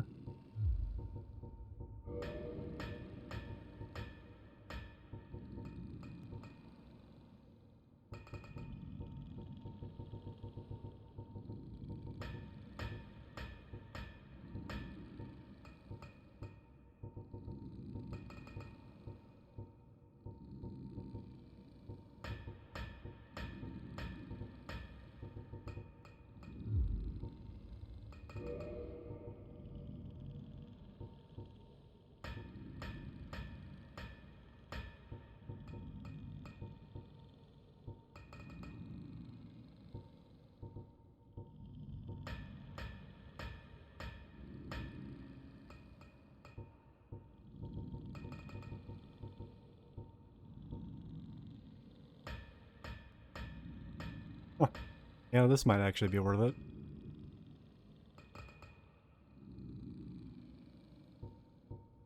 The war pick was my my main weapon for most of the initial playthrough. It's fun, it's different, it looks cool, it does decent damage. Had like okay scaling, but also not like over reliant on. I liked it so much that at the end of the game, when I had like a shit ton of chunks that I'd farmed to spare, I actually made a war pick and upgraded it within 5 levels of max for every single upgrade path.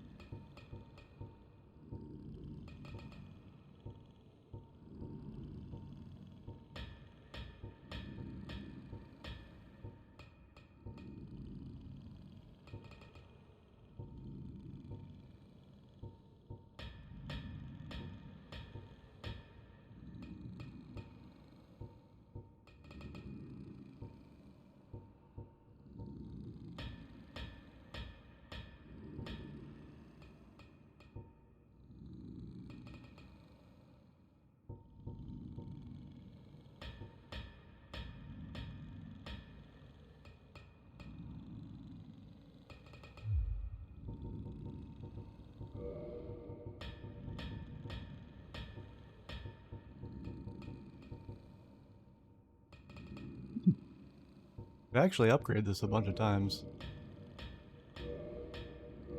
Why not?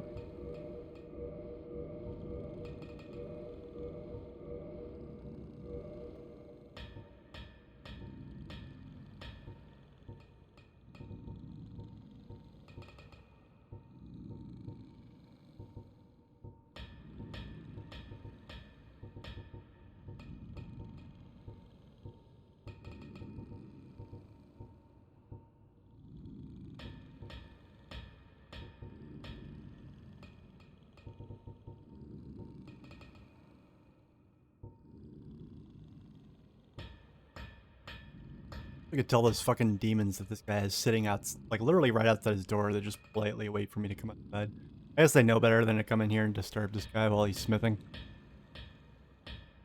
But, like, I do wish I could tell them to stop fucking purring or whatever the fuck it is they're doing out there. It sounds like really, like, deep, sort of menacing purring.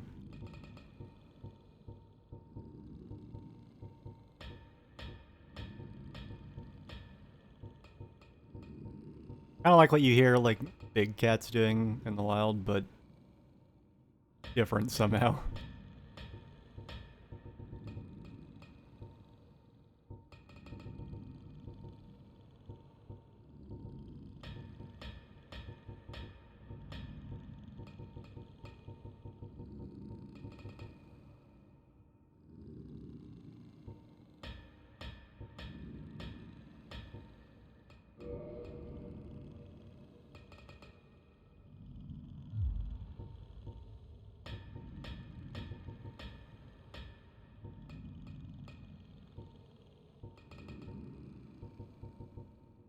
Oh, the Warpick I already upgraded. Okay,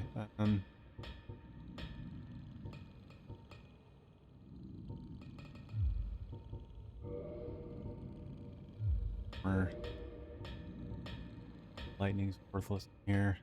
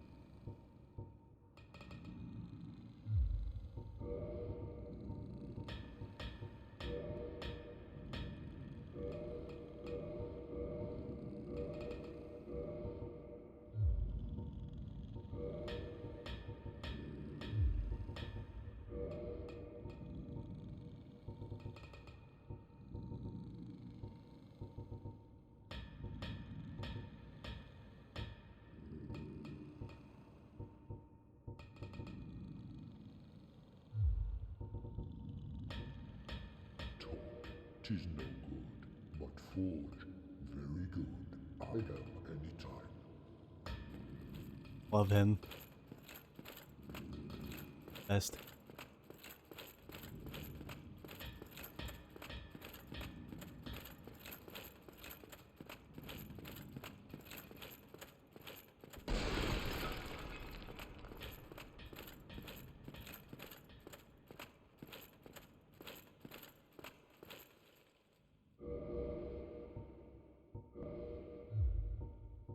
Um,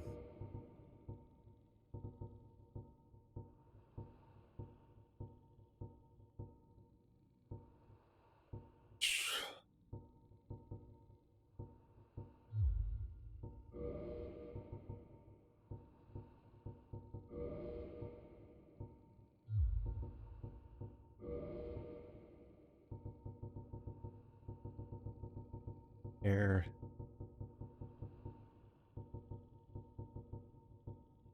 Warpick.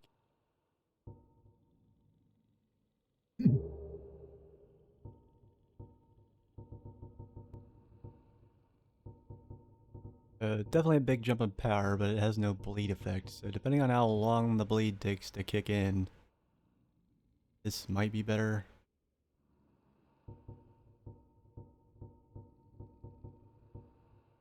Actually, it probably won't be, because daggers can outland hits and build up the bleed faster.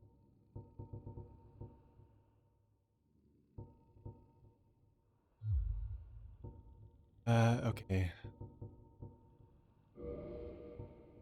Focus.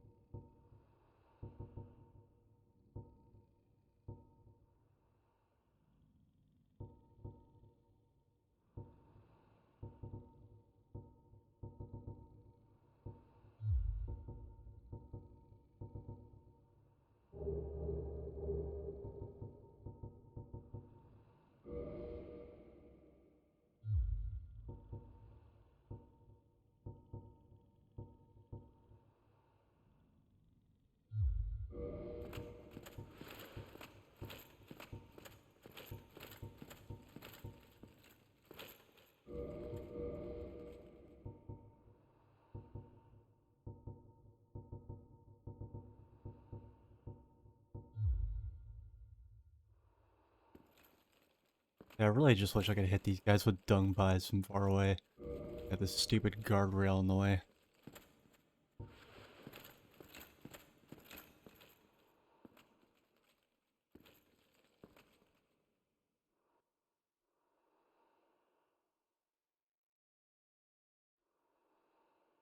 The second thought, I could just make a run for it.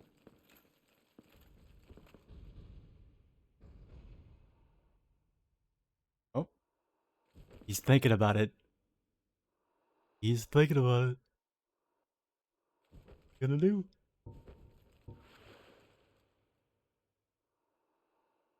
I do need to at least kill that guy if I want to have any semblance of my way in.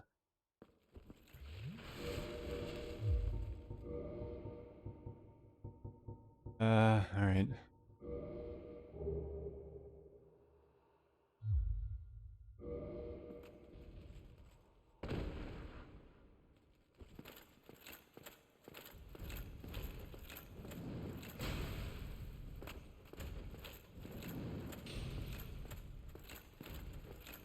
Here, big guy. Away from your backup down there.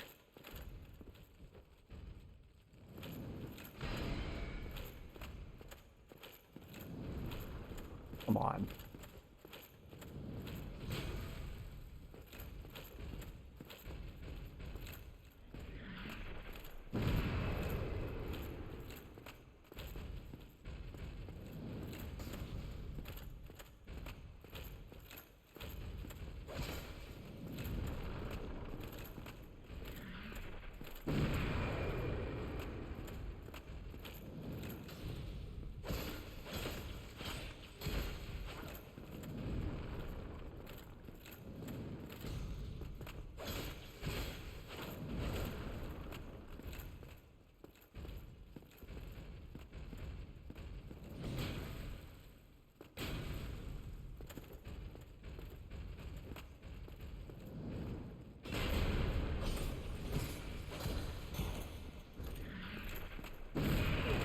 Ow.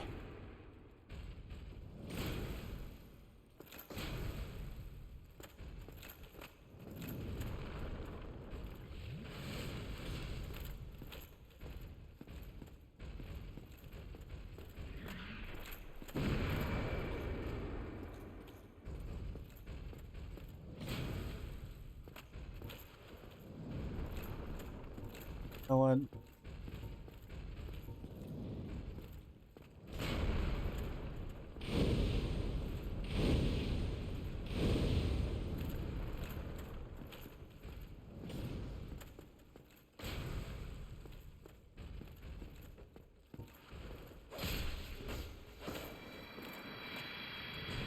Amazing. Alright.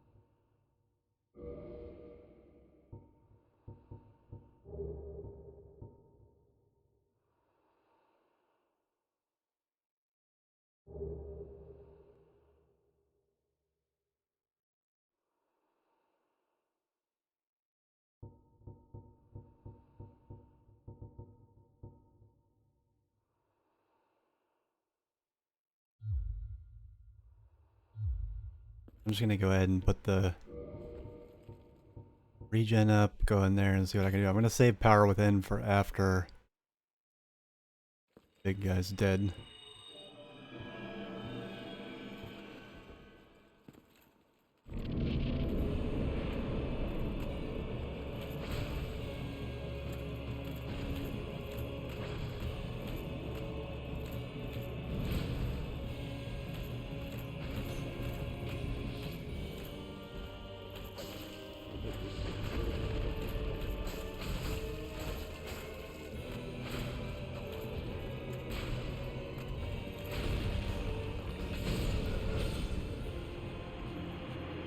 Wow. Oh, dude, I'm actually boned now. Like I have no humanity, and I feel like I was like relying on that for the stat boost. I just lost all my humanity, all gone.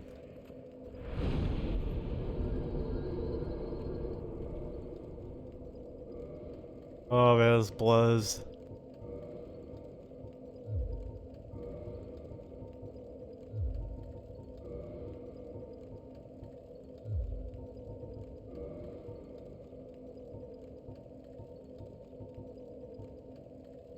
Seriously, that's a lot of humanity I burned through. God damn it. I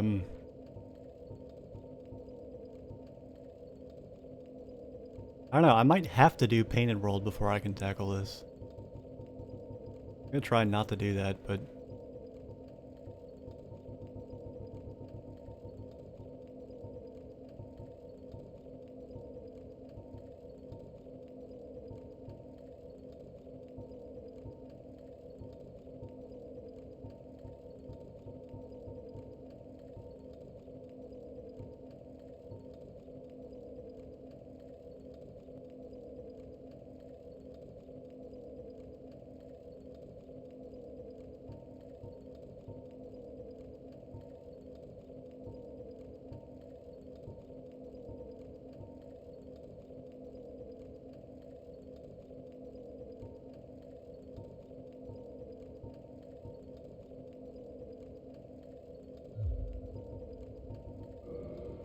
And since I have nothing to lose now, maybe I can...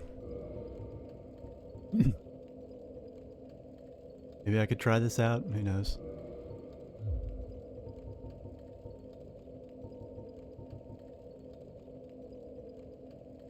Maybe it'll work.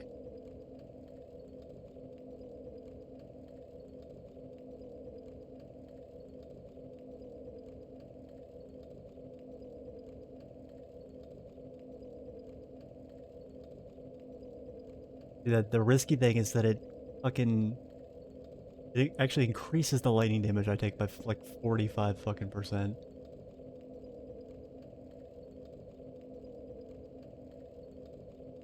So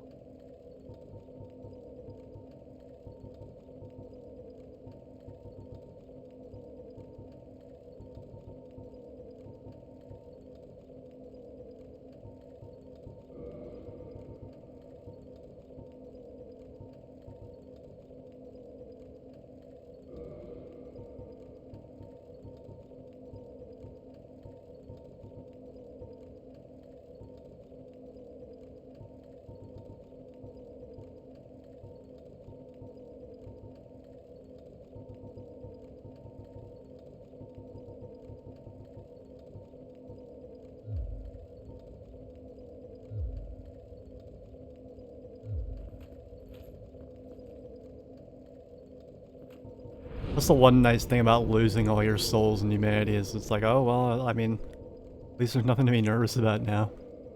Like in a way, it's almost a relief.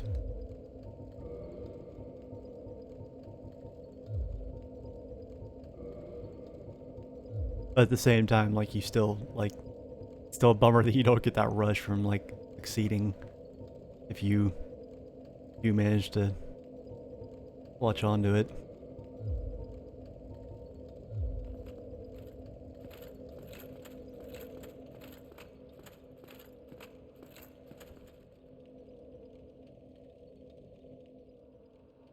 I really wish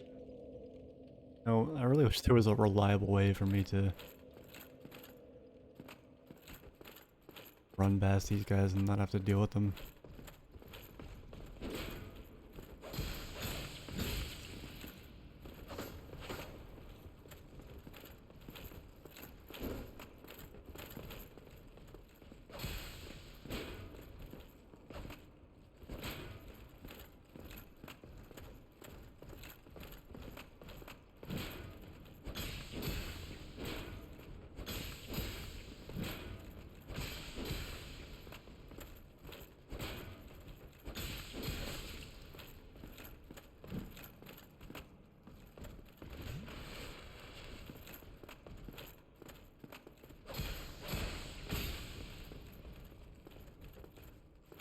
I guess these guys are immune to bleed.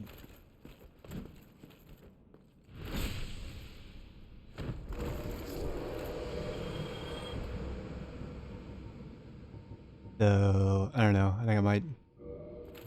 Maybe I'll use the war pick for this.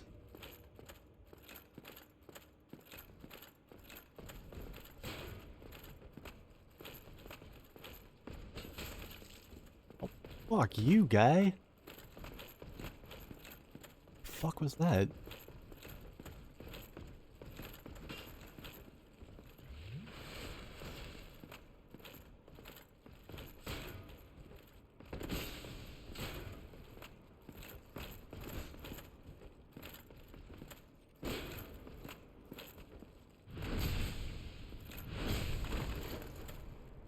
Really? Damn. Alright. Yeah, that war pick is not doing it for me.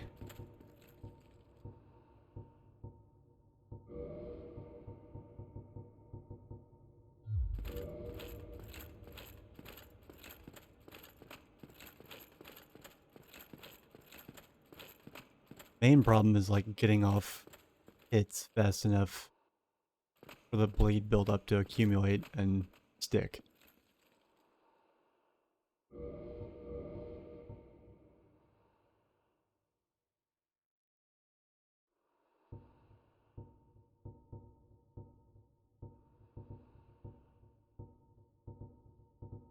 This is my main issue though, is that this part just takes too long.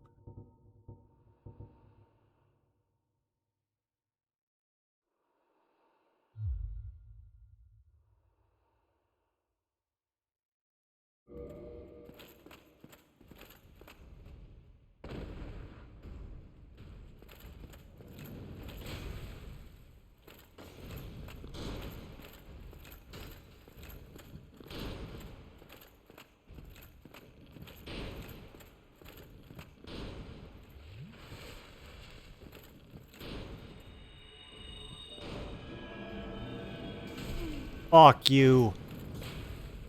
God damn it, I was really hoping that would not happen.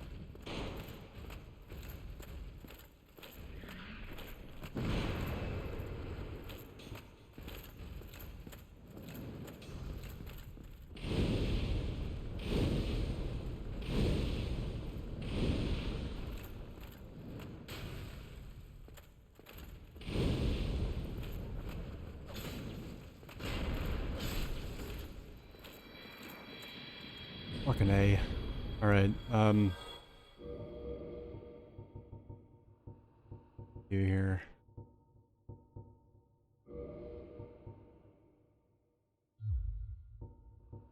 Honestly, I'm wondering if I shouldn't just go back to the previous strategy of just...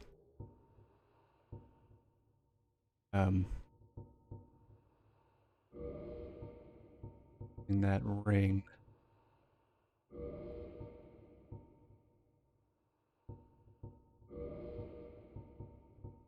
I'm just gonna try a bunch of stuff, like, with every attempt.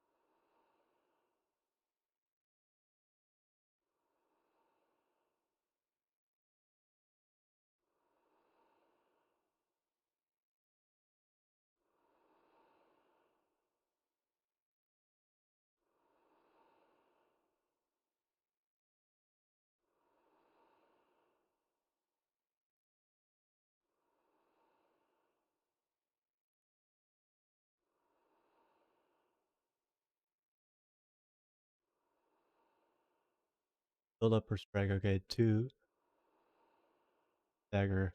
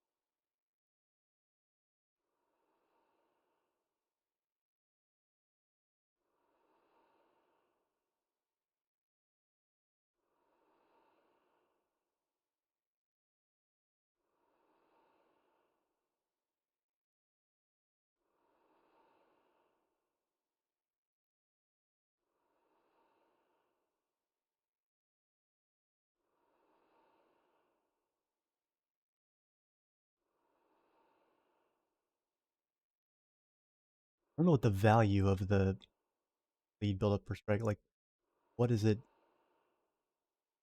What does that value have to hit for the effect to go off? I don't understand. Or if it's possible to know that, I guess, like, against bosses or enemies.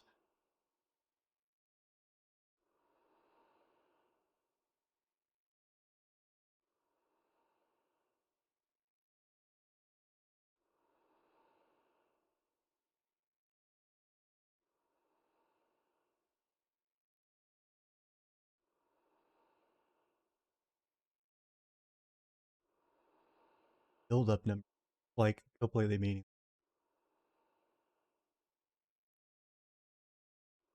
Lanes do.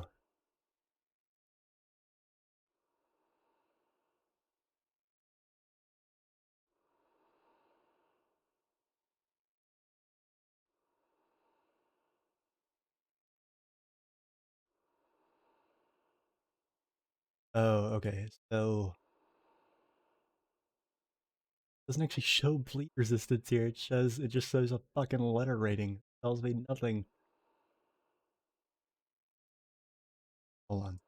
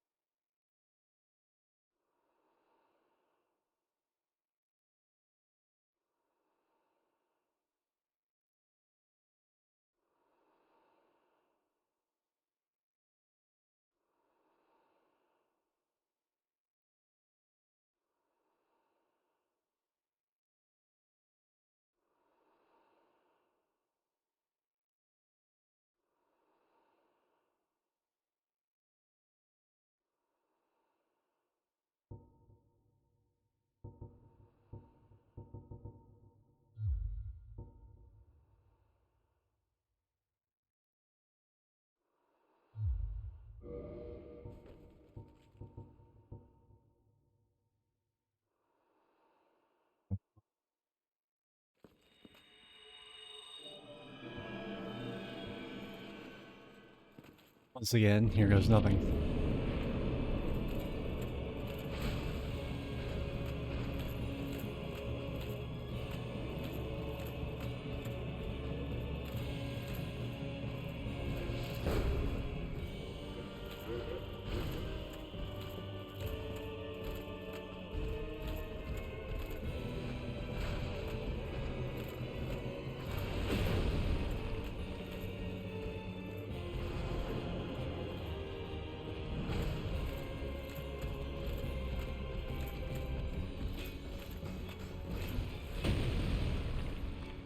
Fuck.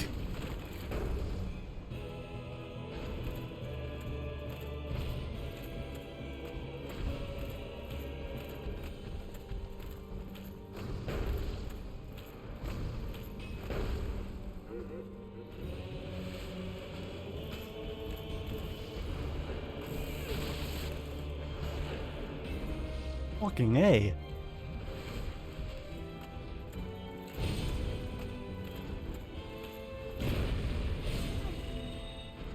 God damn it.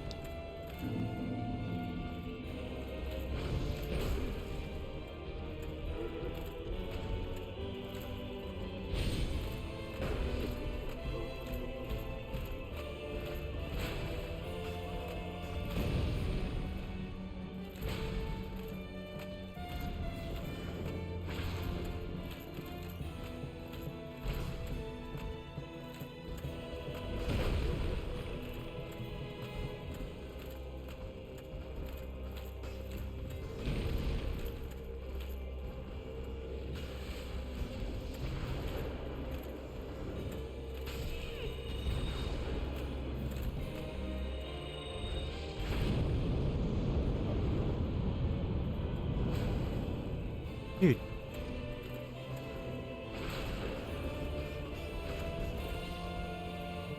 Okay, so that almost did worthwhile damage to Smell.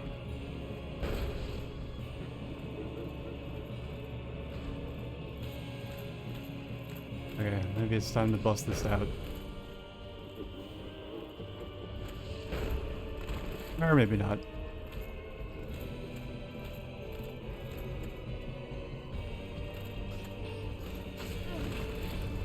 Dude, fuck off.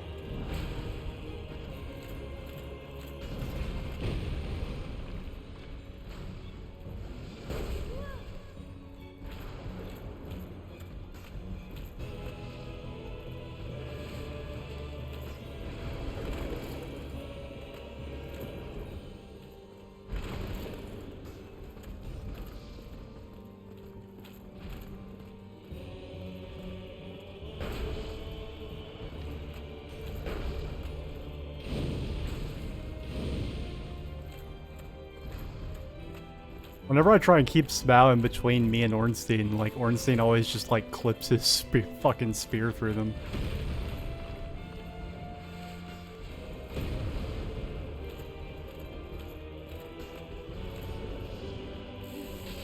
Ow.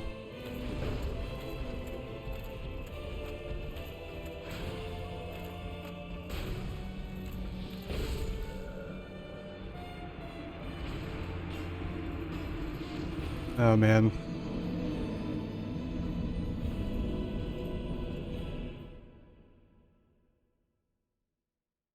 I spent like half the stream. Oh, I mean, I was pretty distracted, but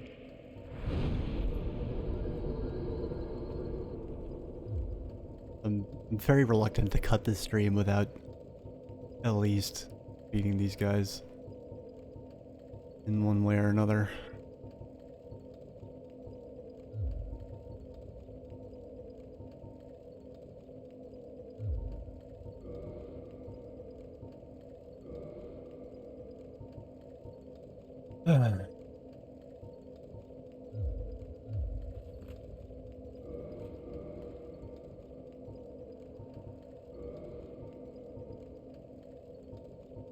That lightning damage was awful that time around, though. I don't think I can afford to take this off. I want to power up, I'm gonna have to use power within.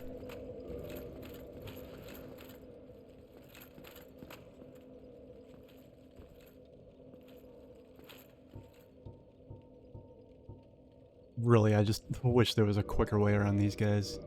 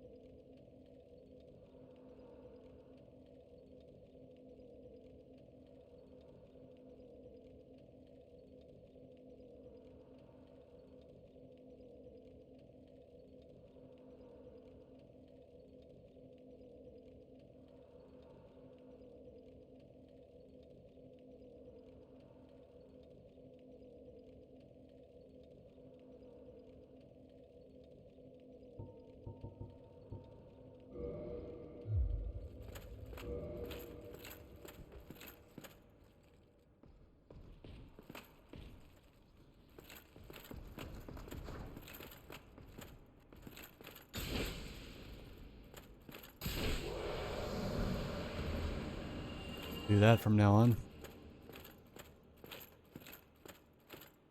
Fortunately, this guy has a spear, so he might be more difficult.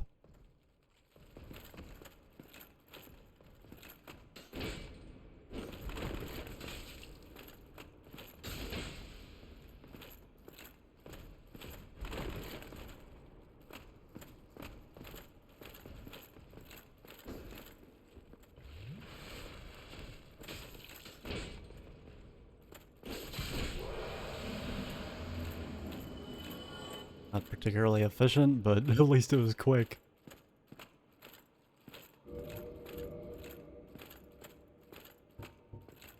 Uh...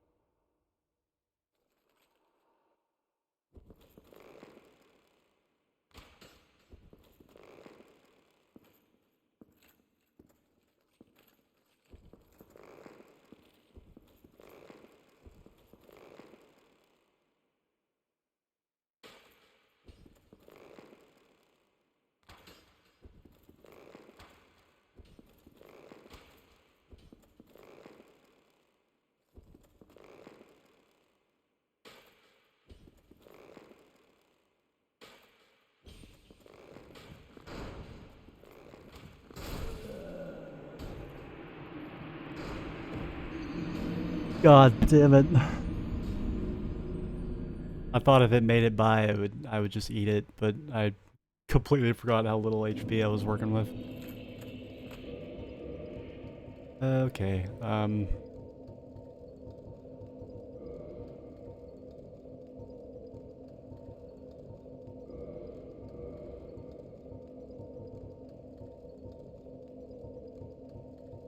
just getting lazy at this point.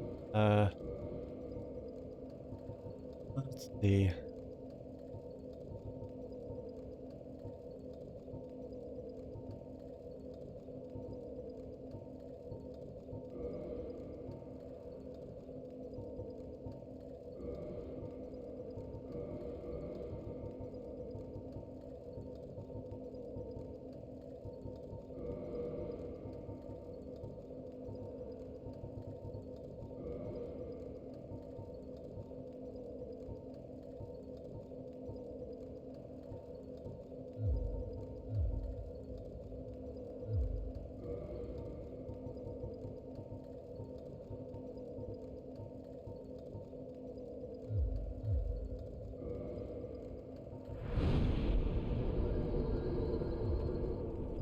Yeah, I don't even think that replenishment spell is proving to be that useful, being honest. Literally anything else, what could I do?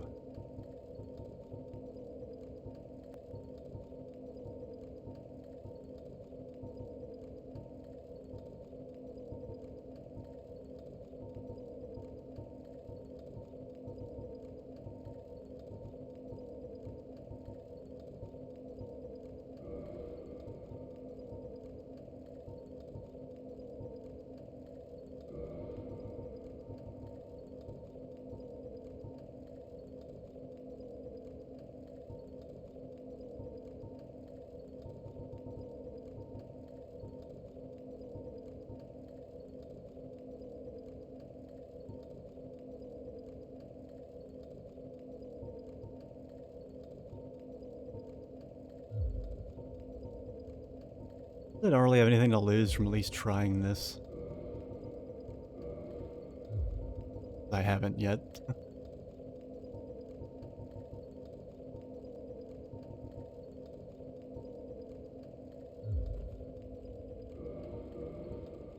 This sucks. I'm like extra squishy now.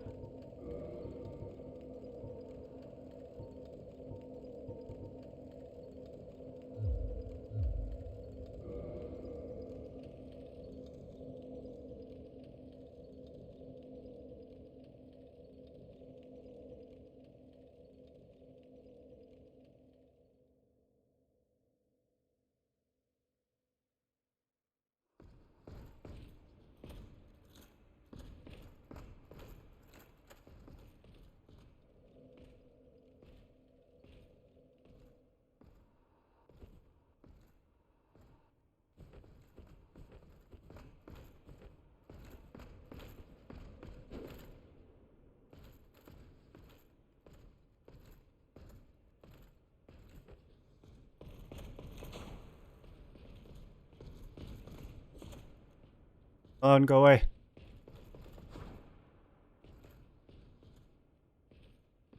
You were imagining things. Nobody's here.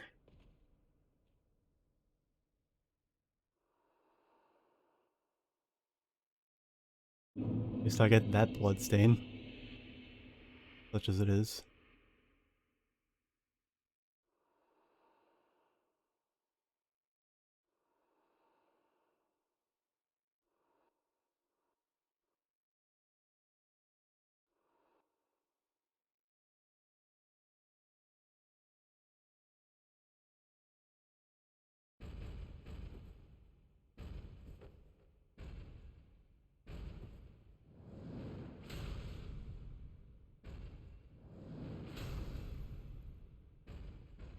Yikes.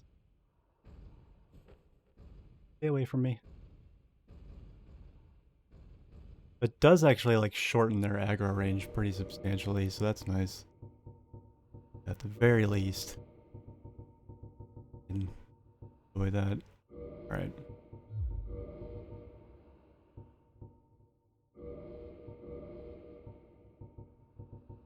If I can remember everything I was using,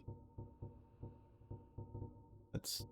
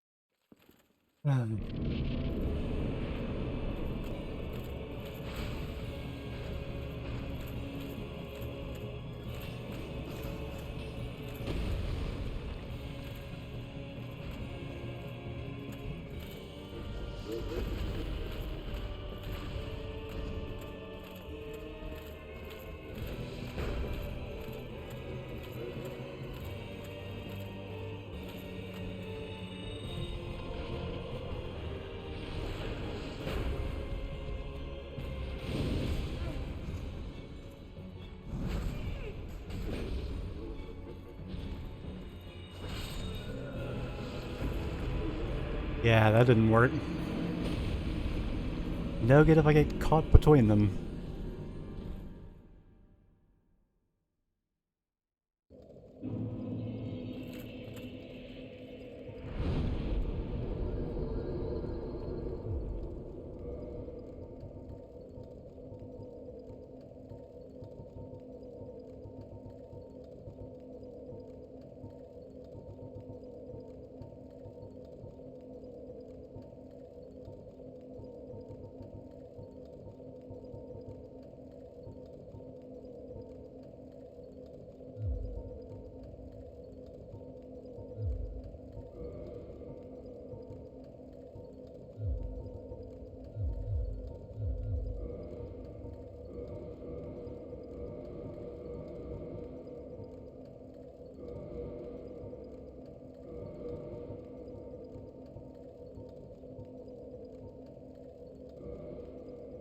Oh, I have 2 of those? Holy shit.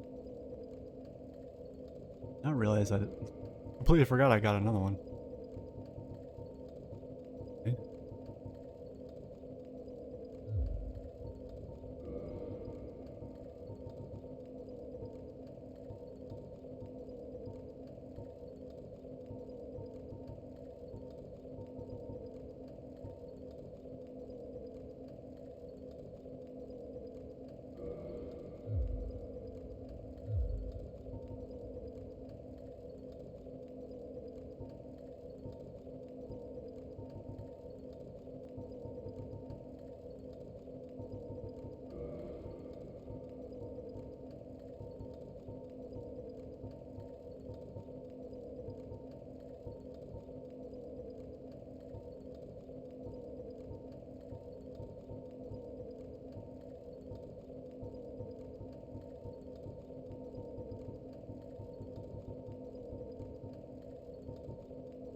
Gotta be something.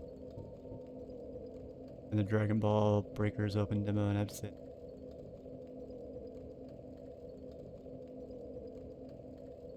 I never got into Dragon Ball, so I actually have no idea what you're talking about. I know I was the rare kid in the 90s who like didn't really get that into anime.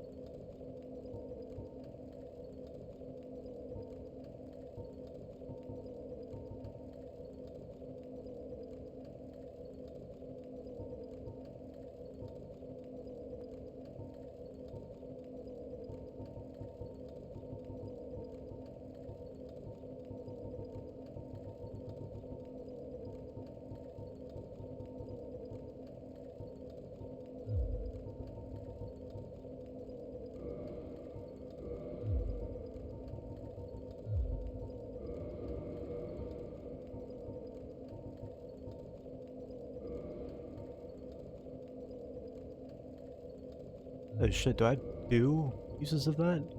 Completely. Oh wow, okay. That's actually a little better.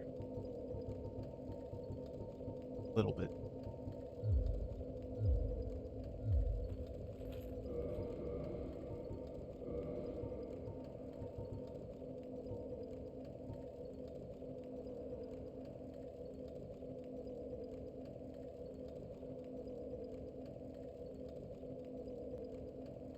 This stacks with power with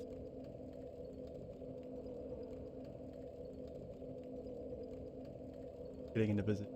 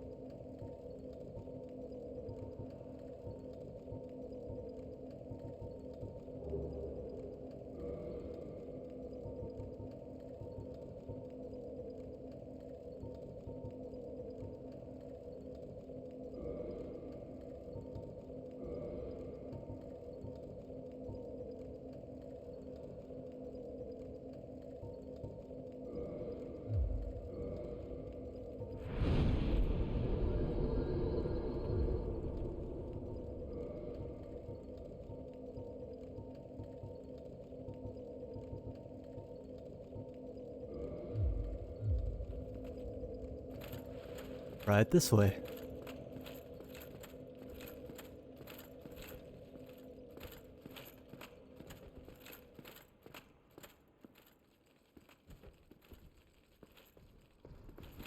Ah, neat. Actually,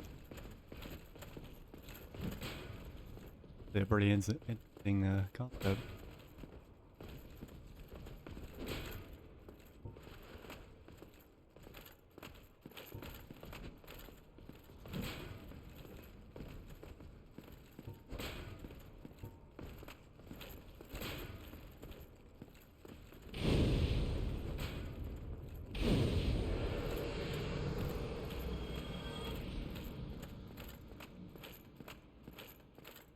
Let me just see if I can dance around this guy.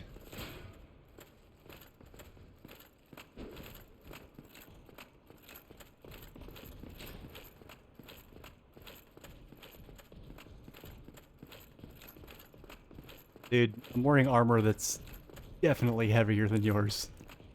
Keep up.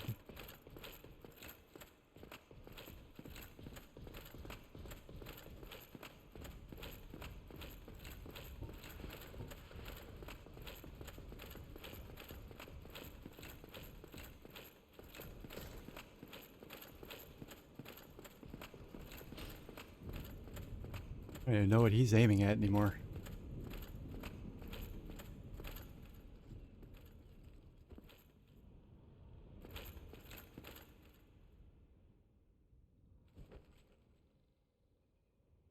The only problem is...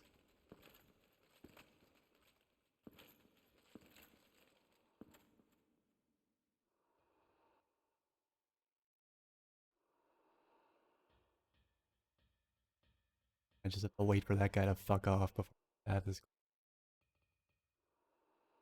Look at that strut when he walks. He's just like kind of sauntering back to his little point there.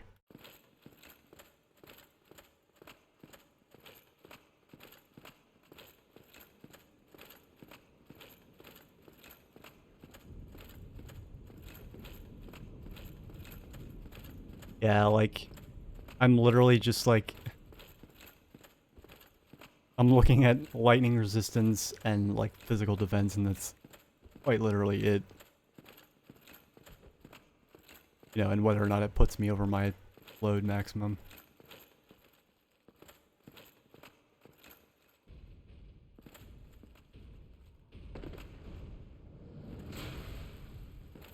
Let's try. Let's try, fuckface.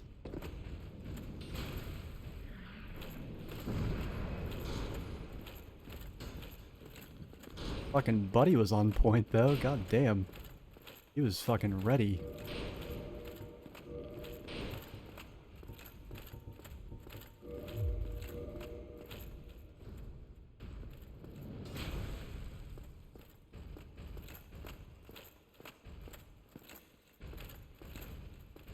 Oh, alright.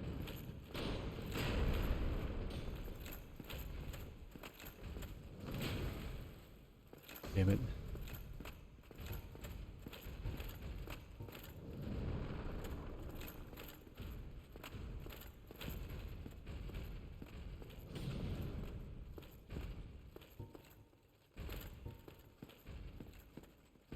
Come on, dude.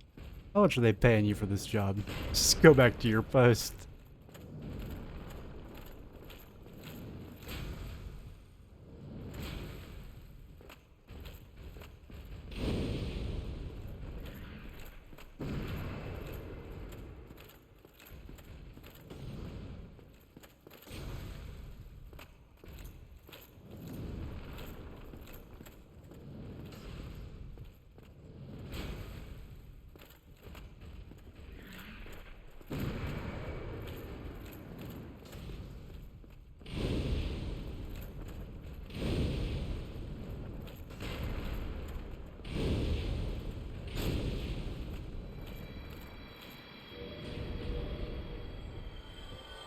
Hope I don't really need combustion, right?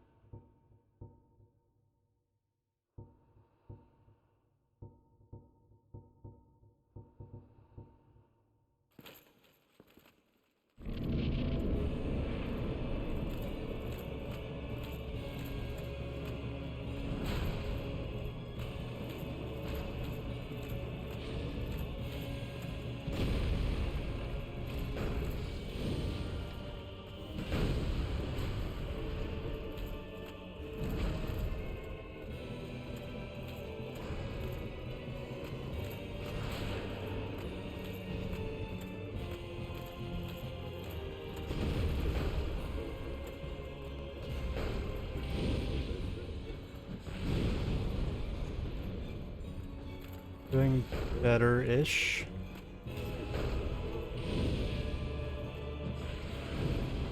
Damn it.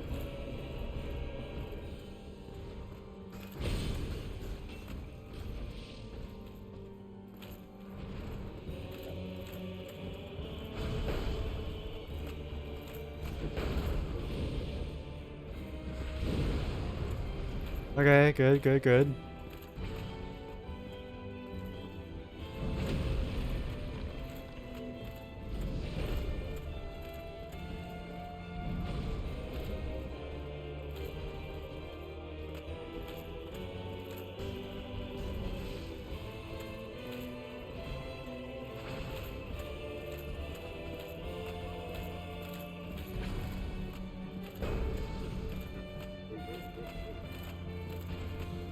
Fuck!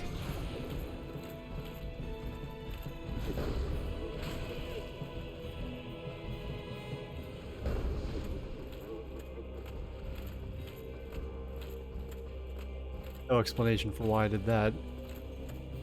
Just fat fingered the all-fan switch.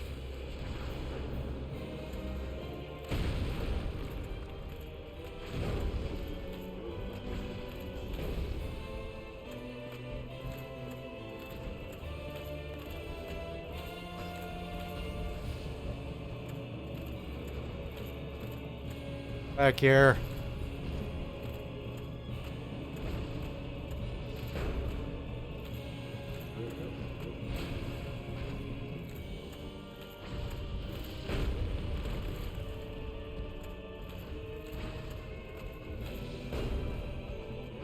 Ow.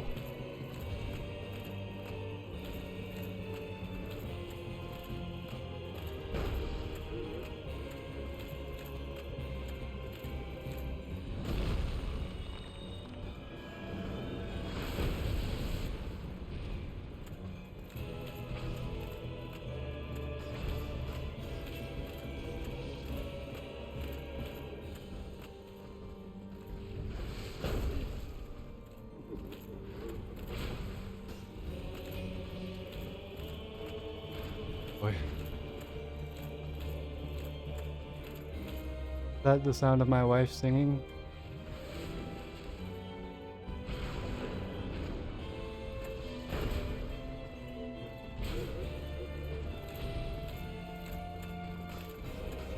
Ah!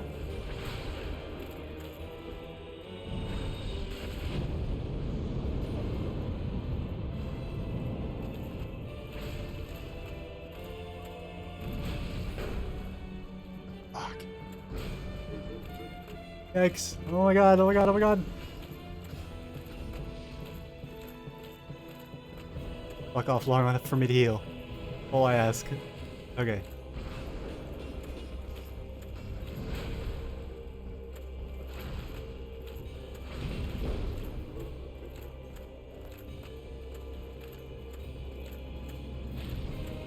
Ah. Got me in the back.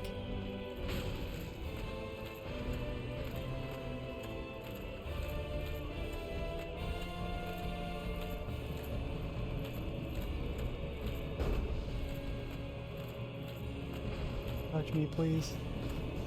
No, no, no, not you. Not you. No, I'm sorry.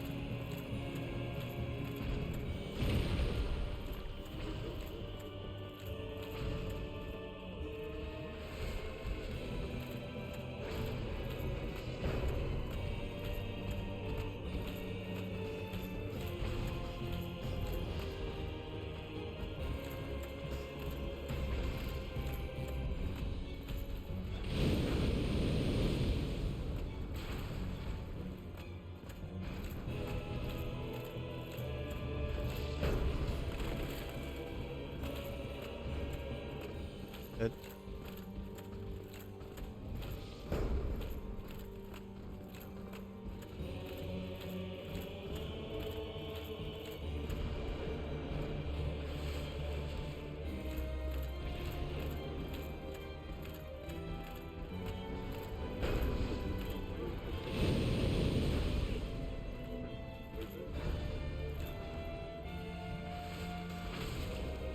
Fuck.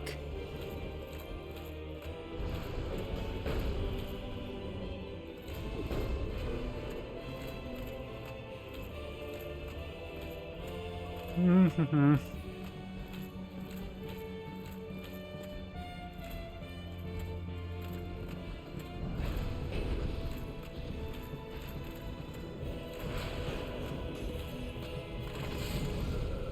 God damn it. Oh man, I was done so well.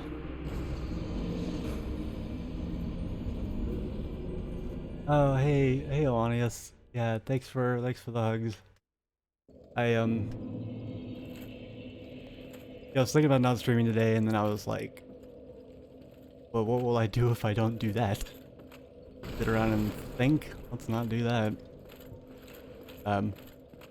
It's actually been a pretty chill stream. Somebody came in from earlier. They might still be lurking. They've been here pretty much the entire time. From my YouTube channel of all places, and like nerded out with me for several hours about Valkyrie profile and Nier, this game, tactical RPG, and even Final Fantasy XIV.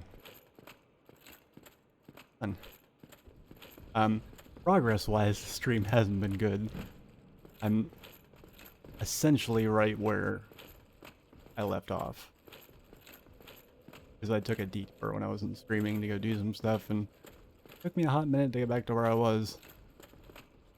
Now I'm trying to beat the bosses here in the opposite order that I did before, so that I can get this spear, and my attempts have cost me like probably close to, I don't know, definitely at least 200,000 souls and 30 humanity. I now have no humanity, and I can't summon or use the thing, so I gotta do things the old-fashioned way.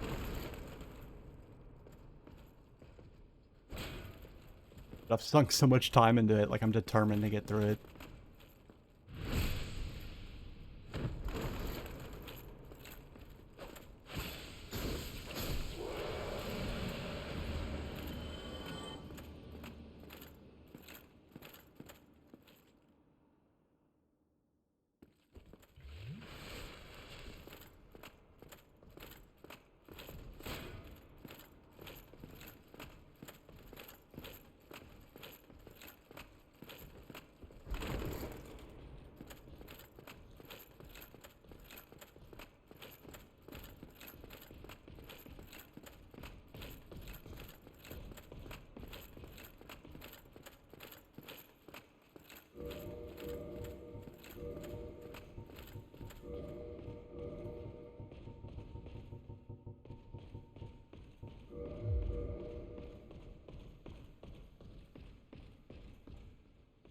Leave me alone.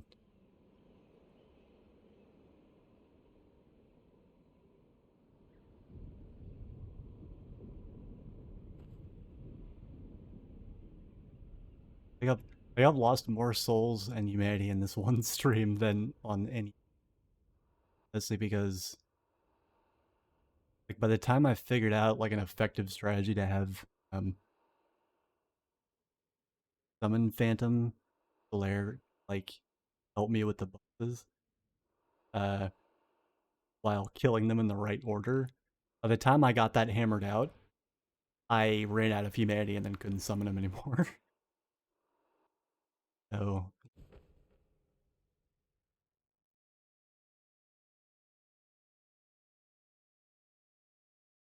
that last attempt.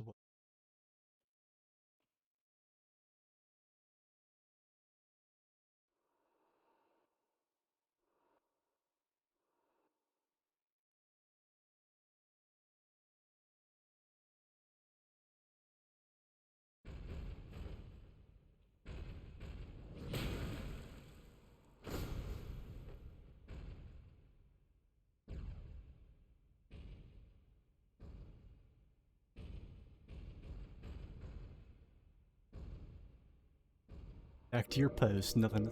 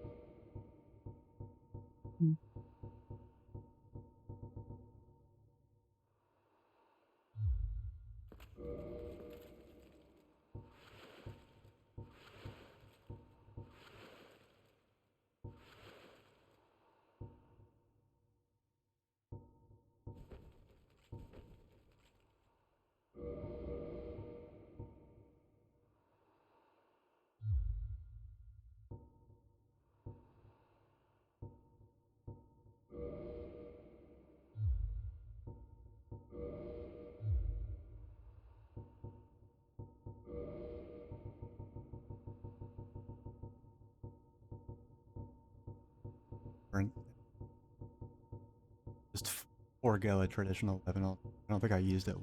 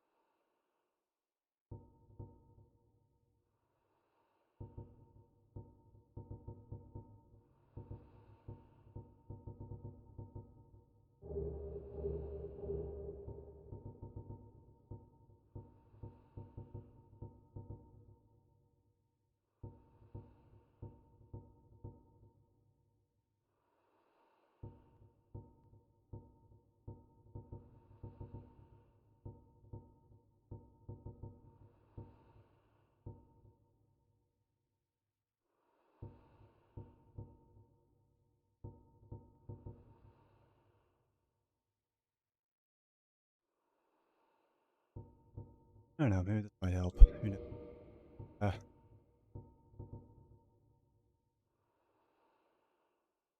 I fat fingered away from my shield so many times that fight and was trying to shield myself with a little fucking voodoo doll or whatever these talismans are.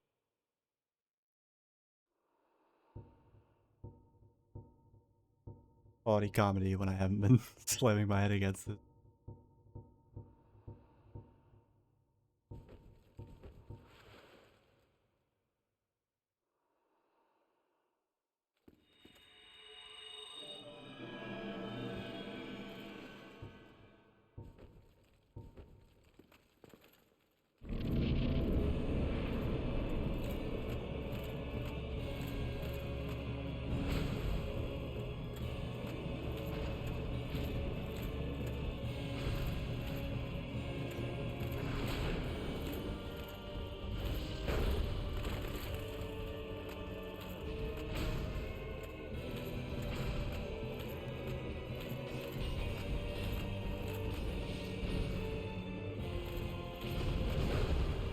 Wow.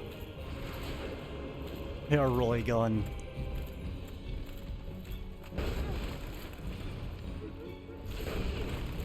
Fucking ow. Like, I'm just like... Whoa. What the fuck? Oh my god, I didn't even stand a chance at that. I didn't hit them once.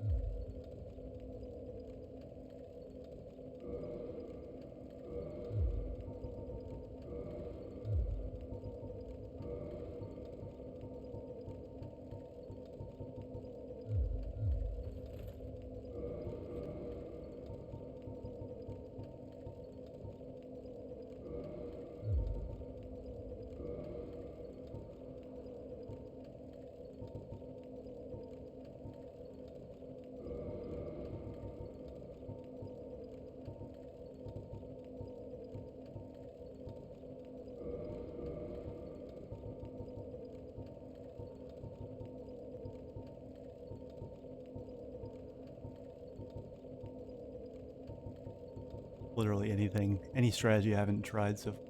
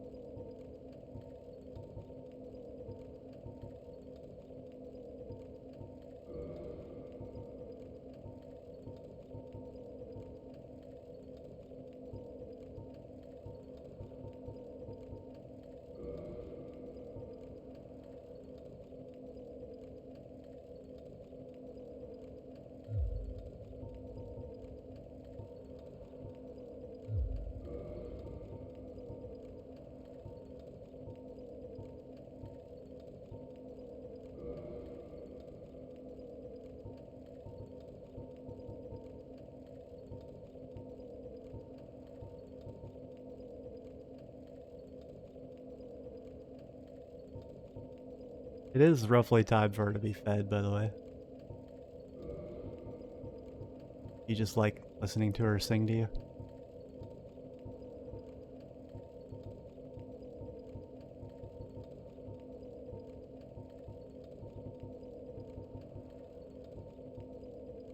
I'm sure it's much more flattering when you're the one being sung to.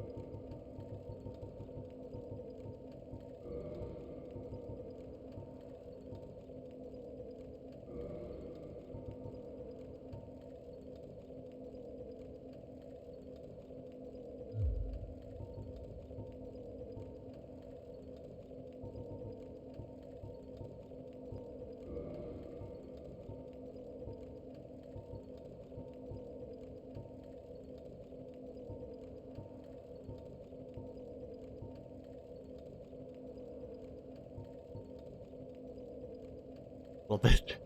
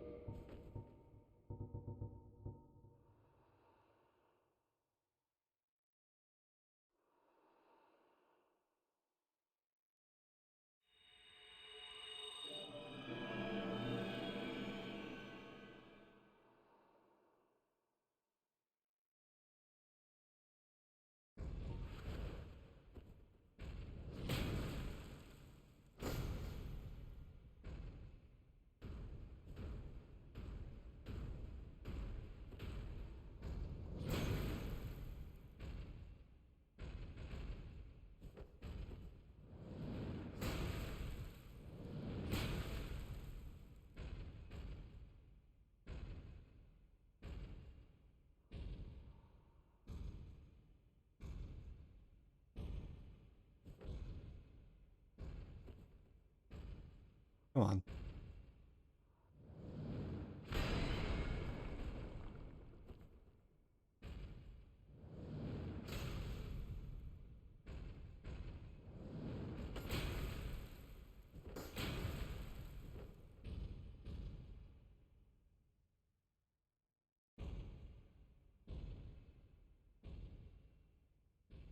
Fuck's sake, follow me.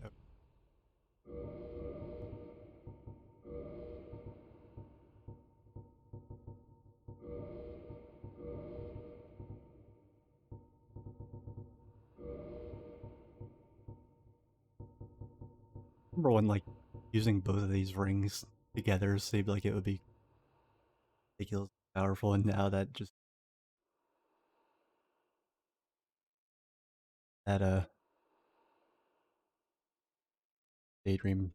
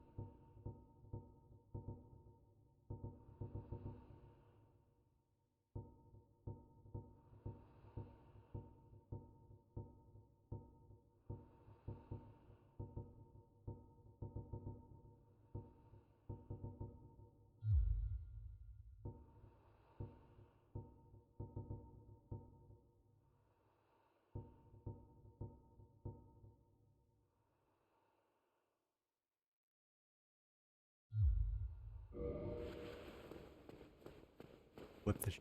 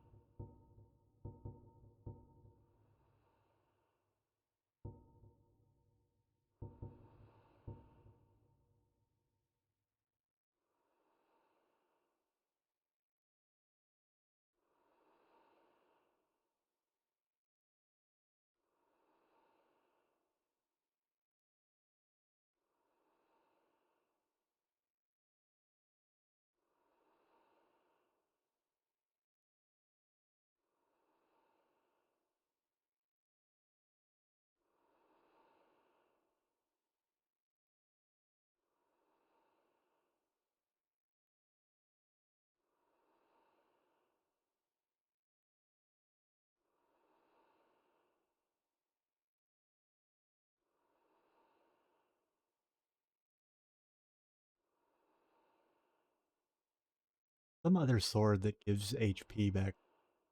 Hit thing.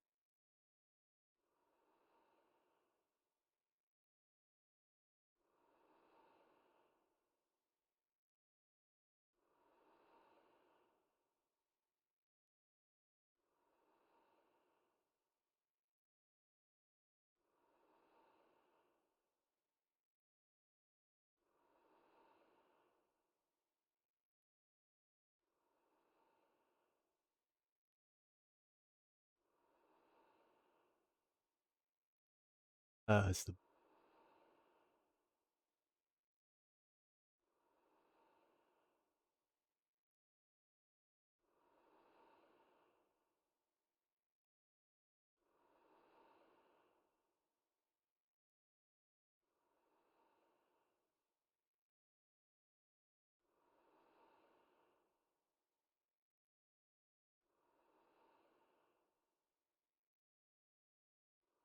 Alright.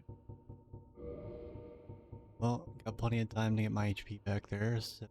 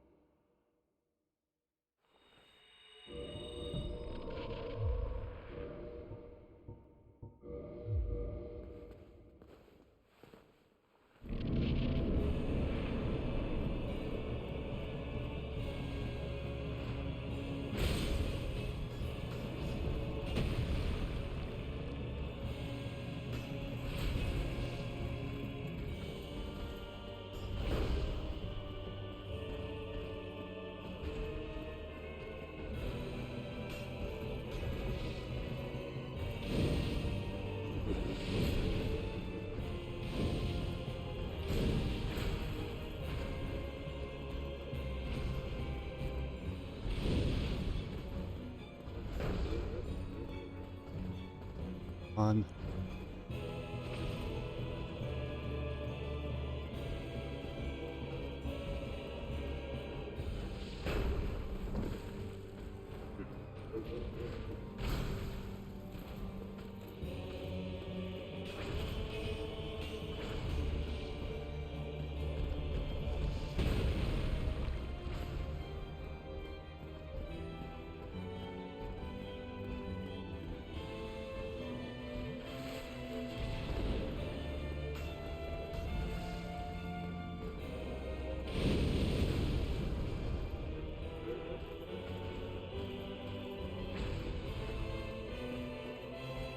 Okay.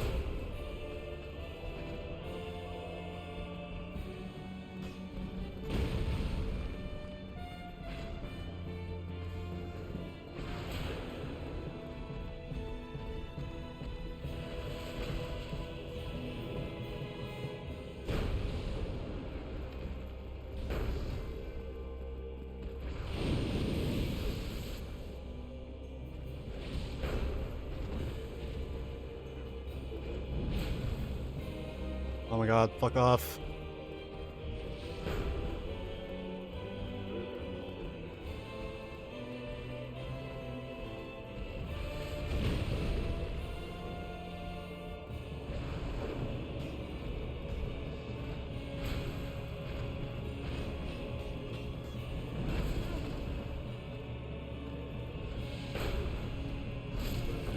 Dude! God damn. I was actually doing okay that time.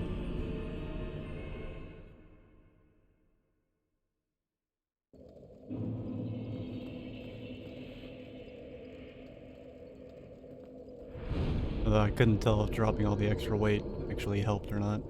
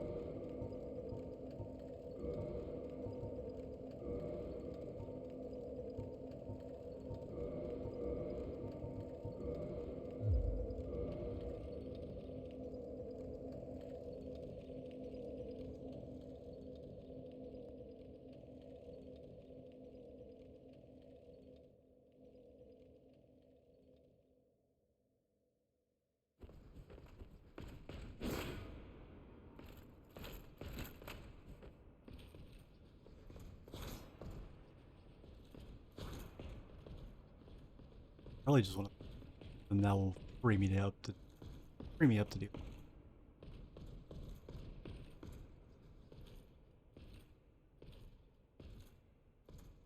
Catch beating us on stream.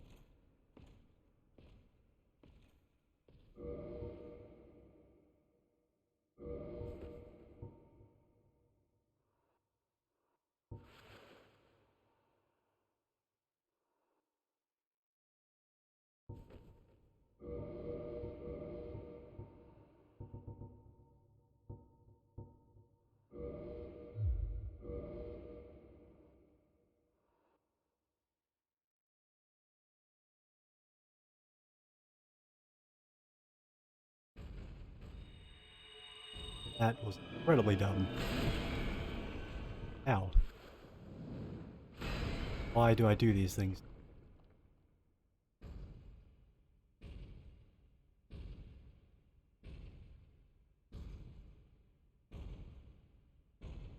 That was so dumb.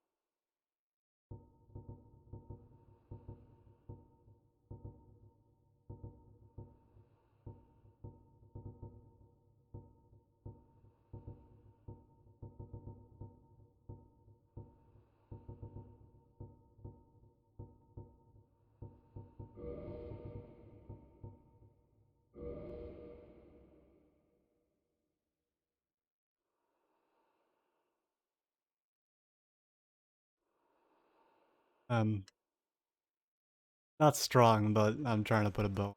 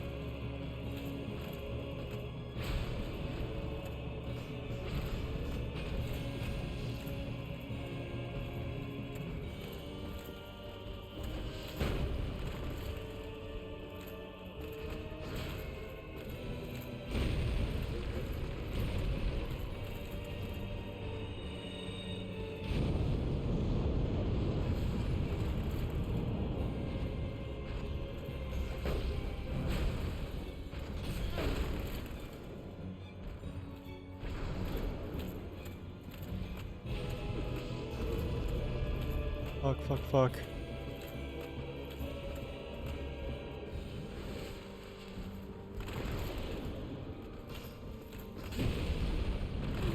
Ow!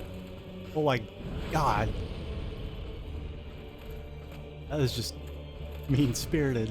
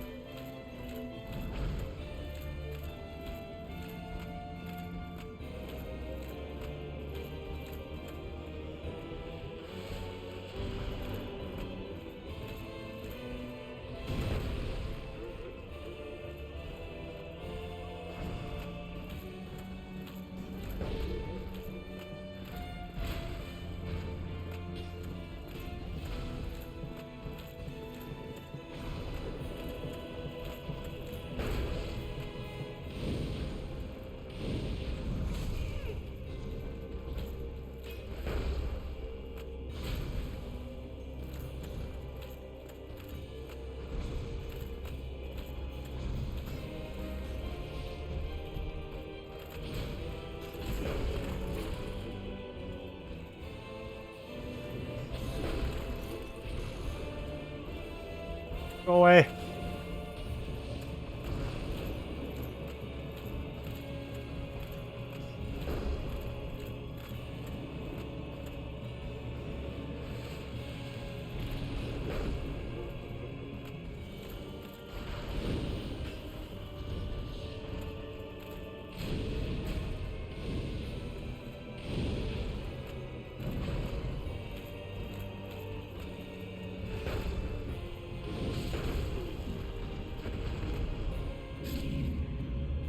Oh yeah, I finally made it halfway.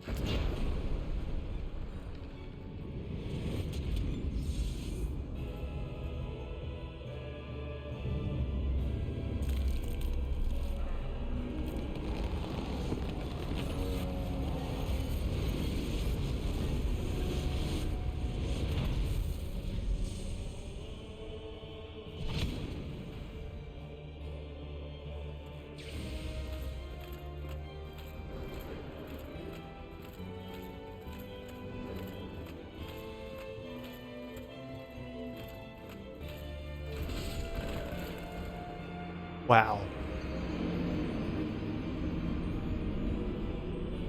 Oh my god. That sucks so bad.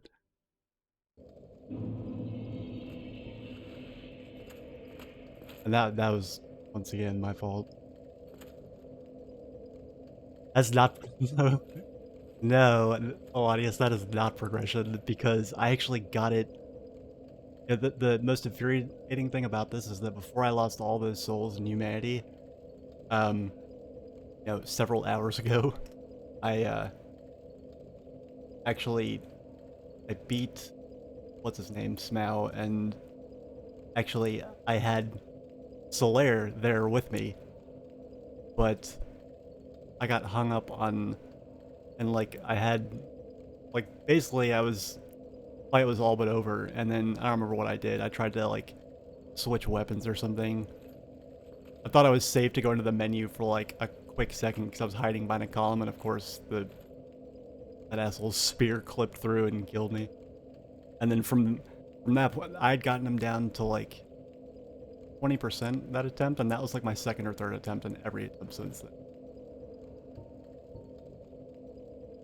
Some better, some worse, but none of them as good as that one.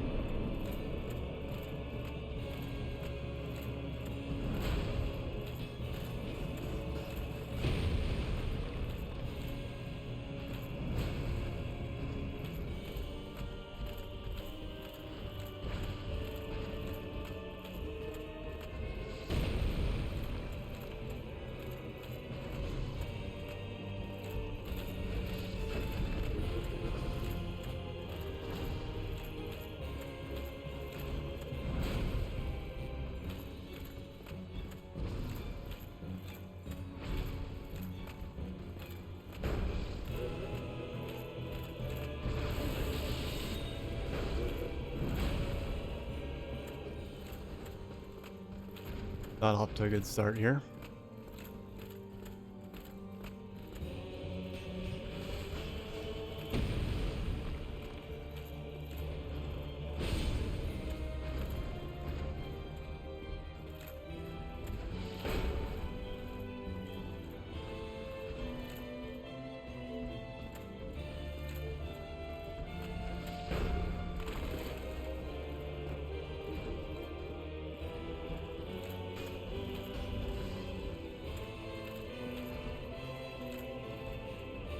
Dude, for a dude this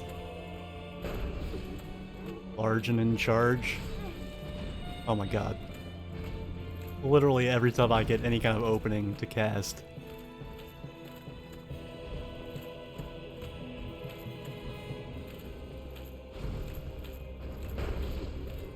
Smacked around like that.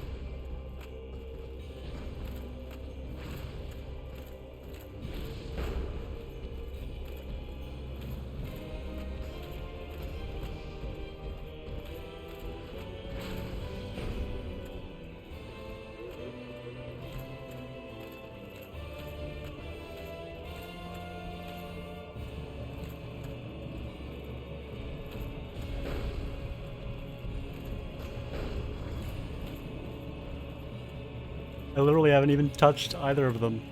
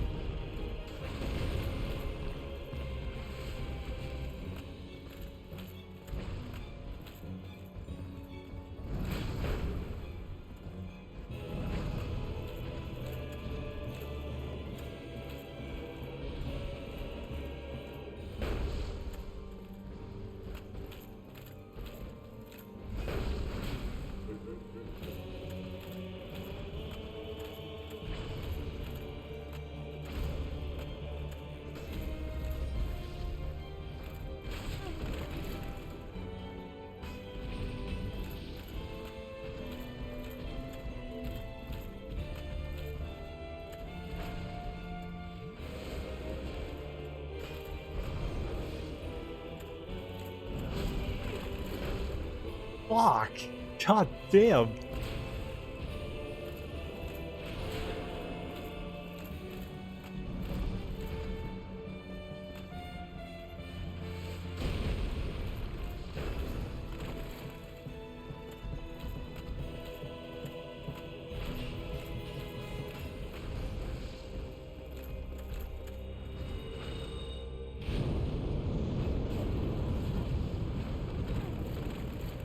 That was worth it. Spoiler alert, probably wasn't.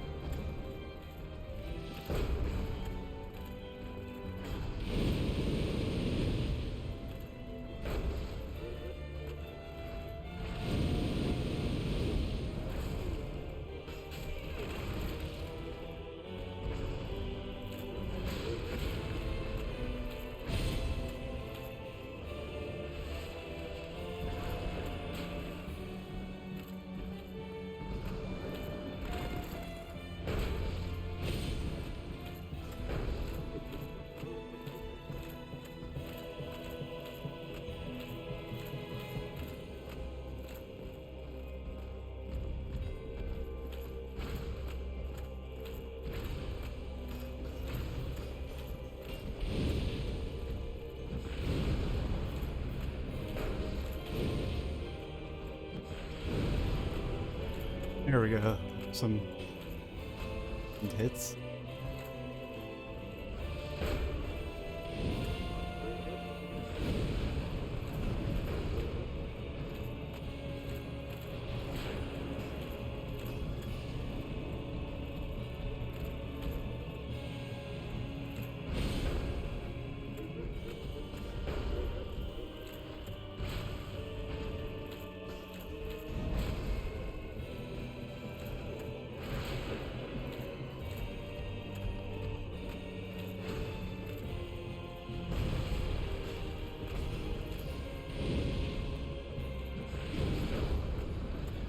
Alright, there we go.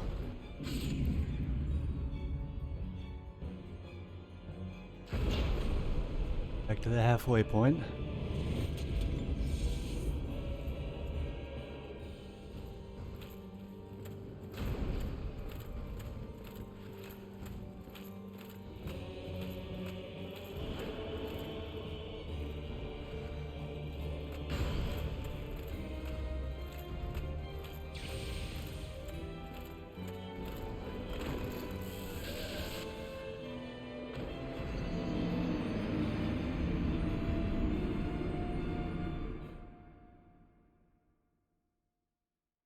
One shot from full HP.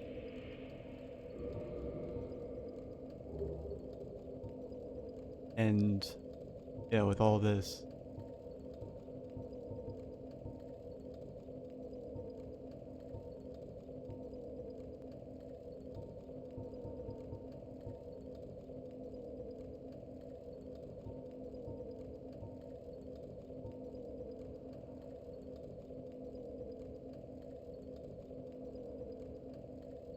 I should have just blocked it. Once again, my fault.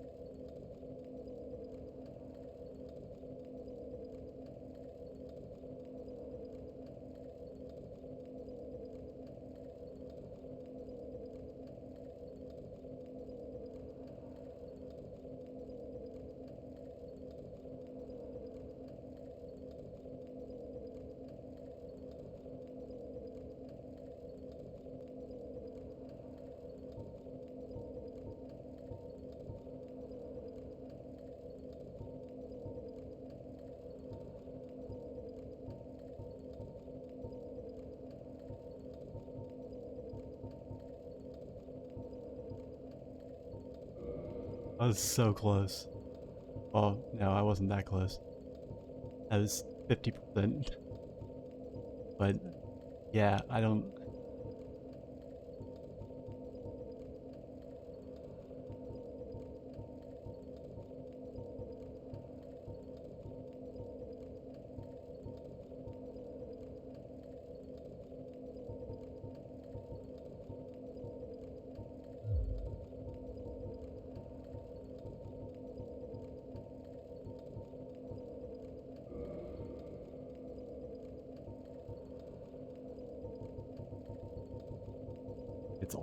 It's always the lightning attacks that kill me. When it is like they always basically either one-shot me or almost one-shot me, even though I'm like rocking pretty much the best lightning resistance I can come up with.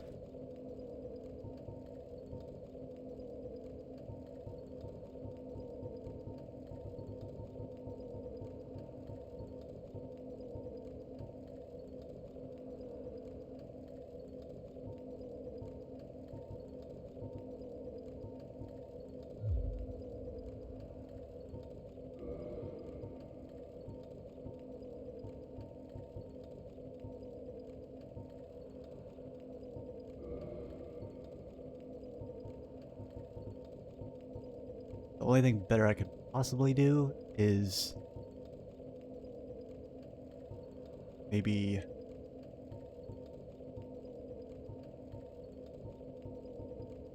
like I could put this on but that's like an even smaller boost.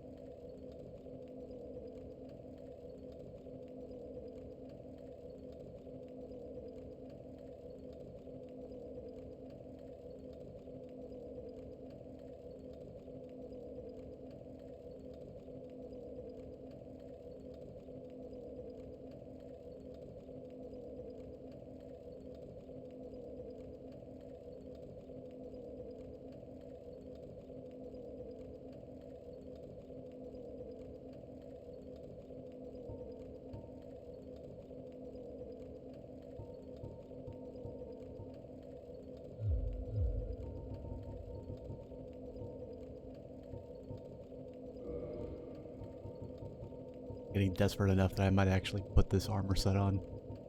Ridiculous as it looks. Yeah. Where is it? Oh, here it is.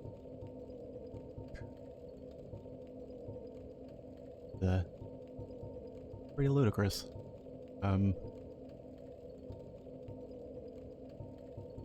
They just take these all out and pair them.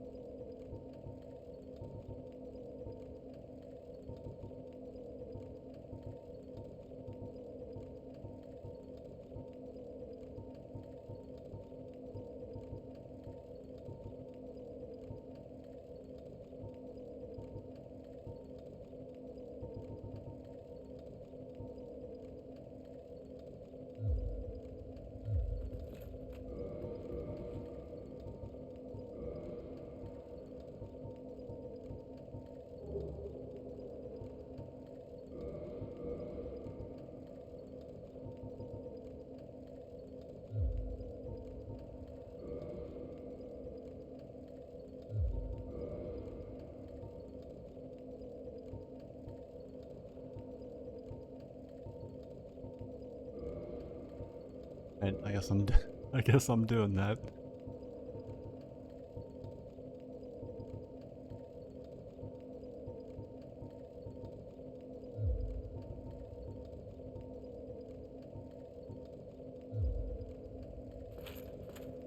Oh my god. Not okay with this.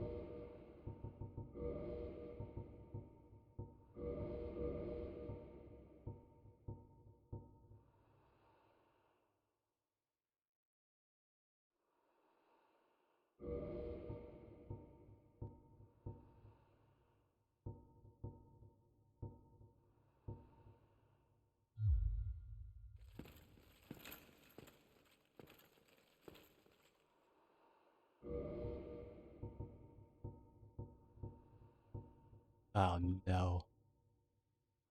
Oh damn it, I didn't tune everything. Oh. Hmm. I'm all this way for nothing.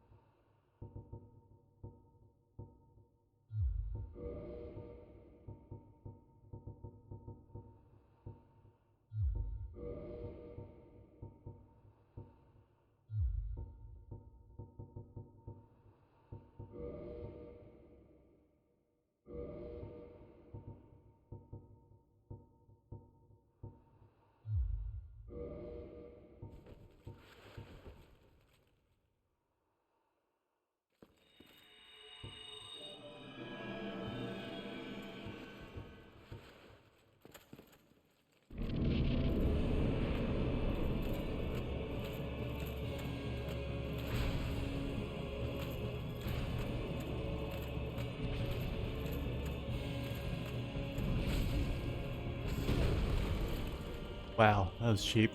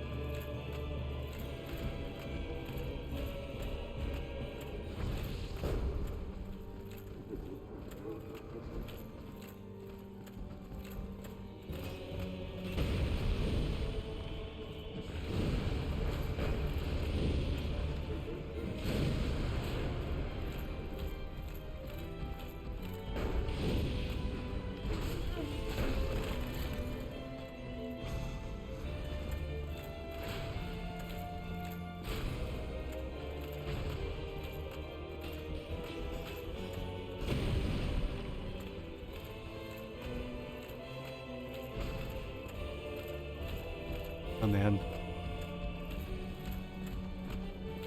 You stop running after me like that. Can't you just stroll on over to me? Like, this isn't a big room. You'll make it eventually.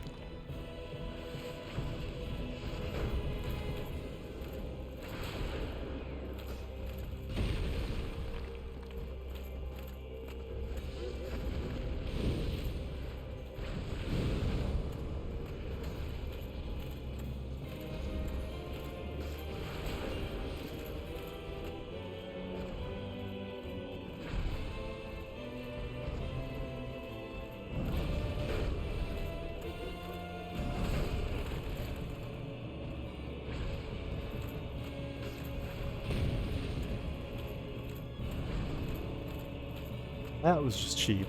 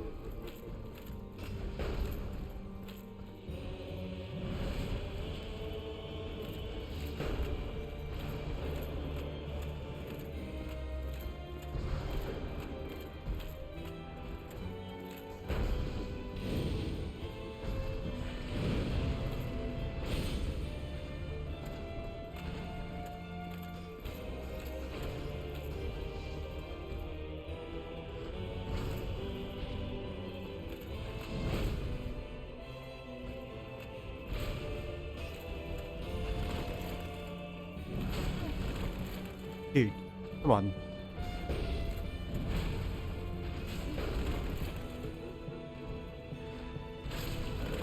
Dude. God. Okay.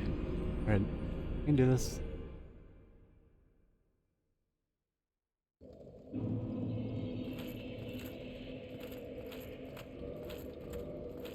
Remember to read it the time.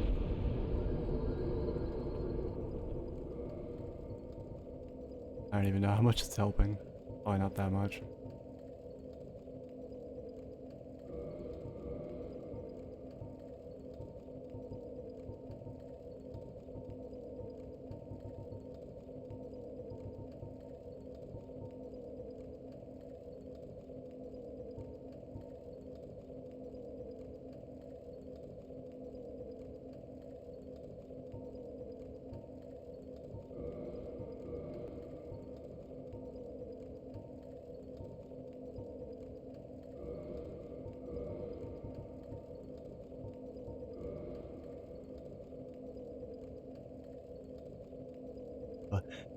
Yeah,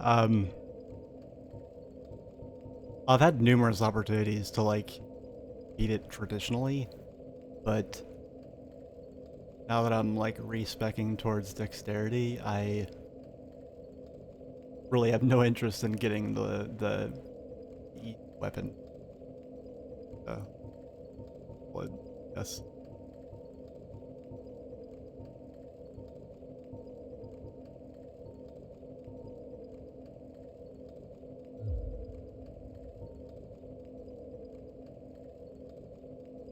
I'm just kidding. They have not been safe to use ever in that fight.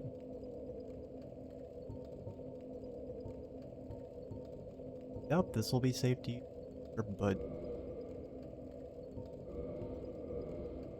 while I'm experimenting at least.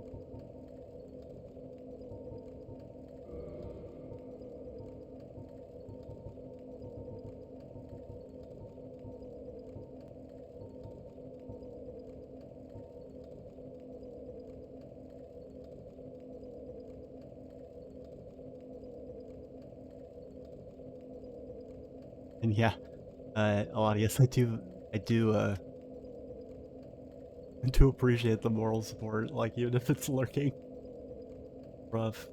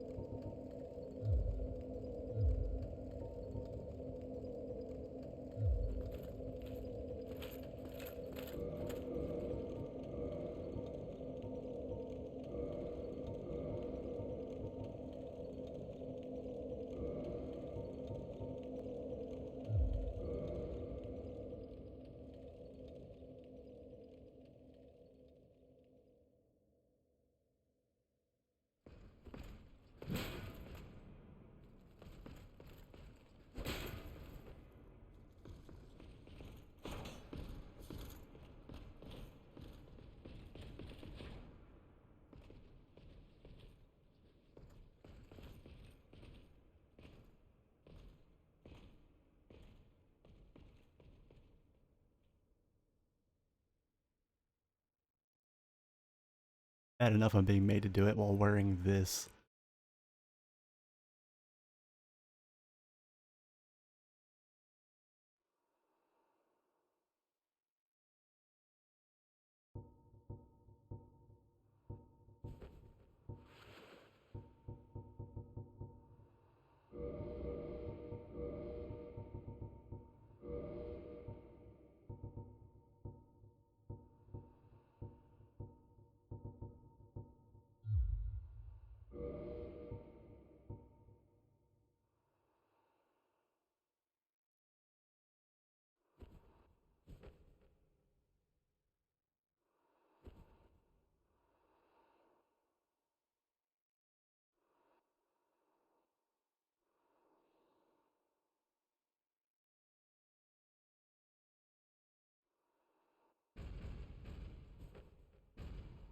Tried many different ways. It's not possible to sneak around these guys.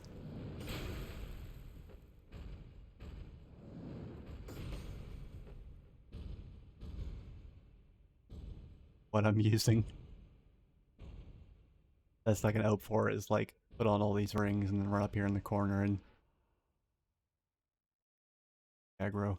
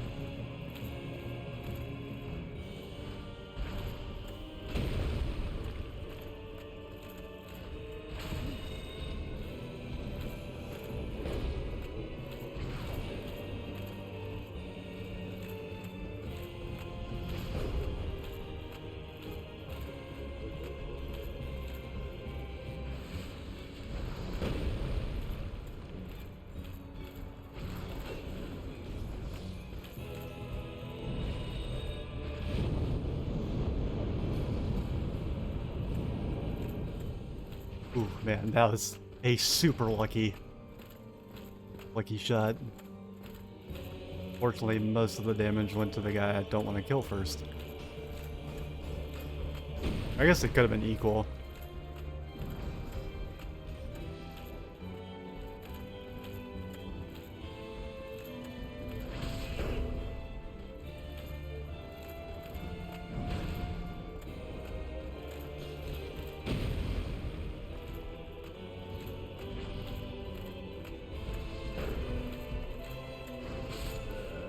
What?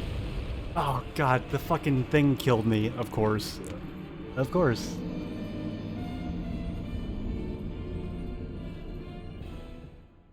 That time I just killed myself.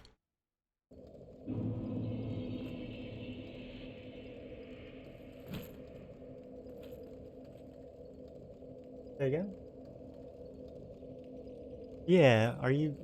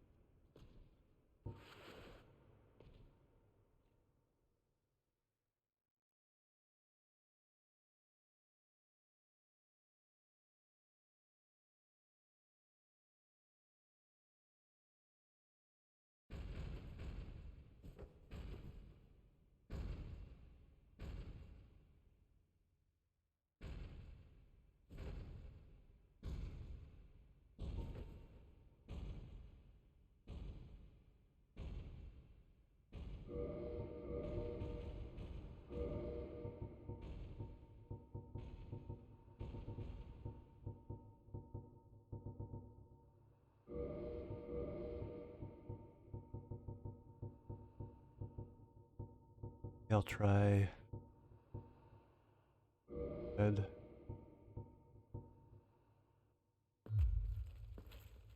Stamina.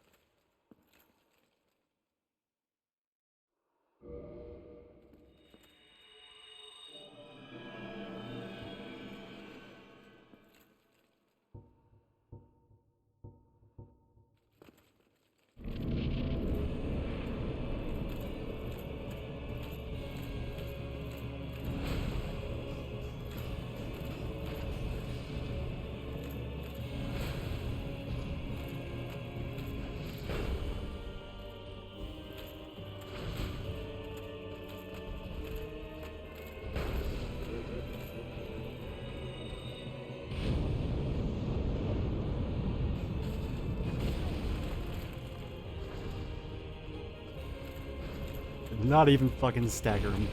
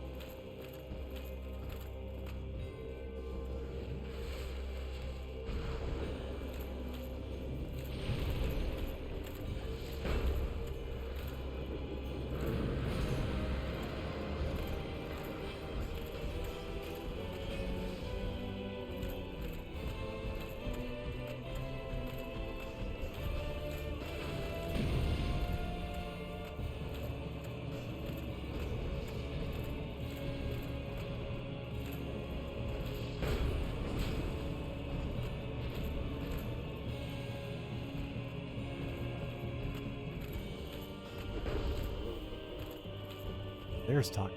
I was like, did I not attune it?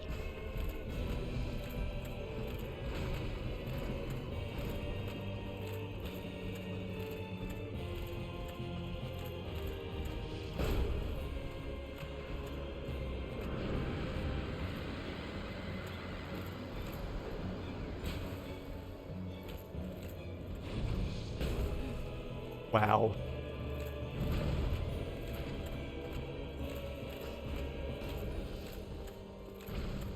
Not feel.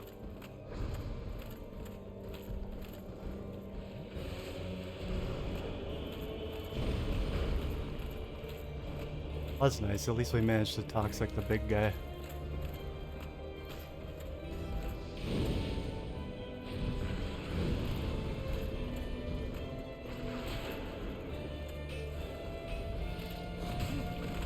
Ow.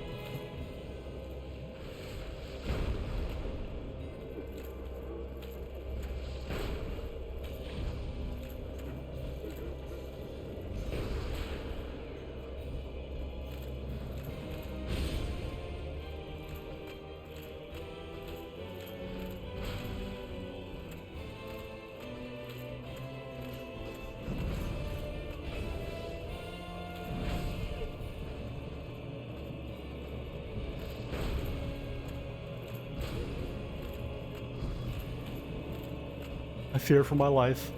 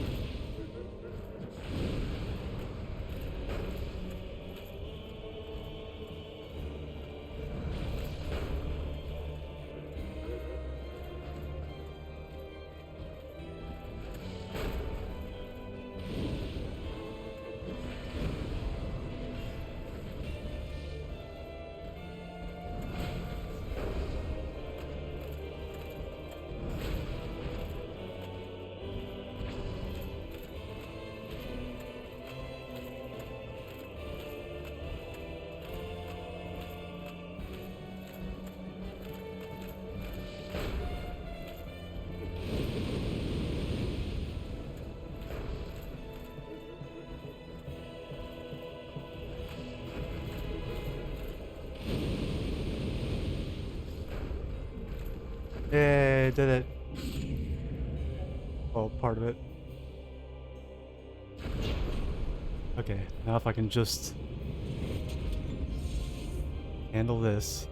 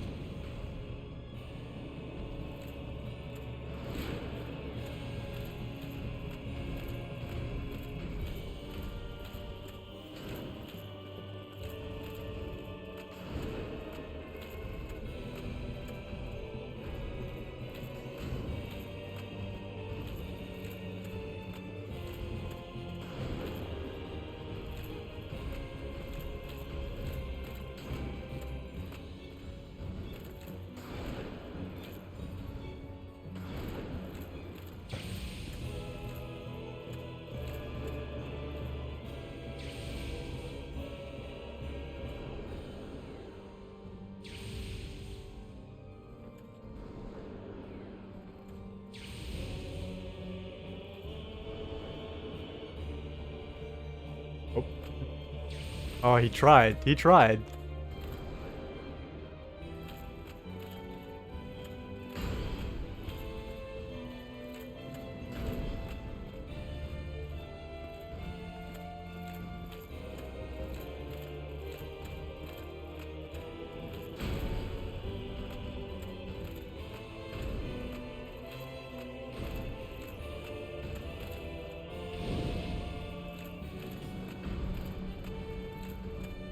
I haven't gotten enough practice at this part, so it's like I don't recognize all of his attacks yet.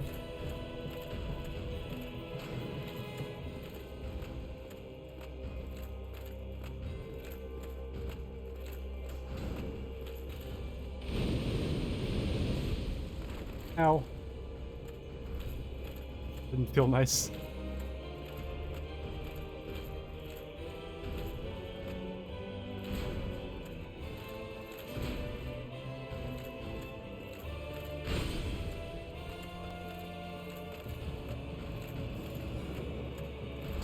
No! God! I don't know how to dodge that. God damn it. That attack has killed me so many times.